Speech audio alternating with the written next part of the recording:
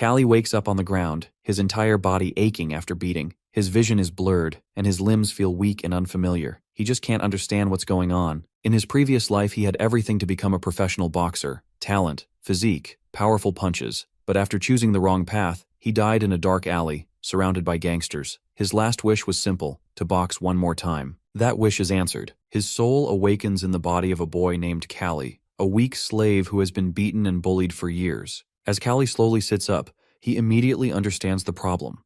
This body is fragile, low stamina, no strength, completely unsuited for boxing. A few days pass in this new world. Callie stands in line with the other slave trainees. In front of them, the instructor announces the final match. Whoever loses will be sent to the mines. Everyone understands what that means. The mines are a death sentence. Names are called one by one. Each weak trainee is paired against someone clearly stronger. It's obvious what they want: to get rid of the inferior ones. Then Callie's name is called. His opponent is Solid, big, muscular, one of the strongest among the trainees. Murmurs spread through the line. Some trainees protest, asking if the instructor wants them to die. Callie stays silent. He already knows the answer. The match is scheduled for 1 week later. After the announcement, the stronger group approaches him. Solid kicks Callie without warning and mocks him. More blows follow. This is nothing new. Former Callie usually breaks here, but this time, he doesn't. When Solid throws another punch, Callie clearly sees it. The fist moves slowly in his vision, and his body reacts before his mind does. He dodges, everyone freezes. Callie steps in and punches Solid in the stomach, hitting him where his guard is down.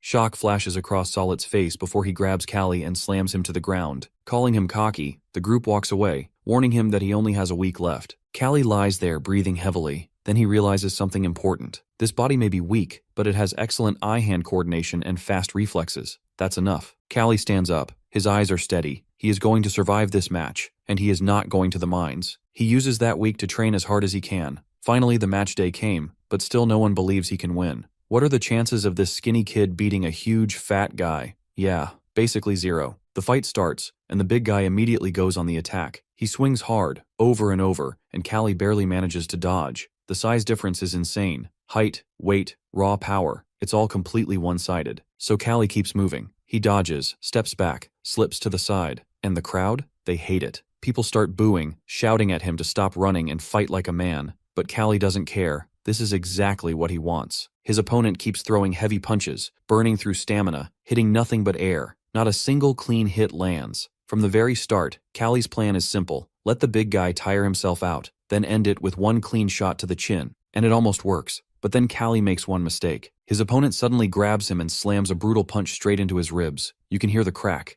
Callie drops to the ground like a log. With a body this fragile, even one solid hit is almost fatal. For a second, it looks like it's over. But Callie isn't done. He forces himself back up, and then he does something crazy. He takes the next punch straight to the forehead. The fat guy isn't expecting that at all, and the moment he feels pain shoot through his fingers, he hesitates. That's all Callie needs. He rushes in, dodges one more swing, and puts everything he has into a perfect punch to the chin. At first, the big guy doesn't even realize what happened. Then his eyes roll back, his legs give out, and he collapses onto the arena floor. He doesn't get up, and Callie wins. Everyone watches with astonished expressions as the countdown happens. Finally, the referee announces Callie as the winner. Everyone is shocked to see that a skinny boy like Callie is the winner. While looking at the crowd, Callie finally smiles and raises his fist because he is alive and determined to make use of this life. After a week, the slave traders come and collect half of the slaves, most of whom are inferior, except for Callie. Now, including him, only 10 students remain at the training center. Then Nixar takes him to the august mansion, where he informs Callie that he will be free of his shackles once he returns to the training center.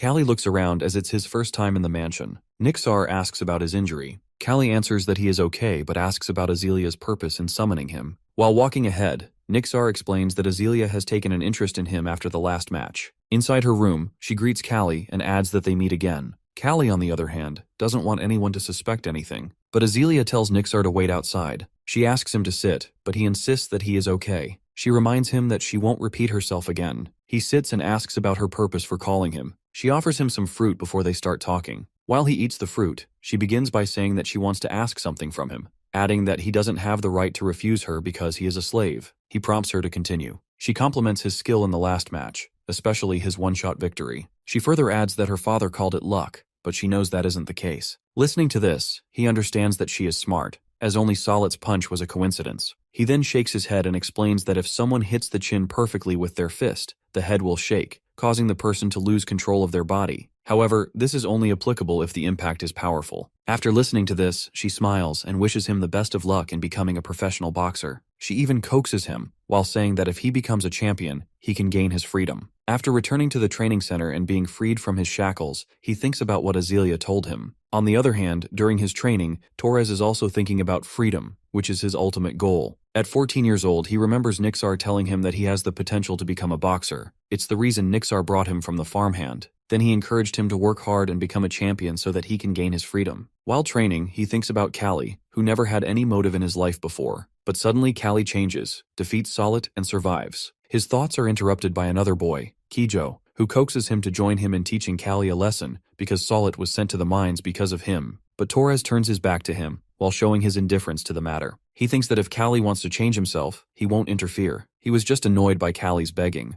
Callie, on the other hand, has ribs that are healed, and he has gained some muscle while exercising. After a while, he faces Kijo and his gang, who claim that he won easily against Solid by luck. Callie indifferently tells them that it would be problematic if they hurt themselves. But Kijo believes that Callie will go easy on him. At that, Callie's expression darkens. Kijo starts attacking him constantly, but Callie dodges every attack. Then he finally lands a punch on Kijo's jaw while thinking about how Kijo believes that he won by pure luck. In the end, Callie thinks about how complacent they are. Kijo, nicknamed Mantis, has a tall height and overwhelming reach, which is advantageous for boxing, as it can help him land punches without the opponent being able to reach him. However, Mantis doesn't know how to take advantage of his reach because of his large movements and bent swings. This leaves him as nothing but a punching bag for our boy. Without giving him any break, Callie constantly punches him while keeping up the pressure. Seeing their companion getting beaten up, his peers fire up and attack Callie, but he dodges every one of their attacks. Mantis warns him not to get arrogant just because he landed a punch by chance.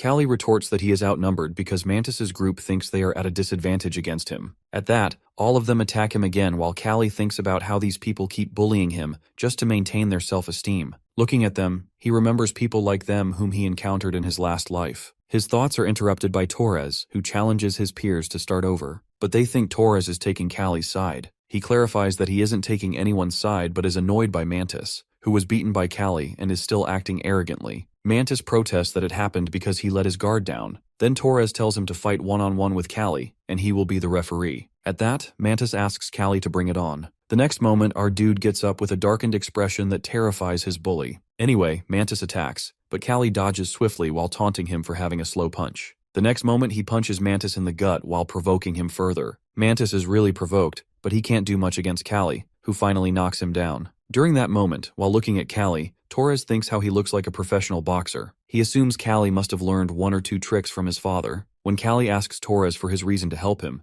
Torres arrogantly replies that he's not going to answer someone like him. After this incident, no one bothers to bully Callie anymore, and they accept him as one of the boxing apprentices. Meanwhile, in the August Mansion reception room, Gadolf informs someone to proceed with the match while Nixar enters with a panicked expression. He asks his master not to do it, as they only have apprentice boxers who are not ready for the match. At that, Gadolf tells him that they have a chance to win since Doraemon hasn't brought any proper boxers either. He then gives him two options. Either prepare the best boxers or send the weak ones to become the scapegoat. He just wants to see Doraemon lose his temper. After listening to this, Nixar understands that Gadolf is going to ruin this training center. Besides, he doesn't think the training center will have a future if an ace like Torres loses his limb. Now he has only 3 days to prepare the boxers. At the training center, Nixar gathers Torres, Kijo, and Callie and informs them about their upcoming match against Doraemon's boxers in 3 days. They are picked because everyone thinks that they are the best. Torres seriously asks whether this team has a chance of winning. With a grim expression, Nixar answers honestly that they have a very slim chance of winning. This terrifies Kijo, who thinks they are going to die. At that, he answers that as a property of Gadolf, he will ensure that they won't die. But there is a chance of broken bones. Ignoring this, our boy gets to the point that they have a chance to win if they are picked. Instead of answering, he instructs Torres to spar with 3 instructors to gain the experience he needs. Then he asks Mantis to get over his fear and strengthen his mentality. He then turns to Callie and asks him to come to him if he needs anything.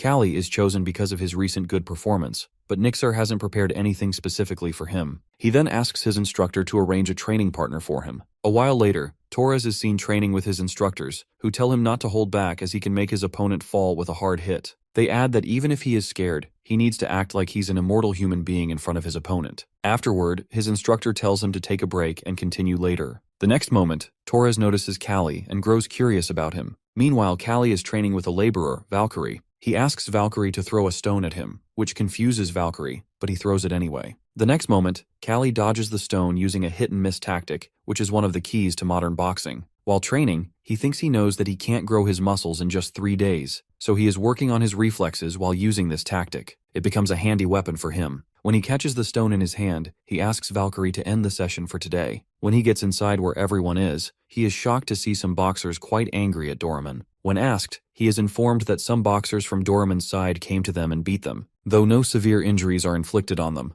Mantis is quite scared that they will be defeated. Valky exclaims again to kill Doraemon, but he is interrupted by Nixar, who comes inside and demands they shut up. He slaps Valky and asks them to become stronger instead of losing their temper over the situation. While looking at his peers, Callie realizes the bond he had formed with them. Because this time, the fight will occur to sate Gadolf's pride besides being entertainment for the citizens. In other words, it will be a fight between 2 training camps. Finally, the day of the match arrives, and everyone gathers in the August Estate arena. It seems like half of the estate's people have come to see the match. Nixar gives the boxers herbal tea to calm their nerves and strengthen them. He then asks them to raise 2 fingers high if they think they are going to lose. It would be better for them to let their pride hurt instead of being broken down. When he says this, Kijo is the first one to go. He spills his tea and gets scared. However, Nixar encourages him to go ahead. Before Kijo steps forward, Callie advises him not to let his opponent get close to him. At that, Kijo shouts back at Callie, saying that he needs to get close to them in order to hit them. A moment later, Kijo is inside the ring and absolutely terrified. He is up against a warrior who has 14 wins in his training center. The warrior taunts Kijo, saying that just having long arms and height won't make him stronger. Torres is also cursing at Kijo's stiff posture.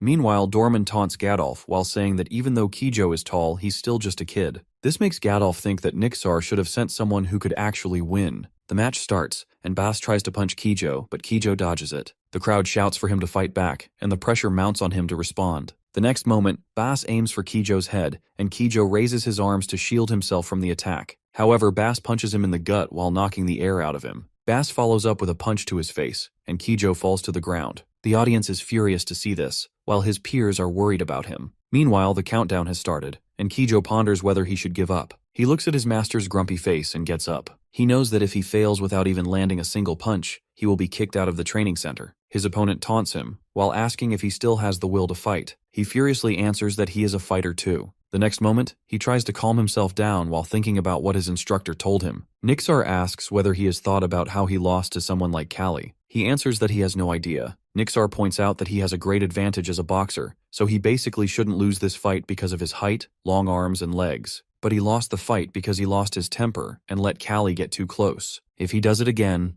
it will be over for him. He tells him to always stay calm and overcome his fear. He shouldn't let his opponent get close to him while he intercepts their next move. Finally, Kijo uses his long arm and lands a hard punch to his opponent's face. His peers are happy to see it. Kijo himself is initially baffled by how his punch worked, but then his face breaks into a grin. Kijo is quite happy to finally land a punch on his opponent. Encouraged by his first punch, he constantly lands punches on his opponent's face, which Bass tries hard to dodge. The audience is also happy with this progress. Meanwhile, our guy analyzes that Kijo is always fast and flexible because his stress is released in his muscles, which makes his attacks more threatening. Now, he has finally deserved the name of Mantis. Bass, on the other hand, is anticipating the moment when he can land a hit on Kijo, but because of his tall height, he can't do it now. Even defending himself becomes difficult. Now, he is ready again to hit Kijo, but Kijo dodges it at the last moment. Kijo is also waiting for this moment and immediately punches Bass hard in the face, while knocking him down. He looks at the satisfied face of his instructor and exclaims that he has won.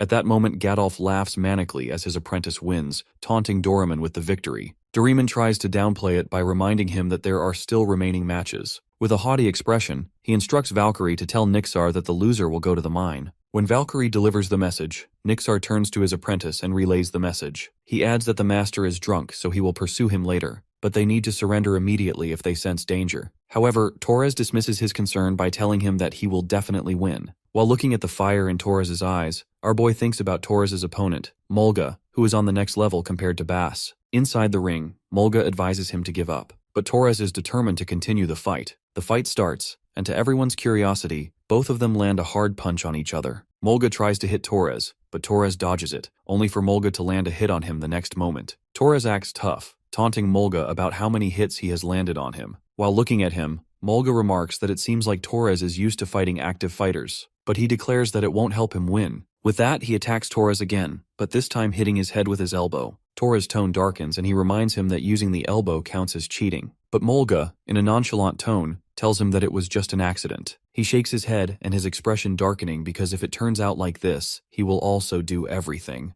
Mulga thinks about how he has defeated 18 people and become that veteran fighter, even though he can't become A-class fighter. But now he is having a hard time fighting Torres, even though Torres is only an apprentice. Torres is constantly hitting him, which makes Mulga wonder why he isn't going down. Meanwhile, the audience is fired up to see the match as they compare Torres to a wild boar. Our hero is thinking the same. Then, after hitting Mulga without giving him any break, Torres finally knocks him out. When Torres is outside the ring, he is praised by Nixar for his boxing skills, as well as his performance in satisfying the audience. When our boy is about to go back to the ring, Torres stops him and reminds him that their victory depends on his performance, which prompts him to assure Torres that he will end it well. On the other side, Burrito is the last fighter from Doraemon's side who has 11 victories. To see him, people taunt about how their own kids are bigger than Callie. Valkyrie wishes him the best of luck, which is noticed by Azealia. She asks him about his acquaintance with Callie. Valkyrie answers that he has helped him train as he throws a pebble at Callie, which Callie dodges. While looking at Callie, Doraemon remarks that this time his boxer has a chance of winning. This raises a mocking remark from Gadolf again. Meanwhile, Azealia is also looking forward to Callie's fight. Burrito apologizes to Callie that he can't let him win, and with that, he starts fighting. Analyzing his speed, Callie becomes cautious as that is something he didn't anticipate, because Burrito's speed can be dangerous. Burrito doesn't understand why Callie is able to dodge his punch.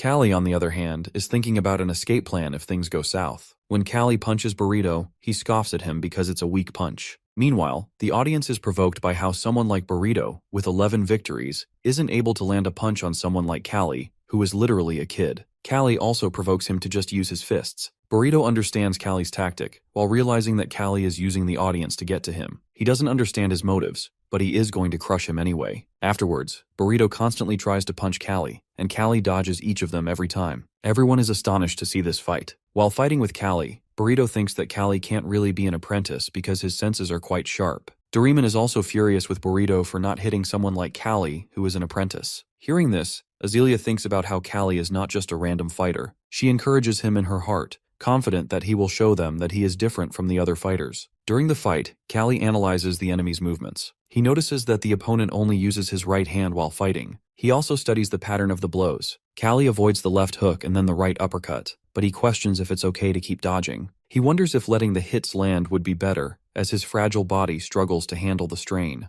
But at the same time, he remembered a tip from his friend that he can't win without landing a hit. So immediately he decides that dodging is the best way to analyze the opponent's movements and observe patterns while waiting for perfect moment to hit back. He focuses on the enemy's footwork, chest, shoulders, and waist, finding it helpful to anticipate punches and prepare for a counterattack. Meanwhile, Burrito prepares another strike, searching for Callie's weak point. Callie doubts whether his fragile body can endure the blow, but his experience in boxing and aim to win give him confidence in his victory. Next moment, Callie slips under the raised fist and lands a hit on Borat. He strikes a second blow, stronger than the first. Everyone is amazed to see a child with weak strength fighting against an experienced fighter. This is only possible because he reads the patterns of his opponent. Burrito cannot believe that such a fragile-looking boy can deliver such strong blows. Callie was wishing that Burrito should now give up, while knowing that his right hand is badly injured. But suddenly he found Burrito standing back up. He glares at him with anger, while Callie ready himself to face the next attack. Burrito realizes he cannot defeat Callie in a fair fight. He grabs a handful of sand from the ring and throws it into Callie's eyes, hoping to blind him and take advantage. Azealia screams at the unfair move, but Doraemon is pleased and sees the tactic as normal, claiming that it happens when fighters fall.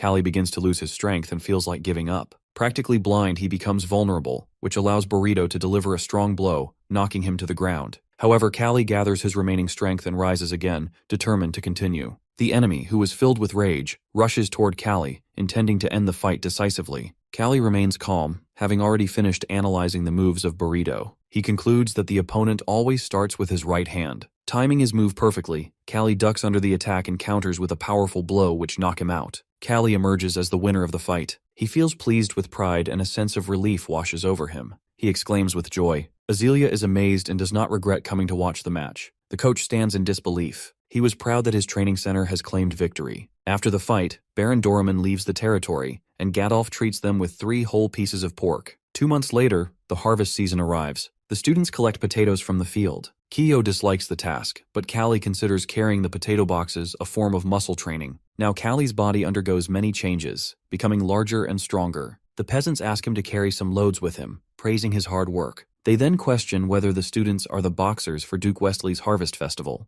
Kyo clarifies that they can't come, because as apprentices, they are not allowed to participate and must wait another year. They begin to wonder what they will do at the Harvest Festival. The main feature of the festival is boxing. Gadolf, who is a relative of Duke Wesley, organizes the event. The training center of Doraemon and Auguste compete under the Duke's sponsorship, but the students are excluded from participation. Callie thinks that he will have to wait a year to join the battles, but the year passes quickly. In the reception room of Gadolf, Nixar asks his master for giving him 1 more year to train his students. The Baron refuses while explaining that the Duke has personally requested, in a letter, that 3 famous apprentices from the training center should participate in the festival. He believes that the Duke must have heard of their victory in the last match. Duke Wesley is one of the 5 dukes of the kingdom and cannot be refused. The Baron adds that they must arrive at the Duke's house the day after tomorrow on time, and from that moment, the 3 apprentices will be considered professional boxers. The Baron decides to give all of them to stamp with a mark which symbolizes their belonging to the school of Gadolf. Callie's mark is still sore, but it signifies his comparability to box. On the way to the Duke's palace, Azealia addresses Callie and congratulates him on becoming an official boxer. She mentions that, because of him, she can now walk alongside nobles.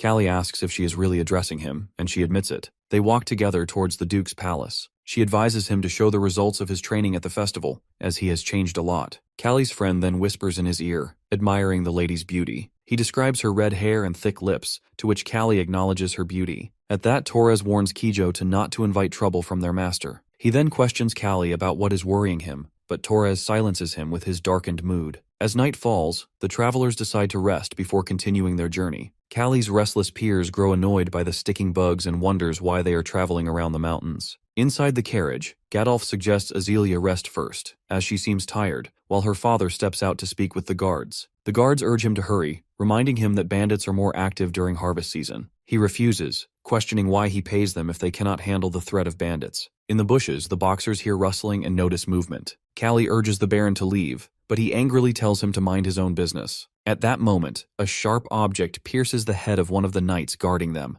The Baron's detachment is ambushed by unknown attackers. As the rain of arrows gradually subsides, a gang of bandits leaps out from the bushes. Their numbers are large and their intentions are serious. Callie pleads with the instructor to release them so they can help protect the group because the guards are outnumbered. Recognizing the severity of the situation, Nixar quickly unlocks the boxers, instructing them to prioritize the safety of the Baron and his daughter. One of the bandits spots the boxers and attacks them. A huge sword flashes in the night, but he dodges the strike, causing the bandit to stumble aside. He sprints with all his might to find and protect Azealia and Gadolf. The guards escort the Baron to a safe place, but he shouts that Azealia is still in the carriage. Callie rushes toward the carriage but is intercepted by a strong and cunning bandit also heading for the carriage. Unable to stop him, Callie is thrown several steps back by the bandit's strength. The bandit reaches the carriage and opens the door to find Azealia trembling inside. Meanwhile, Callie was struggling to recover and desperately shouts Azelia's name from behind. Grabbing Azealia, the bandit easily runs in an unknown direction. Gadolf screams in panic while questioning what they are doing.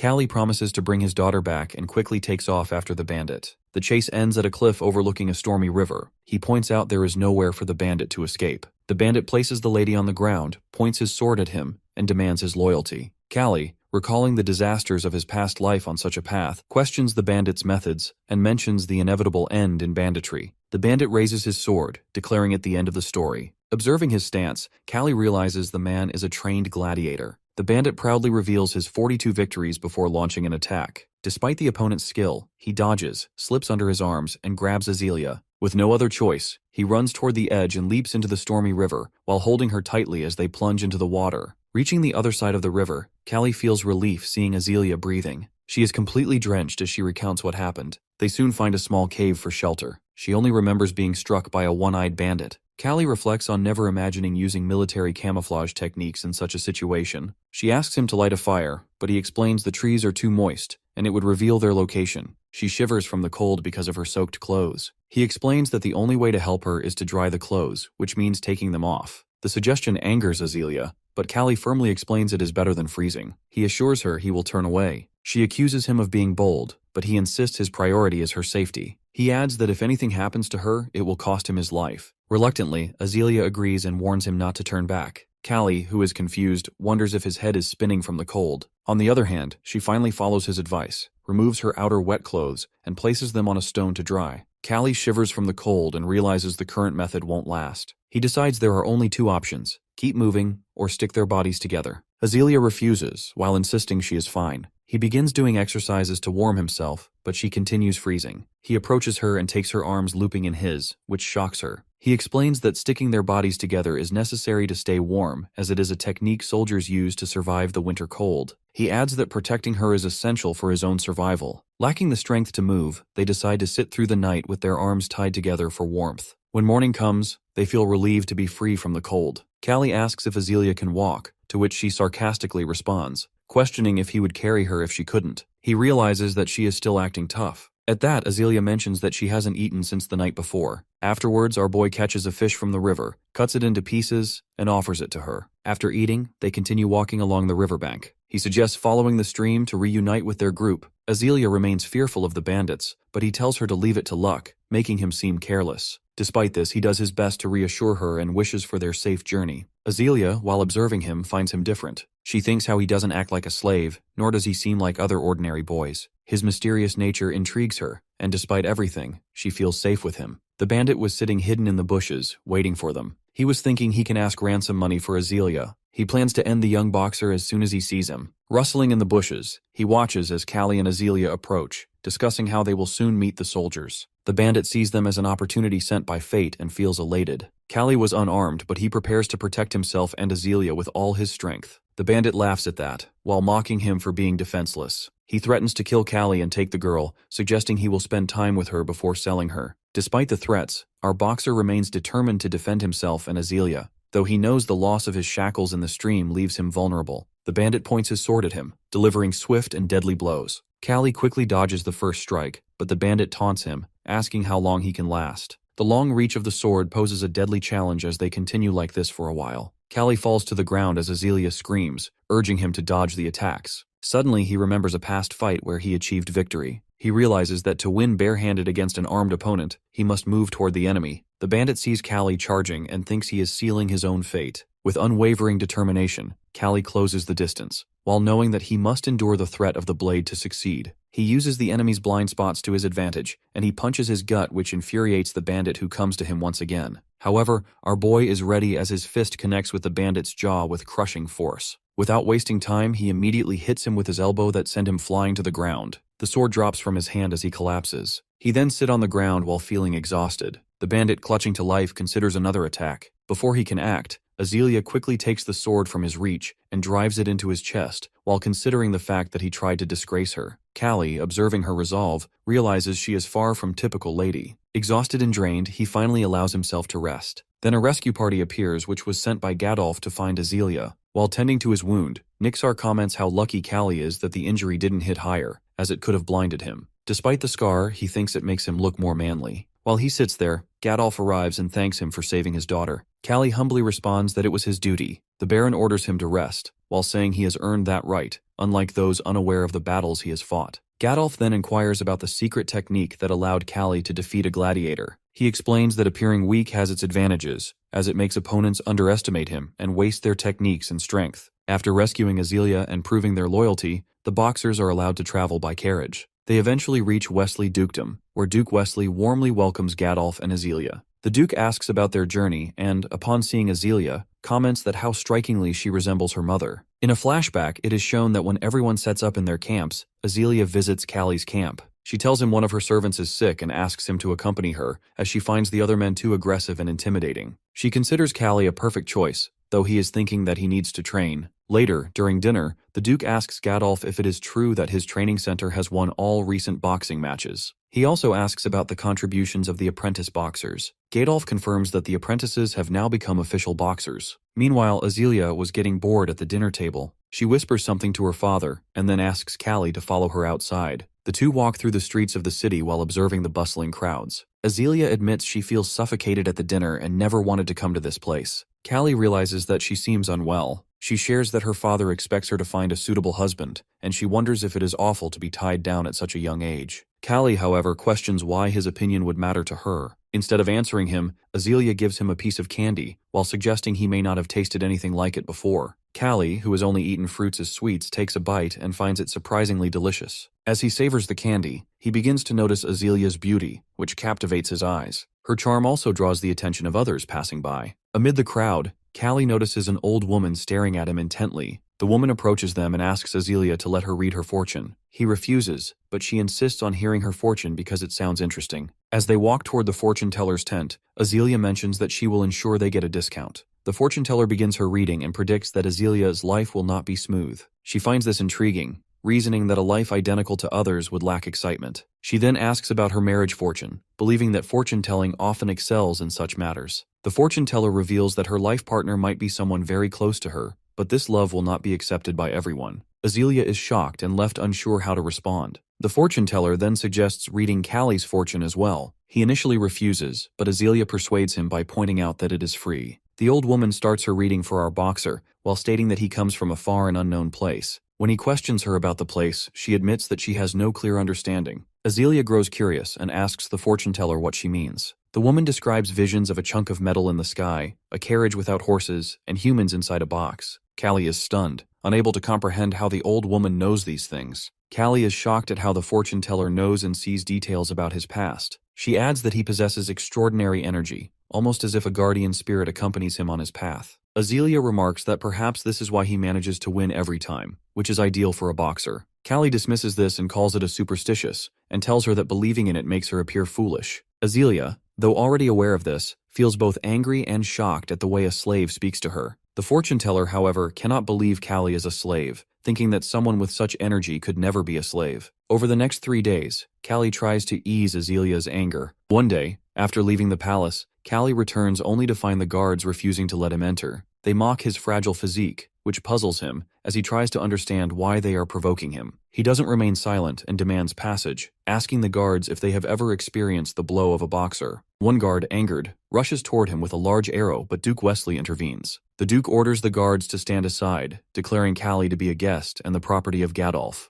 The Duke then begins a casual conversation with Callie, while expressing his disbelief that such a seemingly fragile young man could win a match against Doraemon's boxer. As he places a hand on Callie's shoulder, he notices the strength in his build, but insists it is insufficient to defeat a veteran boxer. This makes him suspect Callie is hiding something significant. Before departing, the Duke mentions he will be watching Callie during the next match. Callie is left shocked by the Duke's behavior. Back at the slave and boxer's quarters, Callie immediately resumes his training, while using it as a way to clear his mind. For him, training is the best solution to every problem. During a break, his friends ask about his time in the castle, and he tells them it felt suffocating. Soon, their coach gathers all the boxers and informs them that not only Doraemon but other skilled boxers are also training nearby. He advises his students to avoid the match, explaining that the number of participants may already be filled by those who register first. At that, Torres questions whether it is truly lucky to avoid the match. Nixar confirms. Torres, however, is determined and asks if Nixar intends to keep them confined to the training ground. He appears ready to fight anyone, but the instructor kicks his guts back, while warning that brash fighters like him are often eliminated quickly in the preliminary rounds. He explains that facing a boxer with 10 victories means going up against someone who has already defeated 10 others. The students gather, and Torres approaches to apologize. He explains that no matter how strong someone is, a single wrong move can lead to their downfall. Then he turns to Kijo, who tries to assure him that he is just fine. Suddenly, the sound of people murmuring about an ogre echoes through the camp.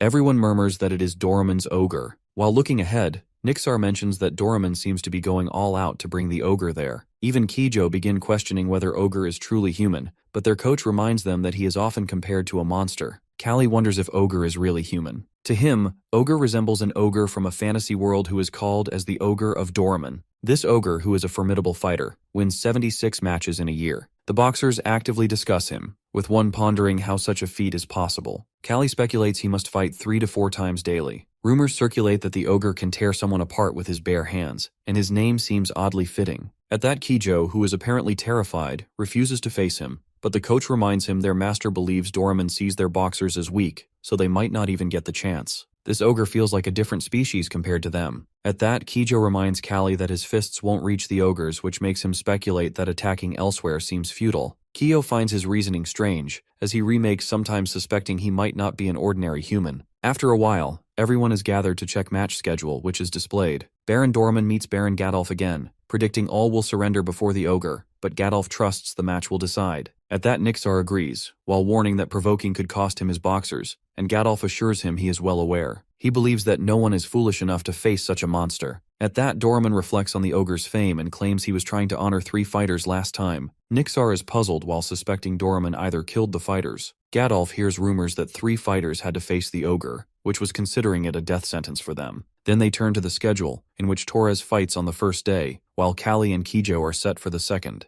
The ogre also fights on the first day against other opponents, who draw pity from Baron Gadolf. The first day arrives, and the Wistry Stadium is packed. The ogre stands opposite a frightened fighter, who realizes he is no match and unlikely to survive. The ogre charges like a massive rock, swift as lightning, driving him aside effortlessly. Baron Doraemon recalls instructing the ogre not to damage the pillar, but secretly rejoices while outwardly apologizing to the Duke and offering repairs. Meanwhile, Callie watches from the side, while pondering why the creature is named ogre, as it hardly resembles a human. The crowd erupts with cries for blood, demanding the fighter's death. Overwhelmed, the fighter surrenders and begs for mercy, but the ogre declares that the spectators want him dead by his hands. The audience appears heartless, and Callie, shaken, realizes he has never witnessed such a horrifying death in a fight. He likens it to a battle between a man and a beast, but notes the ogre lacks professional skill. Kyo asks if Callie still considers fighting the monster, but Callie doubts the chance will come. Kyo warns him against such thoughts and certain that he would lose. Torres adds that the ogre fights solely to kill, and the match ends with the ogre brutally slaying the fighter. The wild boar of Gadolf gathers as the competition begins. Torres competes in the first round, refusing to give up and knocking out his opponent. This becomes the highlight of the day. Callie, scheduled to fight tomorrow, reflects on his techniques. His thought is interrupted by Azealia, who questions him if he likes boys, which clearly startles him. She explains that most boys can't resist her, but he seems indifferent, so she wonders if he's nervous. She also mentions hearing of fighters dying on the first day, and jokes that he may not see her again. He clarifies that he's not famous like her, so it doesn't matter. Azealia comments on his way with words, while attributing it to being a fighter. Then she promises herself as a gift if he wins tomorrow, and Callie assures her of his victory. The day of the match arrives, and the Wistry Stadium fills with spectators. The ring stands ready for the 2 fighters. Callie is prepared, while Nixa notices significant physical improvements in his back and shoulder muscles. The fight pairs Caesar, who is a veteran from Vatiman training camp with 21 victories, against Callie from Gadolf, with 1 win months ago. The crowd, unimpressed by Callie's physique, assumes he is poorly fed and from a humble background. Azealia, who is confident in Callie, is approached by a man who praises Caesar's reputation, while suggesting his victory is certain. Azealia declares her support for Callie and places a bet. She bets on Callie, and she proposes that she spends time with him if she loses. When asked what she wants if he loses, Azealia demands a ruby necklace she saw in a craft shop. The man finds the bet intriguing, convinced she will lose. As the match begins, Caesar, confident, blames Callie's master for putting him in this fight. Callie, clearly irritated, accuses Caesar of talking more than fighting and prompts the match to start. Caesar, enraged, delivers a powerful right-hand blow while sending Callie to the ground. Callie realizes Caesar's iron-like muscles and thick skin require a different strategy than aiming for his jaw. Caesar notes Callie's skill at dodging and disrupts his movements, landing a heavy punch that floors him. The man who bet with Azealia brags and questions her about the reward, but his words are interrupted when the crowd gasps as Callie is dodging each punch with efficiency. At that, the nobleman wonders if Callie is the same fighter who defeated the Doraemon man and questions the rumors of his closed-eye strikes. Meanwhile, Azealia watches the match with unwavering calm. The crowd is shocked to see Callie fighting so well. He wonders if he can knock out his opponent in one shot, or if he needs to stack up damage to break through the muscles. He also questions whether his stamina will last until the end. Overall, our boy is determined and decides to target the opponent's weak points, which are his back and liver. The opponent growls in anger and frustration, and Callie stares at him while knowing that he cannot miss this opportunity. He delivers a powerful blow to his middle with all his strength while aiming at the rib cage, which takes heavy damage. The punch lands hard, while hitting deep into the opponent's ribs and muscles. Meanwhile, Nixar notices the explosive force of the punch and the perfect weight shift. He realizes that the results of Callie's constant muscle training are now evident. After the punch, Callie reflects on how he has never delivered such a powerful strike before. This punch isn't based on the opponent's movements, but is an attack fueled by his own full strength. At that, Nixar acknowledges Callie's growth and feels he must keep pushing to secure the victory. Meanwhile, Azealia and the boy watch the match intently. Callie feels pain in his fist from the powerful blow, noting that the opponent's thick muscle armor seems to break him apart. Then he punches him again on his back. This punch is more like a sharp spear piercing through everything. Azealia is thrilled as the fight concludes with Callie landing a punch to the opponent's face. With another punch on his face, the opponent starts bleeding and collapses to the ground. The match ends with Callie's victory. He is overjoyed, a feeling that seems impossible to the boy who bet with Azealia. She humorously reminds him about the necklace from their bet. The boy feels it would be less humiliating if Callie had fought more traditionally. At the same time, Baron Gadolf proudly refers to Callie as his fighter, someone he has nurtured with care that leave Azealia surprised. Callie raises his hand in triumph, and Baron foolishly believes that Callie is dedicating his victory to him out of gratitude. Meanwhile, Callie also acknowledges that Callie has become much stronger now. Nixar praises Callie about giving a very good match, which the public enjoys immensely. Then his instructor throws a cloth at Callie and tells him that everyone must be impressed by his performance, to which Callie thanks him. At the same time, he feels intense pain in his fist, and Nixar advises him to soak it in water. The coach reminds him that he still has a long way to go. As Callie puts his hand in the water, he realizes that how much pain he has been ignoring. Torres comments that his body is still fragile but acknowledges he has done a great job.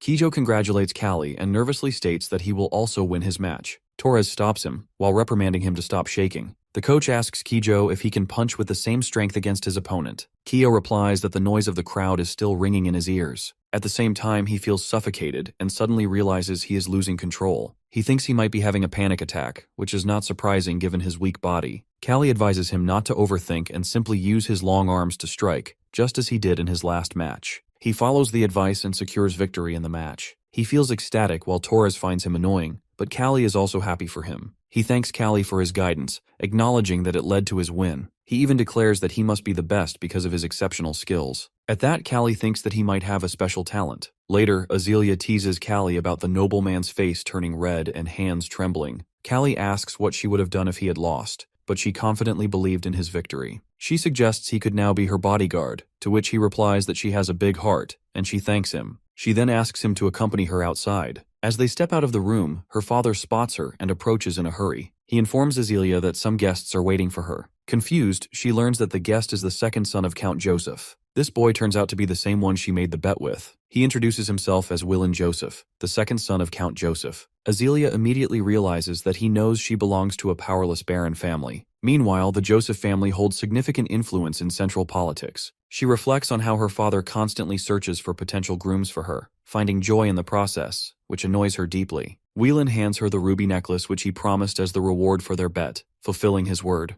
The boy remarks that the ruby necklace suits Azealia's red hair, leaving her feeling embarrassed. She acknowledges that he is an honorable person who keeps his promises but admits she feels uneasy accepting it. He asks, despite losing the bet, if she would go for a walk with him. She secretly wants to leave before he finishes his words. He notices her discomfort and nervousness, but Baron Gadolf assures him that they will prepare shortly. Shocked by her father's suggestion, Azealia runs off. As she flees, her father stops her and requests she spend some time with the man, pleading for his sake. He mentions that she might discover good qualities in him and explains his wish for her to live in a better place than the Gadolf territory. While looking at the pathetic face of his father, she reluctantly agrees to go with him once, while vowing never to see him again. Meanwhile, Callie stands a few steps away, thinking of Wieland as a pathetic gentleman seeking Azealia's attention. Callie analyzes that Wieland owns a training center but lacks any real boxing knowledge, only seeking immediate gains. He recalls how Wieland once sold boxers who were assets of his estate, for profit. Wieland was confident in his earlier bet with Azealia, and suspects a scheme to humiliate him and disgraces Callie with his words. He declares that Callie will soon fall and then asks Azealia to join him, which ignites Callie's anger. The weather is good, the sun is hot, and Callie is remembering his past life. Before dozing to sleep, he wonders whether it will be safe to leave Azealia with such a creepy person. He recalls the fights in the ring he has participated in. He was ruthless and arrogant at that time, with no one able to get up after his powerful blows. However, he remembers that cruelty exists in the minds of his opponents. One of them knocks him down using cruel techniques, breaking his fist. After some time, he decides to take revenge for his broken fist. He thinks that if he could go back, he would never do so. His sleep is interrupted, and he is happy to realize it is a dream. He understands that he has a second chance because if he had truly gone back, he would have been just as arrogant.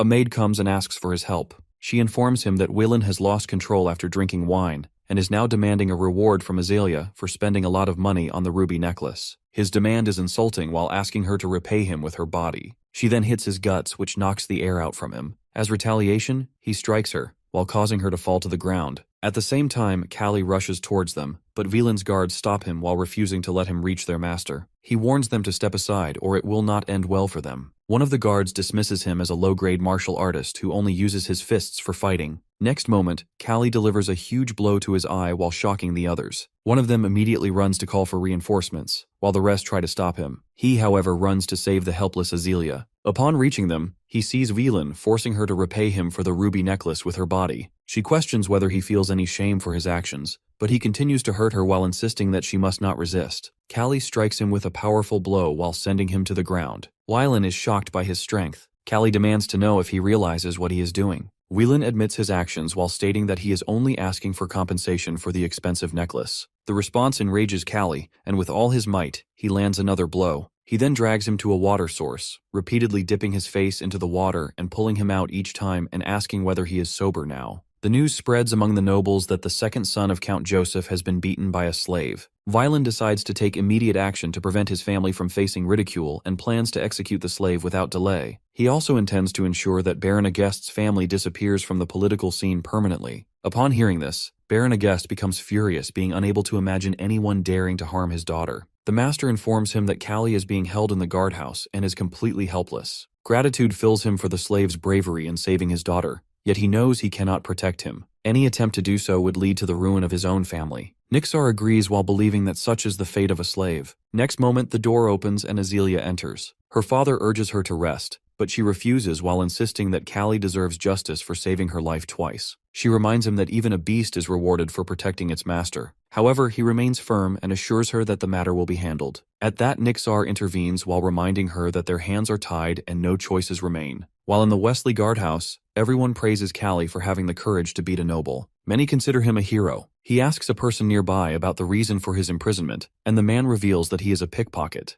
Callie finds it pathetic. As he sits in the guardhouse, he realizes that once again, he has lost the chance to become a boxer. However, the thought of not saving Azealia fills him with even greater regret. He knows that protecting her was the right choice, no matter the consequences. Finally, the day arrives when he is brought before the courtroom. The judge asks Callie, who was a slave of the Agist family, that whether he admits to hurting Joseph. Whelan Joseph stands nearby, along with 4 witnesses and all bearing bandages and visible marks on their faces. They are present there to testify against Callie and confirm his crime. He admits his guilt. The people in the courtroom grow restless while demanding his execution. They call for his head to be cut off and his body to be displayed before the entire city. To Callie, their words feel meaningless, like mere noise. He wonders if it was truly right for Wylan to harm Azealia without consequence. The judge delivers the verdict while sentencing him to death and asking if he has any objections. At that moment, Duke Wesley enters the courtroom and requests permission to speak. He acknowledges the gravity of Callie's crime but reminds everyone that the Harvest Festival is a time of mercy. While addressing Baron Doraman, he clarifies that he is not defending Callie's innocence, but insists that he should die like a slave. He proposes a fight between Callie and Ogre, who was a notorious executioner. Turning to Baron Doraman, he confirms that Ogre has carried out executions many times, to which the Baron agrees. The Duke then announces that the match will take place on the last day of the festival for the crowd's entertainment. His cunning words make it clear that the fight itself will be an execution, which will be pitting a fragile man against a beast. He suggests that dying in combat would be an act of mercy. The decision is made, and Callie is left in shock at the thought of facing such a monstrous opponent. He requests permission from Count Joseph, which is granted. The Duke, who is satisfied with his plan, believes it to be the perfect compromise for both sides. The Duke is well aware of Callie's artistic skills, and would have bought him if not for the current situation. The judge announces in the courtroom that the execution will be replaced with a match between Callie and Ogre. Whelan continues to threaten him with death, his taunts aimed at provoking anger. He feels delighted by the news of the fight, eager to see Callie's downfall. Despite the threats, Callie remains steadfast. He believes that if fate has brought him to this point, then it can also lead him to victory. So, confidence builds within him, as he trusts that his strength and determination will guide him through the battle. Callie is shown to the waiting room where the guard tells him he will be supporting him in the match because he has protected the lady. As he listens, people outside are asking the guards to meet him. Soon, Kijo and Torres arrive with the instructor. Kijo thanks him for his help and for hitting the man who deserved it. Torres feels happy at the moment since he hates that man. Now he realizes Callie is a good person, so he asks him not to die and to win the match. Next, Nixar offers him some food to increase his strength during the fight. He also mentions that Ogre is stronger, but believes Callie can use his skills to fight better. They all wish him good luck. Our boxer then realizes that at least there are people who would be sad if he dies,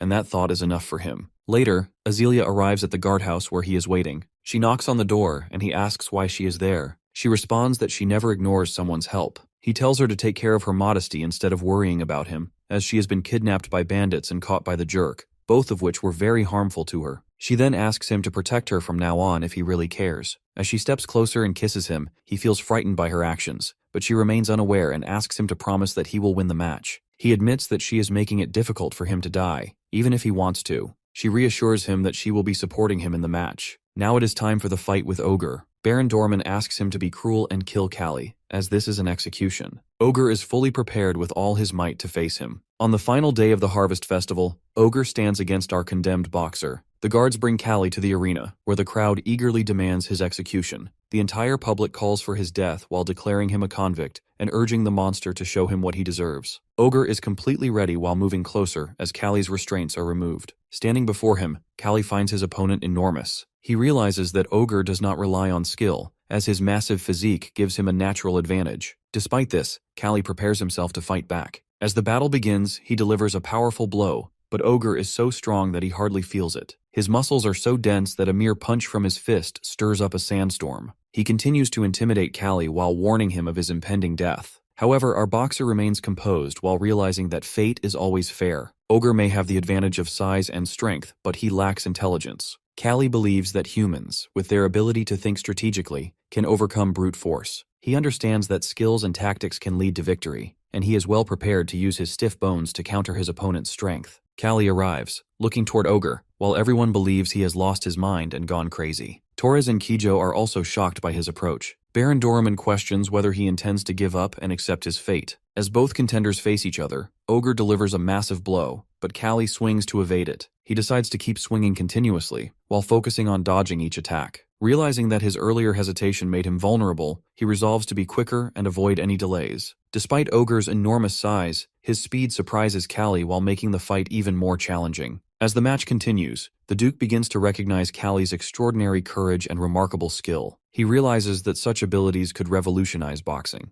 Both fighters engage fiercely, with Callie constantly dodging rather than delivering a final strike. He patiently gathers the courage needed to land a decisive punch while observing Ogre's movements closely. He understands that if the monster becomes too aggressive, it will make him easier to predict and avoid. The crowd watches in shock as the fight unfolds. Eventually, Callie strikes Ogre with a powerful punch, while leaving Duke Wesley thrilled at the potential transformation in boxing. Despite his strength, Ogre retaliates with full force, but Callie counters with precise attacks. He notices that while Ogre possesses immense destructive power, his moves are predictable. Clenching his fist tightly, he delivers a devastating blow that shocks Baron Dorman and stuns the audience while shifting all expectations in Callie's favor. Kiyo and Torres feel overjoyed while witnessing his strategy in action. This time, instead of targeting the brain and neck with heavy blows, Callie focuses on accumulating damage and fatigue. As the match progresses, Ogre begins to suffer from a lack of oxygen while reducing his muscle strength. However, Callie makes a critical misjudgment while underestimating his opponent's endurance. Despite being exhausted, Ogre continues to move while surprising Callie. Although he has drained much of Ogre's stamina, the monster remains dangerous. With renewed power, Ogre strikes with force, leaving Callie breathless and collapsing to the ground. He realizes that if he had not used his hand to block the impact, it would have shattered under the force of the blow. As the fight intensifies, Ogre appears more dangerous than ever while determined to finish him off. Struggling to his feet,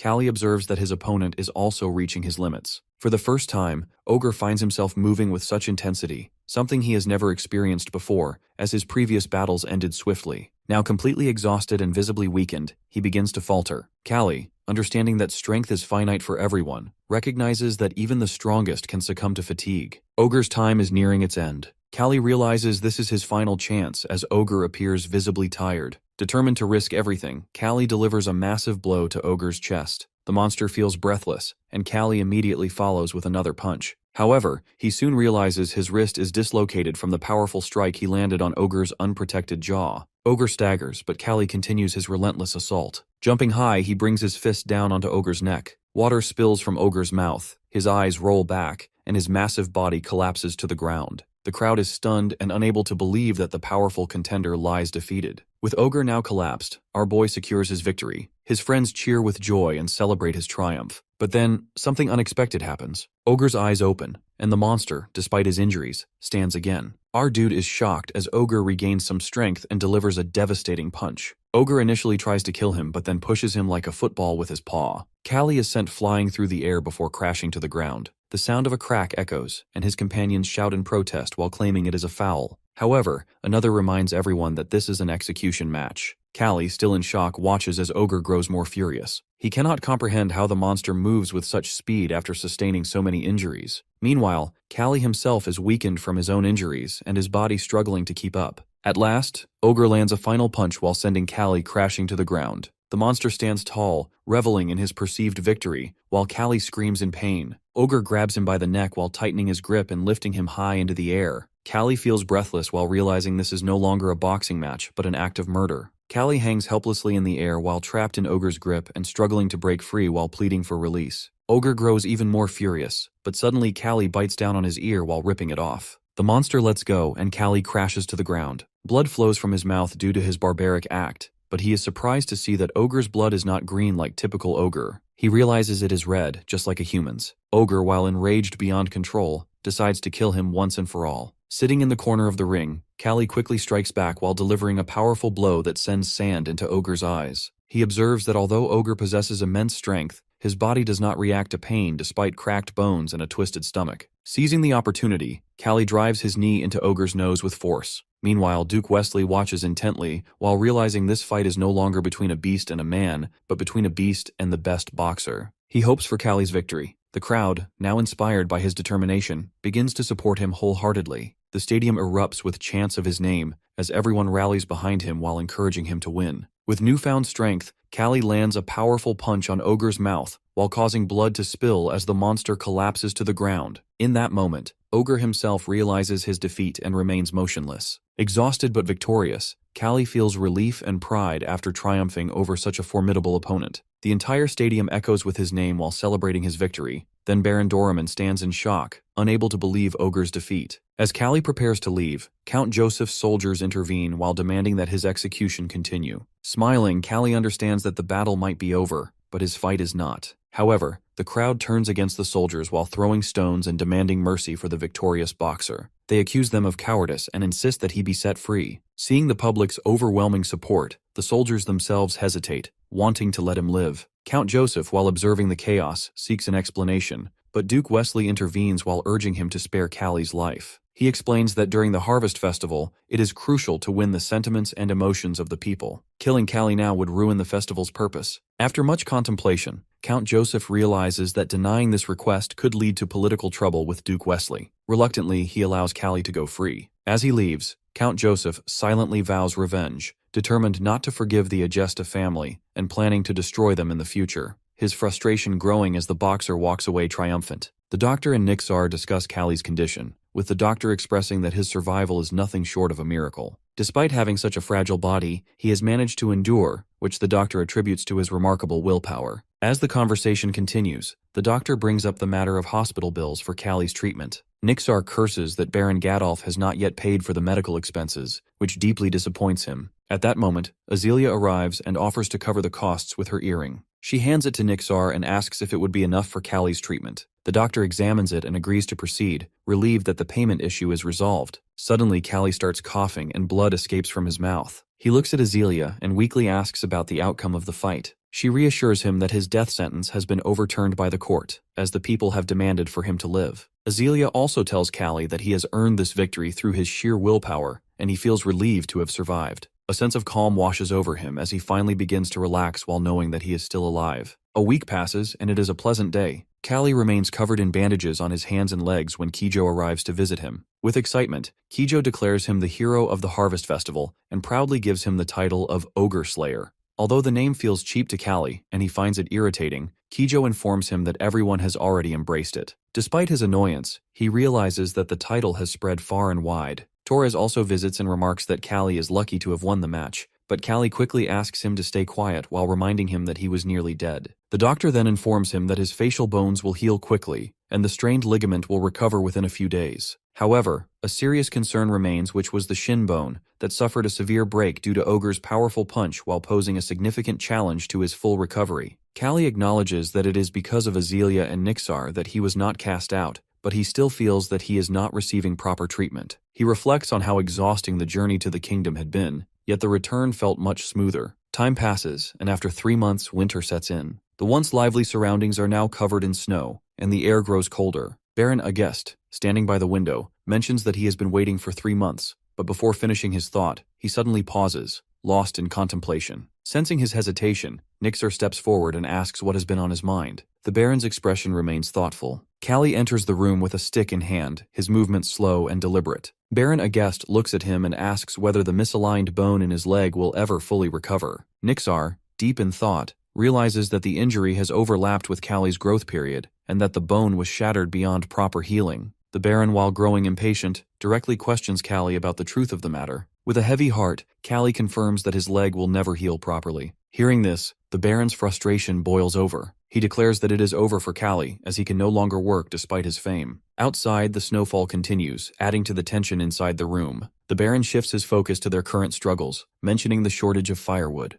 Blaming Callie for their misfortunes, he accuses him of provoking the Joseph family and bringing hardship upon them. He even goes so far as to say that Callie should have died instead. Nixar, while listening to all this, grows angry and decides to intervene while arguing that Callie's extraordinary skills could make him an excellent instructor. However, Callie refuses the idea outright, much to Kijo's disbelief. He insists that it is his decision to make. Kijo, while frustrated, reminds him that becoming an instructor is the highest honor for a retired boxer, and that Nixar personally recommended him to the Baron because of his talent. Despite this, Callie remains firm, further angering Kijo, who believes Callie does not understand the healing process. In frustration, he questions whether Callie's fight with Ogre affected his mind. Callie, unfazed, tells him to focus on his own work. Shocked by his response, Kijo reminds him of his 7 victories, and Torres also expresses concern while pointing out the Baron's anger. However, Callie dismisses their worries while stating that he has always been hated, and being polite has never brought him any benefits. He reminds them that the Baron was the first to abandon him. As he reflects on the past 3 months spent bedridden, he realizes that Kijo and Torres have gained fame through multiple fights. He briefly considers becoming an instructor, but ultimately decides that if he cannot fight for himself, the position holds no meaning.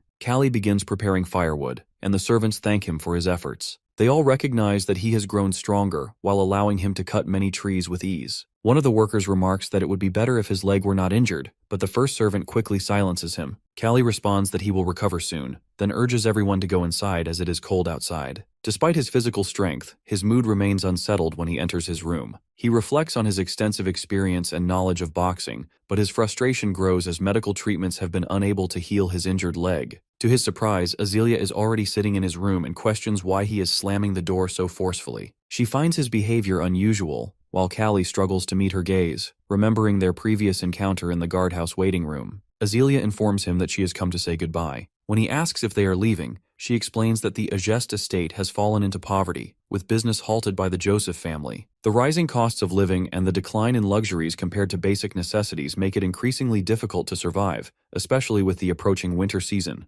Callie contemplates the dire situation while realizing how much conditions have deteriorated to the point where staying is no longer an option. He asks what their next course of action will be, and Azealia explains that they must fend for themselves to meet their needs. Concerned, Callie inquires if the master will accompany them, but Azealia reveals that he has grown weak and is unable to travel. She explains that the master is frightened of Count Joseph and has isolated himself in his room for several days. He is deeply ashamed of the harm inflicted by the Joseph family and has come to the painful realization that power dictates everything. As Callie listens, he realizes how much she has matured and how wisely she is thinking about their situation. She expresses her frustration while explaining that if she had power, she could protect and support her family. Callie understands the gravity of their circumstances and begins to reflect on his own role in helping them overcome these challenges. Grateful for him saving her twice, Azealia insists that she wants to repay him. Realizing that a young girl is willing to take a step forward, Callie decides that he should not stand in her way. A few days later, some people approach him and ask if he is a boxer. He admits it and explains that he is there for rehabilitation training, though he questions whether logging will truly aid his recovery. He begins cutting trees with an axe, but quickly realizes that his boxing skills are of little use in this task. Determined to regain his strength, he takes up the axe and starts working. A worker notices that he is using the axe incorrectly and shows him the proper technique. He explains that raw strength alone is not enough. It is only effective for a moment, while skill matters far more. Callie is surprised by this insight while realizing the importance of technique over mere power. Adjusting his grip, he swings the axe with greater precision and efficiency, quickly chopping logs despite the pain in his back and waist. He pushes himself through the discomfort, driven by the desire to heal as soon as possible. Suddenly, a woodcutter arrives and instructs everyone to leave the area. Callie questions his urgency while noting that they still have time to finish their work. The woodcutter points to bare footprints on the ground while suggesting that a bear has been nearby in search of prey. The workers discuss among themselves while estimating from the size of the tracks that it is a small bear. Despite this, they decide to complete their work quickly and leave. The woodcutter then inquires about Callie, while noticing his injured leg. One of the workers introduces him as a newcomer, and mentions that he is a boxer undergoing rehabilitation. The woodcutter, after recognizing the name, realizes that Callie is the one who fought and defeated Ogre during the Harvest Festival. He recalls that his own son witnessed the legendary match. Upon hearing this, the workers feel more at ease while believing that if Callie could defeat Ogre while handling a bear, would be no challenge for him.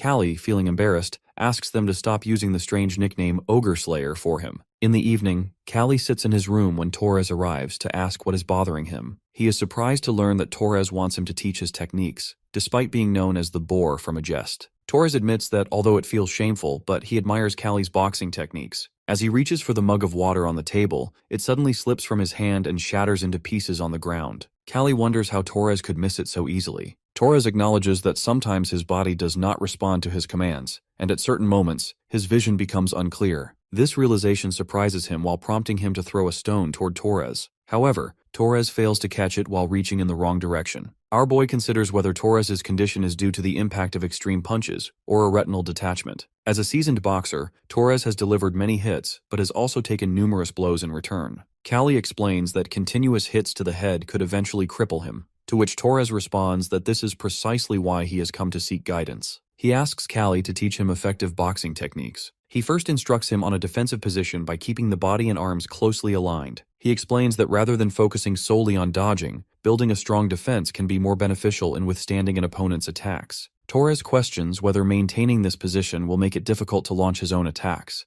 but Callie reassures him that while it is effective in blocking straight attacks, striking from the sides requires coordinated movement of both the body and head. Callie further teaches Torres to move his upper body while blocking punches and to counterattack once the opponent's assault subsides. However, he advises him to take a break while noticing signs of strain on his eyes and brain. Torres, however, insists that his schedule is too demanding to allow any rest. He explains that there are upcoming fights, and if he rests, he might fail. Callie wonders why their instructor has imposed such an intense schedule and questions whether their master is becoming reckless. Despite their struggles, they consider leaving the training center, but this decision could bring more trouble to the estate, which is already in a dire condition. Meanwhile, the woodcutter observes the freezing weather while realizing that the Doran family has already fled, leaving the estate in further distress. The workers realize they cannot leave because they have to continue working, while the engineers can easily relocate. As the workers search for Callie, they discover that he has already left for the train, having completed his quota ahead of time. The woodcutter notes Callie's speed and efficiency, while realizing that he has finished his task earlier than expected.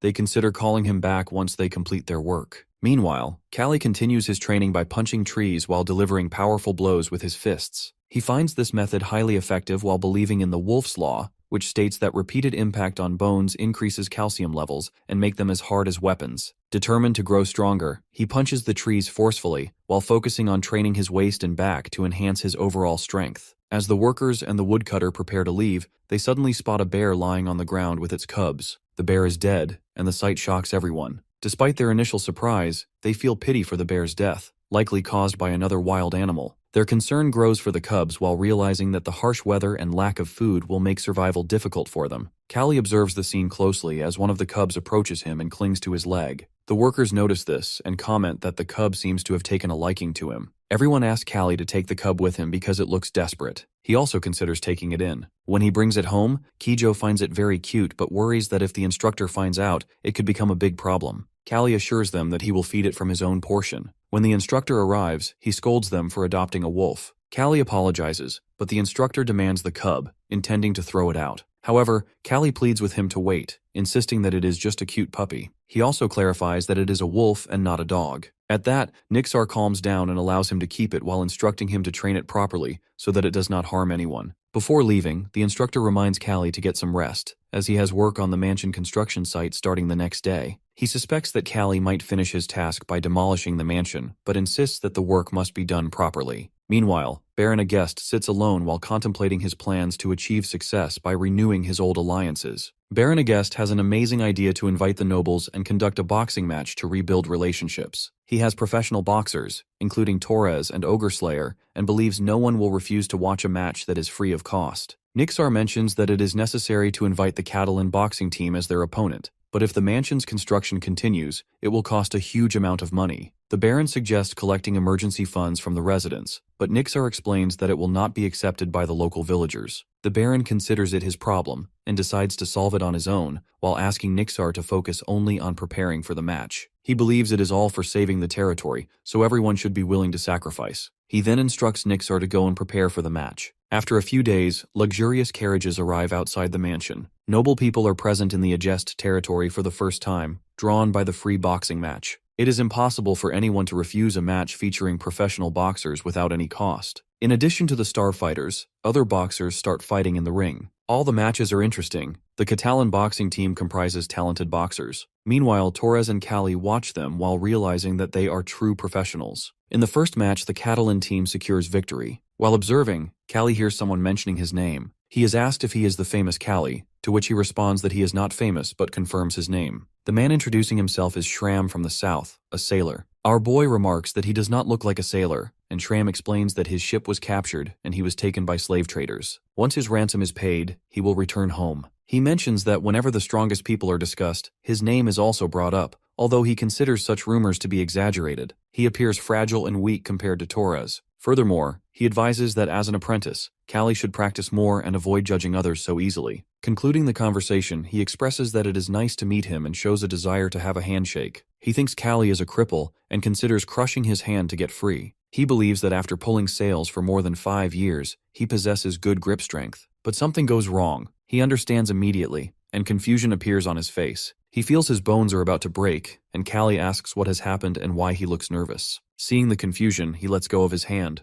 Torres remarks another newcomer acting tough in front of Cali while thinking he will never be able to do so again after watching his matches in the ring. Our boy suggests paying his ransom to get free. He should watch the matches carefully. The Adjust school boxers are given the task of finishing all other boxers. Kijo enters the battle while believing he is the best and strongest. He immediately uses his long arms to strike the opponent's jaw. The opponent is shocked to receive such a huge blow from a long distance. Torres is also surprised to see how much Kijo has changed. He has gained significant strength and fights powerfully. Torres realizes that he can even defeat Newell now. Cali, on the other hand, thinks it is true to close the distance if the opponent is tall, but Kijo is doing it forcefully without using any skill. He believes it would be better to wait for Kijo to tire and then strike. As the fight ends with Kijo's victory, Torres praises him for winning. It is now his turn to enter the ring, and Kijo wishes him good luck. He, known as the Boar of Adjust, steps into the ring while the crowd cheers for him to punch the opponent and knock him down. As the match begins, he starts losing focus and feels uncertain about using the techniques taught by Cali. He decides to rely on his usual style and takes a defensive position. He soon realizes that the opponent keeps advancing instead of stopping after a big hit. The opponent also recognizes Torres's resilience, making him worthy of being called the Boar of Adjust. However, the opponent looks furious and is determined to crush him. The opponent, filled with confidence, dodges Torres's blows effortlessly. Cali watches the fight while feeling concerned about his companion's victory. Suddenly, Torres misses a huge blow from the opponent and falls to the ground. The audience enjoys the unique fighting style while recognizing it as the new Whistly style they have never seen before. Cali observes closely, while trying to understand this new approach to fighting. In this style, the upper half of the body avoids the blows. Cali realizes that it is his technique Torres is using in the fight. He thinks that Torres is using the technique he has used in previous matches. This boxing technique is known as the Whistly style, which was introduced by Duke Wesley, who instructed his boxers to adopt it after the Harvest Festival. Now, all boxers can show their techniques, and it is not limited to traditional boxers. Many people think this technique was created by Duke Wesley, but those who have encountered pugilist fights know it was invented by Cali. Torres rises from the ground with difficulty. He rushes to attack again, not worrying about his feelings. His opponent asks whether he knows about the Whistly technique, but he doesn't seem to know about it. Torres is now furious, and his opponent understands that this time he is different. Ready to give a final blow, the opponent finds the technique interesting. They exchange positions, and Torres dodges the first blow. The new defensive position helps him ignore the opponent's blows, which only makes him angrier. He is frustrated to see that, no matter how hard he hits, Torres doesn't move. He also thinks that he has covered his whole body, but if he gets closer, he can surely knock him out. Only Torres's side and abdomen are exposed, and the opponent believes that, by closing the distance, he can land a powerful punch. Then the opponent realizes that he should avoid Torres's blow. Although his fist is slow, it moves with all his strength, and his leg is firmly planted on the ground while making him more stable. He decides to defend and block all of the opponent's blows, a new trick he has learned during the fight. Torres delivers a huge punch while sending his opponent to the ground. The spectators in the stands are happy with Torres' victory. Callie looks at the fighter lying on the ground and is surprised to realize that the style is almost similar to his own. He also thinks that boxing doesn't include footwork, only hand-to-hand fighting. Meanwhile, Torres has regained his strength. Callie realizes that while he has taught him the defensive position, Torres has done a lot on his own and is a very good boxer. The fight ends successfully, and Gadolf is pleased to see this. Baron Agest asks Count Joseph if he can make him fall, as all the nobles are again supporting Gadolf. People praise the Baron for holding a great match. He is very happy to see his state becoming lively again, like before. However, the guests leave, and contact with them is once again cut off. Baron tries to reach them, but he doesn't receive any response. Now he only scolds his servants because he has no other choice left. He realizes that it was just a free service, so no one paid any attention to helping him, and all relationships ended with the match. He also realizes that the spectators were present only to watch the free match, which annoys him because he reconstructed the mansion for those nobles. In a furious mood, he wants to drink alcohol and keeps asking the servants to bring it. After a few weeks, the worker was sitting in a room, and he thinks about the future of the territory. He believes that Baron Agest is not only a tyrant, but also a poor manager, which is why the territory isn't functioning properly. He finds it hard to believe that the Baron chose a knight to handle the mansion's repairs. Meanwhile, a knock is heard at the door, and Callie enters the room where the instructor sits. He informs him that he has returned from training and will now be helping them. The instructor asks him to take a break as it is a religious day, but he refuses while saying he prefers to work. Our guy is accompanied by the small wolf he adopted.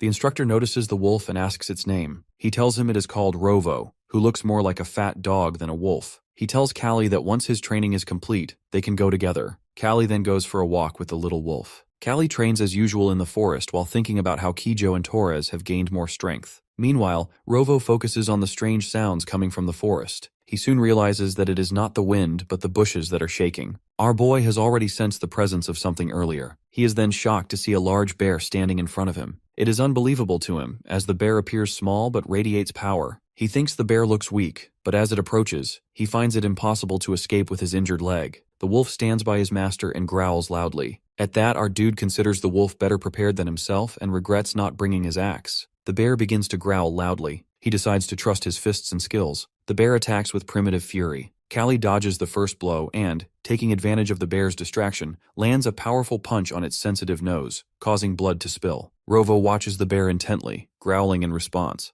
Callie then delivers another strike to its jaw, a powerful blow that further enrages the bear. It immediately attacks him while tearing through his clothes with its claws. Our dude, on the other hand, prepares to face another powerful blow. Meanwhile, the captain sleeps peacefully in the hut. The evening is cold outside. Suddenly, a sound wakes him up, and he goes to check what is happening outside. He holds his axe and opens the door of the hut. As he steps outside, he is completely speechless to see our dude standing there with torn clothes and covered in blood. Our dude softly mentions that he was worried because the instructor had not opened the door for a long time. The instructor immediately asks about his wounds. He responds that they will be having bear stew for dinner because he has killed it in the forest. The instructor is shocked to hear this, and then his eyes fall on the bear lying on the ground. The news of Callie killing the bear spreads quickly. The workers discuss that the bear did not look like a fully grown adult, but it was not weak either. They also realize that capturing it with bare hands would have been impossible. Some consider it a lie or a rumor, but other loggers, who are familiar with Callie's strength, believe it immediately. They have seen him training in the forest during the harsh winter, while using only his fists to break many trees. As the winter season comes to an end, the Agest estate becomes full of life. The people discuss the arrival of the lady, and the gates are opened to welcome her. Carriages carrying bags full of salt and wool enter the estate.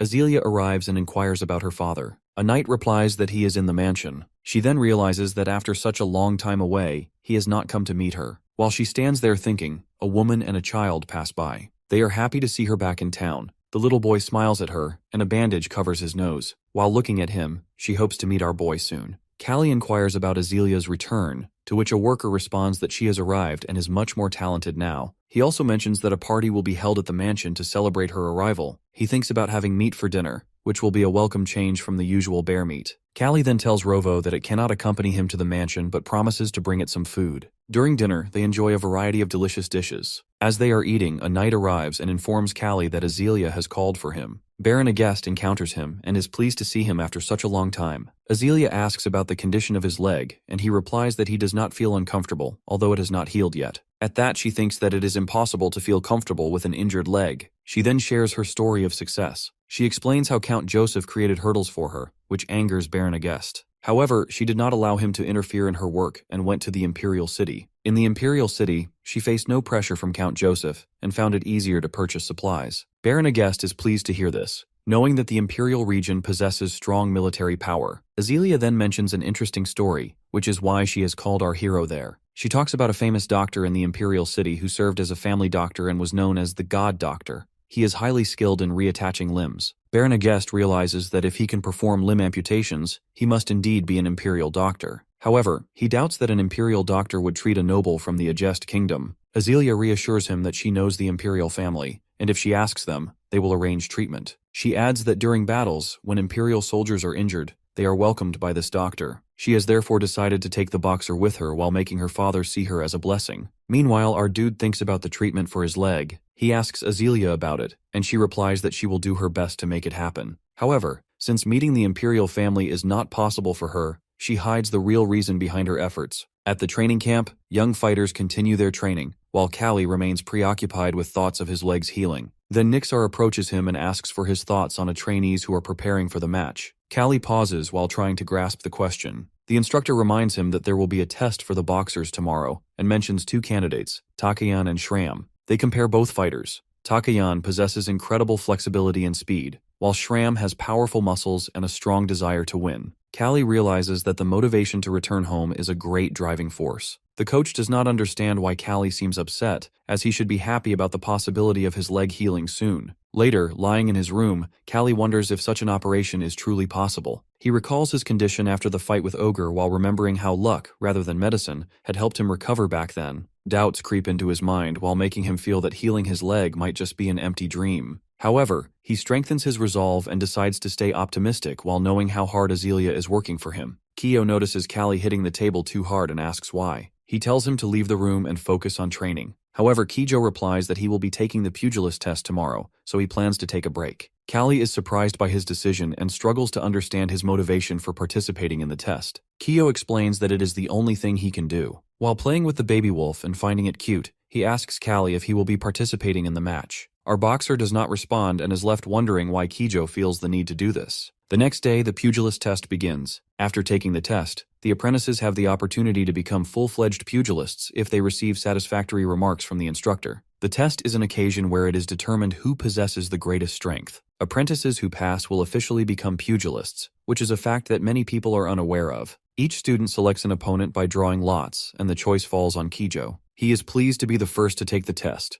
Kijo demonstrates his exceptional footwork techniques. He swiftly jumps toward his opponent, causing the opponent to miss his blow. Callie observes him closely and realizes that he can never compare himself to Kijo and Torres in terms of strength. Both have become incredibly strong, and although his own training has been rigorous, but his injured leg prevents him from fully utilizing his skills. He is unable to perform them at all. However, he resolves to become stronger despite the pain in his leg. Next, it is Shiram's turn. He approaches Callie and asks him to fight. He insists that Callie should not avoid the fight because of his injured leg, and his words have an effect. Callie accepts the challenge and agrees to the match. Callie is fully prepared for the fight. Nixar discusses that although he could be disqualified, they also want to see if he can perform with his injured leg. They believe that he is just bluffing and stalling for time. However, our boy asks Shiram why he chose him as an opponent. He replies that since Callie defeated him last time, he now wants to take revenge and prove his strength. At that, our dude assures him that he will not avoid any attacks, then wraps a leather strap around his fist. Both contenders now stand face to face in the ring. Shiram wonders why Callie wrapped his hand with cloth. Callie asks if he has enough strength in his abdomen. Shiram remembers that Callie is known for combining techniques and skills with his powerful fists. He considers himself lucky because Callie's injured leg has weakened his abilities. Shiram throws the first punch, but Callie easily dodges it. Frustrated, Shiram attacks again, but Callie counters with a powerful punch while sending foam flying from his opponent's mouth. The spectators watch in shock. Meanwhile, Torres observes the match and wonders when Callie gained such strength in his fists. Meanwhile, he continues to land devastating blows with his wrapped fist, and the opponent collapses to the ground. At that, Nixar asks Shiram if he is alright. He admits that he feels weaker and that his ribs are broken, yet he prepares to continue fighting. Callie realizes that although his fist is wrapped in leather, he has been striking the right spots. Callie then questions whether Shiram relies more on his determination than his physical strength. He begins to understand that Callie's strength is real, and the rumors of him killing a bear are likely true. However, he remains annoyed and refuses to accept defeat against an opponent with an injured leg. Shiram takes a hit from Callie on his side, and his leg is also affected. Sarcastically, he asks him whose leg is not working properly now. Shahram, who was filled with anger and shock, is astonished by Callie's strength. At that, his peers question why he is not moving and seems stuck in one place. However, he insists that he can still move, unlike Callie. Taking a step back, Shahram prepares to attack again. He keeps pushing forward while throwing powerful blows, while Callie counters with his own. Eventually, Callie delivers a decisive punch, causing Shahram to fall to the ground. Callie tells him that choosing him as an opponent was a mistake. Shahram now realizes that Callie is truly the Ogre Slayer. Frustrated, Shahram accuses the instructors of deceiving him by saying Callie is not as strong as before. The instructors respond that no one lied to him. Callie has always relied more on technique than raw strength. However, they admit that they have never seen him display such powerful fists before. The opponent wonders how Callie managed to develop such incredible strength in just one season. He begins to think of him as an ogre, a monster in human form. Torres, while observing the fight, is equally surprised by Callie's transformation. He did not expect him to shift his focus from technique to sheer strength. The boxer declares that he has changed his fighting strategy while choosing not to dodge but to strike at any cost. Torres, while noticing that Callie's leg is not functioning properly, recognizes his strength and determination. Intrigued, Torres wants to challenge him to a fight and test their strength against each other. Callie decides to accept the challenge while determined to prove his strength once again. He knows it will be a burden to fight with an injured leg, but remains resolute. After the students finish their test, spring arrives after a brief rest. The mercenaries brought by the lady leave the territory. They make a halt, and Callie watches them. A girl in a mercenary attire notices our guy and thinks their mistress's favorite is handsome. He explains that his face does not grant him any advantage since he is a slave, but the girl doesn't mind as she simply likes his face. The girl introduces herself as Sullivan of the Sullivan mercenary group. She's the captain of these mercenaries, and according to her, they aren't bad guys. Our guy tells her his name, and Sullivan has already heard about him. She asks if he is the one who killed the bear. One of the soldiers calls the captain to help set up the tent. Callie offers to help, but Sullivan, aware of his leg problems, refuses. At this moment, Azealia approaches and asks our guy about some important matters. She mentions that everyone knows about his health issues and that he shouldn't strain himself to assist the mercenaries. Callie realizes that Azealia is also responsible for spreading information about his condition. She tells him that they can't leave his inconvenience in the past and instructs him to follow her, while warning him to be ready for what happens next. Callie widens his eyes in surprise and Azealia smiles, saying they will have dinner together. As they walk, Azealia explains that the mercenaries are very young. Most of them are teenagers, and the oldest is 20. No group of mercenaries would typically follow a young girl like Azealia. Additionally, there is a belief that having a woman as a captain brings bad luck. Callie strongly denies this notion, but myths like these persist. Azealia shows her desire to team up with young mercenaries who were similarly disregarded because of their age. Inside the tent, our guy brings food, and Azealia insists he have dinner with her. Callie feels embarrassed about the situation. Azealia asks his purpose to fighting. Callie replies that, like any other slave, he fights to gain freedom. Azealia doesn't believe him. She notes that Callie is different from other slaves, suggesting he could run away or find himself in a better situation. Callie has no response. Azealia continues, saying that she doesn't understand why Callie still wants to be a boxer. She argues that his life won't fall apart if he quits wrestling. She then asks if he had to choose between a healthy leg and freedom, which would he pick? Callie dislikes the word if and directly says so. At that, she then tells him that if he stops ignoring his injured leg, she will convince her father to set him free. Callie, however, doesn't care about freedom. He only wants to prove that he is the strongest by winning one match after another. He prefers seeing defeated boxers lying in front of him more than having gold, silver, or jewelry. So he chooses a healthy leg over freedom.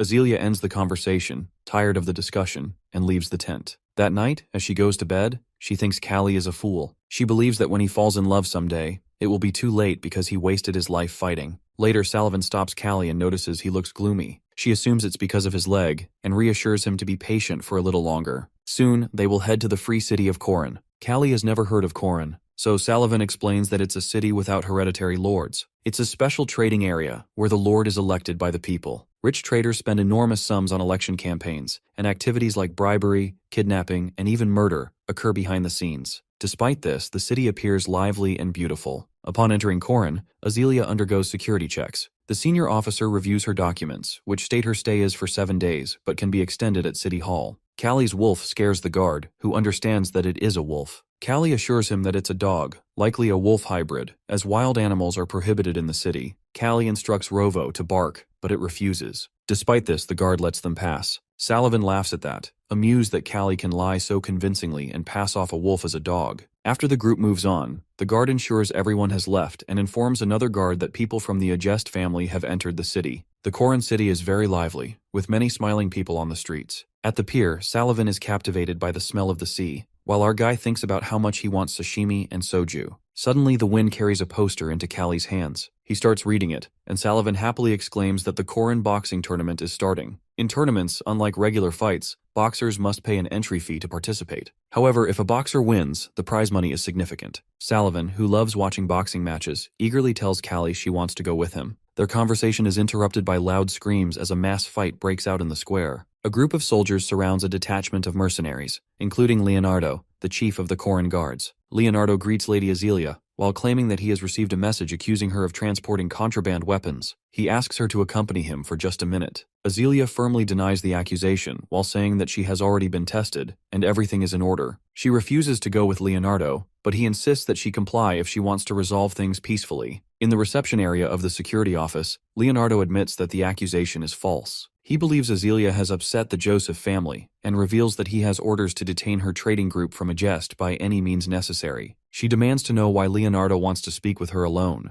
Leonardo smiles and hints that they understand each other. He names the amount he wants, which is 10,000 gold. The mercenaries are stunned by the size of the bribe. They protest, saying that it's impossible to raise 10,000 gold, even if they sell everything they own. Azealia knows their trading group has a tight schedule traveling across the empire. She sits in deep thought, fully aware of the situation. She only has 5,000 gold on hand. Where can she find the remaining 5,000? She realizes that the Joseph family is likely trying to sabotage her efforts. Our guy then turns to Sullivan, meanwhile becomes despondent, worried that the trading group is finished, and that she needs to find new employment. Callie shifts the conversation by asking for more details about the tournament. Sullivan explains that participants don't need special qualifications. All they need is 100 gold and to pass the test of an active boxer. The reward is 8,000 gold. Our guy makes a decision and shares it with Azealia, but she immediately rejects the idea. The soldiers try to persuade her, reminding her that Callie defeated Ogra. If he wins the tournament, they will only need to find 2,000 more gold. Azealia, however, indignantly declares that everyone has lost their minds. She refuses to send Callie, especially with his injured leg. Sullivan remarks that Azealia seems to care deeply for her slave, while joking that this feels more like a romantic novel than reality. Despite her objections,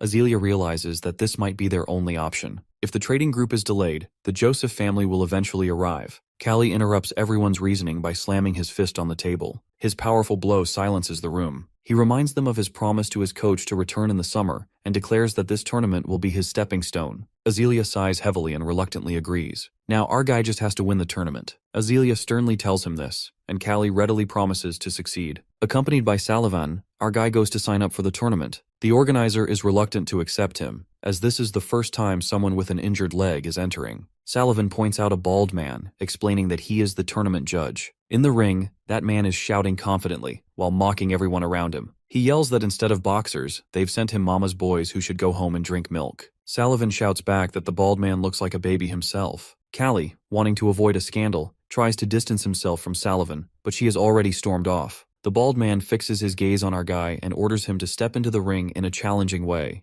Callie moves toward the ring. The spectators watch in amazement as he walks, unable to understand what a disabled person is doing here. This place is only for tournament participants, and they think he should disappear quickly. Callie steps up to the judge and shows his pass, proving he is a participant and has every right to be there. The judge struggles to process the news. What times are these when even boys who can barely walk want to participate in boxing matches? The bald opponent thinks to himself that he will teach Callie a lesson. Callie steps into the ring, clenching his fists tightly, his gaze filled with determination. Meanwhile, Sullivan, hiding nearby, watches the scene unfold. She wonders if Callie is really an ogre slayer. Although she regrets running away earlier, she reassures herself that if this truly is the ogre killer, everything will be fine. Callie knows he just needs to win, and that's all. Within seconds, the audience, including Sullivan, jumps in surprise. No one can believe what they are seeing. Callie remains standing in his spot, while the bald opponent lies sprawled in the ring, unable to comprehend how someone with an injured leg defeated him. Callie calmly asks if his opponent wants to continue. Sullivan bursts into laughter, celebrating Callie's victory. She realizes that this win isn't a fluke, that it's the first time she's seen such a powerful blow. However,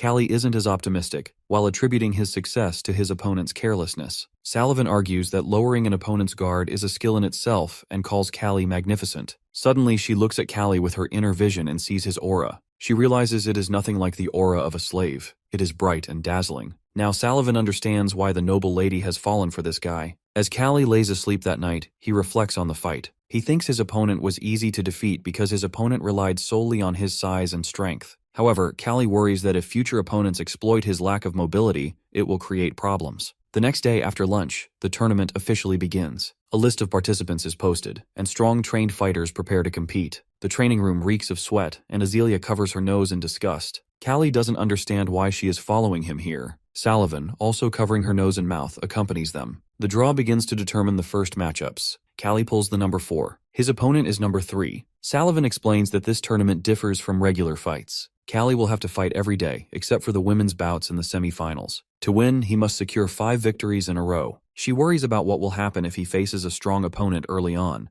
Callie realizes that this could be a disadvantage since injuries could accumulate. The draw ensures fairness and prevents manipulation, especially with the large prize money at stake. As they talk, numbers 1 and 2 are called onto the stage. The two boxers lock eyes, their gazes filled with tension. Then, numbers 3 and 4 are told to prepare. Boxer number 3, Spyron, scans the room for his opponent. Sullivan remarks that Spyron looks like an amateur boxer. Callie and Spyron meet face to face. Spyron is taller and more powerful. Then both of them greet each other, extending their hands and wishing for a good fight. Spyron seems friendly, and the two shake hands. The spectators mock them. After Spyron walks away, Sullivan speculates that he might come from a wealthy family and is merely testing his skills by entering the tournament. Callie notices that Spyron's hand doesn't feel rough, which makes him think Spyron might indeed be an amateur. Sullivan, on the other hand, is relieved that Callie's first opponent seems easy to defeat. Sullivan, who has no love for nobles, pulls out a bag full of money and asks her soldiers if they believe in her judgment. The mercenaries assume she is about to pay their salaries and like the idea. However, Sullivan stuns them by announcing that the money, equivalent to half a year's wages for the entire squad, will be bet on Callie's victory. The soldiers protest, reminding her that Callie is no longer the fighter he once was and has significant problems with his leg. Sullivan persuades them, reminding them that she has never deceived them before. She assures them her gut tells her this is the right move. One mercenary raises his hand, agreeing with her, stating that without their captain, he wouldn't have survived as a mercenary. Gradually, more mercenaries raise their hands in agreement. Azealia watches the meeting of mercenaries from behind a wall. She is deeply curious about what they plan to do next. The tournament begins in the morning. The first stage consists of 32 rounds. The stands are filled with spectators. In the ring, a pair of huge boxers exchange furious blows. One of them takes a direct hit to the jaw. Callie watches the fights and clearly sees that the level of the tournament participants is higher than he expected. For instance, one fighter currently in the ring plans to block his opponent's view, and as soon as he succeeds, he hits the blind spot. In modern boxing from Callie's past life, this tactic is basic knowledge for all boxers. But here, this kind of fighting seems unusual. He concludes that this boxer must be very experienced. In the ring, events unfold exactly as Callie predicts. The boxer gets hit in the face and falls. The judge announces contestant number 2 as the winner. In the stands, the spectators are divided in their opinions. Some cheer for the winner, while others are angry because they lost the money they bet on the defeated opponent. The noise from the crowd distracts Callie. Before he has much time to think, his number, which is 4, is called into the ring. Callie limps toward the ring. His appearance is not at all intimidating. The audience murmurs, wondering if this guy might die before the fight even begins. They can't understand that how he decided to fight with such injuries. Spyron promises not to look down on him, even if Callie is not fully okay. Callie thinks gloomily that if Spyron is truly a noble, hitting him hard might cause trouble. He decides to defeat his opponent carefully, with a precise blow to the chin. Callie takes a fighting stance, but before he can attack, Spyron quickly closes the distance and delivers a direct blow to Callie's face. The punch lands squarely, and Callie doesn't have time to dodge. Spyron follows up with a series of blows and quickly retreats. Callie realizes that he needs to defend himself first. He raises a block, but Spyron's fist easily penetrates his defense. Callie takes another hit, and Spyron once again jumps back. Callie attempts a counterattack, but Spyron easily dodges it, laughing mockingly as he retreats. Spyron taunts that Callie's fists are very scary and strong. Callie recognizes Spyron's style because it feels familiar. Spyron confirms that he has been to the Duke of Fist's estate and studied this fighting style. This revelation strikes a chord with Callie. The style Spyron is using is one Callie is using himself. Callie realizes that Spyron took advantage of him underestimating him.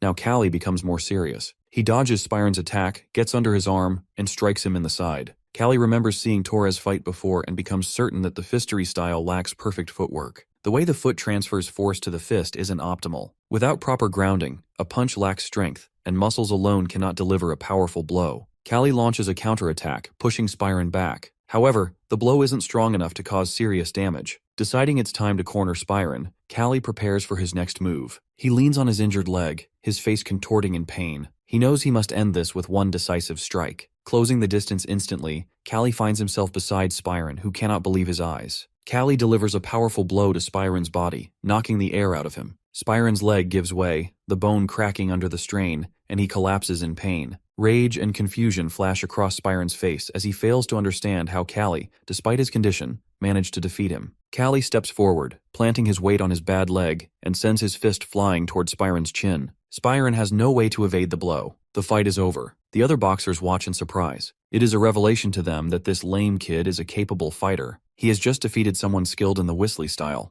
As Callie walks back to his place, a sudden scream makes him turn around. Spyron bursts into the room and shouts that it is dishonorable to win in this manner. The other boxers listen to the outburst with interest. One of them grows indignant and declares that a noble son has no right to speak to a boxer in such a tone. He reminds Spyron that the ring is a place for fighting, and there's no point in complaining about someone stepping on someone else's foot. He says such behavior won't surprise anyone here. Spyron doesn't have an answer to this. Callie thinks that he has experienced much worse in his life. His eyes were filled with sand, his arm was nearly torn off, and his leg was crippled. If a fighter isn't experienced enough, they'll think it's cheating. Our guy places his hand on Spyron's shoulder and suggests they talk in the courtyard. Spyron asks why Callie has brought him out and wonders if he really wants to fight again. Callie tells him that if they fought on the street, Spyron would already be dead. Spyron responds manfully, saying that the boxer Vist recognizes Callie's skills. Callie replies that he recognizes Spyron's skills too, but he studied them incorrectly. Spyron freezes in confusion, asking what Callie means by wrong.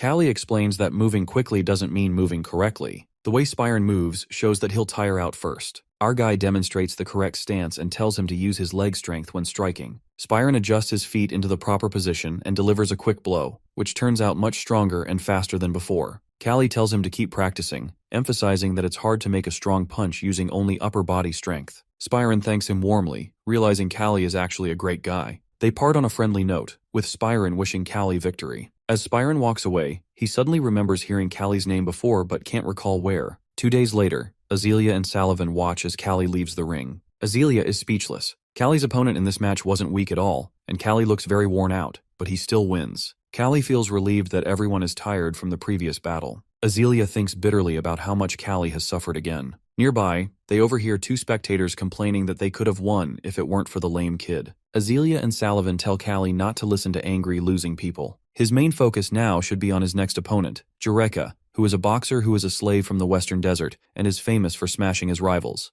Callie and the girls watch Jureka's fight from the stands. Salavin explains to Azealia that Jureka can become a free citizen if he continues drawing large crowds as a boxer. Azealia is surprised and asks why he doesn't just become free instead of continuing to fight. Salavin explains that Jureka enjoys beating people up. At that moment, Jureka is in the ring, enjoying the fight and taunting his opponent. His brazen behavior throws his opponent off balance. Despite taking a direct hit to the head, Jureka laughs even as blood pours from his mouth. He retaliates with a counterattack, dealing heavy damage to his opponent. Both fighters exchange brutal blows at close range. Finally, Jureka's opponent jumps back, realizing that, despite hitting Jureka several times, he hasn't even fazed him. Jureka stands firm, ready to keep fighting, as if he's made of iron and immortal. The boxer decides to give up but doesn't get the chance to finish his sentence. Jureka's fist slams into his face, cutting him off mid-sentence. Jureka brings his face closer to his opponent's, making it clear that he won't let him leave the ring so easily. The referee shouts that the opponent is giving up, but Jureka ignores him and continues to strike. After the opponent is knocked out cold, Jureka claims he simply didn't hear anything. The judge announces Jureka, contestant number 8, as the winner. The other boxer is carried out on a stretcher. Our guy watches the entire scene carefully. The girls anxiously ask if he can win against Jureka.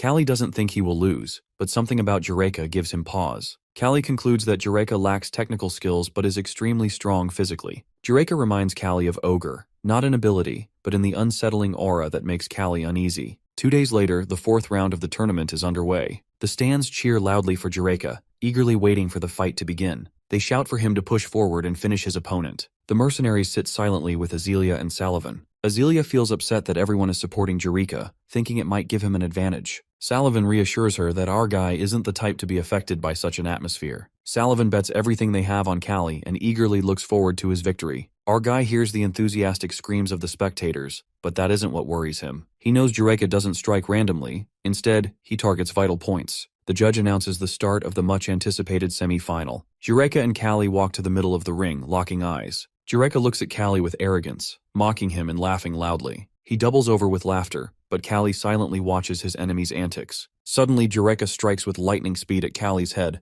but Callie quickly dodges, and the blow doesn't connect. Jureka breaks the rules, starting the fight before the referee gives the command. Jureka acknowledges the enemy's speed, while the referee issues him a warning for the violation, threatening disqualification if it happens again. Jureka ignores the judge, confident that if the audience doesn't notice, everything will be fine. Our guy prepares for battle, certain that an aggressive boxer like Jureka will attack first. Jureka strikes, but Callie dodges, slips under his arm, hits him in the stomach, and then lands a crushing blow to Jureka's face. Blood gushes from Jureka's mouth as he doubles over in pain and crashes to the ring floor. Callie remains standing over his opponent's body, delivering his strongest blow yet. The crowd erupts into screams. Some cheer Callie for fighting like a real boxer, while others scold Jureka for losing to such an unimpressive-looking guy. The judge asks Jureka, who is lying motionless, if he is still conscious. To everyone's amazement, Jureka opens his eyes and claims that he just felt discomfort for a moment, but is now ready to fight again. Callie is shocked, convinced his blow should have kept Jureka down. He takes a fighting stance and warns Jureka to dodge better because he won't be able to get up after the next blow. Jureka curses and taunts, claiming that the punch he missed felt like nothing more than a tickle. The fighters begin circling the ring. Callie notes that Jureka's fighting style hasn't changed. He moves the same way. Callie realizes that if he hits Jureka in the stomach again, he will fall from shock. However, Callie didn't want to kill anyone with his fists before, but he decides to proceed carefully. Callie deliberately exposes himself, allowing Jureka to think he has an opening. Jureka raises his fist, and Callie blocks the attack. The enemy's blow is so strong that Callie barely manages to dodge in time. He slips under Jureka's arm again but doesn't get the chance to land his stomach blow, forcing him to jump back and create distance. Then Callie dodges another powerful blow and slams his fist into Jureka's stomach. He feels Jureka's ribs crack under the impact, but instead of screaming in pain, Jureka laughs. He doesn't even feel the damage and approaches Callie. This time Callie cannot do anything, and the opponent's blow hits him in the face. Our guy is sure that Jureka has broken ribs, but nevertheless, he remains very dangerous. Jureka hits Callie again and advises him to just die. Callie puts a block out with his hands. Jureka breaks his block, and the blows rain down one after another. He goes into a rage and shouts that he is invincible. He notices that the enemy opens up and immediately launches a counterpunch to the stomach. Jureka spits blood from his mouth into Callie's eyes. At that, our guy is temporarily blind. He cannot see the enemy's fist rushing toward his face. Neither block nor dodge properly can kill Callie. He can only tilt his head. He flies to the far end of the ring. Jureka is triumphant. The spectators cheer for the boxer and shout for him to finally finish off his opponent. Sullivan and Azealia sit in intense silence. Sullivan tries to cheer herself up, but she is having trouble doing it. Our guy lies motionless in the ring. He continues to analyze the fight and sees that his opponent finishes by punching the opponent in the chin, just like last time. Fortunately, Callie bows his head and dodges. At this time, Jureka is raging in the ring and yelling that he has an immortal body, and that he is different from those whose bodies are crippled. Our guy rises to his feet and says, while wiping the blood from his eyes, that Jureka's body is already broken in several places, and he doesn't have any immortal body. Callie adds that he will prove it when he finishes him off. Our guy abandons all planned strategies for this fight. He stands in front of his opponent and clenches his fists tightly. Leaning on his leg, he decides to simply hit Jureka with all his might. He needs to keep his leg from cramping. He raises his fist. His opponent is sure that no tactic will work against him. Callie carries out a blow and grabs the opponent's hand, which is against the rules. Thus, he prevents him from counterattacking. Jureka doesn't understand what happens at first. This little brat takes him by the hand and does it so quickly that the spectators do not notice anything. Callie strikes another blow to the enemy, who dodges. Callie's leg gives distress signals, but the guy does not pay attention to it. He only leans harder on her. Another blow distorts Callie's face when he performs this technique. Jureka fires a monstrous blow into the stomach. Blood pours out of Callie's mouth again.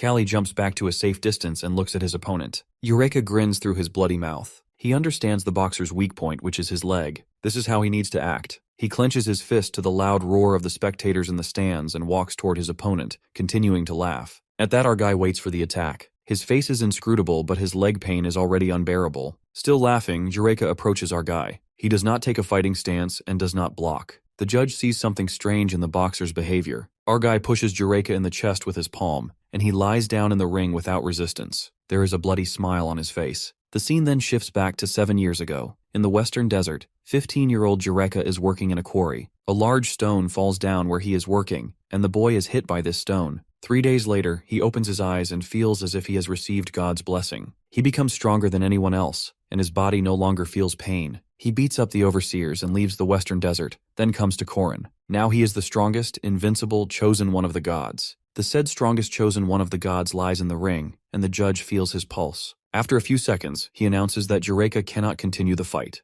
The winner is Kali. Although our guy always says his name correctly, everyone calls him Kali. He is tired of correcting everyone, so he simply raises his hand up. This fight is hard for him. The stands erupt in cheers, and everyone repeats the name of the winner. Azealia, on the other hand, cannot hold back her tears, although she assures everyone that she is happy. Salavin tactfully pretends not to see the lady crying. Spyron also watches the battle. Suddenly he remembers where he heard the name Kali. This is the ogre killer which stuns the guy. The next day, at the place where he is settled, Kali and a group of mercenaries shout. Kali is resting after the battle and cannot understand who is yelling like that. A crowd of people comes to greet the famous ogre killer. People admire the boxer. Kali really doesn't want to be recognized. Now everyone knows who he is. Meanwhile, somewhere in the back alleys of Corin, Volton, a pugilist participant in boxing matches, does not believe that the lame man is the ogre's killer. His comrades say that Volton himself saw how the guy defeated Jureka. The guy can't be ignored. Besides, Volton himself will not be able to stand up to G, so how will Volton hold up against the one who defeated Jureka? Out of anger, Volton pulls out a knife and puts it to the man's throat. He immediately apologizes profusely. Volton orders him to find a couple of efficient guys. If he wants to win, he needs to come up with the perfect plan.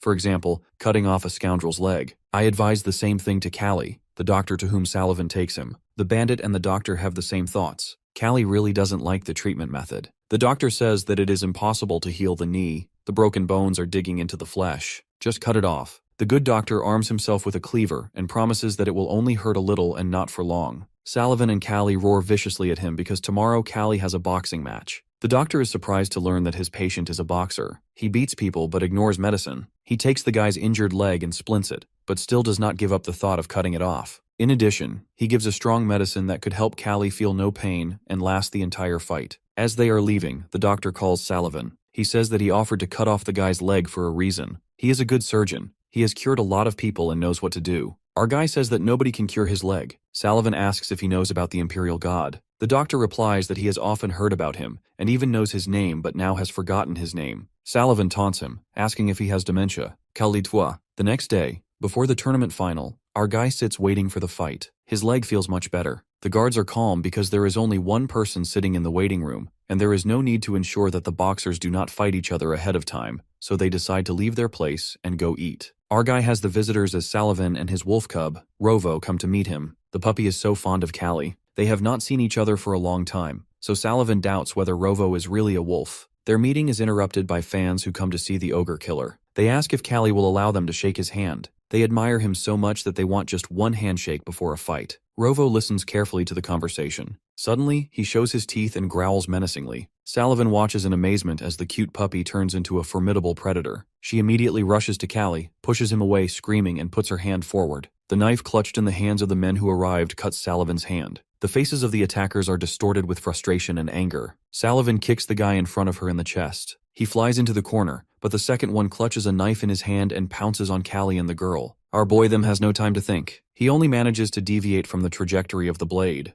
The attack is thwarted by Rovo, who jumps on the bandit with a threatening look. The bandit is frightened by the bared mouth and begins to randomly wave the knife. One of the blows is able to reach Rovo. The wolf squeals and jumps. Rovo lands between the bandits and his master, showing with all his appearance that he will tear the bastards to pieces. All they have to do is run away, which they do. Our guy asks if Salavin is seriously injured. She replies that it is not dangerous. Her thoughts are occupied with who carried out this attack. Most likely it's Volton. If so, then everything falls into place. She didn't expect this and scolds herself for making a mistake. Kali and the girl look at Rovo. He is lying on the floor. Our guy is very worried, but Salavin looks at the wound and says that it is just a scratch. She advises Kali to focus on the fight. After all, she bet all her money on him. Not only this, but also her retirement. Kali knows this very well and promises that he will return victorious. He is ready to fight in the finals. Later, inside the ring, Volton's eyes widen when he sees our guy alive and unharmed. His plan didn't work, and this bastard is completely fine. This unsettles Volton. When the boxers come to the center of the ring and make eye contact, Kali notices Volton's reaction to his appearance. He immediately realizes that everything that happened was his doing. Kali is very angry. Then the referee gives the command to start the fight, and the boxers take fighting stances. Meanwhile, Volton assesses his opponent. He is shorter than he thought.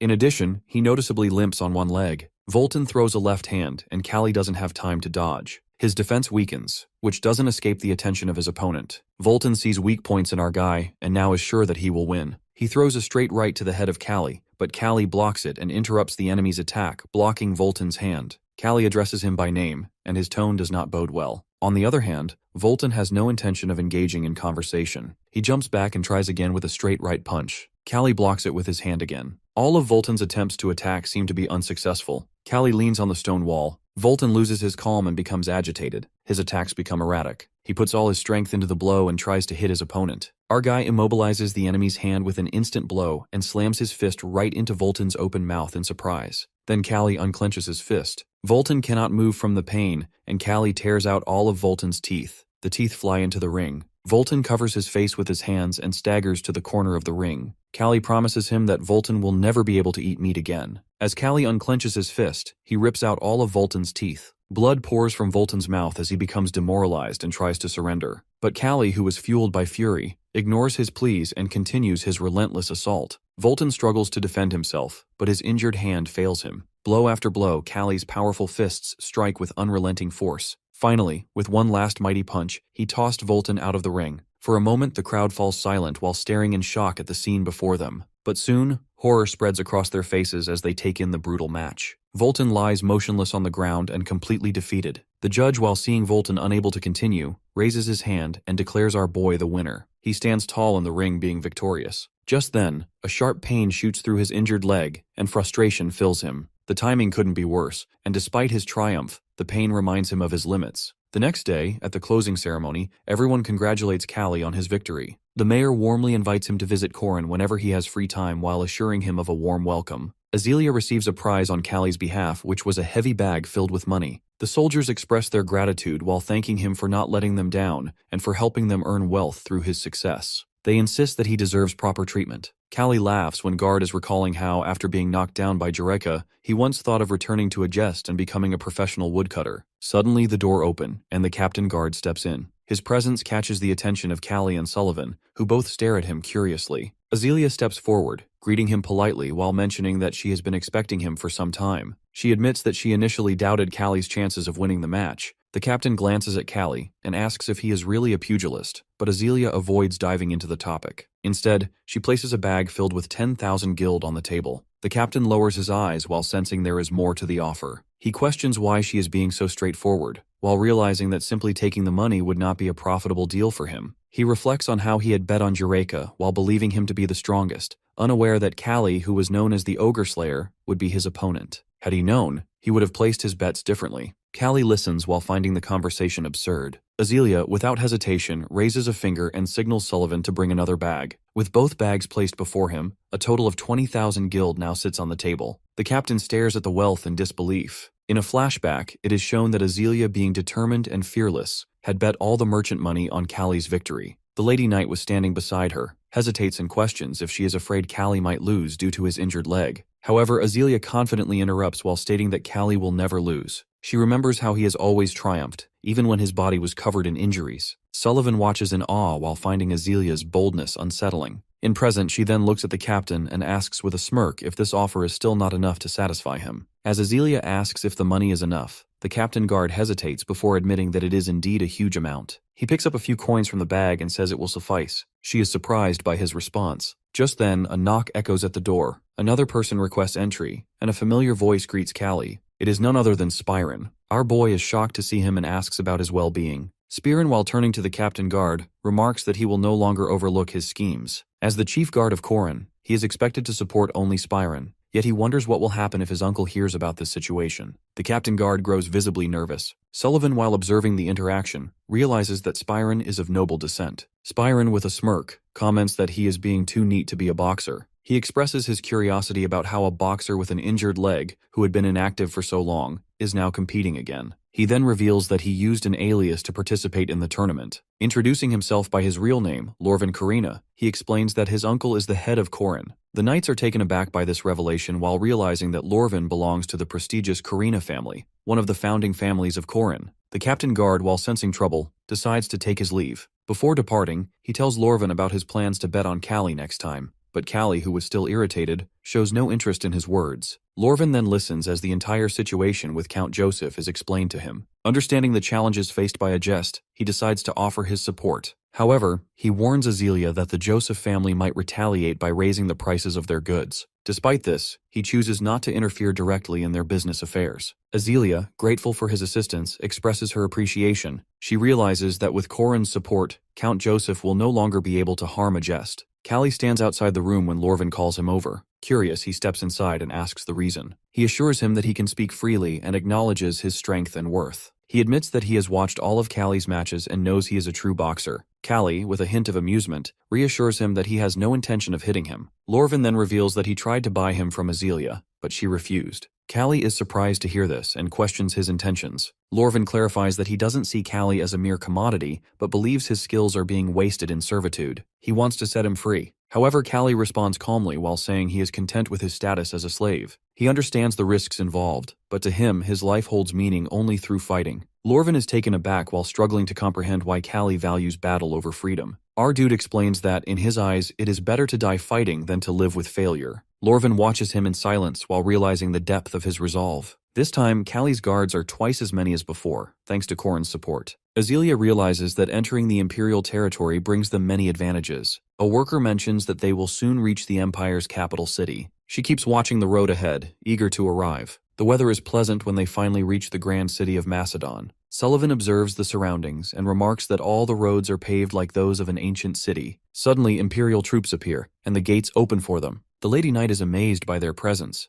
Callie notices her expression and asks if she has seen them before. She nods and shares her experience. She explains that before Azealia hires her, she encounters bandits. At that time, the Imperial troops are returning from a campaign, and she is fortunate to cross paths with the prince, which ultimately saves her life. Callie is surprised to hear about the prince's involvement. The troops clear their path while allowing them to proceed. Azealia hands a letter to a soldier and instructs him to deliver it to Iskandar, who is the third prince. She then turns to Callie and asks him to meet her in her room once they arrive. Upon reaching their destination, Callie goes to her room, where the lady and her knights are present. She dismisses them, leaving only Callie behind. Concerned, he suggests she rest, but she refuses. Instead, she informs him that Prince Iskandar will be coming to meet them soon. It becomes clear to Callie that Iskandar is the prince she mentioned earlier. Azealia reminds him that they have come all this way for his leg treatment. She instructs him to follow the prince's orders without question. Finally, she warns him that if anything happens to her, he must remain still and silent, no matter what. Callie feels disturbed by Azelia's words. He can't stop wondering about the cost of his treatment and asks her directly. He knows that it's impossible for the prince to offer help without expecting something in return. However, she remains silent and simply informs him that Prince Iskandar has already arrived. When Callie asks her to wait, she finds his behavior disrespectful. She feels that it's pointless to have come all this way for his treatment if he's going to act this way. Frustrated, she reminds him that his only purpose is to fight and survive while urging him to focus on that alone. Without another word, she leaves the room, leaving Callie surprised by her reaction. Moments later, Prince Iskandar enters, and Azealia greets him warmly. The prince expresses his delight at seeing her while mentioning that he has come as soon as he heard of her arrival. He tells her that he has never forgotten her, even though they met long ago. At that, our boy observes the prince and finds that he looks more like a pugilist than an aristocrat. The prince, noticing his expression,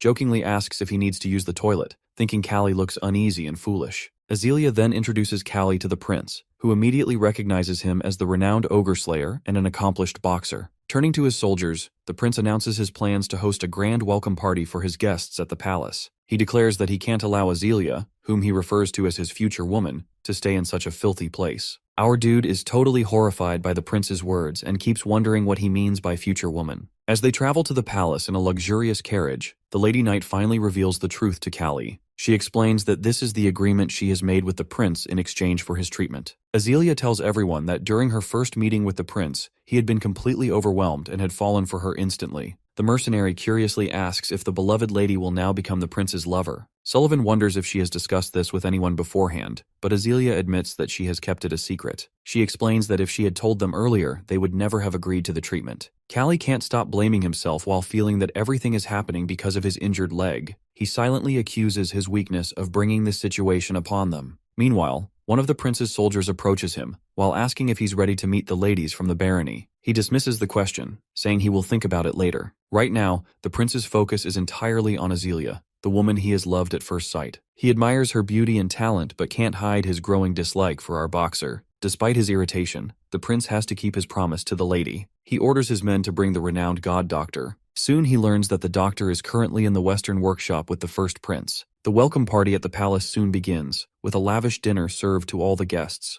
Callie is now dressed properly and looks impressive. Sullivan remarks that his treatment is complete, and he is once again a warrior. However, Callie's mood darkens when he sees Azealia sitting with the prince. Fury builds inside him as he watches them together. Unable to bear it any longer, Callie decides to leave, but the lady mercenary stops him and urges him to stay calm. She reminds him that it's the lady's choice, and hints that he has lost his chance to be with her. Callie finds it unsettling and questions if she has personal experience with such matters. She explains that she has been observing the situation for the past 2 months. However, Callie argues that things have changed, and the Adjust estate is now thriving. Meanwhile, the prince, enjoying the festivities, suddenly recalls Azealia mentioning Callie as an experienced pugilist. Though she has praised him as a famous boxer, she has also informed the prince about his injury. Curious and amused, the prince calls Callie forward and asks him to liven up the party. Confused, Callie questions what he means, to which the prince suggests a demonstration of his bare-handed fighting skills. Azealia immediately objects, reminding the prince that Callie is injured and not fit for combat. The prince, however, insists that since Callie's hands are fine, he will order the participants not to use their legs. Azealia grows anxious, and Callie feels a deep sadness settling within him. To the prince, it's all entertainment for his guests. He even warns his soldier that if he loses to Callie, he will be dismissed. Then, turning to Callie, he commands him to showcase his skills. Despite his anger and frustration,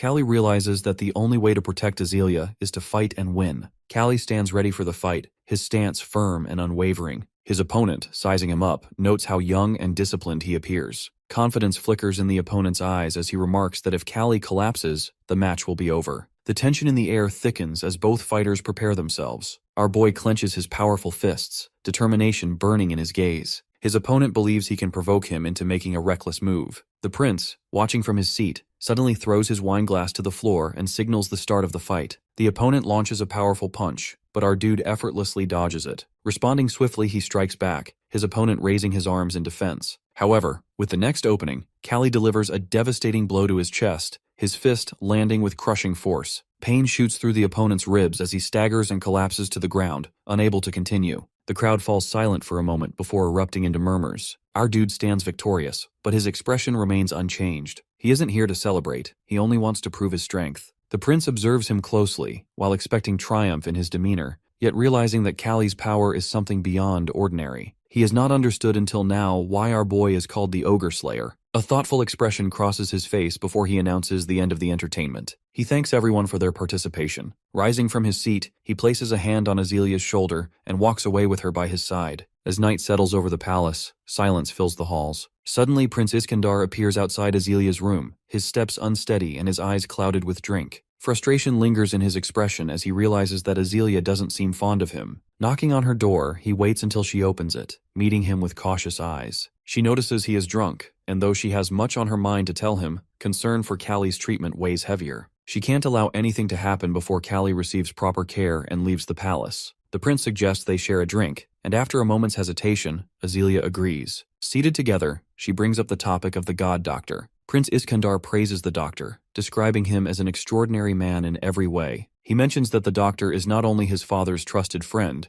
but also the guardian of the first prince. Azealia nods while acknowledging his greatness. With hope in her eyes, she asks if the doctor's expertise will make Callie's treatment easier. At this, the prince's expression darkens. Annoyance flares in his voice as he questions whether she is truly worried about her slave. Azealia meets his gaze calmly, explaining that her concern for our boy is due to important reasons. However, her words only fuel the prince's frustration. Without warning, he lashes out in anger, his fist crashing against the wall. The prince strikes the wall with such force that the entire room seems to tremble. A moment of silence follows before he takes a deep breath and apologizes for losing control. His voice softens as he assures Azealia that she has nothing to fear from him. With a confident smile, he tells her that from now on, she will think of him and no one else for the rest of her life. Azealia stands frozen, shocked by his words. The thought of being bound to the prince unsettles her deeply. Desperation creeps into her mind as she considers calling for Callie's help. As the prince moves closer, his presence overwhelming, she suddenly shouts Callie's name. Within moments, our dude bursts into the room, his expression fierce. Without hesitation, he grabs a nearby chair and hurls it toward the prince, forcing him to step back.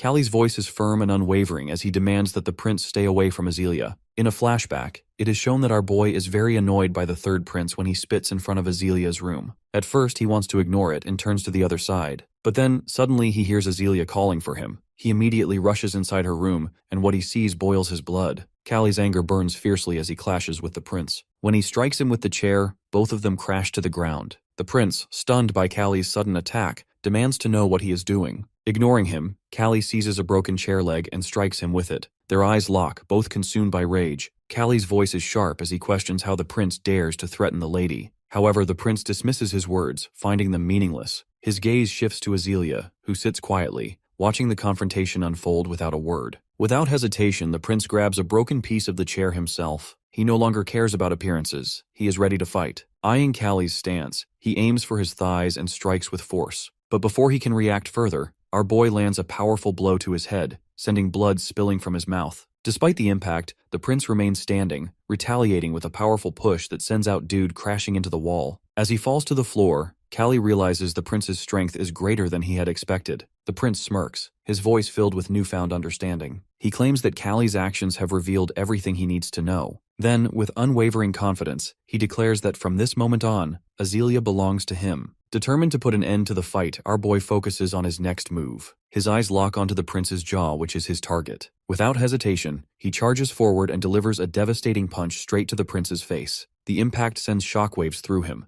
but instead of falling, the prince grabs Callie's hands, gripping them tightly and refusing to let go. Both men stand their ground, their determination unshaken, ready to see the fight through to the end. The prince demands that our guy follow his rules and, without warning, locks his arms in a crushing grip. His hold is so tight that Callie struggles to break free. Pain radiates through every joint in his left arm. He feels the strain intensifying, realizing that if the lock continues any longer, his arm might break. Just as desperation sets in, the prince suddenly releases his grip, staggering back in pain. Blood trickles down his forehead as Azelia strikes him with a lamp, her expression tense and determined. Before they can react further, the sound of armored footsteps echoes through the hall. The knights rush in, their eyes scanning the scene before surrounding Callie. The prince, his face dark with rage and humiliation, clutches his bleeding head. The soldiers close in, ordering Callie to surrender. Prince Iskandar and Azelia stand in the grand hall before the first prince, Philippos. With a stern expression, Philippos asks his brother how it all happened. Iskandar, feeling that his brother has arrived at the worst possible moment, hesitates. However, Philippos demands the full story, warning that if he doesn't speak the truth, he will ask Azelia and punish him just like in their childhood. Reluctantly, Iskandar confesses everything, that how he made a deal with Azelia to treat Callie in exchange for her companionship. She is stunned to hear him admit the truth so openly. She expects him to lie, but he reveals the entire situation without hesitation. Despite her concern over Callie's actions, she remains hopeful that he can avoid the death penalty. Philippos, furious with his brother's behavior, decides to teach him a lesson. He takes up a stick and begins beating him, ignoring Iskandar's pleas to stop. He scolds him harshly, while reminding him that a prince should never act so irresponsibly. He questions how Iskandar could enter a woman's room at night, especially in a drunken state, pointing out how any woman would naturally be terrified. Iskandar endures the punishment in silence as his brother continues to reprimand him. Once Philippos finishes disciplining him, he announces that a trial will be held on behalf of the emperor. He orders Callie to be brought before him. When Callie stands in front of the prince, Philippos examines him closely and asks if he is a pugilist.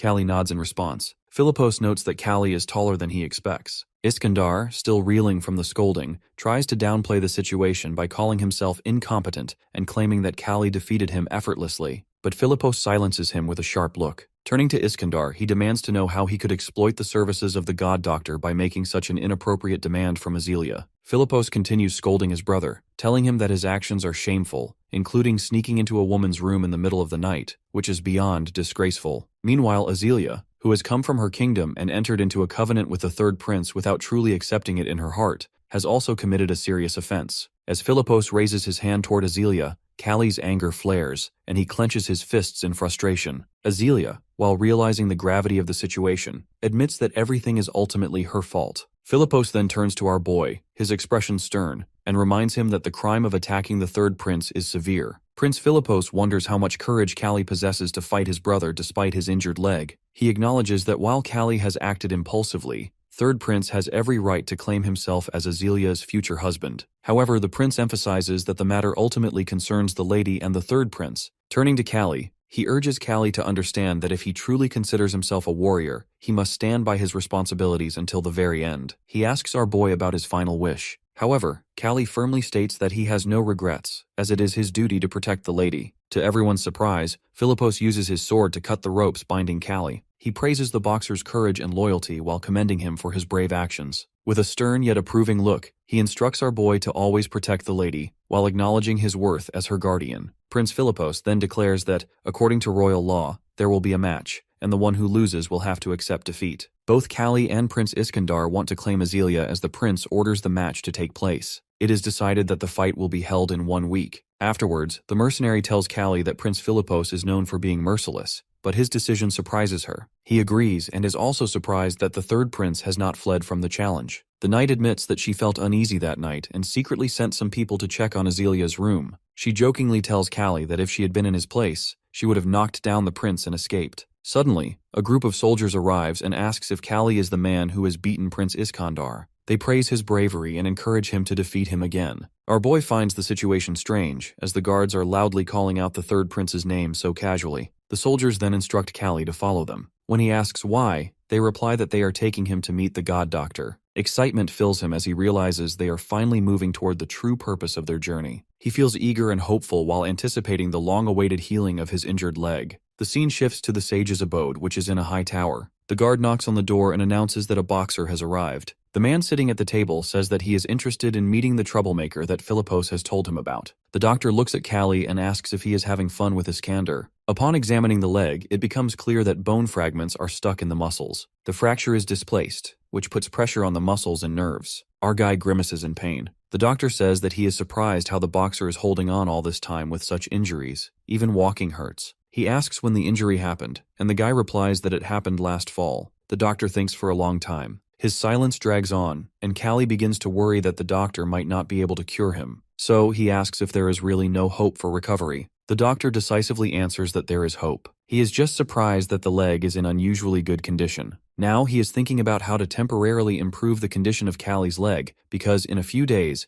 Callie has a fight with Iskander. The doctor says that everyone calls him Sage, but he doesn't like that name. So our boy can just call him John. John is American. Least of all, Callie expects the doctor to be American. In surprise, he falls from his chair and can't say a word for a while. He just looks at the doctor in amazement. John realizes that something strange is happening and orders the guards to leave. Turning his back to our guy, he reveals that he has been looking for a man like him for a long time, but couldn't find him. In the end, they meet. Apparently, this is fate. Callie asks John if he also belongs to Earth. John answers affirmatively and tells our guy that his real name is John Bradley Clark. He came here 40 years earlier. Callie talks with John for a long time. John was a U.S. Army major who died during the Korean War in 1950. He was a military doctor and performed surgical operations. He helped the emperor with his knowledge and began to be compared to a deity. Not only this, John is interested in events on Earth because 60 years have passed since his death. Callie is surprised that 40 years here is really equal to 60 on Earth. John isn't sure. He wants to compare everything with other data. He explains further that there are cases in the books of people to whom the same thing happened. Every one of them lose consciousness, and when they wake up,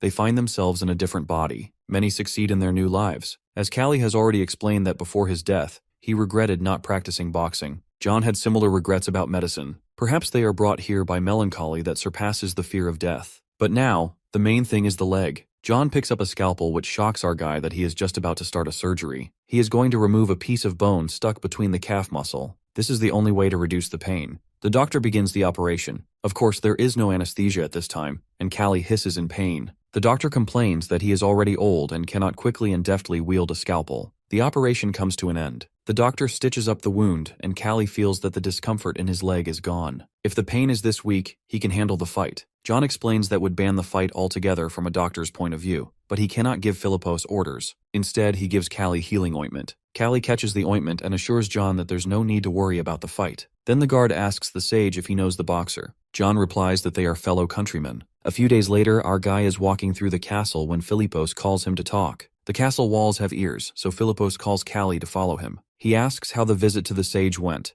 and Callie replies that the sage treated his leg. Philippos says that he was born only thanks to the sage's skill. Otherwise, both mother and child would have died during childbirth. Although they have been communicating for 30 years, Philippos doesn't know much about the sage. He has knowledge and inventions of unknown origin. He explains further that how the emperor doesn't care, but Philippos can't turn a blind eye to it. Now Philippos heard that Callie comes from the same place as the sage. At that, he deadpans that over the past 20 years, the sage has never left the empire, and Callie is only 20 years old. Philippos commands him to reveal who actually this person Callie is. A few days before this conversation, John hears the question from Callie that, why doesn't Prince Philippos kill Callie on the spot? even though he hit the prince, and the punishment for this crime is execution. According to John, Prince Philippos can raise local civilization to several levels. He is the ideal ruler that John has been training all his life. But the problem is that Philippos strives for a republic, not one-man rule. But if he ascends the throne, bloodshed will engulf the empire. There is no guarantee that a hero from the battlefield will become an excellent leader. Therefore, Philippos needs someone who won't compromise on principles.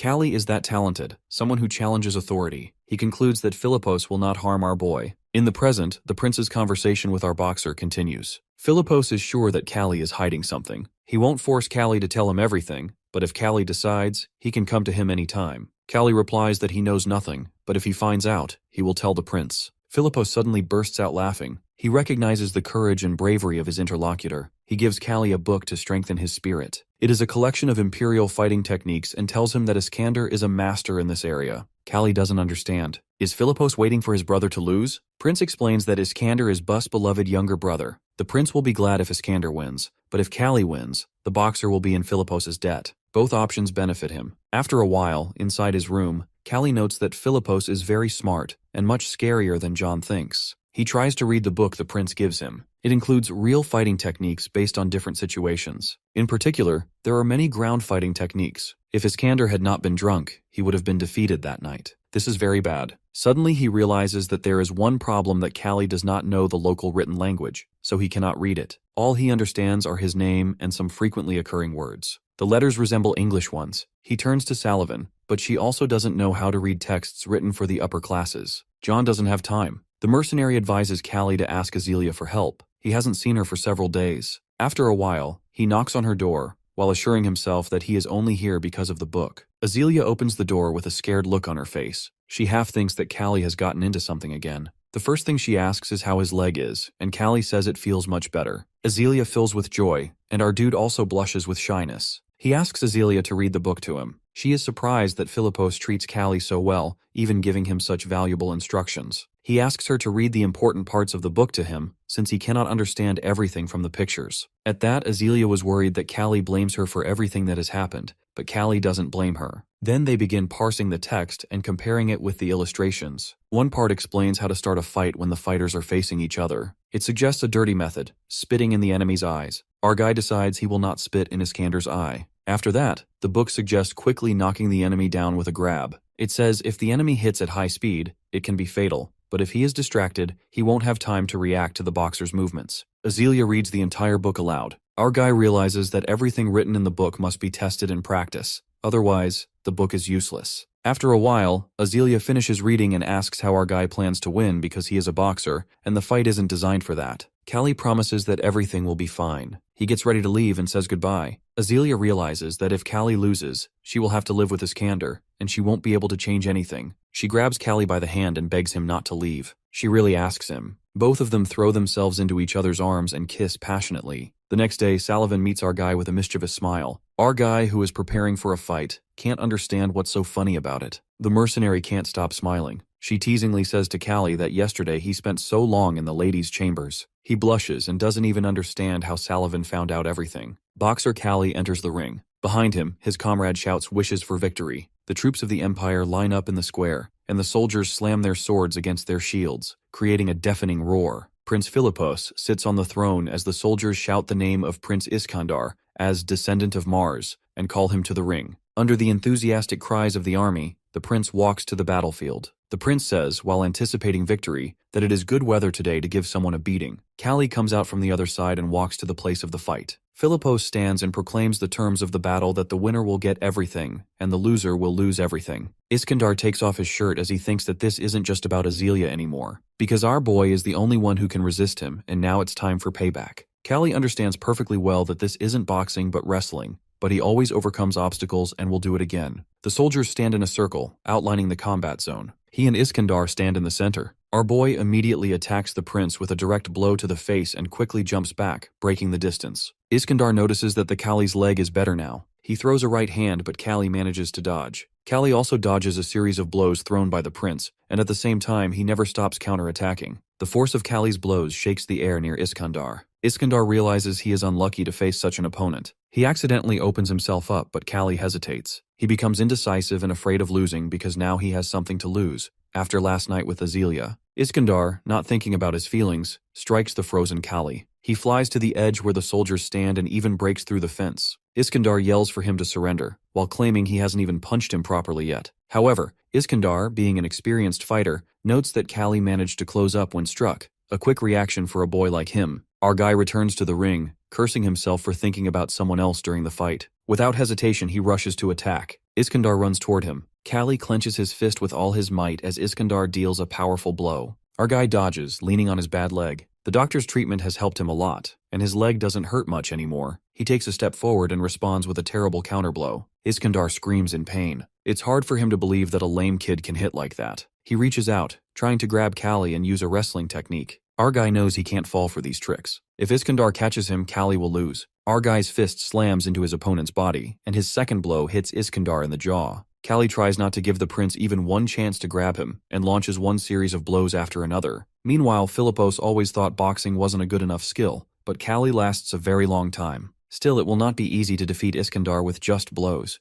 Philippos believes Iskandar will do whatever it takes to win, and has no doubt about who the victor will be. Basically, all the princes of this empire undergo brutal training with warriors. No one is recognized as a prince if he is physically weak. The emperor and members of the imperial family must always come first. Members of the imperial family are seen by warriors as loyal comrades in arms, fighting alongside them. The Prince Philippos is thinking that how Iskandar is a born warrior. When he meets a strong opponent, he isn't afraid, but tries to defeat them. Now he meets his equal in Kali. Our guy sees that Iskandar is looking for the best opportunity to strike. He doesn't leave Kali any choice. Kali rises to his feet and staggers. Iskandar realizes that his enemy's legs have reached their limit of endurance and rushes at him. Prince Philippos clearly sees that it's a trap and regrets that his brother is such an idiot. The prince charges at Kali like a bulldozer. Kali stands motionless, waiting for the attack. He knows that if his timing is off, he's finished. Calculating everything down to the second, Kali throws a right hand at Iskandar's head. The blow is strong and accurate. Iskandar staggers, blood spraying from his mouth. His eyes light up with red fire. Instead of falling, he grabs Kali and knocks him to the ground.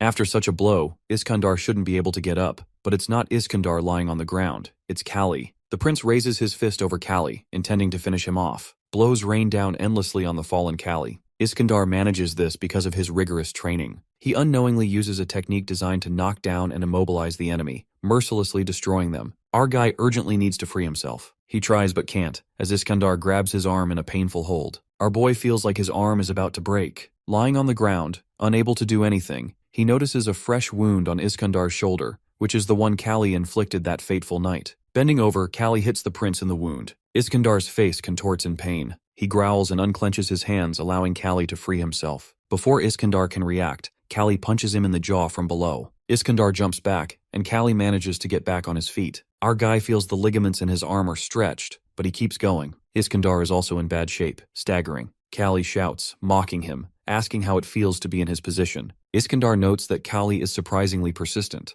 Philippos observes the fight and notices that Iskandar looks pleased. He's never seen a member of the imperial family put so much effort into a fight. He hopes that Kali's skill matches his courage. At this moment, Azelia arrives to watch the fight. She sits next to Philippos and apologizes for being late. When she sees the beaten Kali, she can't contain her feelings and becomes overwhelmed. Philippos, seeing her reaction, unexpectedly asks her to sell Kali to him for any price. Azelia is so stunned to listen to this that she can't find anything to say. The prince insists that Kali will be better off with him. Azelia sarcastically replies, showing that His Highness has a very nice way of joking. She adds that Kali is too good for her and that their relationship goes beyond master and slave. The prince taunts her while asking if they are going to get married, then remarks that she was the one who switched to Iskandar's side at one point. Azelia responds firmly, saying that she will do everything Kali wants, whether it's freedom, struggle, or even marriage. She promises to repay Kali for everything he has done for her, no matter how hard it is. Meanwhile, the prince admits to himself that his opponent is stronger than he expected. He resolves to survive at all costs. With his injured hand, he knows he can only strike once. On the other hand, Kali's leg too has reached its limit, sending him distress signals. Despite this, he is determined that his victory over Iskandar in such a state will be spectacular. He will defeat the enemy here and stand triumphant, showing everyone his true strength. Kali rushes to attack. Meanwhile, he can proudly say now that his life in his own body cannot be compared to the life he had in Park Gang's body. Kali's life is far more valuable. He channels all his years of struggle and rage into this one decisive blow, knowing this is his moment to shine. Iskandar attempts to apply a grappling move again, but he ducks under his hands, leaving Iskandar grabbing at the air. At the same moment, our guy knees Iskandar in the stomach. Iskandar staggers and exposes himself, giving Kali the chance to strike with his left hand. Even though Iskandar is battered, he remains standing and raises his fist, ready to finish our guy. But he strikes first, while delivering a crushing blow with his injured right hand to the prince's chin. However, Iskandar lowers his head just in time and blocks the punch. Immediately, Iskandar counters by headbutting Kali, while showing his fierce determination. Our guy is thrown back by the force of the blow. As he crashes to the ground, Iskandar declares himself a descendant of the god of war and the most handsome man in the empire. Under these triumphant shouts, Iskandar throws him far back with a deafening roar. Kali lies on the ground, stunned by how far he was thrown. He then catches sight of Azelia, who looks at him sadly and pleads silently for him to bring her victory. With great difficulty, our guy gets up and returns to the ring. Iskandar too looks exhausted and unsteady, but he does not fall. Mockingly, he asks Kali if he knows why he's still standing. Our guy retorts that it's because the prince's head is only good for eating, as it has already taken so many blows. If there were brains in it, Iskandar would have had a concussion by now. Iskandar corrects him, claiming it's because he's a descendant of the god of war and protected by a sacred radiance. Iskandar rushes to attack, but Kali feels confident that he will win. This is because now Azelia is by his side. Azelia stands at the edge of the ring, watching with hope. Kali recalls the words from the book about how to start a fight when facing an opponent, by spitting in their face. Our guy realizes that Iskandar will do anything to win, and his suspicion proves correct. The prince prepares to spit at him. Kali is ready for this move and dodges the spit. Pressing his hand against Iskandar's surprised face, Kali delivers a powerful uppercut to the prince's chin. Then Iskandar begins to fall and screams. At that, Kali, smugly, replies that he heard the voice of Lady Luck. Iskandar collapses to the ground, and Kali remains standing over him. Next moment, Philippos rises from his throne, declaring that everyone, including him and the proud imperial soldiers, witnessed this victory. Boxer Kali is victorious. Azelia cries with happiness and joy as she hears these words, unable to hold back her tears of pride. The prince confirms the victory in the name of the empire and the god of war, declaring Kali the winner. Our guy is found lying on the bed in an injured state. The doctor examines him and explains that his leg is severely hurt. He mentions that how both our guy and his opponent are incredibly resilient compared to ordinary people. The doctor remarks that while most individuals would need over a month to recover from such an injury, Kali managed to wake up in just 3 days. Feeling confused, our guy asks about Iskandar. Then the doctor responds by explaining that Iskandar has been through numerous illnesses since he was an infant, which made him much stronger over time. He also notes how Iskandar is now eating everything without restraint. The doctor expresses surprise that our guy, whose injury is far worse, is worried about Iskandar. Our guy then asks how long it will take for his leg to heal. The doctor observes that his muscles are unusually strong and elastic, which may explain his fast recovery in the past. The doctor advises him to think carefully about what he said before leaving the room. As Kali sighs and leans back on the bed, the door suddenly slams open, and Iskandar storms in. Furious, Iskandar grabs him by the collar and demands an explanation, accusing him of studying a technique textbook. Iskandar cannot believe that our guy managed to defeat him without some unfair advantage. He, still confused, explains that he received the book from the prince. Hearing this, Iskandar grows even angrier and declares that whether the prince is his brother or not, he will make him pay for such betrayal. At that moment, the prince enters the room, amused by Iskandar's anger. The prince calmly mocks him, while questioning whether Iskandar truly plans to confront him. Iskandar demands to know why his ringer technique textbook was given away. The prince responds that it would be unfair for someone to face a ringer without a chance to prepare. He suggests that Iskandar should feel satisfied now that the fight was more balanced. The prince turns to our guy and congratulates him, adding that he heard about his leg injury. He mentions that the treatment will take at least a year. This frustrates him, who begins thinking of alternative ways to heal faster. The prince acknowledges his determination but points out that there is a significant problem as his status as a foreigner. He explains that foreigners like our guy and Azelia are not allowed to stay in the empire for more than 3 months unless they hold diplomatic positions.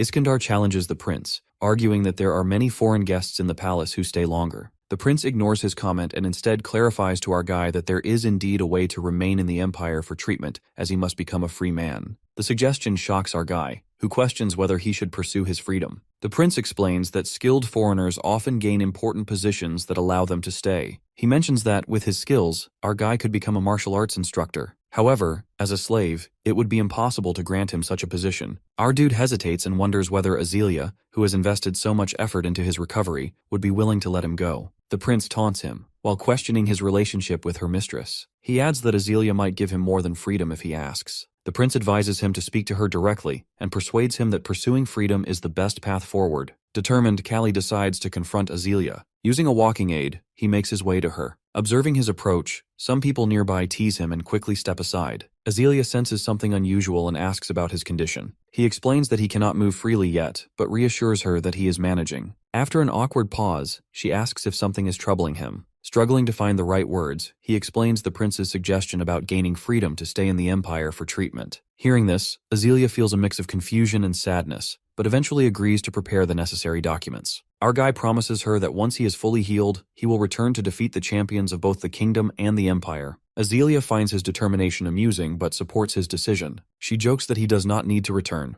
as the prince can offer him more than she can. However, our guy makes it clear that it is not about what the prince offers. He emphasizes that he will live life on his own terms, free of restrictions, and vows to return someday. A few days later, our guy gains his freedom, though he feels surprisingly indifferent about it. Salavin bids him farewell, mentioning her plans to open a store in Korea. She asks him to visit her someday, and they part on friendly terms. Azealia also comes to see him, showing concern for his condition. Our guy reassures her to stay safe and jokes about her not getting kidnapped by bandits again. Azealia humorously replies that she will call him if she ends up having children with bandit leaders. Before leaving, our guy entrusts Rovo to Azelia's care, explaining that he will not be able to look after him during his treatment. He instructs Rovo to watch over her, confident that the animal will understand his words. Although he initially expected his stay in the Empire to be short, it extends to 2 years. By the time he leaves, Philippos VII has taken the throne, and our guy's presence becomes a forgotten part of the Empire's history. The former emperor of the Empire steps down from the throne following the end of the Northern Conquest when his strength diminishes. The first prince, Philippos, takes the throne as emperor. He ruthlessly eliminates any opposition, even from his own bloodline. During his reign, 4 of the 7 princes lose their lives. The second prince, Aurides, who stirs rebellion within the royal family out of dissatisfaction with the empire, is killed by Callie under Philippos's orders. However, rumors circulate that barbarians are the ones responsible for his death. Now, 2 years later, our guy questions Philippos if he plans to use that as an excuse to keep him, reminding him that it was supposed to be only for 1 year, but now he is being stubborn. Philippos admits that he sometimes misses the innocent Callie from 2 years ago. Our guy responds that he is tired of being deceived. Philippos expresses regret, saying he wishes Callie could stay with him, but our guy brushes it off, advising Philippos to find a girl and get married. Later, in Dr. John's office, John asks Callie if he is merely a martial arts instructor, expressing doubt about how our guy manages to execute Philippos's mission so flawlessly. John remarks that it feels like just yesterday when he treated Callie's leg. Our guy replies that it was an awful experience and vows never to go through it again, making John sigh. He then tells John that Philippos is curious about his abilities and true identity, but John shakes his head,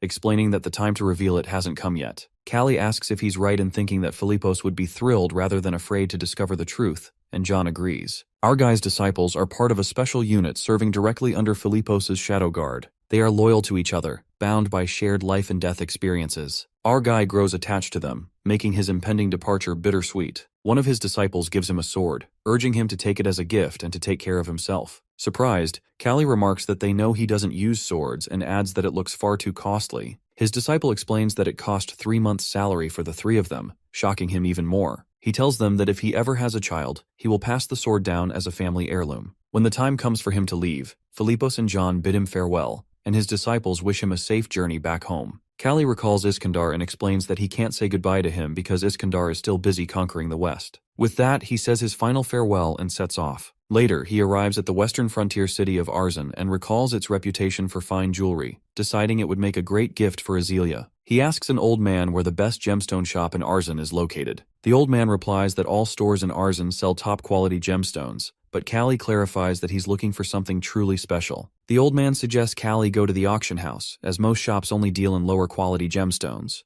Callie heads to the auction, but a guard stops him, demanding an entry fee of at least 2,000 guilds. Callie pulls out a bag of guilds and asks if he can enter now. The guard, surprised, lets him in. Once everyone gathers, the host unveils a ruby crafted by Mr. Quers, explaining it's of the highest grade due to its vivid red color. The bidding starts at 5,000 guilds. The bids rise quickly: 10,000, 15,000, 20,000, and finally 25,000 guilds. Only one bidder remains, and the host asks for higher offers. Callie raises his hand and bids 30,000 guilds, surprising the host. Other bidders accuse him of bluffing, but then another bidder offers 33,000 guilds. The host reveals this bidder as Count Boralmarl, the kingdom's wealthiest noble. The host announces Boralmarl's 33,000 guild bid as Callie and Boralmarl lock eyes. Callie raises the bid to 40,000 guilds, but Boralmarl counters with 45,000 guild, mocking Callie and claiming the ruby is for his wife. Furious, Callie storms out, frustrated that the ruby would have been the perfect gift for Azelia. As he walks away, he notices nobles lurking nearby and realizes trouble is coming.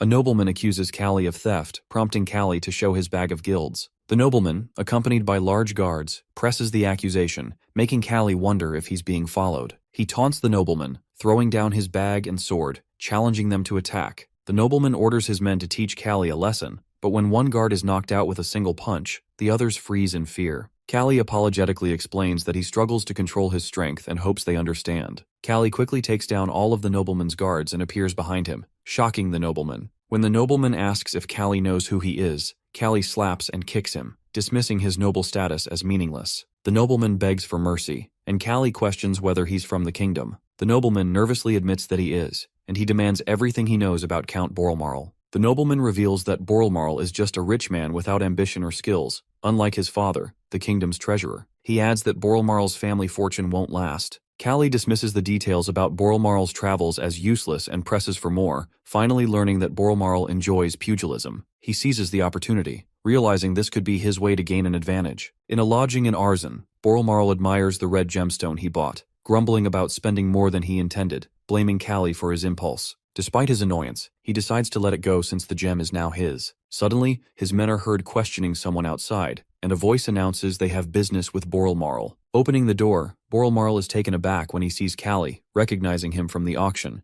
Our boy smiles, commenting that he didn't expect Boralmarl to remember him, and politely asks to speak. Boralmarl dismisses him, saying he's not in the mood. But Callie piques Boralmarl's interest by asking if he enjoys pugilism, which leads to Boralmarl admitting he does. Callie reveals that he's a pugilist, not just a mercenary, and that while he didn't come because of the auction, he does want the gemstone. He explains that it's for a woman who would look stunning with it. Boralmarl smirks, noting that Callie only had 40,000 guilds at the auction and offers to sell the gemstone for 50,000 guilds. He asks how Callie plans to pay. Callie proposes fighting in pugilism matches under Boralmarl's name, earning 10,000 guilds per win. If he loses even once, he promises to hand over all the money and give up on the gemstone. Despite the risks, Callie is confident in his skills. Boralmarl finds the offer interesting and agrees. He says it could be fun and asks for Callie's name. With pride, Callie introduces himself. 2 days later, at the arena, another count asks Boralmarl if Callie is truly fighting under his name. Boralmarl replies casually that it's just to pass the time. The count warns that Callie's opponent is very strong, but Boralmarl shrugs, saying that Callie can return home if he loses. In the ring, Callie smiles, feeling excited. It has been a long time since his last fight. He studies his opponent, who is shorter than Kijo but has long arms and legs. His muscles are well balanced, and his scars show that he is experienced. When the match begins, Callie's opponent attacks immediately. Callie dodges easily and notices the man is very fast. The man's intense gaze makes Callie feel like he's being closely watched, which is unsettling. Suddenly, the man throws a punch, and Callie dodges again but gets a small scratch on his face. Ignoring it, Callie focuses on finding an opening. Callie realizes that his opponent's long arms and legs give him an advantage at a distance. Covering his face, Callie notes the man's power and understands why he is called the strongest fighter in Arzen. When the man throws another punch, Callie quickly dodges and strikes the man's side, making him cry out in pain. The crowd, including Boralmarl, gasps in surprise. Our guy then closes the gap and tells his opponent that he won't let him take control of the fight. With a powerful punch to the chest, Callie forces his opponent to his knees, leaving him gasping for air. Feeling victorious, Callie pounds his chest and raises his fist, shouting praises for Boralmarl. The nobles in the audience cheer loudly, and Boralmarl stands proudly, calling Callie's performance amazing. As Boralmarl smiles at him, Callie smiles back. He feels confident that he has earned Boralmarl's trust and approval, which is exactly what he wanted. When the fight ends, they return to Boralmarl's mansion, both drunk. He laughs and tells Callie he should have seen everyone's shocked and amazed faces, adding how delighted he feels. Callie replies that he's glad that he is satisfied. Boralmarl then says he'd love to make Callie his personal pugilist, but since our guy is heading back to his hometown, he asks where he has been and what he's been up to all this time. A little later, when Boralmarl is asleep from drinking, Callie quietly leaves the room. As he walks out, he reflects that he is quite a nice person, though a bit dim. As our guy moves through the mansion, someone calls his name. Turning around, he sees the chief guard. Wondering why he's being summoned, he smiles and tells the guard they'll be seeing each other often for a while, so there's no need to be so formal. However, the chief guard silently turns and walks away, leaving Callie feeling slightly awkward. The next day, Boralmarl departs from Arzan to prepare for the upcoming fistfight match. As the sun sets, the chief guard approaches him to report that they will camp there for the night. Callie looks around and suggests they move to a more open area. He explains that the forest surrounds them on all sides, and an open space would provide some moonlight. Plus, they still have time before sundown. The chief guard, annoyed, snaps at Callie to mind his own business. He insists that whether they move or not, it's all forest and better to stay put until morning. Our guy reluctantly agrees and sits under a tree, wondering if he has somehow offended the guard. Deciding not to dwell on it, he lays down to sleep. Hours later, Callie is sleeping peacefully when he hears Boralmarl shouting for someone to be careful. The noise wakes him up and he wonders what's happening. He then hears him yelling at someone, his voice shaky and stuttering. As Callie looks around, he sees a man standing behind him. The man calmly says he holds no personal grudge against Callie and asks him to consider it bad luck. Before the man can strike with his sword, Callie jumps up, grabs his blanket, and throws it over the man. He follows with a punch to the man's face, knocking him to the ground. Confused, Callie looks at the fallen guard, trying to make sense of what just happened. Meanwhile, Boralmarl, holding a sword with trembling hands, shouts at the attackers, asking why they want to kill him. He wonders if it's because of the jewel and offers to give them as many as they want. The chief guard calls him a foolish count and says he'll explain the reason as a gift for the afterlife. He reveals that it's because Boralmarl's nephew is old enough to inherit his fortune, shocking Boralmarl. Horrified, Boralmarl asks how the boy he raised could betray him. The chief guard says he'll start by taking the red gemstone. Boralmarl, realizing he might die at the hands of those he trusted, begins to despair. Just then, someone hits the chief guard on the head with a rock. It's Callie, dragging the unconscious guard from earlier. He tells the others they're in trouble if they try to take the jewel because it's already reserved for him. Noticing there are 10 heavily armed guards, Callie realizes he can't fight them barehanded. He quickly grabs gloves and a sword from the unconscious guard, although he admits to himself that he's not confident with swords. The chief guard orders his men to attack. One swings at Callie, but he blocks with the sword. Seeing an opening,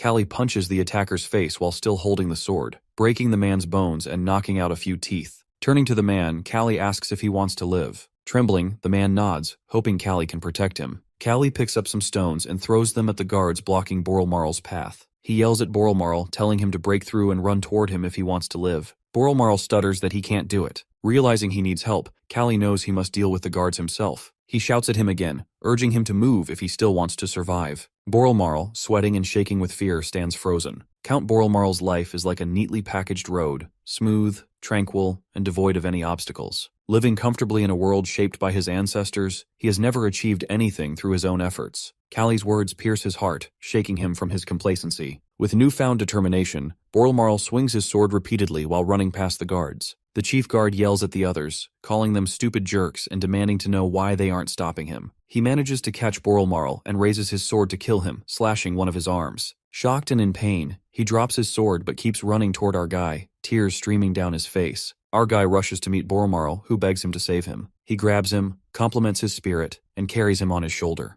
They run as fast as they can, knowing that if they're too late, Boralmarl will bleed to death. The chief guard shouts at his men not to let them escape and orders them to shoot. A guard fires an arrow, but Callie notices it and tells him to hold on. As the arrow nears, Callie punches it in half and deflects others with his hand. The chief guard and his men are stunned. Our guy is exhausted and lifts Boralmarl again and runs at top speed. 3 days later, they arrive at the western desert. He curses, unable to believe how the terrain has changed overnight. They have entered the desert to avoid being tracked. Our guy plans to enter the kingdom through the desert, but it's more mysterious than he expects. Leaning against a cave wall, Boralmarl complains and offers our guy the jewelry. He is annoyed and tells him to use his energy to walk instead of whining and warns him that he'll leave him behind if he keeps talking. Suddenly, they hear horses approaching. Looking back, Callie sees desert tribesmen riding toward them. He tells Boralmarl they need to go the other way, but Boralmarl points behind them. Our guy turns and sees another group of tribesmen approaching. They are completely surrounded. The tribesmen capture them but give them plenty of food. One of the tribesmen gestures toward a table full of food while speaking in a different language. Our guy asks if they want them to eat. Boralmarl, fearful, wonders aloud if they're being fattened up to be eaten later, recalling rumors that desert tribes are cannibals. Ignoring him,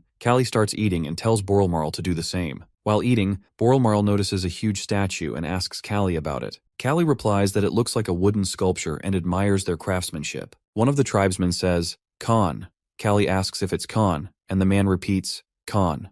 Our guy doesn't understand the meaning but guesses they worship something called Khan, noticing its symbols all over the village. A few days later, the tribesmen bring more food. Callie jokes that his stomach will explode if they keep eating. Boralmarl, fearful, says he can't live like this anymore and is sick of it. Callie tells him to endure it, reminding him that many people live without both arms. He replies that not everyone is as strong as Callie. Callie tells him that no one is born strong. Strength is developed. Suddenly, the tribesmen burst into their room, speaking in a different language. They drag them outside, and Boralmarl, stuttering, shouts that he knew they were going to eat them. One of the tribesmen hits our guy on the nape with a stick, making him collapse. Boralmarl worriedly calls out Callie's name as the tribesmen drag them to a cliff. At the cliff, they see a huge pillar with a horn. Boralmarl wonders where they are being taken. The tribesmen tie them to the pillars and chant Dakan in front of a cave. After that, they run away, leaving them behind. Boralmarl panics and asks what's happening. He hears a deep growling sound coming from inside the cave. Trembling, he tries to wake our guy and tells him about the strange sound,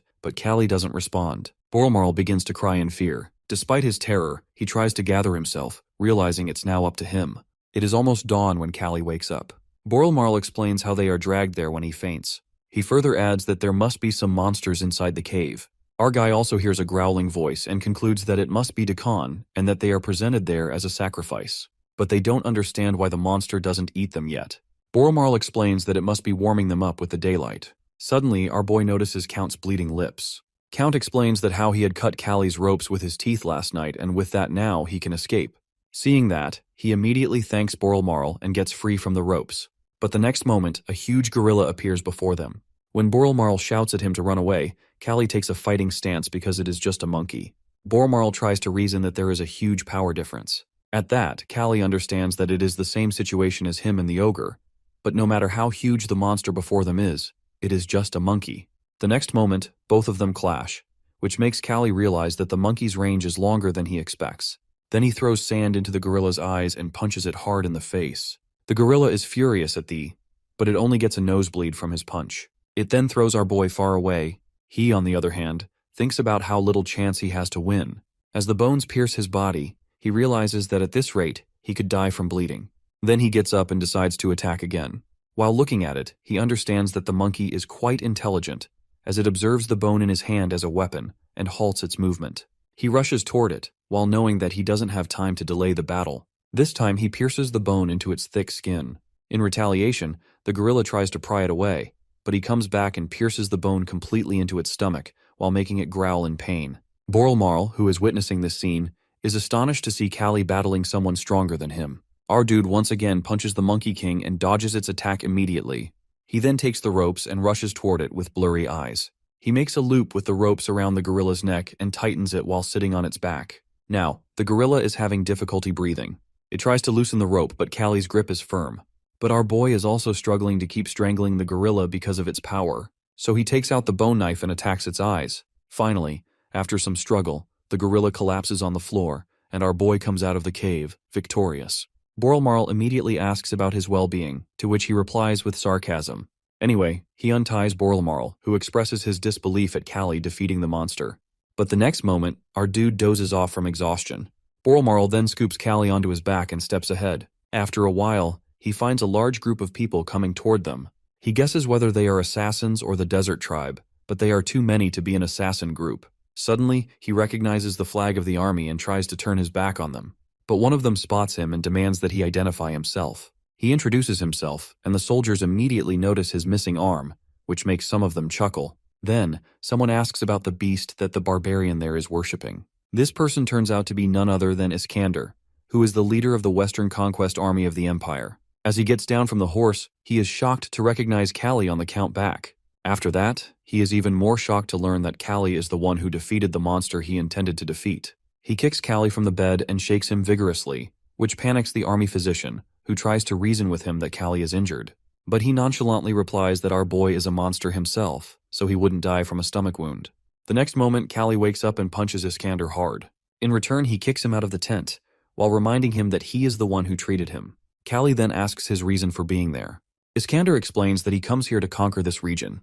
He also reminds him that Callie left the Empire without even saying goodbye to him, which makes him grumpy. Seeing Callie's casual behavior with Iskander, Boralmarl is quite shocked. Later, inside Callie camp, he tells Boralmarl to get back as soon as possible. The Count expresses that at first, he is scared by the fact that his nephew tries to assassinate him, but now he really wants to listen to him face to face. Callie also agrees with him on that.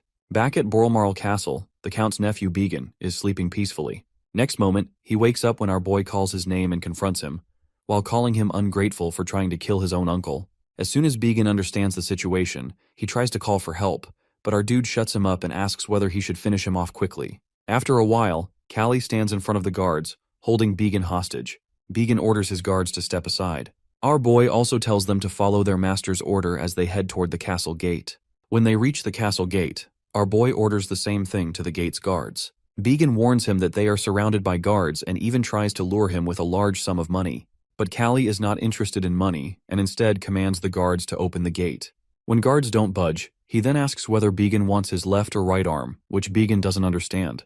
He then breaks his right arm and warns him that if he wants his other arm intact, he should order his guards to open the door. Began complies immediately.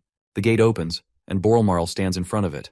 He orders his guards to lower their weapons, warning that they will be executed otherwise. The guards are shocked to see that Count Boralmarl, with this new personality, who was once a timid person, has become daring. At that, Began tries to claim the Count title, but Count Boralmarl furiously challenges him to a duel for the title. Began protests that the duel is unfair because of his broken arm. In response, Boralmarl shows him his own ripped right arm. At first, Began picks up the sword with a smirk, but when he sees the fiery expression on his uncle's face, fear overtakes him. He then drops the sword and apologizes to his uncle. Count Boralmarl, on the other hand, orders his guards to take his nephew to the prison. Afterwards, he reclaims his rightful position as Count and executes the traitor. A few days later, our boy is ready to depart from the Count, who remembers that he is none other than the Ogre Slayer, which embarrasses Callie. He then shows him the necklace he has prepared hastily but wholeheartedly. This necklace is made with the same ruby our boy wanted. While taking the necklace, our boy reminds the Count that it's better he doesn't regret not to be paid for it with matches, but the Count assures him that he has paid him enough. With that, they bid farewell to each other. Meanwhile, in a Jest mansion, a servant informs Azealia about the arrival of Lord Jethro, who is the merchant group leader. She lets him in and he praises her beauty. After that, they sit down, and Lord Jethro conveys that he has checked the barony, which is in poor condition while the farmers are struggling. Meanwhile, she thinks about how Lord Jethro, despite coming from a common background, has become a powerful merchant. He is famous for making other people miserable. She asks about his purpose for being here. He then demands that she pay back his 30,000 guild, which he needs immediately because he is short on money. He even adds that with interest, the amount has become 40,000 guild, but he has given her a discount of 5,000, so it is now 35,000. She is infuriated to learn that the interest amount has increased so much within half a year. 2 years ago, when Azealia returned from the Empire, Gadolf was sick due to his drinking habit, leaving her in huge debt that couldn't even be paid off through merchant trips. She is still unable to repay the debt she took from different merchants. She asks him to wait until autumn, but he declines her plea, instead suggesting that she sell her fighters. She immediately refuses because they are her only source of money. He is infuriated by her response, as she needs to take action for the sake of her people. She then hears someone approaching and asks not to let anyone in, as she is having an important conversation. But the approaching person tells her that he was going to wait, but he could not wait any longer after seeing the situation outside. Azealia is shocked to see that this person is none other than Callie. Jethro also protests against his interruption while reminding him his status as slave, but Callie ignores him and asks about the amount of her debt. She tries to remind him to mind his own business, but Jethro answers that it is 35,000 guild. Our boy then throws a bag of 40,000 guild in his face, with an extra 5,000 for his treatment. The greedy merchant is quite happy to get the extra 5,000 and assures them that he will use it wisely. Both our hero and heroine are quite annoyed by his behavior. He then thanks Azealia and gives her a receipt, which she tears up. Before leaving, he comments that he has heard Callie's name somewhere. Callie haughtily tells him to remember the name, as it belongs to the next champion of the tournament, which makes the merchant scoff at his arrogance. When the merchant leaves, both of them settle down for tea. Azealia assures him that she will repay his money, which he tries to shrug off. She expresses her disbelief at his return, but he reminds her that, despite being late, he never breaks his promises. He then looks at her beauty and blushes. She then explains her situation after her father's death and asks about his 2 years in the Empire. He answers that he was working for Philippus. She asks whether he came here to fulfill his promise. He answers affirmatively, as he doesn't have anything in this place. After listening to this, she asks whether he is going to continue fist-fighting. When he answers affirmatively, she asks him to leave his place. This infuriates him, but she coldly tells him to leave. He asks whether she is seeing another man, but she denies his claim.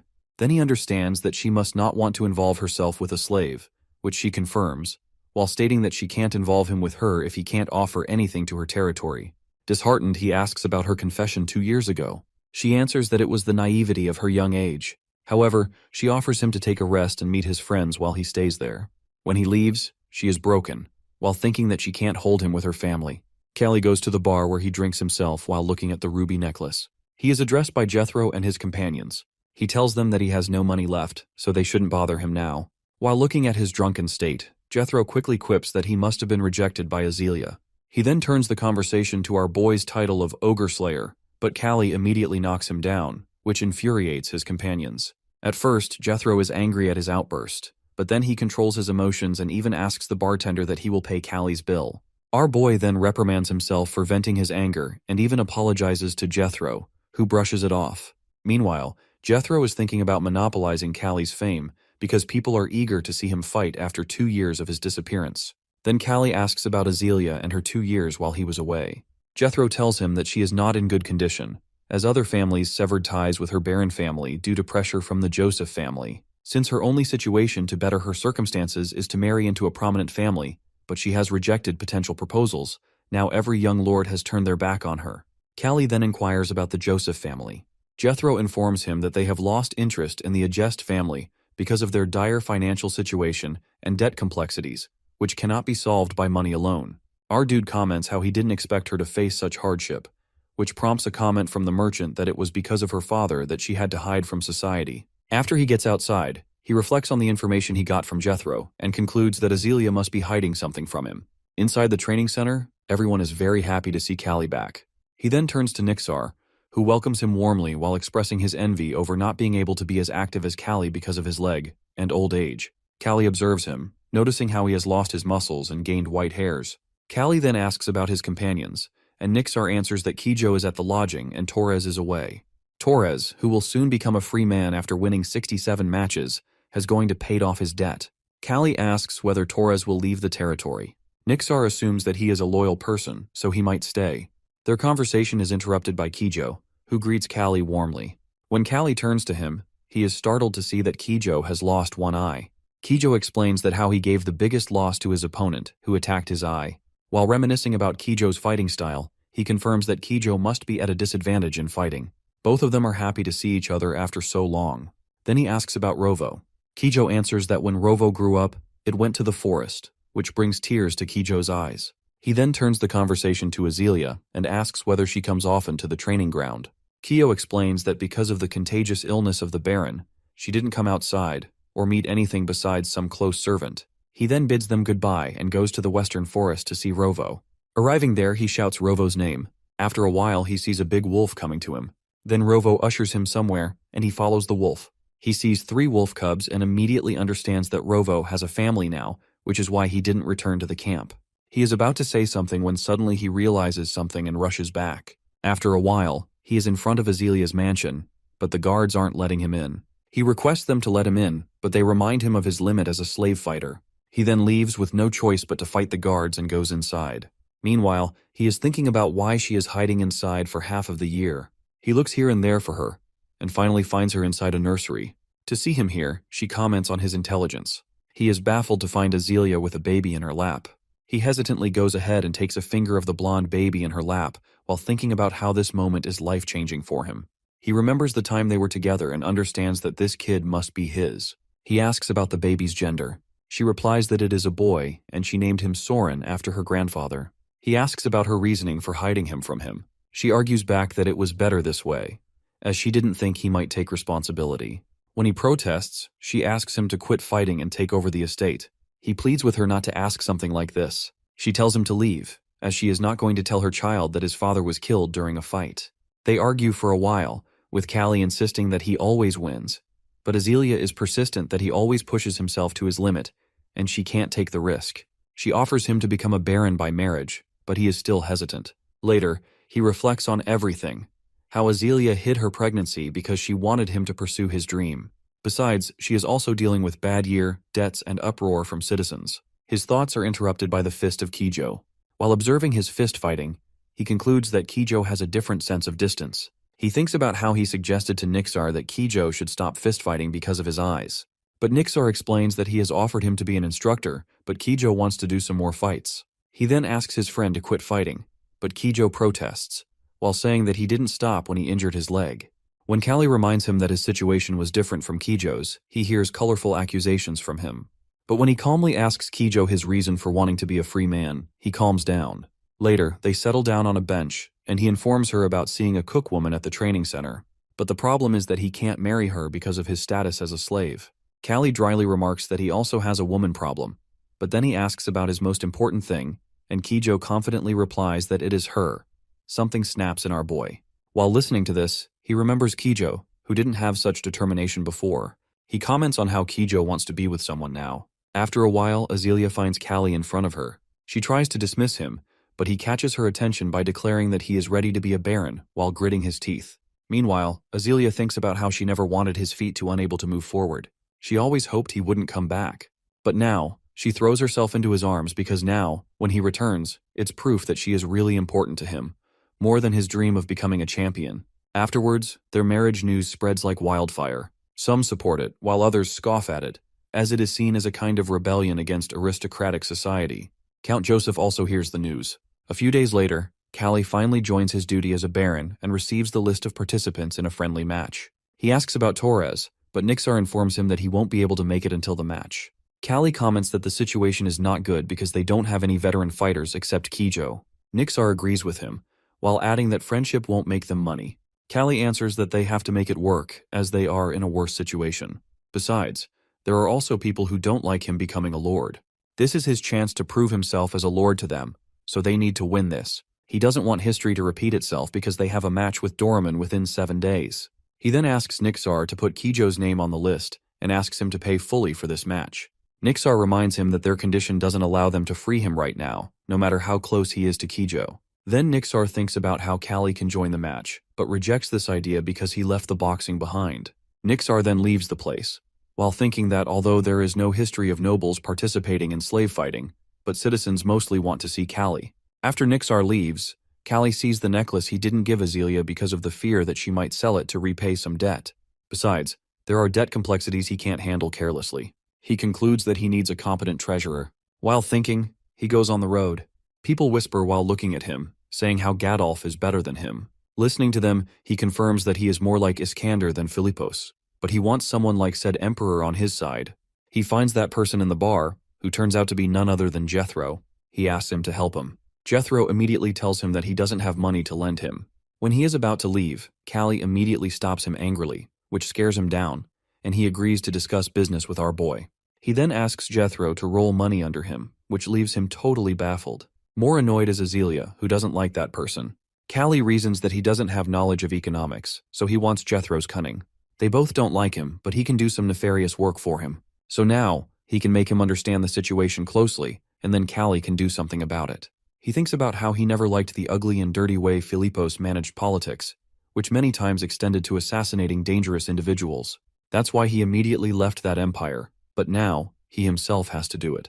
Azealia then hands over everything to him. Usually it's rare for the power to be given to someone noble by marriage, but in Azelia's case, it is only debt and burden. After the following days, she sees Callie doing everything in his power to handle the situation, which he always does. Now looking at the fighters, Callie doesn't seem happy. 4 days later, after taking a shower, he thinks about how he has been living for only his boxing career for the last 3 years. But looking at the mirror and reminding himself of his past self, he realizes that he hasn't done anything related to boxing since he becomes a baron. Now he doesn't understand the purpose of his second life. After a while, he welcomes Count Doraemon, who expresses his disbelief that Callie has really become the baron. Then both of them greet each other while Doraemon is still in disbelief, shaking hands with a slave. During the tea, he informs Doraemon about his hand-picked pugilist while intentionally mentioning the ogre, which irritates Doraemon. He then informs him about the broken mental state of the ogre after getting into a fight with Callie. Callie then tells him that the arena will be ready until 3 days before the match date. While looking at him, Doraemon assumes that he might be fighting as well and asks whether he is participating. While looking at Azealia, he declines, which brings relief to Doraemon. He is quite happy that they have only blind Kijo and rookies, so he can easily destroy them. On the day of the match, Jethro is distributing bread to everyone while asking them to maintain discipline. Jethro is quite angry that the bread, which is bought with his money, is being given to everyone. He asks our guy whether he is really going to give him money. Callie answers that he can't deceive a cunning man like him, which Jethro takes as a compliment. However, he is still doubtful about Callie's acquaintance with Borlmarl. In the audience, everyone has different opinions regarding Callie as a new lord. Some have good ones while others have bad. The match starts with Sharam being the first one to go. While looking at the ring, Callie understands the urgency to win this match as it helps people relieve their anger before the harvest season. He also realizes that the fighting style of the boxers has transformed into modern boxing with a Whistly style and centering around precision technique. He confirms that this development happens because of his transfer to this world. Meanwhile, Sharam's opponent punches him hard, but Sharam immediately pinches his arm, which distracts him, and the next moment, he punches him so hard. His enemy concludes that his punch was so fast that the audience can't even notice. But Sharam continues punching, which is defended by his opponent. Other participants are happy to see the match, while our boy is tense, wondering when Sharam will be done. He will be exhausted, only to get beaten. It really happens that Sharam gets exhausted, which is taken advantage of by his opponent, who punches him hard. Sharam still tries to punch back, but his opponent dodges it immediately and punches him back, knocking him out. Regardless, Sharam can't attack back. He keeps hitting him. Callie concludes that it must be because Dorman really wants to crush them. The opponent asks Sharam to just die because of giving such a lame match. Dorman laughs while apologizing for his fighters being rough. Callie comments that it can happen during a match, which prompts a remark from Dorman that he understands this thing because of his prior experience as a boxer. He looks at his fighters and concludes that there is a huge power difference between them and Dorman's. He doesn't have anyone besides Kijo. Sharam is good, but he just isn't prepared to win within a week. His other fighter is also afraid to fight and gets beaten by Dorman's fighter. Seeing that, everyone is shouting about how they can lose a match when their Baron is himself a famous boxer. They loudly curse Callie's fighters. Dorman is quite satisfied to see it because he has already won 2 matches. He asks whether Kijo is his last contestant, which Callie confirms. While looking at Callie, Azealia is shocked to see his darkened mood. Then she tries to calm him down. Unbeknownst to him, Dorman keeps informing him about his next fighter, who is his top boxer, whom he has trained diligently over the years. His name is Charon. When he enters the ring, everyone is cheering for Kijo and asks him to win this match. Callie knows that they have already lost the match, but they need to win this round to save face in front of their audience. Before the match, Kijo recalls our guy telling the pugilists not to be intimidated by their opponent's strength, reminding him that every blow hurts both sides equally. He advises the boxers to block with all their might, to which one pugilist replies with a firm, yes. Our guy then turns to Sharam, encouraging him by saying that he has both perseverance and skill, urging him to fight calmly and not let his emotions take over. Sharam, although stutters that he understands. Kyo then looks at his own fist, confiding in our guy that he doesn't want to become as strong as him.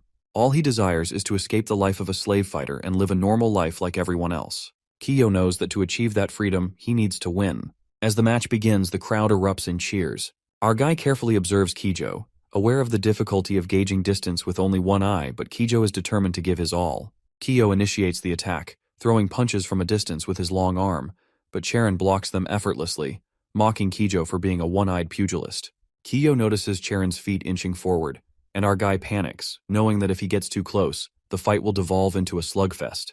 Kijo swiftly steps back to maintain distance, but to his shock, he closes the gap with incredible speed. Kijo launches another punch, realizing that Charon is trying to exploit his blind spot. Charon, now serious, steps back, dodging his punch, leaving him in disbelief. Our guy observes that Charon is reading Kijo's movements. Charon dashes forward, frustratedly declaring that only a challenge like Ogre Slayer is worth his time.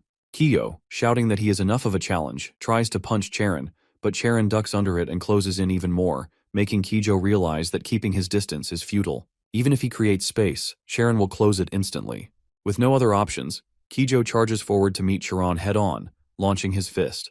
Charon lands a punch to Kijo's face, but he retaliates, striking Charon in the side.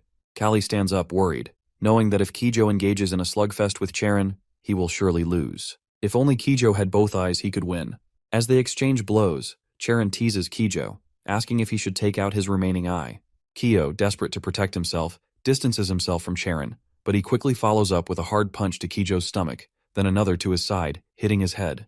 Callie watches in rage, while struggling to restrain himself. Charon continues his relentless assault, while knocking off Kijo's eye patch, but he doesn't stop. He sneers that he has heard enough about the Ogre Slayer over the past 2 years to be sick of it. Lifting Kijo's long arm, Charon declares his intent to defeat our guy and claim his reputation if they ever cross paths. However, he adds with disappointment that since our guy has become a noble, he will never return to the sand arena. Charon suddenly feels a sharp pain in his side, and in response, Charon snaps his finger, calling him an arrogant bastard, causing Kijo to scream in pain. The citizens angrily question why they are subjected to such a poor fight, accusing our guy of neglecting his duties since becoming a noble. Amidst the chaos, Dorman is laughing victoriously while the citizens blame our guy in anger. He sees Kijo writhing in pain, clutching his hand, which triggers memories of his own brutal past. He recalls the time when he, as Park Kang-tae, was beaten to death, and how he later triumphed as the slave Kali. These memories make him snap, but he is brought back to the present by thoughts of his son, Soren. In his rage, he crushes the chair handle with just a grip, shocking Dorman into fear. Azalea calls out to him in concern, but our guy only apologizes, which shocks her. He admits that he doesn't think he can be a good father. Ignoring Azalea's pleas to wait, he stands up and calls out to Dorman, removing his suit while suggesting another round, which horrifies Dorman. Our guy then leaps off the stage despite Dorman's attempts to stop him and heads to the ring. Once inside, the citizens begin to cheer for him, calling him the Ogre Slayer. Sharon teases our guy, saying that he can't believe he is making an appearance with his noble body, asking sarcastically what brought this on. Kali advises Charon to rest until the cheers subside, but Charon stretches and insists there is no need. He then dashes toward our guy at incredible speed. Charon thinks that he can end the fight before our guy warms up, and when he tries to punch him, he dodges and lands a blow on Kali's stomach. However, he remains unfazed. Charon taunts him, claiming that the Ogre Slayer's reputation is exaggerated and that there is nothing special about him. But then, to Charon's shock, our guy suddenly appears in front of him at blinding speed, asking if Charon plans to fight with just his mouth. At that, Kali strikes Charon's arm shield, sending him flying backward. As Charon stares in disbelief at his shaking arms, our guy coldly remarks that he despises the title of Ogre Slayer and that he will carefully choose his next title. Charon unleashes a flurry of punches, but Kali blocks them all. Noting Charon's impressive speed, he considers that Charon might be one of the fastest opponents he has ever faced, though not so fast that he can't dodge. Positioning his foot, he skillfully evades Charon's next punch. He tries his best to land a hit, can't fathom how his opponent dodges so easily. Then, in a flash, our guy dashes to his opponent's side and lands a solid punch to his face, leaving Charon in disbelief at how easily he counters and avoids his attacks. Determined, Charon attempts another punch, but our dude sidesteps once more. Charon sees the intensity in Kali's eyes and, summoning all his speed, launches a fist aimed at his head, managing to land a blow that draws blood. As blood drips to the ground, our guy mutters that he must have gotten rusty, though he is fortunate it's only a slash to the forehead. He knows he has to act quickly. With his vision blurring and the bleeding showing no signs of stopping, he drops his guard and steps back slightly, intending to lure Charon in. Charon notices the lowered guard and, curious about what Kali is planning, dashes forward, while wondering if he is about to give up. His punch connects with Kali's face, causing the crowd to erupt in anger, questioning why he is suddenly acting hesitant after being so confident. Their shouts only fuel his fury, he just wants to fight. With a burst of rage, our guy punches him in the stomach, making him cough up blood and scream in pain. He desperately throws more punches, but they are blocked effortlessly. At that, our dude retaliates, while refusing to throw away everything he has achieved thus far, landing another punch on his face. Yet Charon doesn't back down and throws multiple punches in anger. But Kali takes them without flinching and responds with another blow to Charon's face. Charon curses under his breath, knowing he has hit harder than before, but Kali is still standing. As he approaches, Charon can't understand how he hasn't fallen. Our guy then remembers his past fight against someone who seemed impervious to pain, who was an enemy who wouldn't go down no matter how hard he hit. But he realizes that in the past, the opponent had only been bluffing, pretending not to feel pain. Kali launches a punch filled with anger, sending Charon staggering back. The citizens cheer wildly, urging him to crush Charon. Charon tries to punch again, but our guy dodges and strikes him in the side, delivering another devastating blow. Charon feels intense pain as our guy strikes the spot where Kijo had hit him earlier. Our guy then throws another punch at Charon, taunting him about leaving his jaw exposed. The punch connects with Charon's jaw, and he hears the sickening crack of bone breaking before he collapses to the ground. But our guy doesn't stop there. He grabs Charon's hand and breaks one of his fingers, telling him it's for Kijo and that he should never forget it. Turning to Dorman, our guy comments that the condition of his remaining two pugilists doesn't seem too bad either. He asks Dorman if they should continue, causing Dorman to question whether he has lost all sense, even after becoming a noble. Dorman angrily declares that the ridiculous fight is over. Feigning exhaustion, he shouts that he is very tired now and asks his pugilists when they plan to earn a spectacular title if not now. This comment boosts the pugilists' confidence, and they begin to argue over who will fight him first. He chuckles, telling them to stop talking nonsense and just come at him simultaneously, as it would make things more interesting. As the two pugilists rush toward him, he glances at Azalea with an apologetic expression. Noticing her worried look, he knows that he can't discuss his life without mentioning pugilism. Right now, he realizes that quitting the sport is an impossible promise. Bracing himself, he watches as the two pugilists enter the ring. He feels the blood on his head clotting as the bleeding finally stops. Assessing his opponents, he determines they are below Charon's level. When one of the pugilists throws a punch at him, he ducks down to avoid it and counters with a blow to the pugilist's stomach, defeating him easily. The other pugilist then appears at his side and tries to land a punch. But he understands that what people need right now isn't bread or material things. They need help. He dashes forward, landing a punch on the pugilist who had stepped back to cover his face. Unfortunately for him, he isn't fast enough and takes the punch squarely in the face, collapsing in defeat. Raising his fist in victory, he hears the citizens cheer for him.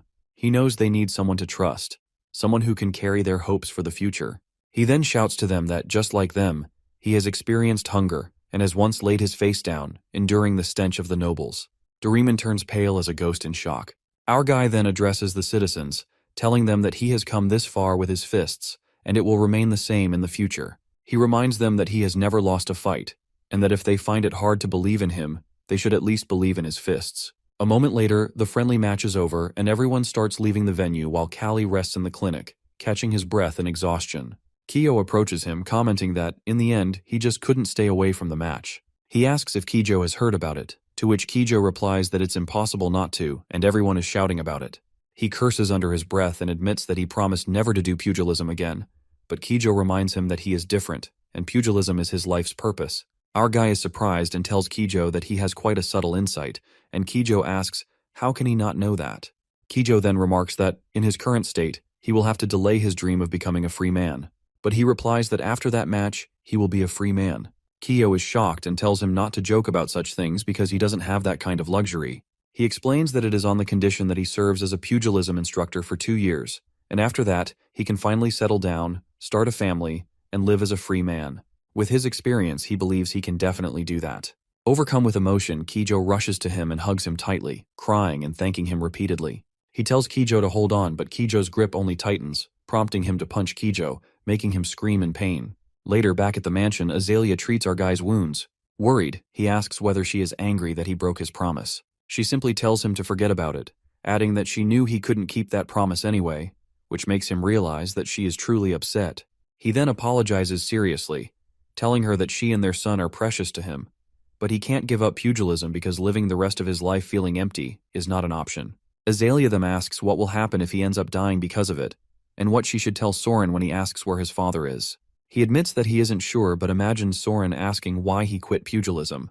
If he replies that he stopped because he couldn't do it because of Soren and his mother, it would sound so lame. He then explains that, at the very least, he wants to become the kingdom's champion. That way, he can tell his son that he quit because there was nowhere higher to go, while preserving his dignity as a father. Azalea sighs and hugs him, while wondering aloud how she fell for such a crazy guy. He wraps his arms around her, apologizing again and promising her that he will try not to die. Her eyes fill with tears as she begs him not to die. He knows that Park Kang-tae's life is over, and the only connection he has to a life beyond death is pugilism. If he loses the chance to be a pugilist, he feels as though he would truly die. A few days later, Torres and the instructors return after finishing the match. While they were away, many changes have taken place in the Agesti barony, the most significant being that Callie has become Baron Agest. Torres approaches his office, hesitating before knocking as he wonders how to be respectful. Eventually, he manages to knock, reassuring himself that treating Callie with respect won't kill him. Callie invites him in, and upon seeing Torres, he is surprised at how much bigger Torres has become, though he still maintains his balance and composure. Torres enters and then asks if he's been with Azalea since the caravan merchant's trip 2 years ago, to which he stutters and agrees.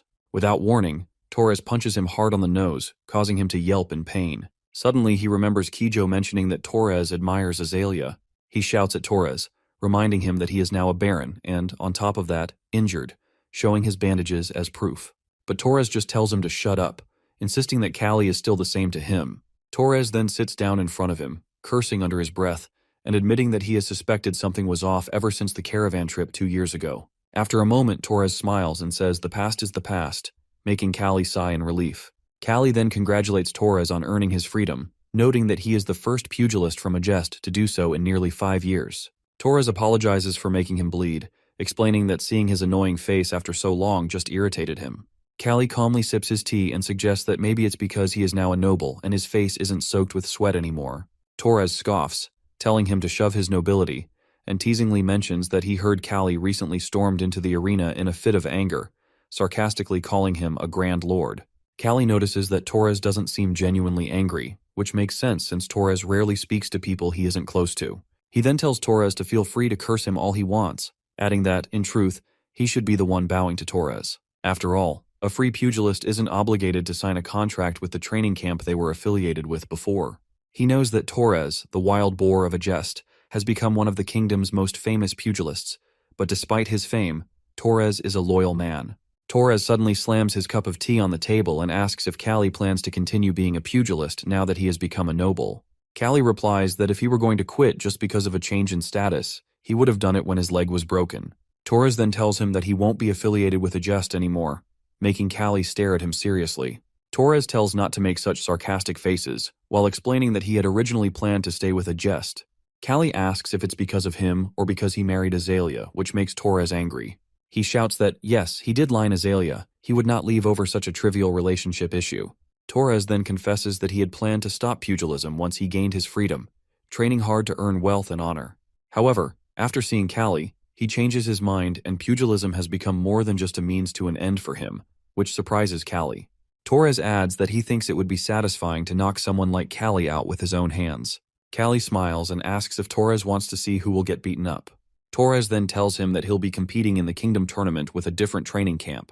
He explains that it's forbidden for more than one participant from the same camp to enter, making Callie realize why Torres won't be affiliated with Agest anymore. Before leaving, Torres tells Callie that he still considers him a friend, and that during the fight against the ogre, he had desperately hoped Callie wouldn't die, genuinely cheering for him. But Torres reminds Callie that they are both walking the same path, and only one person can enter the narrow threshold of success. He then tells Callie that he doesn't like him enough to give up that narrow threshold. To that, Callie replies that the feeling is mutual.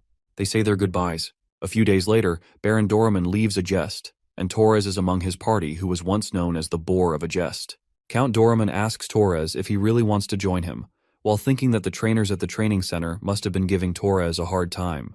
However, Torres insists that he does not care since the training center is the closest one available. He also tells Doraemon that he has changed a lot. Doraemon wonders that he cannot believe the most coveted pugilist has come to him on his own. Determined not to miss the opportunity, Doraemon asks Torres if he would like to rest after their arrival, as his territory is just over the hill, or if he would rather meet the other slave fighters. Torres takes a moment and says he wants to meet Ogre. This shocks Doraemon, but he agrees and takes him to meet Ogre, who is seen holding huge wooden sticks. Torres feels as though Ogre might be crazy.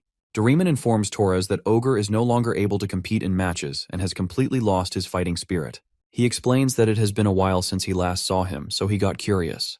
Doraemon further shares that a year ago, he was confused about what to do with Ogre because he was not participating in matches, while wasting food and resources, and when he went on a rampage, no one could control him. But eventually he got better and started helping with work. Doraemon asks Ogre about his work, and Ogre replies that it is fine.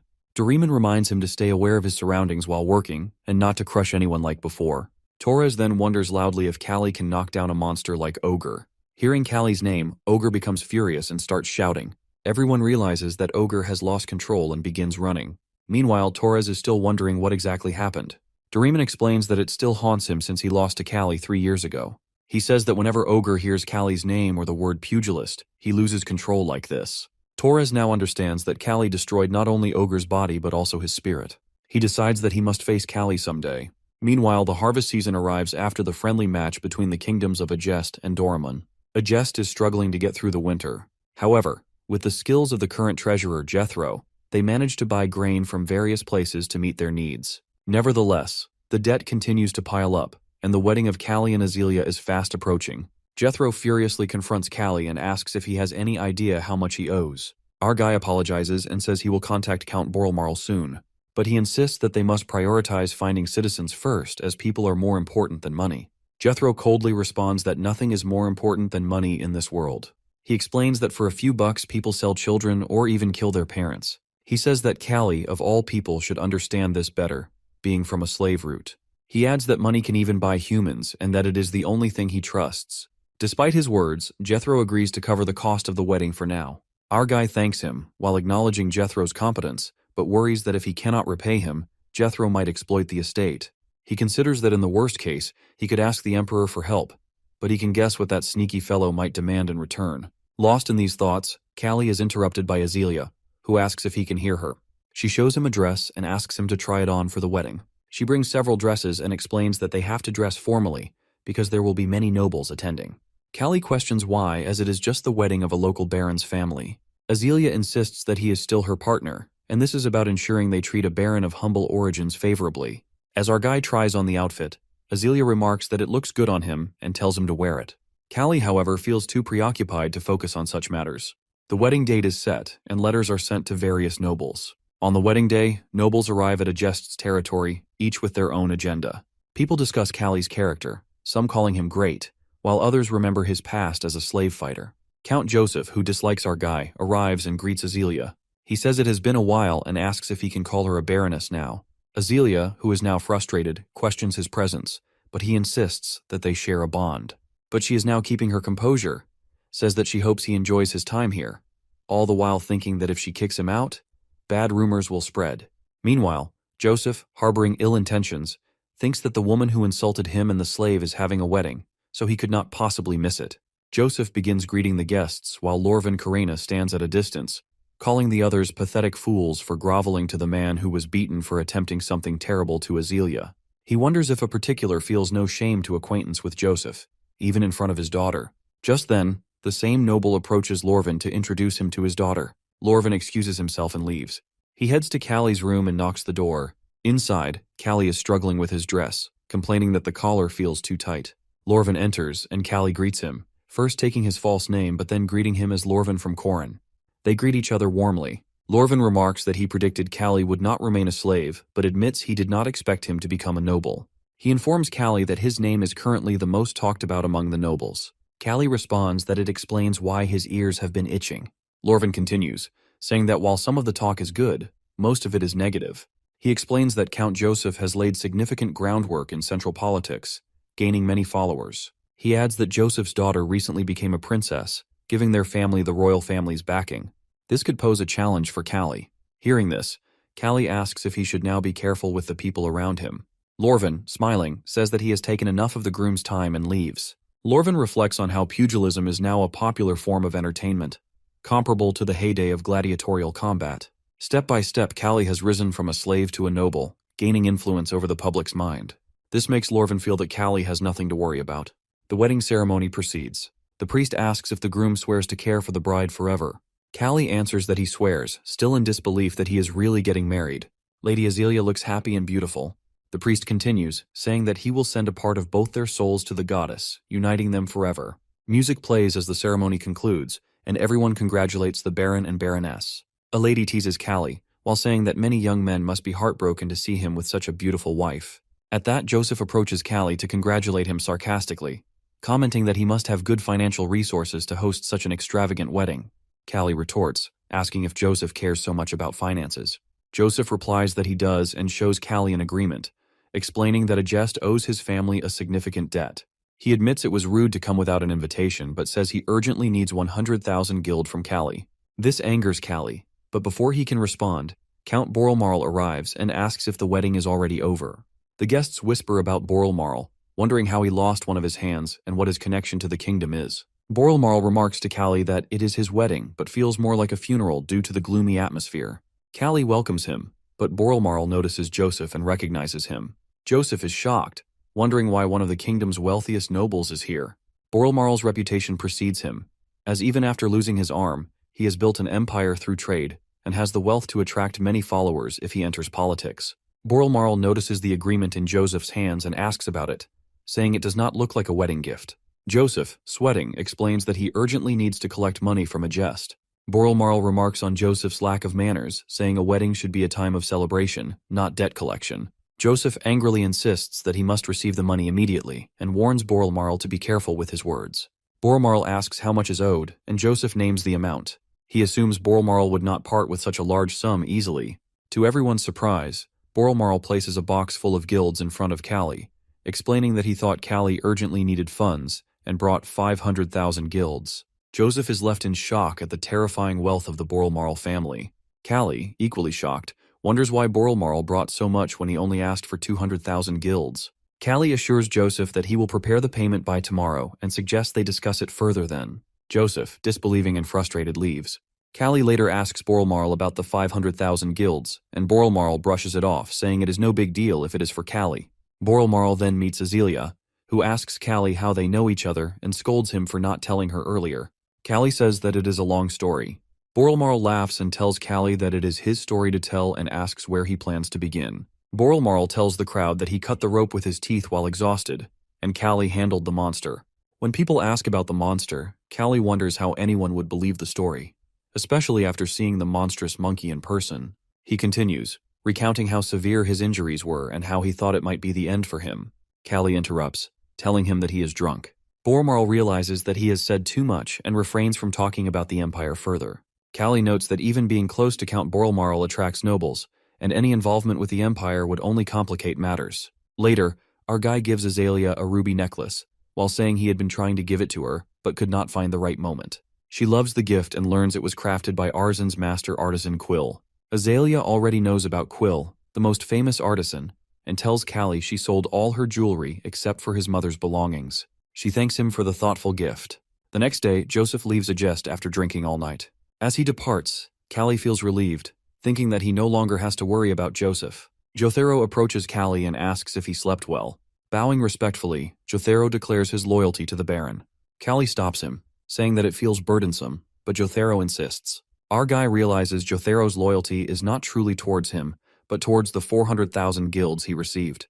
However, our honors his promise to give Jothero a large amount of money. Joseph had carefully budgeted enough to survive the winter, but despite the massive sum of 400,000 guilds, they could only partially pay off their debt. Agest, with its mountainous and barren lands, relies heavily on its pugilism training academy for income rather than serfs and manors.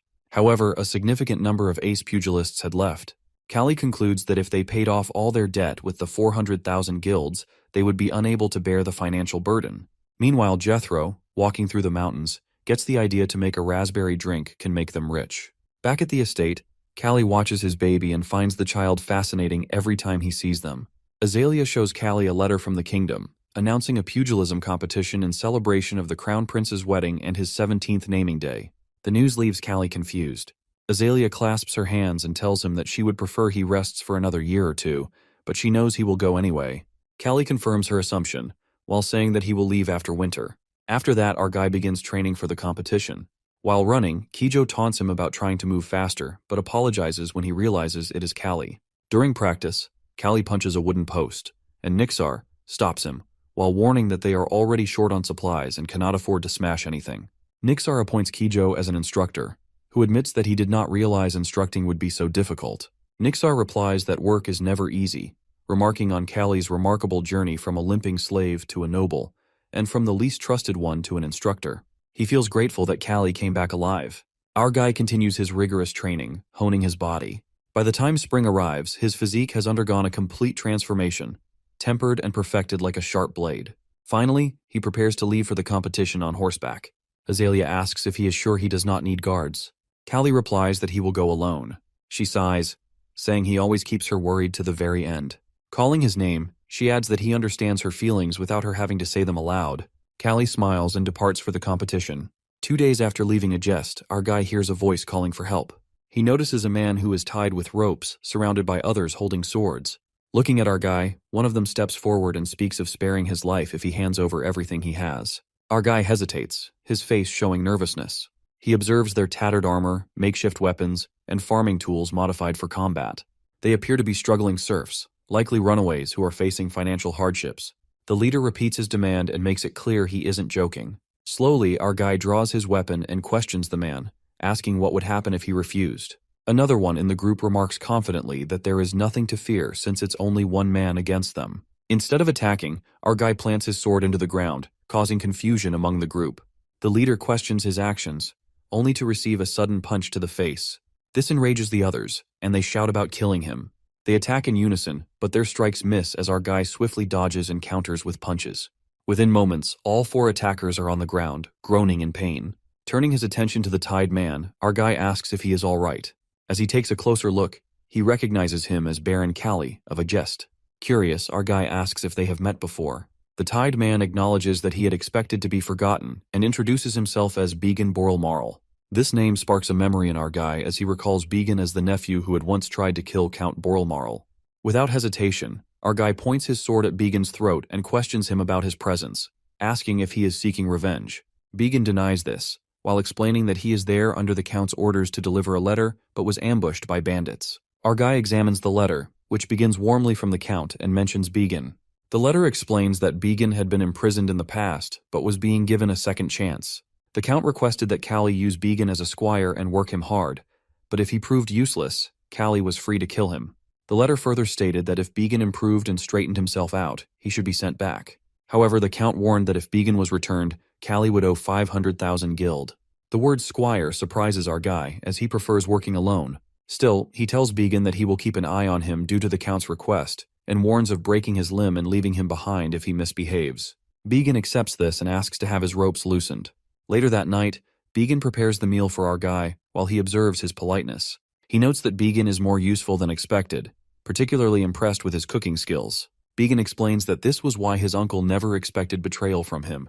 This prompts our guy to remark on how unworthy it is to boast about such things. Began, in a moment of reflection, shares that he once asked his uncle to punish him by cutting off his arm, but the Count chose to treat him instead. This act of mercy made him reflect on his life. The honesty in Began's confession puzzles our guy, who wonders how much people can truly change. Despite these thoughts, Began proves to be a diligent squire, even setting up a place for Callie to sleep. During their journey to Drago's gates, Callie decides to teach him pugilism to pass the time.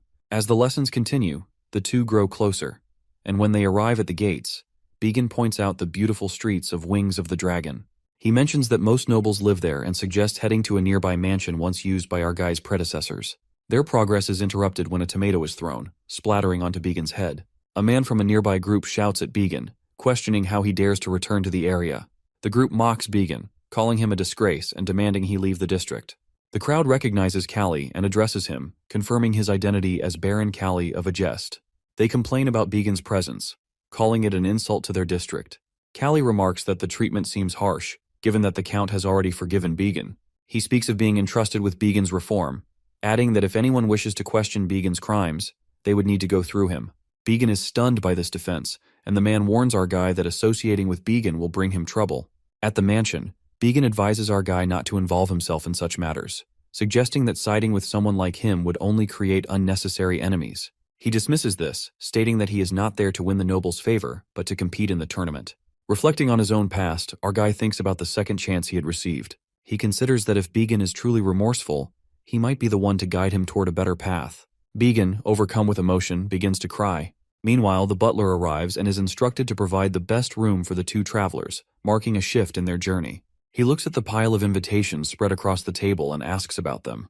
Began explains that these are invitations to various banquets and balls. He glances through them and admits that he does not recognize most of the names. Began reassures him that many nobles are favorable toward him, and declining their invitations could be taken as a serious insult. Our guy is frustrated that all he wants is to participate in the tournament, yet these nobles continue to bother him. Began suggests that they should at least consider attending some events since there is still a month left before the tournament. He immediately dismisses the idea, saying that it is impossible to attend them all unless he has several bodies.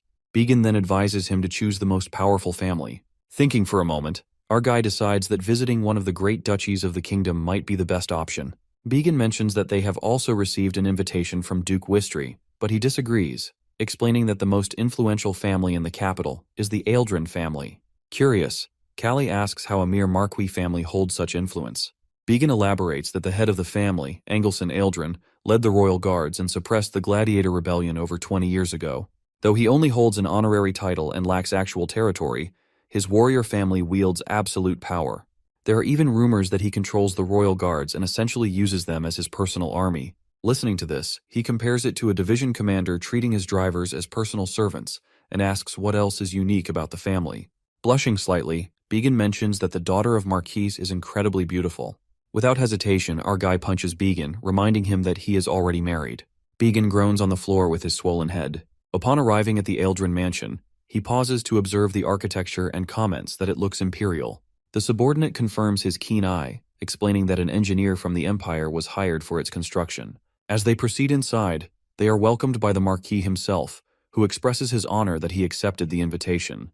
The Marquis then proudly announces that he has arranged for the royal head chef to prepare their meal. Confused, Argai wonders if the Marquis is boasting about such matters to display his influence. Meanwhile, the Marquis himself is taken aback by Began's presence, internally questioning why a dirty man like him was allowed into the mansion. If he were not Baron Agest's companion, he would not have tolerated it. The meal is served, and he enjoys it, while sincerely telling the Marquis that it tastes excellent.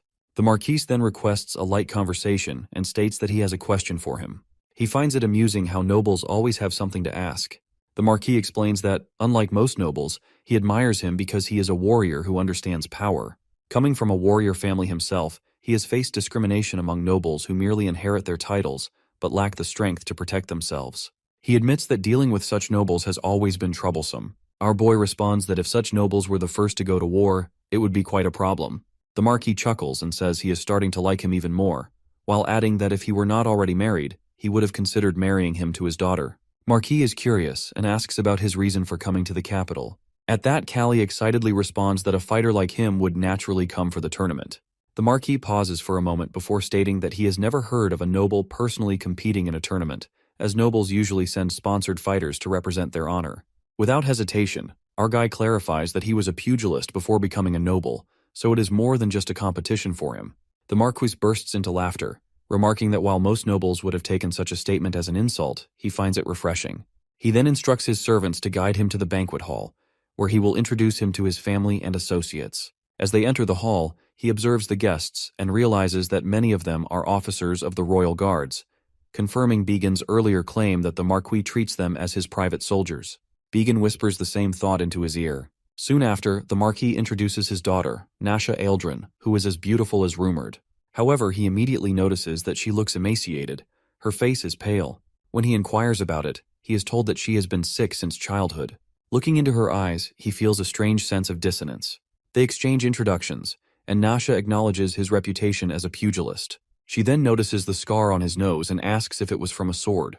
He replies that life as a slave is unpredictable and full of dangers. She further questions whether he fought his opponents with bare hands back then, to which he admits that he nearly died. Impressed, she turns to the others and announces that Baron Agest once defeated a sword-wielding opponent while unarmed, asking if they would like to hear the story. He finds himself confused as several noblewomen suddenly surround him, eager to hear the tale. Annoyed by their interest, he explains that the noble he saved back then is now his wife. Women find it incredibly romantic while saying that she also desires a love story like that. Feeling slightly embarrassed, our guy tries to shift the conversation when a noble steps forward, the same man who had thrown a tomato at Began's head earlier. The noble acknowledges his story but insists that something about it remains unclear. Instinctively, he wonders if the man is seeking revenge and offers to clarify any confusion. The noble shakes his head and says that words are not enough. Since he has spent his life handling weapons, he finds it hard to believe that someone could defeat a swordsman while unarmed. He simply states that it is the truth. The noble then proposes a reenactment, offering to use a dull practice sword for safety. He sighs but ultimately agrees, stating that it is easier for him to explain with his fists than with words. Nasha attempts to stop them, but the Marquis intervenes, saying that this is a good opportunity. He too wants to witness firsthand what kind of pugilist Baron Agest truly is. The man warns him that, despite it being a practice sword, a single mistake could still break his bones. Callie remains unfazed, stating that any fractures he suffers will be his own responsibility, and that his opponent should go all out. The noble women watching are stunned, their eyes fixed on him. A crowd quickly gathers, eager to witness the fight, as he has only participated in a handful of official matches despite his fame. Our guy raises his hands in a defensive stance. His opponent observes him closely, contemplating whether to use his full strength. Before he can decide, he calls him impatient. Without warning, our guy charges forward. The noble attempts to react, but a swift kick lands on his side, sending him stumbling back in pain. He protests, questioning why he used his feet, and calls our guy a coward, and our guy taunts him in return, pointing out the irony of a swordsman calling an unarmed man dishonorable. Frustrated, the noble mutters that perhaps it would only be fair if he used his fists as well. The Marquis watches with amusement, musing that Callie must have gained real combat experience outside of official matches. His confidence is too refined to be purely theoretical. and he might even stir the stagnant waters of noble society. Determined to take the match seriously, the noble gathers himself and launches an attack. He dodges effortlessly. The noble tries again with a precise stab but misses once more. Every move is evaded with ease. Frustration builds as exhaustion takes over. Finally, breathless and defeated, he admits his mistake. The Marquise is impressed, while Nasha watches in awe, seeing him as a man brimming with raw vitality. After that day, the Marquise frequently invites our guy while he remains in the capital. One evening, he asks if he has any formal training in swordsmanship. He replies that he never had the luxury to learn it. Laughing, the Marquis declares that noble martial arts must now acknowledge pugilism, as pugilists fight for honor rather than survival. The conversation shifts to politics. The Marquis asks if Callie has met the king yet. He replies that he has not. The Marquis smirks, explaining that the king is nothing more than a puppet. True power lies with the great lords, and the military strength is under his control. However, he admits that the king is wise enough to disperse power to maintain balance. Marquis continues that the real issue is the crown prince, who is young, arrogant, and naturally cruel. He is bound to be a disaster for the kingdom. He asks if the prince will become a tyrant. The Marquis admits that he would prefer to see the second prince on the throne, but the boy is only 5. A succession crisis will lead to civil war, with nobles fighting over bloodlines and regency rights. He warns him about an impending invitation from the crown prince and advises caution, as the prince is unpredictable. Our guy remarks sarcastically that his bad luck will somehow keep him alive. The Marquis chuckles, observing him closely. He compares him to a mercenary who lives with death always by his side, stating that he carries the scent of death. The words unsettle him, and he leaves deep in thought. As he walks through the halls, he wonders why he felt something strange when he first saw Nasha. Just before he reaches the door, Nasha stops our guy and asks if he is leaving. He confirms. She grabs his arm, questioning why he is being so formal with her and telling him to call her Nasha, not Miss Nasha. Her request horrifies Callie, leaving him unsure of how to respond. Nasha insists that he call her by name instead of addressing her formally. He pulls away with an irritated expression, telling her to let go. She asks about the upcoming tournament qualifiers and promises to cheer for him, adding that she will bring along more pretty girls. He welcomes her but firmly tells her not to bring them. Laughing, she jokes about bringing handsome men instead, pretending not to know his preference. Without hesitation, he makes it clear that whatever her intentions may be, he has already vowed himself to a woman and has no interest in entertaining such jokes. He warns that this will be the last time he tolerates it. Nasha, now angered, reminds him that she is the only daughter of the Marquise, and that there is just one reason she is holding back from striking him. Before she can finish, his expression darkens, and he cuts her off. It is not because of her noble status that he refrains, but because she is a woman. With nothing left to say, he turns and leaves, slamming the door behind him. At first, Nasha is stunned by his words. But then, she bursts into laughter, calling him the most confident and spirited man she has ever met. She orders Blair to write something about him next. Next morning, at Borlemarle Mansion, he shows Began the training equipment for the morning session, which is a log. After some training, Began, while bowing in regret, exclaims that learning pugilism was a mistake. But our boy firmly tells him that this will be his daily routine now. Began protests, claiming he might die from the intensity, but he dismisses his complaints, insisting that foundational strength is necessary. A blade can be refined by a skilled blacksmith, but there is no substitute for training when it comes to strengthening the body.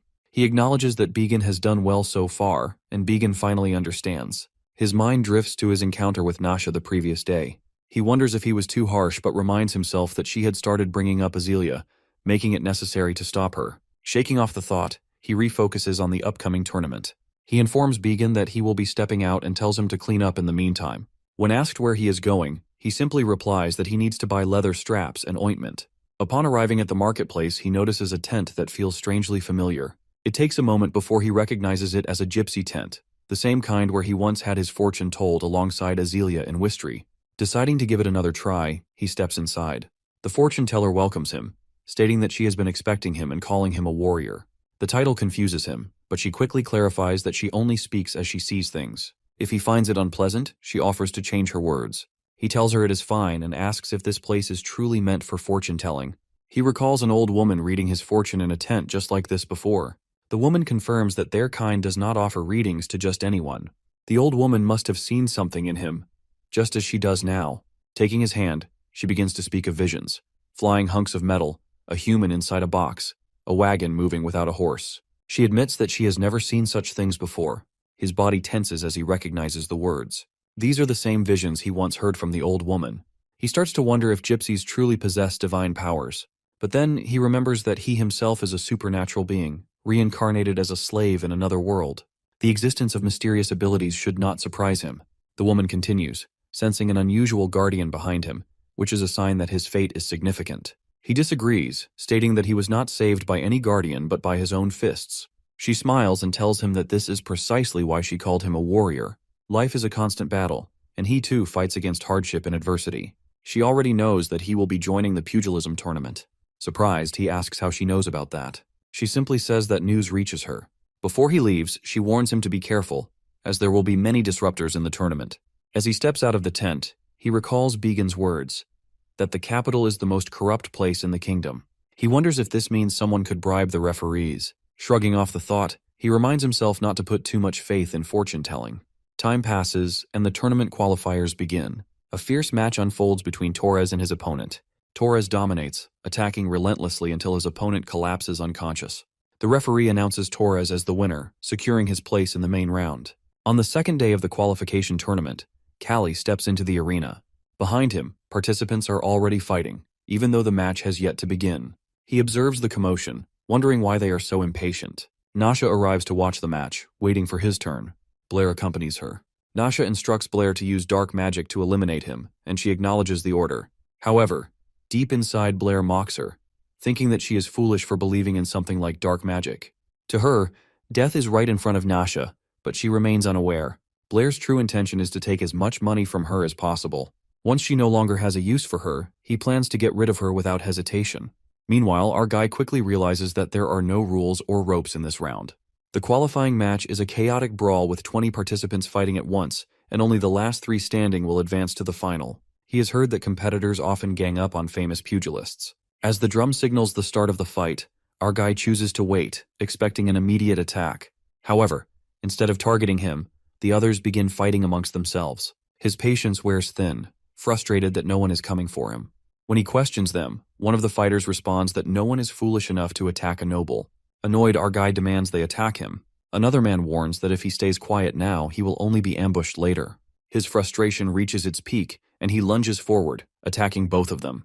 They call him insane for not taking advantage of an easy path to the next round, but he refuses to sit still. He challenges them once more, but one opponent hesitates, suspecting that he will take revenge later if they attack him. He dismisses the thought, calling it petty. To remove all hesitation, our guy loudly declares that he will reward 10,000 guilds to anyone who defeats him. The arena erupts with excitement as the fighters rush toward him, eager for the prize. One initiates an attack, but he is ready. Before the opponent can strike, he counters with overwhelming strength, stunning the entire crowd. As more challengers rush in, Callie taunts them, asking what they will do now that he is being petty. He counters their attacks effortlessly, dodging and striking with precision. Demonstrating his skills, he tells them to watch and learn how battles are fought in the Empire. His opponents dismiss it as bluffing, claiming they have never seen such a technique before. He simply states that it is the truth.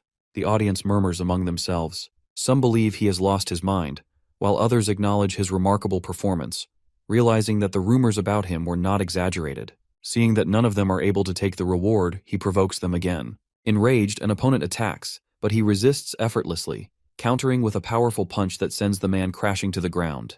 Just then, our guy notices Nasha and Blair watching him. Nasha asks Blair for her opinion. Blair outwardly praises his life force, claiming she has never seen anyone like him before, but deep inside, she is already scheming. To make it appear as though dark magic worked, she plans to kill him. However, after witnessing his strength, she realizes that it is impossible. Poison becomes her only option. The fight ends with his victory, securing his place in the main round. At Aeldrin Mansion, the Marquis tells Callie that he enjoyed watching the qualification tournament. However, he appears to be thinking something. Our guy asks him about it, and he informs him that the Crown Prince watched his match, referred to him as the dark horse of the tournament, and expressed his desire to meet him. Apologizing, he acknowledges that his earlier words have come true. He dismisses it, saying that this was bound to happen. Marquise assures him that if any issues arise, he will do his best to prevent them, but advises him to remain cautious. Later that night at the palace of Crown Prince Creon Laregis, Callie arrives with Began. The prince welcomes him, while expressing gratitude for accepting the invitation. Praising his performance, he commends him for taking down filthy scoundrels. Finding his words unusually rude for a crown prince, he wonders if Creon truly holds such a position, thinking that even Iskandar seemed more dignified in comparison. The Crown Prince explains that the tournament is part of his wedding celebration, and that he would be offended if a lowly man won. With that, he unsheathes his sword and swings it, stating that a noble as excellent as him should win. Observing his arrogance, our guy recalls the Marquis's words and concludes that Creon is both foolish and lacking as a person. Creon demands a response, and he simply states that he is determined to win. Laughing, the prince shifts his attention to Began, asking about him. He introduces Began Borelmarl as his servant. Without warning, the prince slaps Began, calling him an unruly brat and ordering him to leave, saying that this is no place for someone like him. In response, our boy also announces that he is leaving, mentioning that he has dinner plans with the Marquise. Creon acknowledges it but warns him not to bring Began along next time. His patience snaps. Began attempts to hold him back, but without hesitation, he reveals that he was once a slave fighter with a vulgar and utterly despicable bloodline.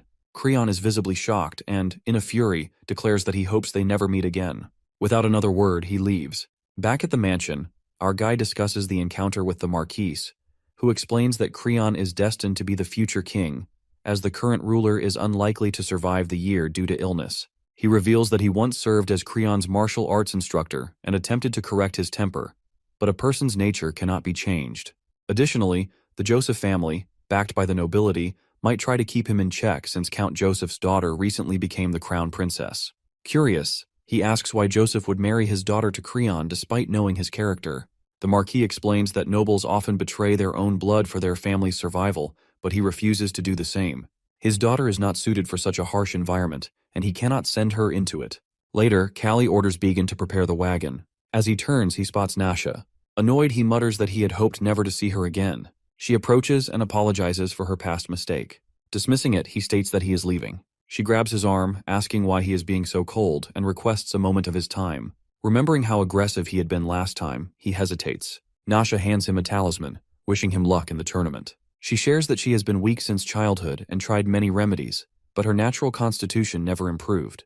Despite that, she believes she is still alive because of her faith in superstitions. He questions whether the talisman is part of that superstition, stating that he does not believe in such things. She insists that it holds meaning for her and asks him to accept it as her apology, promising not to bother him again. Accepting it reluctantly, he wears the talisman, thinking that this will be the last time he interacts with her. She apologizes once more, but inside she is pleased. The next morning, Began informs Callie that the schedule for the main tournament has been released. His match is set for the following day. Hearing his opponent's name, Garrett, he asks if he is a well-known fist fighter, as he has never heard of him. Began inquires about him from the butler, who reveals that Garrett is a former mercenary who recently switched to pugilism. Began concludes that he is likely motivated by money. Aware that Garrett reached the main round, he acknowledges that he must have some skill. Just then, an unsettling feeling washes over our guy. He mentions to Began that his chest is itching. When asked about the necklace, he casually states that Lady Nasha gave it to him and that he intends to throw it away.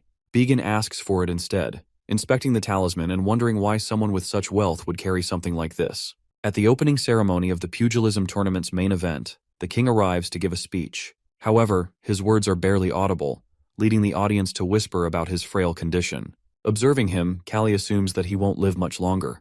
The speech concludes, and next, Crown Prince Creon steps forward, accompanied by the princess. Arrogantly, he declares the tournament open. The audience chants, "Long live the Crown Prince." Suddenly, an unexpected announcement is made. A prisoner execution tournament will take place before the actual matches. This causes confusion among the spectators. The fist-fighting participants are ordered to return to the waiting room immediately. Callie, puzzled, asks about this event. Someone explains that the Crown Prince made the decision impulsively the previous day, stating that blood needed to be spilled to heighten the atmosphere. It is dangerous, so Callie is advised to go to the waiting room quickly. As the cages open, 3 lions are released. The prisoners, terrified and pleading for their lives, are brutally attacked. Blood spills onto the ground as the Crown Prince and the audience revel in the spectacle. Watching this, the Marquis mutters in disgust, calling Creon a scoundrel. Callie observes the scene with distaste, while realizing that in this world, death is treated casually. While he doesn't wish to impose Earth's moral standards, he finds this cruelty beyond comprehension. He concludes that only insane people live here. Meanwhile, Nasha and Blair are in the audience. Blair asks if she really saw Callie wearing the necklace, to which Nasha confirms. Blair reassures her, explaining that it doesn't matter if he took it off. The moment it was around his neck, a fine needle pricked him, injecting poison. Even if he later feels discomfort and removes it, it is already too late. Without an antidote, his body will gradually weaken, leading to death within a few days, just like being cursed. As the next match is announced, Callie steps into the ring with a smile. Seeing him, Nasha notices that he has removed the necklace. Meanwhile, Blair remains unfazed. Callie's opponent, Garot, greets him, saying that he has heard a lot about him and does not need to use honorifics. Callie immediately points out that Garot is not originally a pugilist. Garot confirms this, saying that as a mercenary, he does whatever is required for money, whether it be wielding a sword or throwing punches. As they prepare to fight, our guy advises Garot to surrender if he values his life or doesn't want to end up disabled. However, he notices that Garot has taken a relaxed stance like he is hiding something. Realizing this, Callie remains cautious. Our guy initiates an attack, but Garot dodges effortlessly. Smirking, he comments that pugilists are indeed different. Callie taunts him, asking if that means he is a fake pugilist. However, he soon realizes that Garot is deliberately avoiding direct combat. While he may not be well-versed in pugilism, his skill is undeniable. Garot reveals that while he has only been practicing pugilism for 2 months, he has been a mercenary for 20 years. This revelation shocks Callie. He understands that both mercenaries and fistfighters have short careers, and only the extremely skilled or lucky survive for decades. In this case, Garot is clearly among the skilled. Physically, our guy is superior in fistfighting techniques. However, Garot holds decades of combat experience, which allows him to read his opponent's movements and predict attacks with remarkable foresight. Garot makes the first move while throwing a punch. Callie attempts to dodge but fails and takes a hit. He quickly realizes that the punch came from an awkward angle, making it difficult to avoid. He retaliates with a punch of his own, but Garot effortlessly evades. Impressed, Callie remarks that Garot is highly intelligent in battle. While Callie has fought countless powerful opponents, his edge has always come from his previous life's boxing experience and strategic thinking. However, this time, he faces a mercenary whose psychological edge and adaptability surpass even his own. This is the first time that Callie feels his mental superiority being challenged. Determined to end the fight quickly, Callie plans to land a single decisive hit. However, Garot sees through his intentions and warns him not to be overconfident before throwing another punch. Our guy notices something strange, that Garot's attacks don't follow a normal rhythm. His left and right punches feel completely unpredictable. Basically, orthodox and southpaw are the primary techniques in fighting. In the orthodox stance, the right hand stays at the back while the left hand leads. In contrast, the southpaw stance places the right hand forward and the left at the back. Orthodox is a natural choice for most right-handed boxers, as it provides an advantage when facing left-handed opponents. However, the footwork in both stances often creates challenges with timing and defense. Right-handed boxers frequently encounter southpaw fighters while making the experience unique and demanding. The ability to switch seamlessly between both stances is a valuable skill. Garot and Callie face off while both ready to compete. Callie quickly grasps his opponent's style while realizing he can utilize both hands with ease. Garot, on the other hand, also notices Callie's awareness but wonders how much of an edge that knowledge gives him. After all, adapting to a completely different boxing style in such a short time is nearly impossible, even for a trained fighter. Our boy realizes that with his sharp perception, he can easily evade the punches coming his way. Deep inside, he knows he has faced easier opponents before, and he now has the courage to take on this challenge as well. Garot is stunned to see Callie standing still, a stark contrast to his usual constant movement. It almost feels unnatural, as if some unseen force has rooted him in place.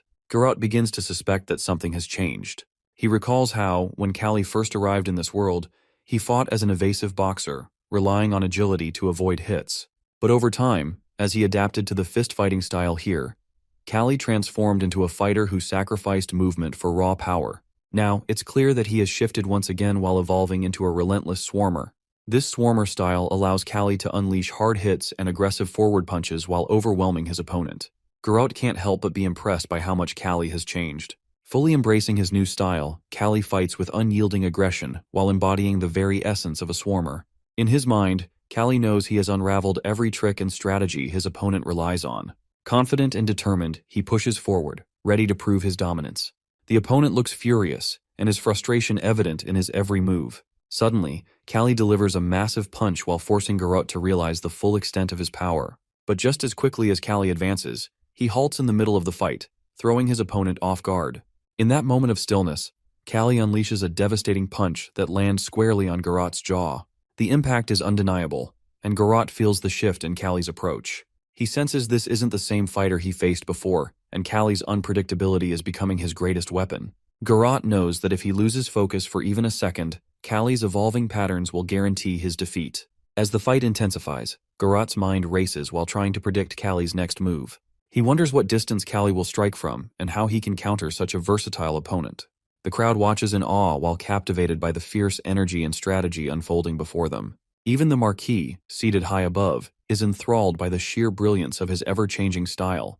The guards quickly realize that Callie is positioning himself at mid-range, while preparing to spin around them and dismantle their defenses. They can sense his intent to break through with speed and precision while knowing their barriers won't hold for long. Garot, meanwhile, begins to doubt that Callie can secure victory with ordinary fists. He believes that Callie will need to adapt his style to win. Without hesitation, Garot delivers a massive punch, following it with a flurry of relentless blows, each one fueled by his sheer strength. Suddenly, a sharp crack echoes through the arena. Garot's hand falters, and Callie steps back with a smirk while asking if he has heard the unmistakable sound of bone cracking. Garot's expression shifts, but before Callie can deliver another punishing strike, he shocks everyone by surrendering. Callie stands frozen for a moment while stunned by his opponent's unexpected submission. Opponent confesses while his voice trembling that he felt his life was at stake and could not endure further punishment. The crowd erupts in protest while shouting for the fight to continue until the very end. The air buzzes with tension as Callie glances toward the roaring audience, his victory tinged with disbelief and defiance. The crowd clamors for Callie to finish his opponent and their voices demanding blood. Callie, however, calmly tells his opponent that the fight cannot end here, not with the people and even the crown prince wanting a decisive conclusion. He gestures toward the prince's cold, expectant demeanor, while making it clear that surrender alone will not satisfy anyone. The opponent had initially viewed pugilism as little more than a sport, but Callie's words shake him. He explains that to appease the restless audience, he must make the defeat dramatic. He instructs his opponent to scream while claiming his hand is broken, and he dislocates his shoulder instead. The plan unfolds quickly, and with a calculated move, Callie dislocates his opponent's shoulder. The crowd erupts in cheers, thrilled by the spectacle. The defeated man collapses to the ground, writhing in pain, before being carried off on a stretcher. Callie remains standing in the ring, victorious, soaking in the roaring approval of the audience. Garot, however, lies in silence, his mind fixated on the fight and the humiliation of defeat. He vows silently to repay this loss one day, while determined to face Baron Caligest again. Elsewhere, a noblewoman turns to Blair while questioning whether Callie is really cursed, for he fights with an almost otherworldly brilliance. Meanwhile, the doctor observes the scene, his thoughts clouded with guilt. He knows he had poisoned Callie before the match, yet Callie performed with extraordinary vitality and skill, defying the odds. The doctor resolves to start using stronger drugs, wondering how long he can deceive Callie with painkillers before the truth becomes evident. The lady remains clueless about the growing conspiracy. Began, on the other hand, notices a collection of gifts and grows curious about their intended recipient. When he questions the butler, the man nods silently. Moments later, Began discovers a letter among the items and wonders if it might be from Count Joseph. Later, Callie asks about the letter from Baron Joseph, to which Began replies that the Baron wishes to reconcile and put an end to their misunderstandings. However, our dude remains unmoved, unwilling to accept such a resolution. Sensing his hesitation, Began mentions that Baron Joseph shares a strong connection with Marquis Ealdrin. He further explains that Joseph will treat Callie with respect, not out of kindness, but because making an enemy of the Marquess would be unwise. Still, Callie remains skeptical. When our boy instructs Began to accompany him, Began refuses while stating that Count Joseph will not welcome him. Callie simply shrugs while remarking that if Joseph truly disliked them, he should not have requested reconciliation in the first place. If things go poorly, they will simply be thrown out of the palace. But it was not Callie who sought this meeting in the first place.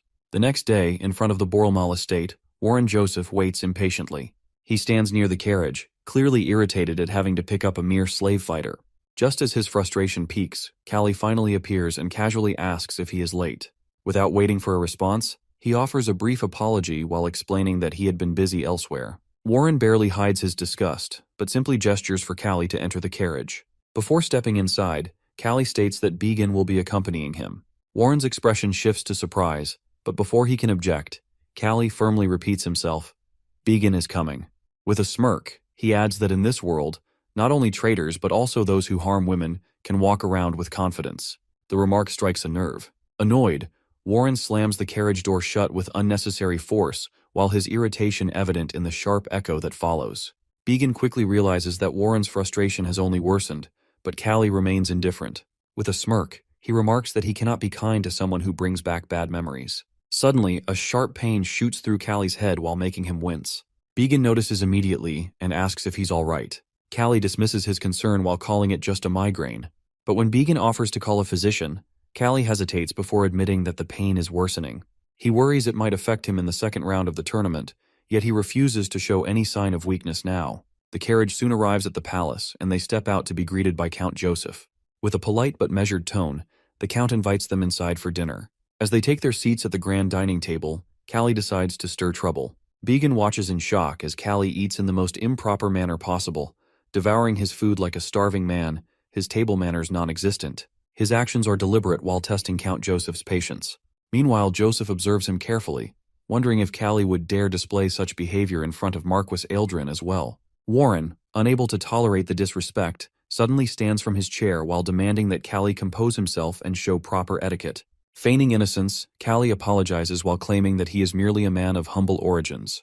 Before Warren can press further, Count Joseph intervenes while instructing his son not to be rude and to treat their guest with respect. Turning to Callie, the Count Joseph finally addresses the reason for their meeting. With a composed voice, he states that they need to resolve their misunderstandings. Hearing this, Callie's expression darkens. Fury flashes in his eyes as he processes the word misunderstandings. The Count presses on while suggesting they settle their resentment and even offering compensation if Callie desires something in return. At that, our guy scoffs. With an icy tone, he replies that his wife once told him never to accept gifts from strangers. Count Joseph's patience begins to wane. Irritation creeps into his expression, and his voice sharpens as he declares Callie's behavior intolerable. But before he can say more, his anger reaching its peak, suddenly hurls his glass of wine across the table. The room falls into stunned silence. Warren Joseph's face twists with rage. But before he can act, Callie coldly reminds Count Joseph of everything he has done.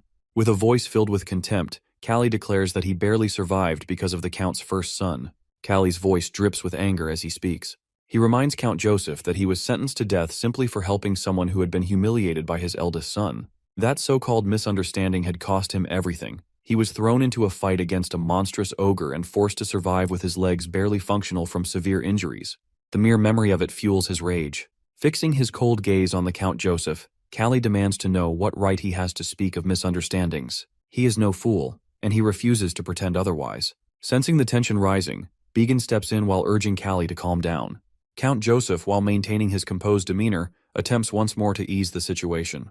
He suggests that they continue on good terms while stating that it would be beneficial for the Agest family. With measured patience, the Count Joseph gives Callie one final chance. He asks whether he truly desires a relationship without any reconciliation. Reminding him that he too is a noble of the Empire, he insists that Callie should act accordingly. At that moment, something shifts in Callie's mind. He realizes that, whether he likes it or not, reconciliation may be necessary. But that doesn't mean he will make it easy. With a smirk, he turns to Warren Joseph and calmly demands his leg in return. Silence falls over the room. Warren's face pales while his expression frozen in shock. Warren Joseph is left speechless while his face draining of color as Callie demands his leg. Panic sets in as Callie grabs a heavy hammer and slowly steps toward him. Desperate, Warren pleads for mercy, his voice shaking as he begs his father for help. But there is no escape. He is already tied up while lying helpless on the ground. Count Joseph, while watching with a cold expression, tells his son to accept his fate for the sake of their family. He reminds Warren that this sacrifice will strengthen their ties with the Marquis and the Crown Princess. If enduring this pain means securing their family's future, then so be it. Callie smirks while playing along with the act. He lifts the hammer high above his head while letting the tension build. Warren flinches while his breath hitching as Callie warns him to brace himself. With a swift motion, Callie swings the hammer down with full force. A deafening crack echoes through the hall. Warren screams while convinced his leg has been shattered. But as the dust settles, he realizes something strange, that his leg is untouched. Instead, the floor beneath him is cracked and broken. He stares in disbelief. His body trembles as Callie looks down at him with cold amusement. Then, turning to Count Joseph, Callie asks if he was truly willing to go through with this punishment. With a deep sigh, Count Joseph nods. He takes this as a sign that they should put their past conflicts behind them. Finally, Callie agrees, and with that, the long-standing feud is settled. Count Joseph thanks him, though the atmosphere remains tense. Callie then crouches beside Warren and warns him never to appear before him again, because next time he won't hold back. Warren's body stiffens with fear and his terror evident in his wide eyes. With their business concluded, Callie and Began leave the palace. As they walk away, Began glances at him, while still shaken. He admits that for a moment, he truly believed Callie would break Warren's leg. Callie simply shrugs while replying that it wasn't worth the trouble. There was no real gain in crippling him, so he didn't bother. Back at the palace, Count Joseph orders his servants to stay quiet and see them off without a word. By the next day, rumors spread like wildfire, which was the news of the reconciliation between the Joseph and Agest families reaches every corner of the city. At the Eldrin mansion, Blair approaches the princess while inquiring about her condition. She responds that she is feeling better but still a bit unwell. Hearing this, the spellcaster exhales in relief while assuming that the strong painkillers she took are working. At least for now, she seems to be recovering. Meanwhile, her thoughts drift elsewhere toward Callie. She wonders if he truly is just a fist fighter or something more. Sensing her concern, Blair beside her smiles while attributing her recovery to her own strong spirit. She is grateful for the words and admits that before meeting him, she was always in pain. But now, things have changed, and her condition has improved significantly. At that, he thanks her while insisting that her support made all the difference. Yet, as he watches her, his mind drifts to a different thought. Had Callie and the princess been left alone, he is certain they would have killed each other by now. He smirks at the idea while amused by their fiery tempers. But more importantly, he envisions the fortune awaiting him once this matter is finally resolved. With a deep breath, he realizes that this long, tiresome ordeal is finally coming to an end. A few days later, at the Borelmal mansion, Began Borelmal searches for Callie while suggesting they resume training. It has been days since their last session, and he insists they can't afford to slack off. He knocks on the door, but there is no response. Growing concerned, he peeks through the window, and what he sees shocks him. Callie is sprawled on the floor while his body drenched in sweat. His breathing is heavy and his muscles tense with exhaustion. Alarmed, Began immediately calls for a doctor. When the doctor arrives and examines him, his expression turns grim. He reveals that Callie's body is covered in wounds, the clear toll of a life spent as a pugilist. He explains that the intense strain on his body is the cause of his condition. To ease his suffering, the doctor prescribes painkillers. But as Callie listens, his mind races with unease. He knows the painkillers of this world carry severe side effects. Memories surface of 3 years ago. A doctor had once given him a similar medication. At the time, he had been warned to take only one at a time. When he had asked if it would make him drowsy, the doctor had simply told him it would bring relief, but might also cause hallucinations. Now, staring at the new prescription in his hands, Callie's frustration deepens. Callie realizes that, despite his strength, he lacks the medical knowledge of trained doctors. There's little he can do about his condition except endure it. Began, however, is more concerned. He reminds Callie that the second round of the tournament is tomorrow and asks what their plan is now. But Callie remains unfazed. His fists are still strong, that's all that matters. The next day arrives and the ground is packed with spectators. The energy in the air is electric as the second round begins. Callie sits in quiet contemplation. He knows he must fight. But if things take a serious turn while returning to the Empire will be impossible. The journey is too far, and the only divine doctor which is not a solution for now. He clenches his fists while pushing the thought aside. A loud call echoes through the arena while summoning Callie Agest to the ring. He steps forward, his mind made up. A prolonged battle would be dangerous in his current state. There's only one solution: that he must end this fight immediately. Among the crowd, Blair watches Callie closely. He marvels at how someone with such a battered body still has the will to fight. But in his mind, he doubts Callie will last long. The match begins, and Callie's opponent confidently steps forward. He boasts about his mastery of the Wistry style while declaring that he won't be defeated today. Callie sighs. The man talks too much. The drum sounds while signaling the start of the battle. Both fighters face each other and their gazes locked. At first, the opponent underestimates Callie's movements. He assumes his punches are slow until, in a flash, Callie lands a devastating blow straight to his mouth. Blood sprays from the opponent's lips as he stumbles back in shock. Callie smirks. He explains that making unnecessary noise during movement only makes it easier for the enemy to track his actions. Unlike his opponent, Callie moves in silence. Before the man can react, our dude delivers another powerful strike. The force knocks him straight to the ground. The crowd erupts in cheers. A single hit, and the fight is over. Spectators stare in astonishment while struggling to believe what they've just witnessed. Even Blair, who was the one who doubted Callie's endurance, is left totally stupefied. The crowd erupts while chanting Callie's name, their voices filling the arena. Among them, Blair watches in disbelief, struggling to comprehend the strength Callie displays. With such a fragile body, participating in the match itself seems impossible. Yet securing victory makes the situation even more suspicious. Uncertainty clouds his mind as he questions his next move. Meanwhile, Nasha's condition worsens, dizziness taking hold of her. Observing her state, the man assures himself that he will cast another spell soon. However, a sinking realization settles within him that only one chance remains. On the other side, Our boy's condition continues to deteriorate after the fight. Lying motionless in his bed, his breathing is slow and heavy. Began and the others gather around, their expressions grim. The doctors have exhausted all possible treatments, leaving them helpless. Next moment, the door creaks open, and a servant enters, addressing Lord Began with urgency. A woman has arrived and is requesting to meet Callie. Moments later, she steps forward, her presence commanding attention. She introduces herself as a gypsy, instantly raising Began's suspicions. He questions whether she intends to use magic for healing. His skepticism deepens as he demands to know how she has learned of Callie's condition. She reveals that she has seen it with her own eyes. Her knowledge confirms what she fears. A curse has been placed upon the Baron. The weight of her words settles over the room as she explains that if the spell remains unbroken, Callie has only 3 days left to live. Therefore, she needs to meet him immediately. Began hesitates, uncertain of her true intentions. Yet with no alternatives left, he allows her inside. As she steps closer, she introduces herself as Snorin.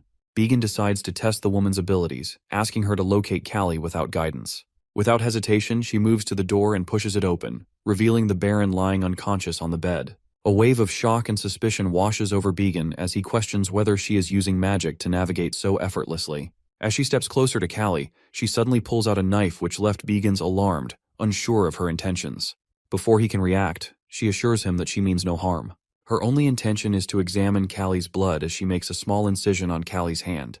As soon as she touches Callie's blood, the blood evaporates into thin air. She explains that her suspicion is correct.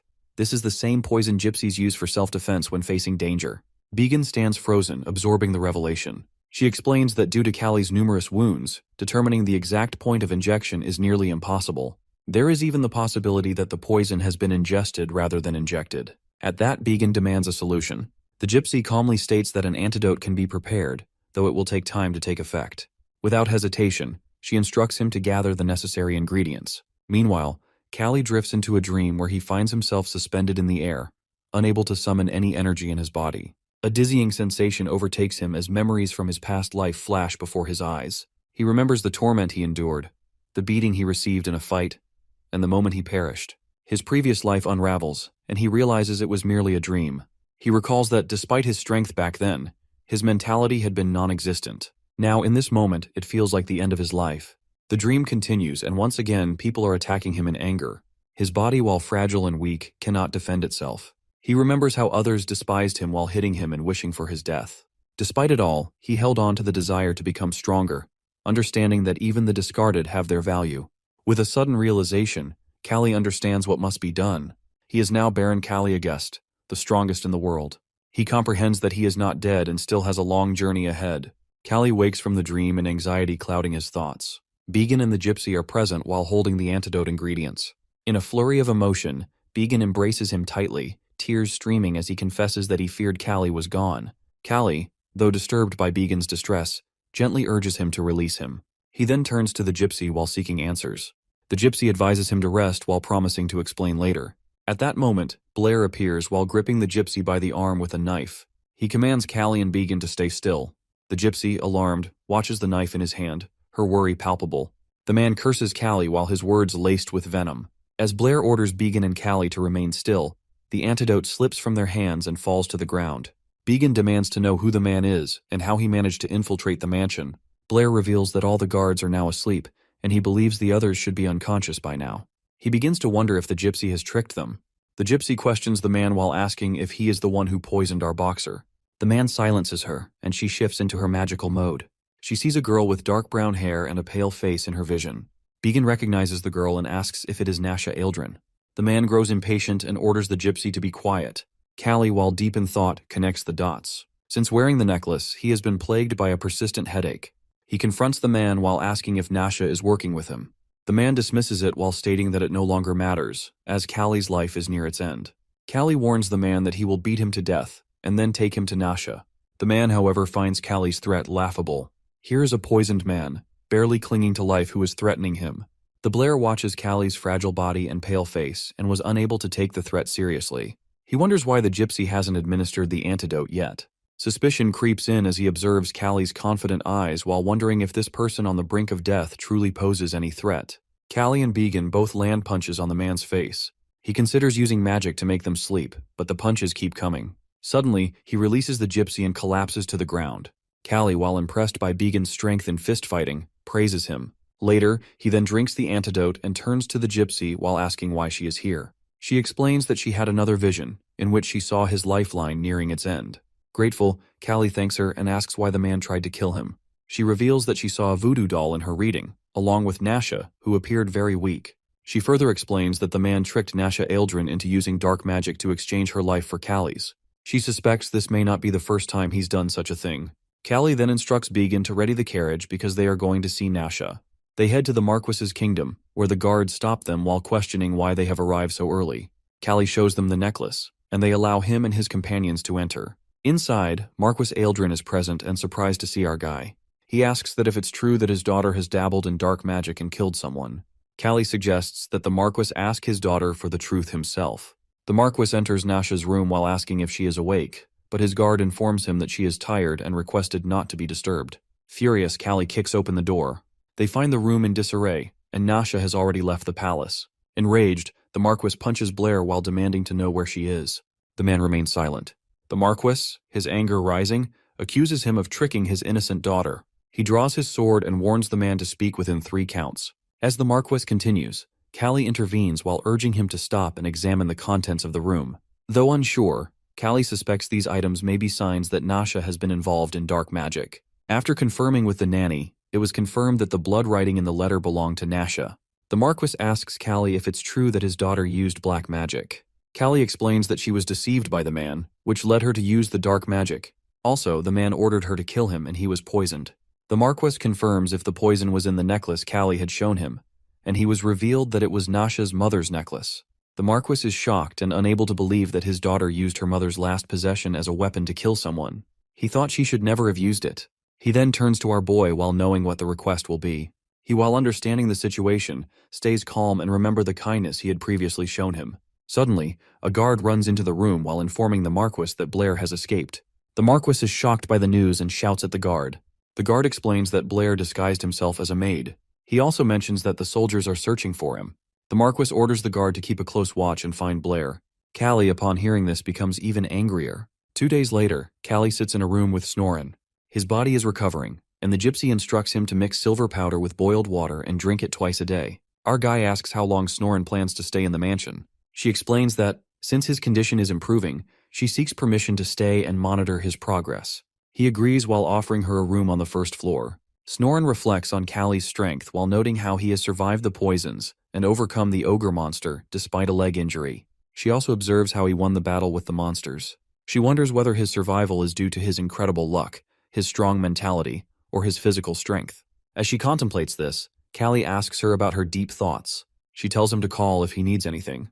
Then, Callie wonders if Blair gave Nasha painkillers, which might have caused her to suffer from hallucinations. He also thinks about what the Marquis said while deciding that he too will search for her. Once Callie has fully recovered, he heads towards the slums to find Blair and Nasha. As he arrives, he realizes that it won't be easy to locate her there. He sees a little girl selling flowers and recalls that it's the time his second child is about to be born. He gives her money to buy some flowers. The little girl is surprised by the amount, but Callie tells her to give him just one and keep the change. She thanks him. He finds it fitting, as he's now an adult man. He also notices the area feels different from the city. Suddenly, people begin running, and a gang appears. Our boy inquires about them from the shopkeeper. The shopkeeper explains that it's the Dyad gang, which is here to collect protection taxes, that is essentially robbery. He asks the shopkeeper to call the guards, but the shopkeeper refuses as everyone bribes the gang. He warns our guy not to get involved, as the gang can kill without hesitation and bury the bodies underground. Callie feels frustrated but knows he can't ignore the situation. As he watches, one of the gang members kicks the flower-selling girl. Our guy is shocked. The gang members take the silver coin from the girl while wondering where she got it. They then approach the fruit shopkeeper while demanding a bribe for protection. Without hesitation, Callie punches one gang member in the mouth. The rest of the gang members question why he's fighting with them. They prepare to fight with him. At that, he tells them that he knows exactly who they are. 2 gang members discuss whether Callie is the one their brother spoke of, with one of them recognizing the scar on his nose and his blonde hair. The gang taunts him, while saying that he's now in the right hands. He challenges them to come at him. As they charge, he kicks one in the mouth and begins punching the others. Meanwhile, the remaining gang members watch in frustration as Callie continues to challenge them. In the underground waterway, Blair anxiously plans his escape. Suddenly, a voice calls out to him. Turning around, he sees Nasha Aldrin standing there. Confused, he wonders how she got there. She reminds him that he had already instructed her to come to this place if he failed to arrive. Realization dawns. He had given her those instructions in case he failed to kill Callie. His mind races as he contemplates his next move. Nasha questions him about the spell. He admits that it failed, as Callie's life force was too strong to be consumed by the curse. She laughs at his words, though pain lingers in her expression. While gripping her head, she accuses him of lying. She recalls how he had confidently walked away while claiming he would cast another spell, yet something about his actions felt suspicious. The dizziness she experienced was the clear symptom of a painkiller overdose, which only confirms her doubts. She demands to know if he truly believed she wouldn't notice. Her voice sharpens as she declares that his spell never worked on the boxer. Blair's expression darkens. He assumes that she has lost her mind and, with a sneer, tells her to blame herself for being naive. Grabbing a wooden plank, he raises it while ready to strike her down. But before he can act, a sudden blow lands on his back. He collapses and stunned, as royal guards emerge from the shadows. Lying on the ground, he hears Nasha's voice, filled with disappointment. She tells him to feel ashamed. Despite everything, she had wanted to trust him until the very end. But his deceit has shattered that trust beyond repair. Meanwhile, on the other side of the city, Callie continues to face the Dyad gang. More gang members emerge and their numbers growing as the fight escalates. Callie wanted to end the fight quickly, but the gang members refused to back down. Swords flashed as some attacked while others called for reinforcements. More fighters flooded the area and their sole aim was to kill him. Dodging the first strike, Callie moved with precision while evading every attack. One of the gang members lunged at him with a knife, but before the blade could reach him, Callie seized his arm in an iron grip and dislocated it with a sharp twist. A scream of agony echoed as the opponent collapsed while writhing in pain. Without hesitation, Callie delivered a brutal punch while knocking him unconscious.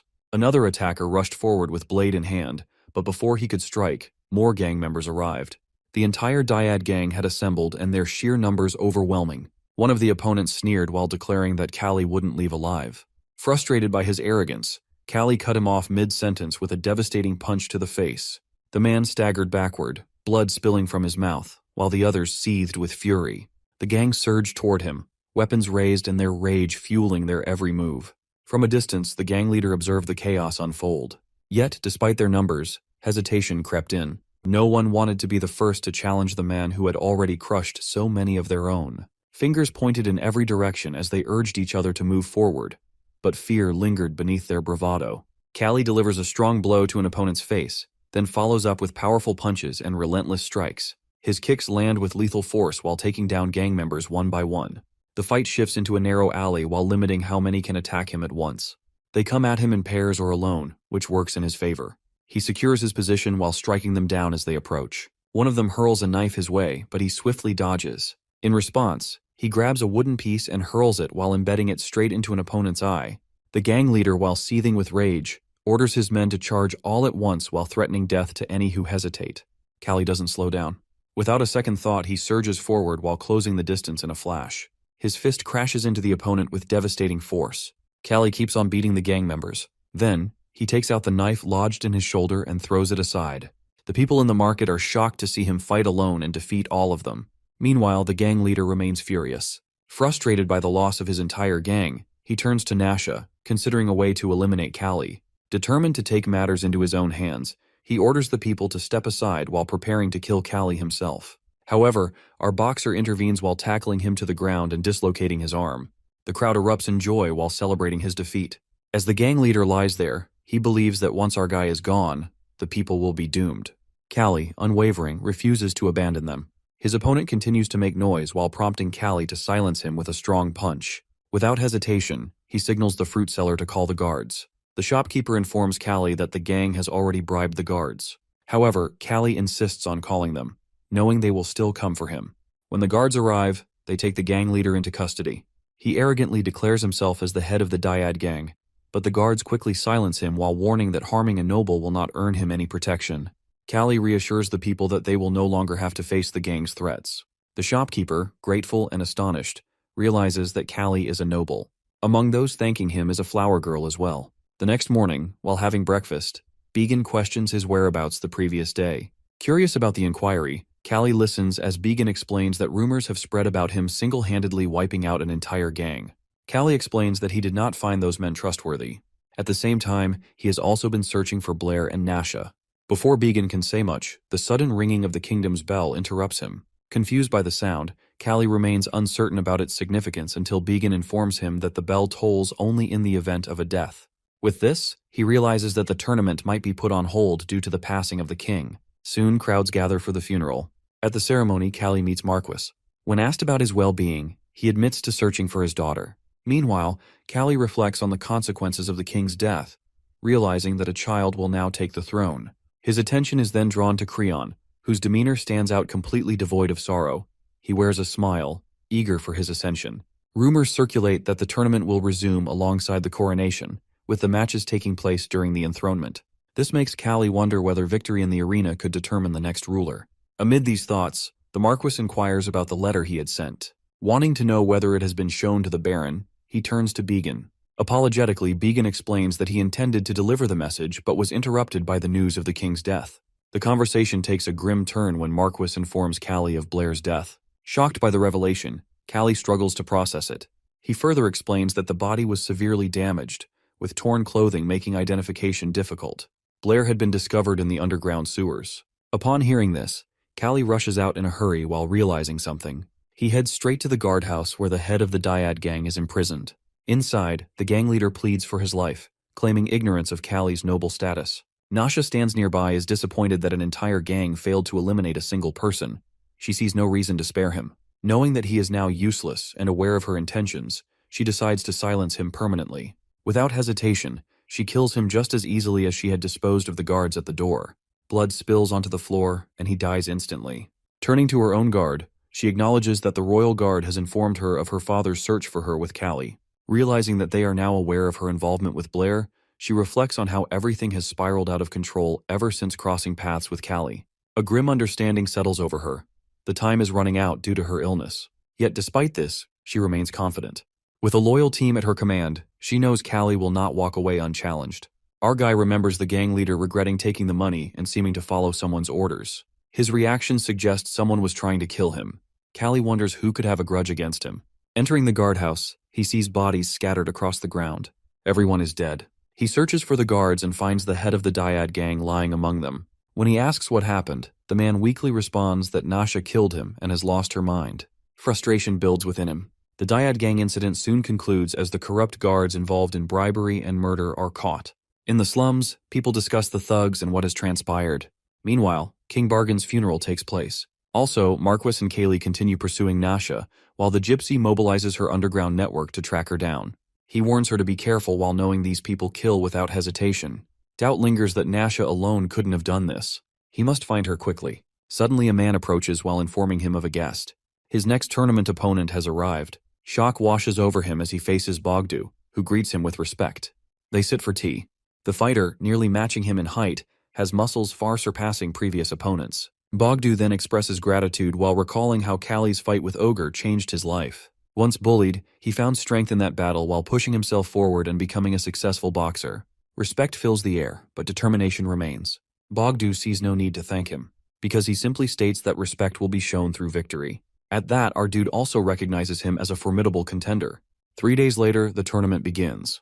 Applause erupts for the king as he takes his seat while preparing to address the crowd. Criminals, including the late king's doctor and servants, are brought forth. Holding them responsible for negligence, he declares they must pay with blood. Cries for mercy ring out, but the doctor admits his failure while pleading for the others' lives. The king, unmoved, decides to spare 86 and execute 14. Disbelief flickers in the doctor's eyes as he calls him a fool. The accusation earns him immediate death at a guard's hand. The others follow. Callie arrives while watching the scene unfold. He concludes that madness fills this city, including Nasha and Creon, even its ruler. Then determination hardens within him. He must fight harder, win, and rise above this chaos. As he steps forward, the crowd's cheers seem louder than ever, which really confuses him. The king grows frustrated with the applause favoring Callie. Turning to his servant, he demands an explanation for the crowd's energetic cheers. He is informed that Callie's defeat of the market thugs has greatly enhanced his reputation among the people. Displeased by this, he watches as the excitement continues to build. Meanwhile, Callie's opponent observes the scene while acknowledging that Callie is drawing all the crowd's admiration, just as expected. Stepping into the arena, Callie immediately senses the opponent's imposing presence. Bogdu, known for his strength and honor, stands before him, making the challenge even greater. Callie remarks that the fight will likely be an easy victory for his opponent.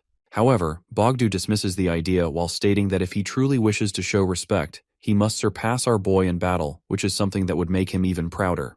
With absolute confidence in his own victory, Bogdu strikes first while delivering a powerful punch. Callie, however, reacts swiftly while managing to defend himself just in time. Our guy moves toward his opponent with incredible speed. In response, Bogdu adopts a peekaboo guard while leaving our boy wondering where he learned such a technique. Closely analyzing each movement, he watches for an opening before charging forward. Recognizing Callie's destructive power, Bogdu quickly decides to close the distance and restrict his attacks by tying up his fists. Sensing his opponent's approach, Callie counters with full force while delivering a powerful blow to his face. Blood drips from Bogdu's nose, but he immediately retaliates with a punch to Callie's side. A sharp pain surges through his body as he absorbs the hit, while realizing just how exceptional his opponent's techniques truly are. The opponent realizes that Callie is trying to buy time to recover, so he refuses to give him the chance.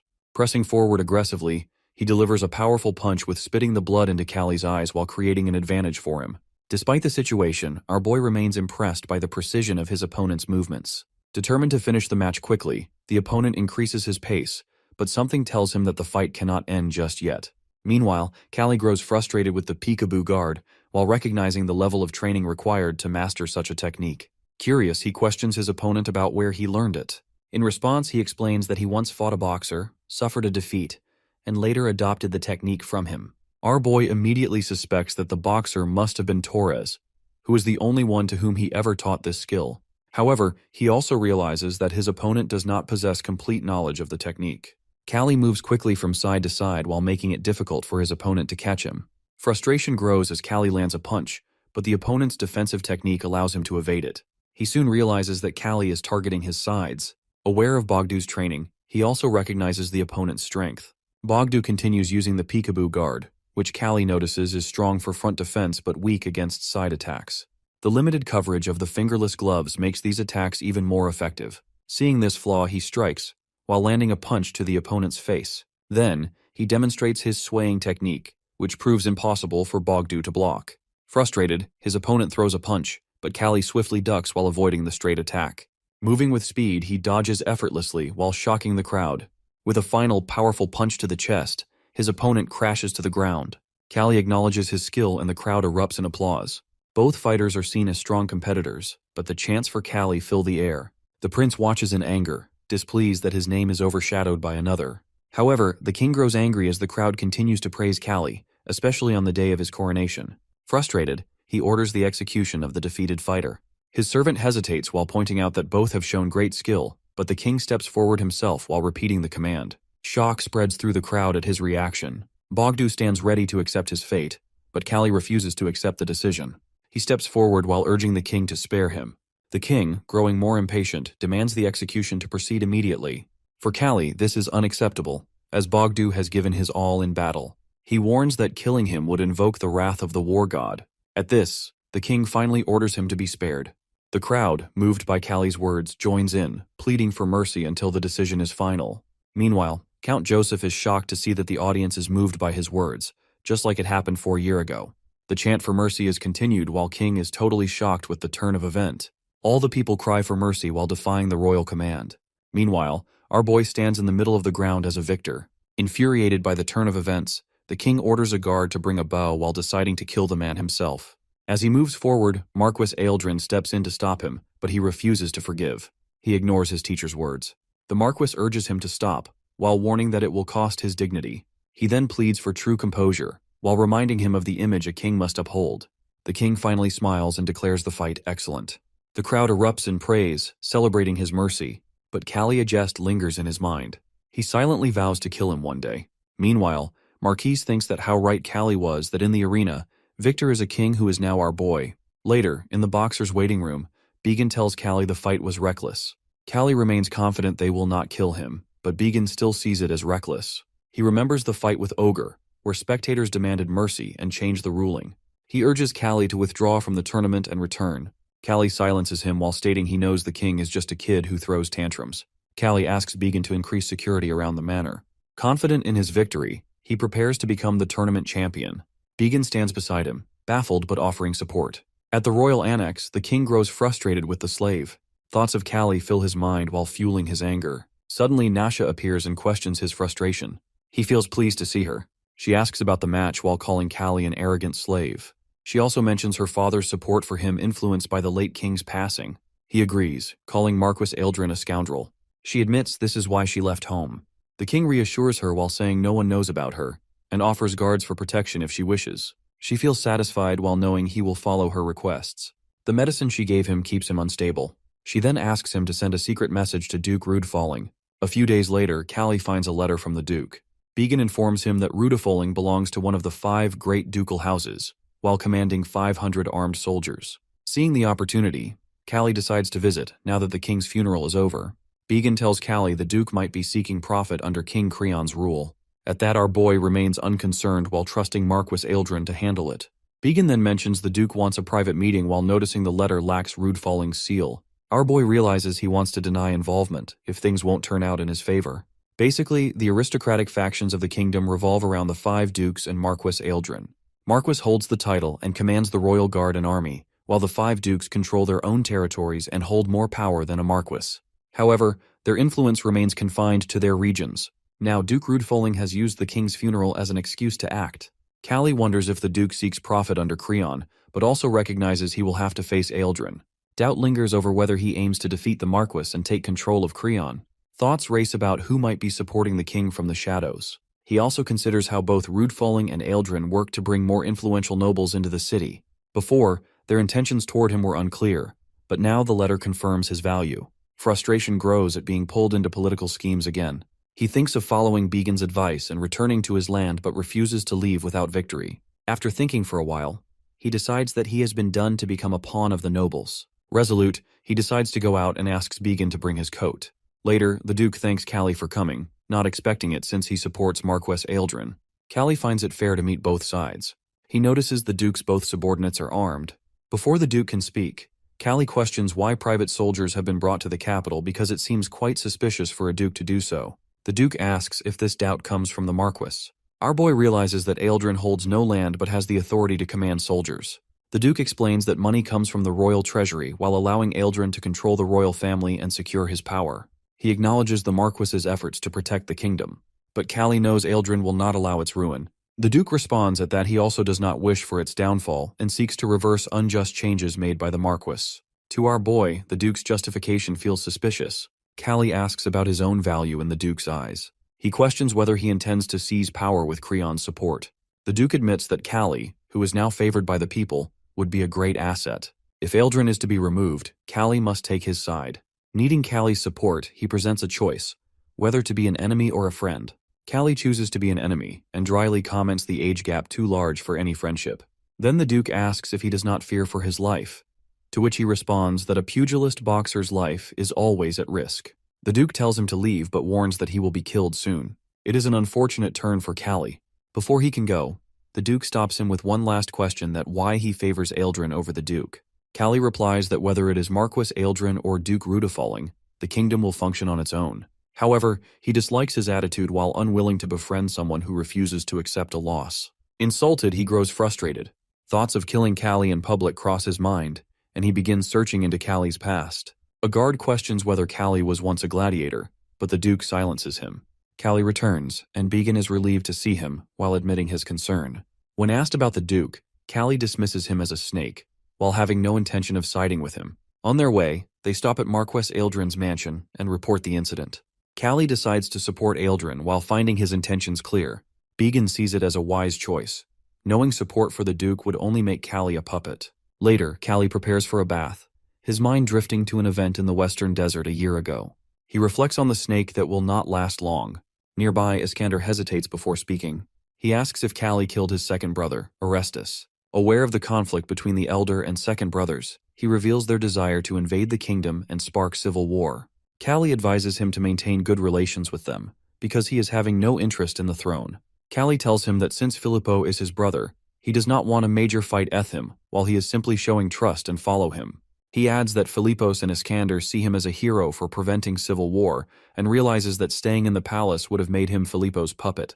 He has no regrets about leaving the empire and embracing a second chance. While taking a bath, the door suddenly bursts open with a harsh sound. Bogdu stands there, catching Callie by surprise. He questions why he is there and if he has come for a fight. Bogdu explains that he wants to thank him for the last match, but Callie only wants to finish bathing. Bogdu, not done talking, expresses deep gratitude for saving his life. He declares his loyalty and vows to dedicate everything to him. Callie, still wanting to bathe, grows impatient. Bogdu refuses to leave without a satisfactory answer. At that, our boy tells him to stay in the manor as a guest and then forces him out of the bathroom. Stepping outside, he notices a group of girls nearby, watching and whispering about him. They seem to be enjoying the scene. Annoyed, he orders them to leave and they quickly run away. A week remains before the 4th round of the tournament. In Boromar Manor, located in Wings District, our guy is still recovering from the fight with Bogdu. Though not fully healed, he is in much better condition than other boxers while feeling lucky to have suffered fewer injuries. Bogdu asks if his technique will work. Callie points out that his balance is unstable due to his oversized upper body compared to his lower body. He explains that an imbalance in the body causes instability in weight and a loss of power. Bogdu finds his knowledge of techniques far greater than expected. Our guy questions what kind of image he was supposed to have. When he answers the fiery one, then he gets a kick from our boy. Changing the subject, Callie asks about his match with Torres. Bogdu recalls fighting him a year ago in Wistry, where Torres demonstrated an exceptional Wistry-style technique. When asked about the reason for his loss, he admits he was completely crushed. He explains that he tried to break Torres's guard but was knocked down in a single blow. Curious, he asks Baron about his familiarity with the style. Baron reveals that he was the one who taught Torres Wistry-style boxing. Bogdu is shocked to learn he was Torres's mentor, but our boy clarifies that they were fellow boxers and he had simply passed on the technique. Callie adds that Torres has achieved 200 official wins in 4 years, proving his exceptional skill. As they continue talking, Snorin arrives. Our dude asks if she brings any news, but she first greets Bogdu, who is new to her. He introduces himself as Callie's subordinate. The gypsy decides to leave them to their training and speak with Callie afterward. He agrees to meet her later. Bogdu teases Callie about Snorin, but Callie dismisses it while stating he is married, and she is a gypsy residing in the manor. He finds such talk disgusting. Meanwhile, at the Royal Palace Council, Marquis Eldrin is shocked to learn the king's decision to replace the lacking royal guards with Duke Rudafalling's private troops. The king justifies this by claiming that illegal smuggling has increased during the tournament, while making it necessary to maintain order in the capital without using royal guards. Marquis sees the decision as foolish while believing appointing the Duke as treasurer was already excessive. He argues that Rudafalling's troops are infamous for their brutality and unsuitable for maintaining order. The Duke, however, promises they will not harm civilians. Marquis worries that if the two factions clash, civil war will erupt, leading to the kingdom's destruction. He still has not found Nasha, and the king is slipping further out of control. He also suspects a third party influencing Creon's newfound boldness. Listening from behind the room, Nasha notices her father trembling. She knows she has no future and believes everyone will go down with her. Later, Snorin informs Callie that her magical investigation confirms Nasha's presence in the capital, specifically in the royal palace. He asks if she can determine who Nasha is connected with. It is the 4th round of the tournament. Thoughts of finding Nasha distract Callie, but he decides to focus on it later. He and his opponent stand in the ring, facing each other. He observes his opponent's balanced stance and anticipates a good match. The drums sound while signaling the start of the fight. The opponent rushes forward, throwing a powerful punch, but Callie swiftly dodges. Realizing his opponent's impressive skill, he sharpens his focus. As he continues evading the attacks, he suddenly delivers a forceful punch to his opponent's face. Blood drips from the opponent's nose, yet he remains ready to fight. Callie wonders why his opponent hesitates to attack. He expects a fierce battle while knowing that boxers must risk their lives to win and survive. Defeat means no future. Instead of finishing his opponent, Callie spares him, making a silent protest against the king's unjust laws. The crowd erupts in applause. From his seat, the Duke watches while recognizing Callie's growing popularity. He realizes that our dude holds the support of both young nobles and commoners, which allows him to remain as too dangerous. Turning to a servant, the Duke demands confirmation of the order for Callie's elimination. The servant reassures him that everything is in place. Still unsatisfied, the Duke commands him to ensure Callie is silenced forever. Our boy asks his opponent why he refuses to attack. The opponent wonders if Callie is mocking him by holding back, but he remembers the bribe that if he defeats Callie, he will receive enough money to secure his family's future for generations. Determined to win, he decides to fight with full force. He lunges forward, throwing a strike. Callie dodges, but a sharp pain shoots through his hand as a shallow cut appears. He immediately realizes his opponent is concealing a hidden weapon, something the crowd cannot see. The referee should have noticed, yet he deliberately ignores it. Frustration builds as Callie understands the referee and the opponent are working together. He wonders whether Creon or the Duke is behind this. The crowd begins to notice the growing wounds on Callie's body, suspecting the opponent's leather straps. Annoyance turns to anger as Callie assesses the situation. The opponent believes Callie is losing while anticipating his reward. Seizing the moment, he moves in for another punch, but Callie counters. The impact sends the referee sprawling to the ground. With no official to interfere, Callie shifts his stance while moving swiftly to avoid the opponent's next attack. Then he grabs his opponent's mouth while telling him this is not the end. He has given him a chance to prove his skills because if he falls too easily, the king will have him killed. The opponent pleads for mercy, but Callie has already spared him enough. Without hesitation, he slams him down and stands victorious. Frustration burns inside him as he glares at the Duke, who has been scheming to make him lose. The Duke turns to his servant while demanding answers, but there are none. Despite bribing both the opponent and the referee, he realizes Callie is too skilled to be defeated so easily. The crowd buzzes with excitement, many believing Callie Agest will be the next champion. Others argue that Torres, with 200 victories, is an equally strong contender. However, Callie's growing popularity has overshadowed even the best boxers, including Torres. Regardless of the rumors, Torres remains focused. He steps forward while preparing for his match. Callie watches closely, recalling Bogdu's words about Torres using a close guard technique a year ago. He wonders if Torres has changed his style or if he still relies on the same methods. He also questions how fighters here improve since there are no specialized trainers. Callie wonders if abandoning a familiar fighting style is a gamble for his old friend. Meanwhile, Torres's opponent lands a powerful punch and the crowd erupts in applause. But Callie refuses to accept it.